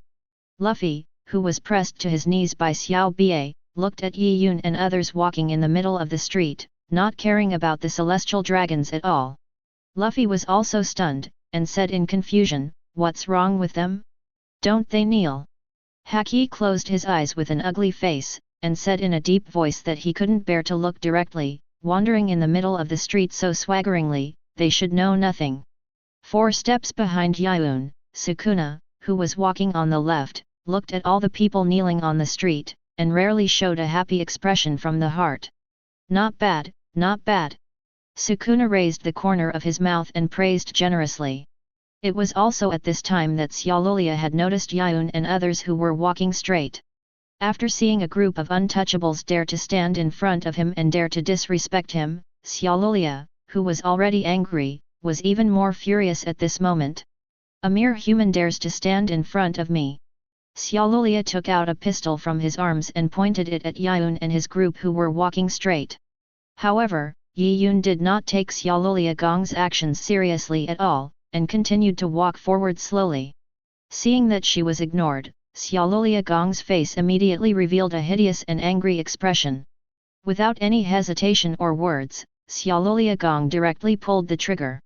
However, at the moment when her fingers began to exert force, a sharp buzzing sound suddenly came from the air.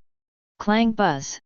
The next moment, with a puff sound, Xiaolulia Gong's entire head disappeared directly. Only the neck without the head was spurting blood. Puff hissing hissing. This sudden scene made everyone present widen their eyes and open their mouths. The whole world seemed to have pressed the mute button at this moment and became silent. But the angel pirates didn't care about it, and they kept moving forward. "I think you must have misunderstood." Yiyun's tone was calm and indifferent. "When I say bad luck, I'm not talking about me. It's you are the unlucky guys." The cold tone seemed to awaken the whole world at this moment. Saint Rizward, who retreated in fear, pointing at Yiyun and shouting to the guards behind him, "Quick! Kill them for me! Kill these untouchables for me!" The guards wearing full body armor immediately rushed towards Yiyun and the others with their spears in their hands. Bang! Bang! Bang! The heavy armor stepped on the ground and made a dull sound. Until this time, Yiyun, who had been moving forward, finally stopped. Ulquioricifer and Uchiha Madara, who were on his left and right, also stopped after Yiyun stopped, along with the members behind him.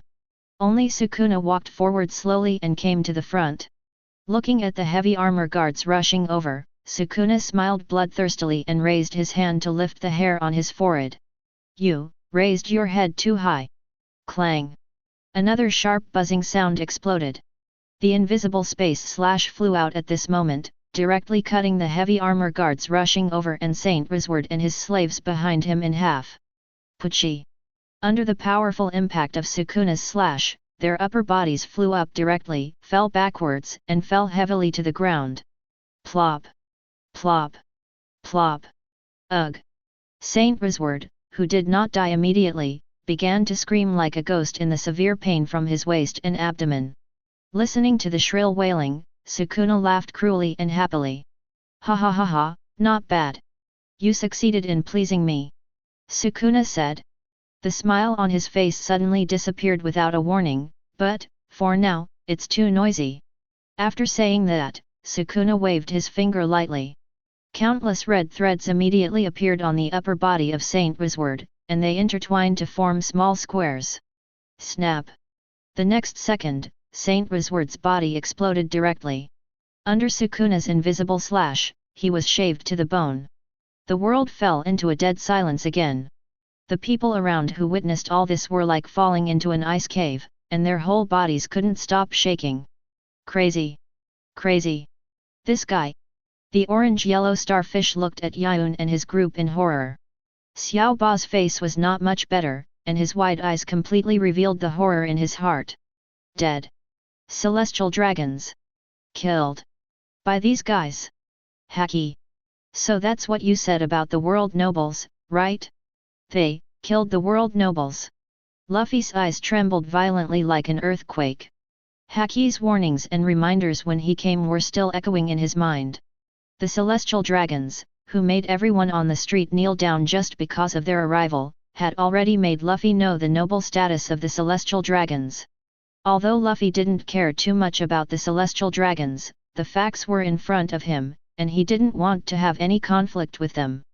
But now, that noble world noble was actually wiped out so easily and casually in front of him. It was also at this time that Karina, who was casually looking around the surrounding environment in the team, suddenly saw a striking straw hat in the crowd. This made her startled slightly and looked at it carefully. When she recognized the boy wearing a straw hat, it was Monkey D. Luffy whom she saw on the wanted poster some time ago. Karina's face immediately showed a surprised smile. "You came here too?" Nami. Chapter 67. No.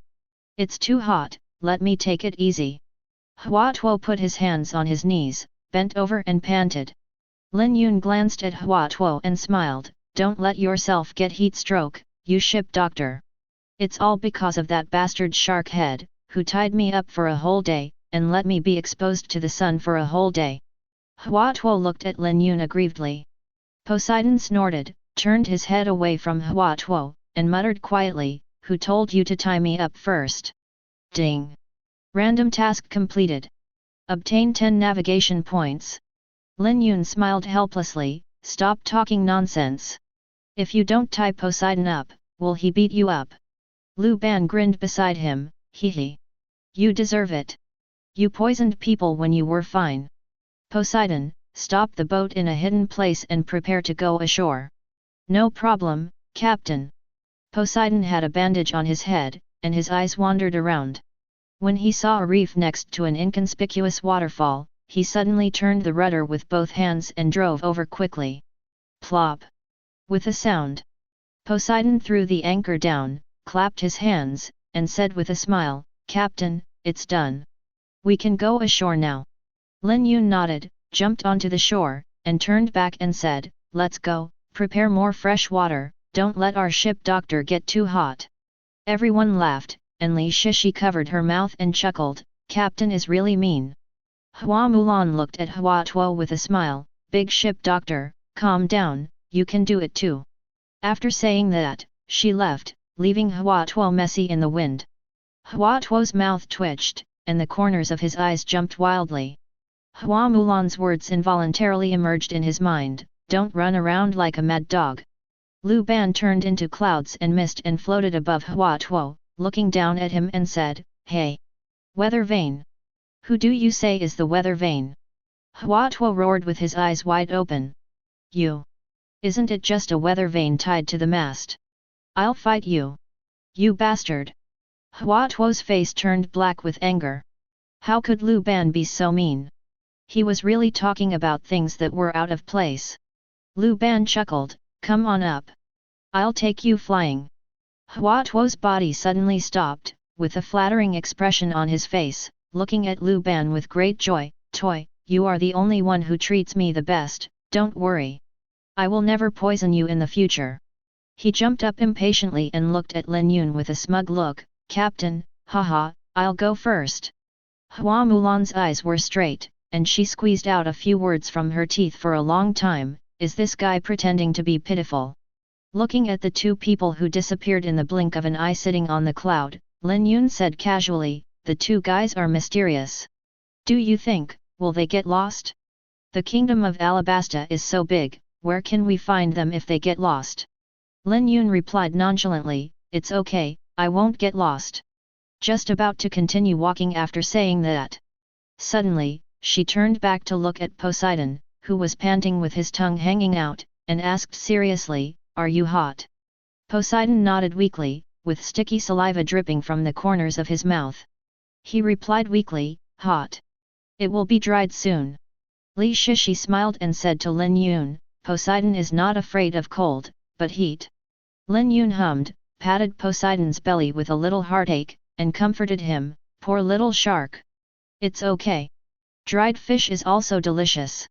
Poseidon was shocked and said in horror, "Captain, you don't want to roast me, do you? Why roast me in such a hot sun? You will be cooked in a while, crispy on the outside and tender on the inside." Mulan replied leisurely on the side, "Crunchy." Poseidon, Not human, none of them are human. I risked my life to chase badgers, but I didn't expect that they wanted to eat me in the end. Poseidon was secretly shocked. Was he the backup food of the Black Pearl pirates? But with his 5-meter height, he should have enough for 2 meals. Lin Yun walked a few steps and saw Poseidon standing there motionless. He asked in confusion, "Why are you standing there? Let's go." "Are you confused?" Poseidon came back to his senses and replied subconsciously, "Oh. Enough for 2 meals." Lin Yun blinked, looked at Hua Mulan and then at Li Shishi. "What do you mean by 2 meals? You ate 2 meals while I was sleeping." "No. I was thinking about the music score, so I didn't have time to eat." Hua Mulan shook her head, "I didn't eat." Poseidon's old face turned red, which was more obvious on his dark blue skin. He lowered his head and trotted past Lin Yun. Looking at Poseidon's back, Lin Yun scratched his head and asked, "Did Shark Head blush just now?" "I didn't see it." "I didn't see it either." "Strange, why are you blushing for no reason? Could it be that Poseidon, the Shark King, also has a time when all things revive and mate?"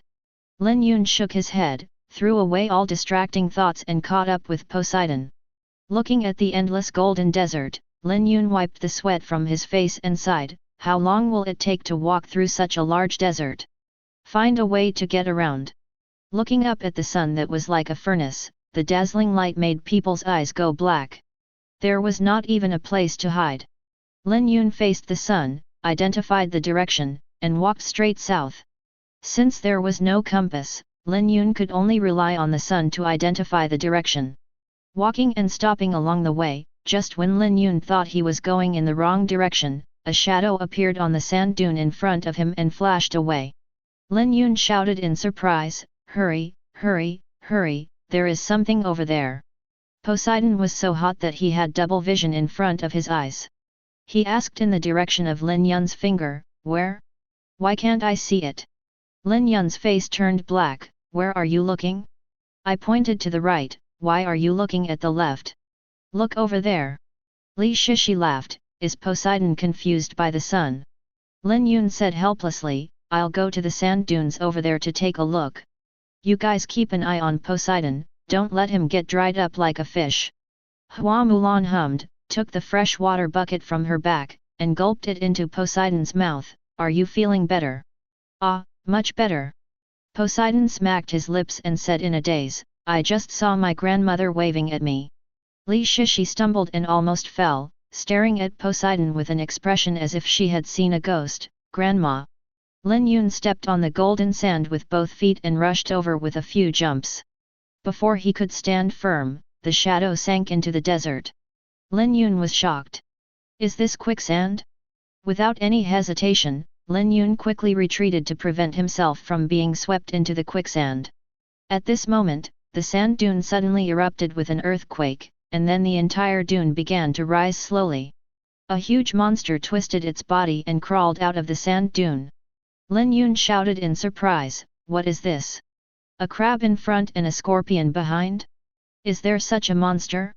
The half-crab, half-scorpion monster stared at Lin Yun with unkind eyes, and a pair of huge pincers opened and closed at Lin Yun. The pitch-black scorpion tail behind him swung back and forth, and green venom dripped from the tail sting from time to time. Poseidon roared with fiery eyes, "Delicious! It's a peerless delicacy," he said as he rushed forward with big feet. He arrived before the mouth, and Poseidon opened his shark mouth in the air and was about to pounce. Lin Yun was quick to pull Poseidon down from the air. "Go easy on him. I still need this guy to carry us on our way." Chapter 68. Poseidon's saliva dripped uncontrollably, staring at Lin Yun eagerly. "Captain, this thing has 8 legs. Is it okay to break 2 of them?" "No." Lin Yun refused categorically. "You'll run slower if you break 2 legs." Poseidon looked straight at the tail, wiped his saliva and asked, "The tail is not needed, right?" Li Shishi came over and said at the right time, "That thing is poisonous. Don't you see the green venom dripping down?" Just as several people were discussing, the half-crab, half-scorpion monster raised its head and roared. Then it raised its huge claws and stabbed at where Lin Yun was standing. Lin Yun's body shook, and his feet quickly retreated. He didn't even wait to land in the air. He turned his body, his eyes were slightly cold, and he raised his fist and smashed it hard. Pound! There was a loud bang. The half-crab, half-scorpion monster retreated again, and a trace of human fear appeared in its pupils. On the other hand, Lin Yun knocked the monster back with a punch, and his body fell down. He shook his fist and said seriously, "The shell is really hard. It didn't break." Bang! Bang! The monster was only frightened for a short moment, and then his eyes turned blood red. It seemed to be completely enraged, twisting its huge body and rushing towards Lin Yun like crazy. Hua Mulan drew out the silver spear and was about to attack. Lin Yun stretched out his hand to stop it. "I'll do it. This beast can't remember the pain. I'll let it remember it." After saying that, he kicked his feet and rushed forward like a cannonball. The half-crab, half-scorpion monster's momentum did not decrease at all. Lin Yun flashed and attacked the monster. Boom! Boom! Boom! Although the monster was huge, its speed was extremely fast. After being hit by Lin Yun several times in a row, the tail thorn suddenly swung towards Lin Yun. Lin Yun slightly tilted his body in midair and dodged. "Hey! You reacted quickly. Let me show you how to attack like a storm." After saying that, Lin Yun's eyes were burning and a smile appeared on the corner of his mouth. Raise the fist wind to the extreme. The monster's 8 legs retreated one after another, and bursts of painful roars came out of its mouth. Lin Yun's fist flickered like a phantom, and each blow contained extremely strong power, and this was the force after convergence. If it was a full-strength blow, Lin Yun had no doubt that with just one punch, this monster would have a bloody hole in its chest like badgers. Lin Yun became more and more brave as he fought, and his heart was incomparably excited. This is a battle, a punch to the flesh, making people's blood almost boil. Although the opponent is just a monster. The fist fell on the opponent's hard shell like a storm. For a moment, the monster roared in pain, and the fear in his eyes had overflowed. Although the tail kept waving in the air, Lin Yun dodged all of them without exception. Top-level observation haki. Boom boom boom. Pure power crushing, bursts of explosions, seemed extremely deafening in the endless golden desert. If you want to make this monster surrender, you can't show any mercy. You must present a one-sided crushing trend to make the other party feel scared. Sure enough, under a round of violent fist bombardment, the monster suddenly raised its head, screamed shrilly, and then crawled on the ground without any defense. The long tail spikes lay flat on the sand, and the eyes showed a humble look, which made people know at a glance that it was begging. Lin Yun's body suddenly stopped, and he slowly loosened his clenched fists, exhaled and smiled. "I thought you didn't intend to surrender, and you were ready to let Poseidon have a meal." After that, he jumped lightly onto the monster's back and tapped the hard shell with his fingers. Dang dang dang! There were bursts of metallic sounds, and Lin Yun smacked his lips in surprise and said, "What kind of monster is this? The shell is like steel." After that, Lin Yun smiled at the 3 people standing in the distance and watched. "Come. This is our mount, which is much more convenient than walking." Li Shishi chuckled and jumped on it. Fortunately, Poseidon didn't do it. Poseidon wiped the saliva from the corner of his mouth, stared at the huge pincers in front of him and said, "I don't know if it tastes good. I'm so greedy." Hua Mulan kicked Poseidon and urged, "Stop talking nonsense. Hurry up. Wait for the 4 people to fall on the monster's back one after another." Lin Yun clenched his fist and shook it in front of the monster, then pointed to the south. Poseidon turned his head to look at Hua Mulan and whispered, "Captain, can the monster understand the gesture?" Hua Mulan said uncertainly, "It should be. Okay, right." Lin Yun clapped his hands at the monster and shouted, "Let's go." Boom boom boom. Voice. As soon as it landed, the monster stood up and ran across the desert at a very fast speed. Lin Yun turned around and smiled, "Look. Isn't it much easier with this means of transportation?" Poseidon admired sincerely, "The captain is still thoughtful. If it were me, I would eat it, replenish my energy and continue on my way." The monster under him suddenly stiffened for a second, and a huge cold sweat fell down. The fear in his eyes made the 8 legs run faster. Lin Yun smiled, there are also advantages to having more legs. Look, how happy it is running. Li Shishi took out a tent to cover everyone's head. I don't know how big this desert is. Gurgle. Poseidon said weakly, I'm so hungry. Lin Yun looked at Poseidon with a dark face and scolded, I asked you to prepare more food before departure. What did you say? Poseidon raised his hand and said weakly, keep it in your stomach. Just as Lin Yun was about to speak, Poseidon said, Captain. Don't worry, we'll have food if we run into monsters again. Hua Mulan wiped her spear and asked without raising her head, are you sure we can run into monsters again? Poseidon raised his eyes and suddenly saw the sand dunes in front of him. He laughed and said, look. There's another sand dune there. It must be a monster. Without waiting for anyone to stop him, Poseidon ran over despite his hunger. He used his hands and feet to dig at the sand dune, and roared, come out! Come out! Hua Mulan said expressionlessly, is that just an ordinary sand dune? Li Shishi nodded blankly, it seems so. Lin Yun's face turned pale with anger. If it weren't for the bandage on Poseidon's head, he really wanted to beat him up. Come back here. That's just a sand dune, stop digging. Poseidon drooled and stared at the monster under Lin Yun again, damn it. I dug in vain. The whole way was like lightning. Whenever he encountered a sand dune, Poseidon would dig hard with red eyes. It was not until Lin Yun urged him that he turned around and left angrily, and he would spit before leaving, damn, it was all in vain again. Look, there is a lake. Li Shishi pointed to the front and shouted tenderly. It's really a lake. Lin Yun was surprised. Poseidon shouted excitedly and rushed over with big feet. Plop! Ah! It's so comfortable. Poseidon, who had been exposed to the sun for so long, swam recklessly in the lake as if he had been reborn. Lin Yun slapped the monster under him and signaled to wait there. Assholes! Who are you? Sudden, angry roars approached quickly from far away. Lin Yun turned around and said in surprise, isn't this that someone?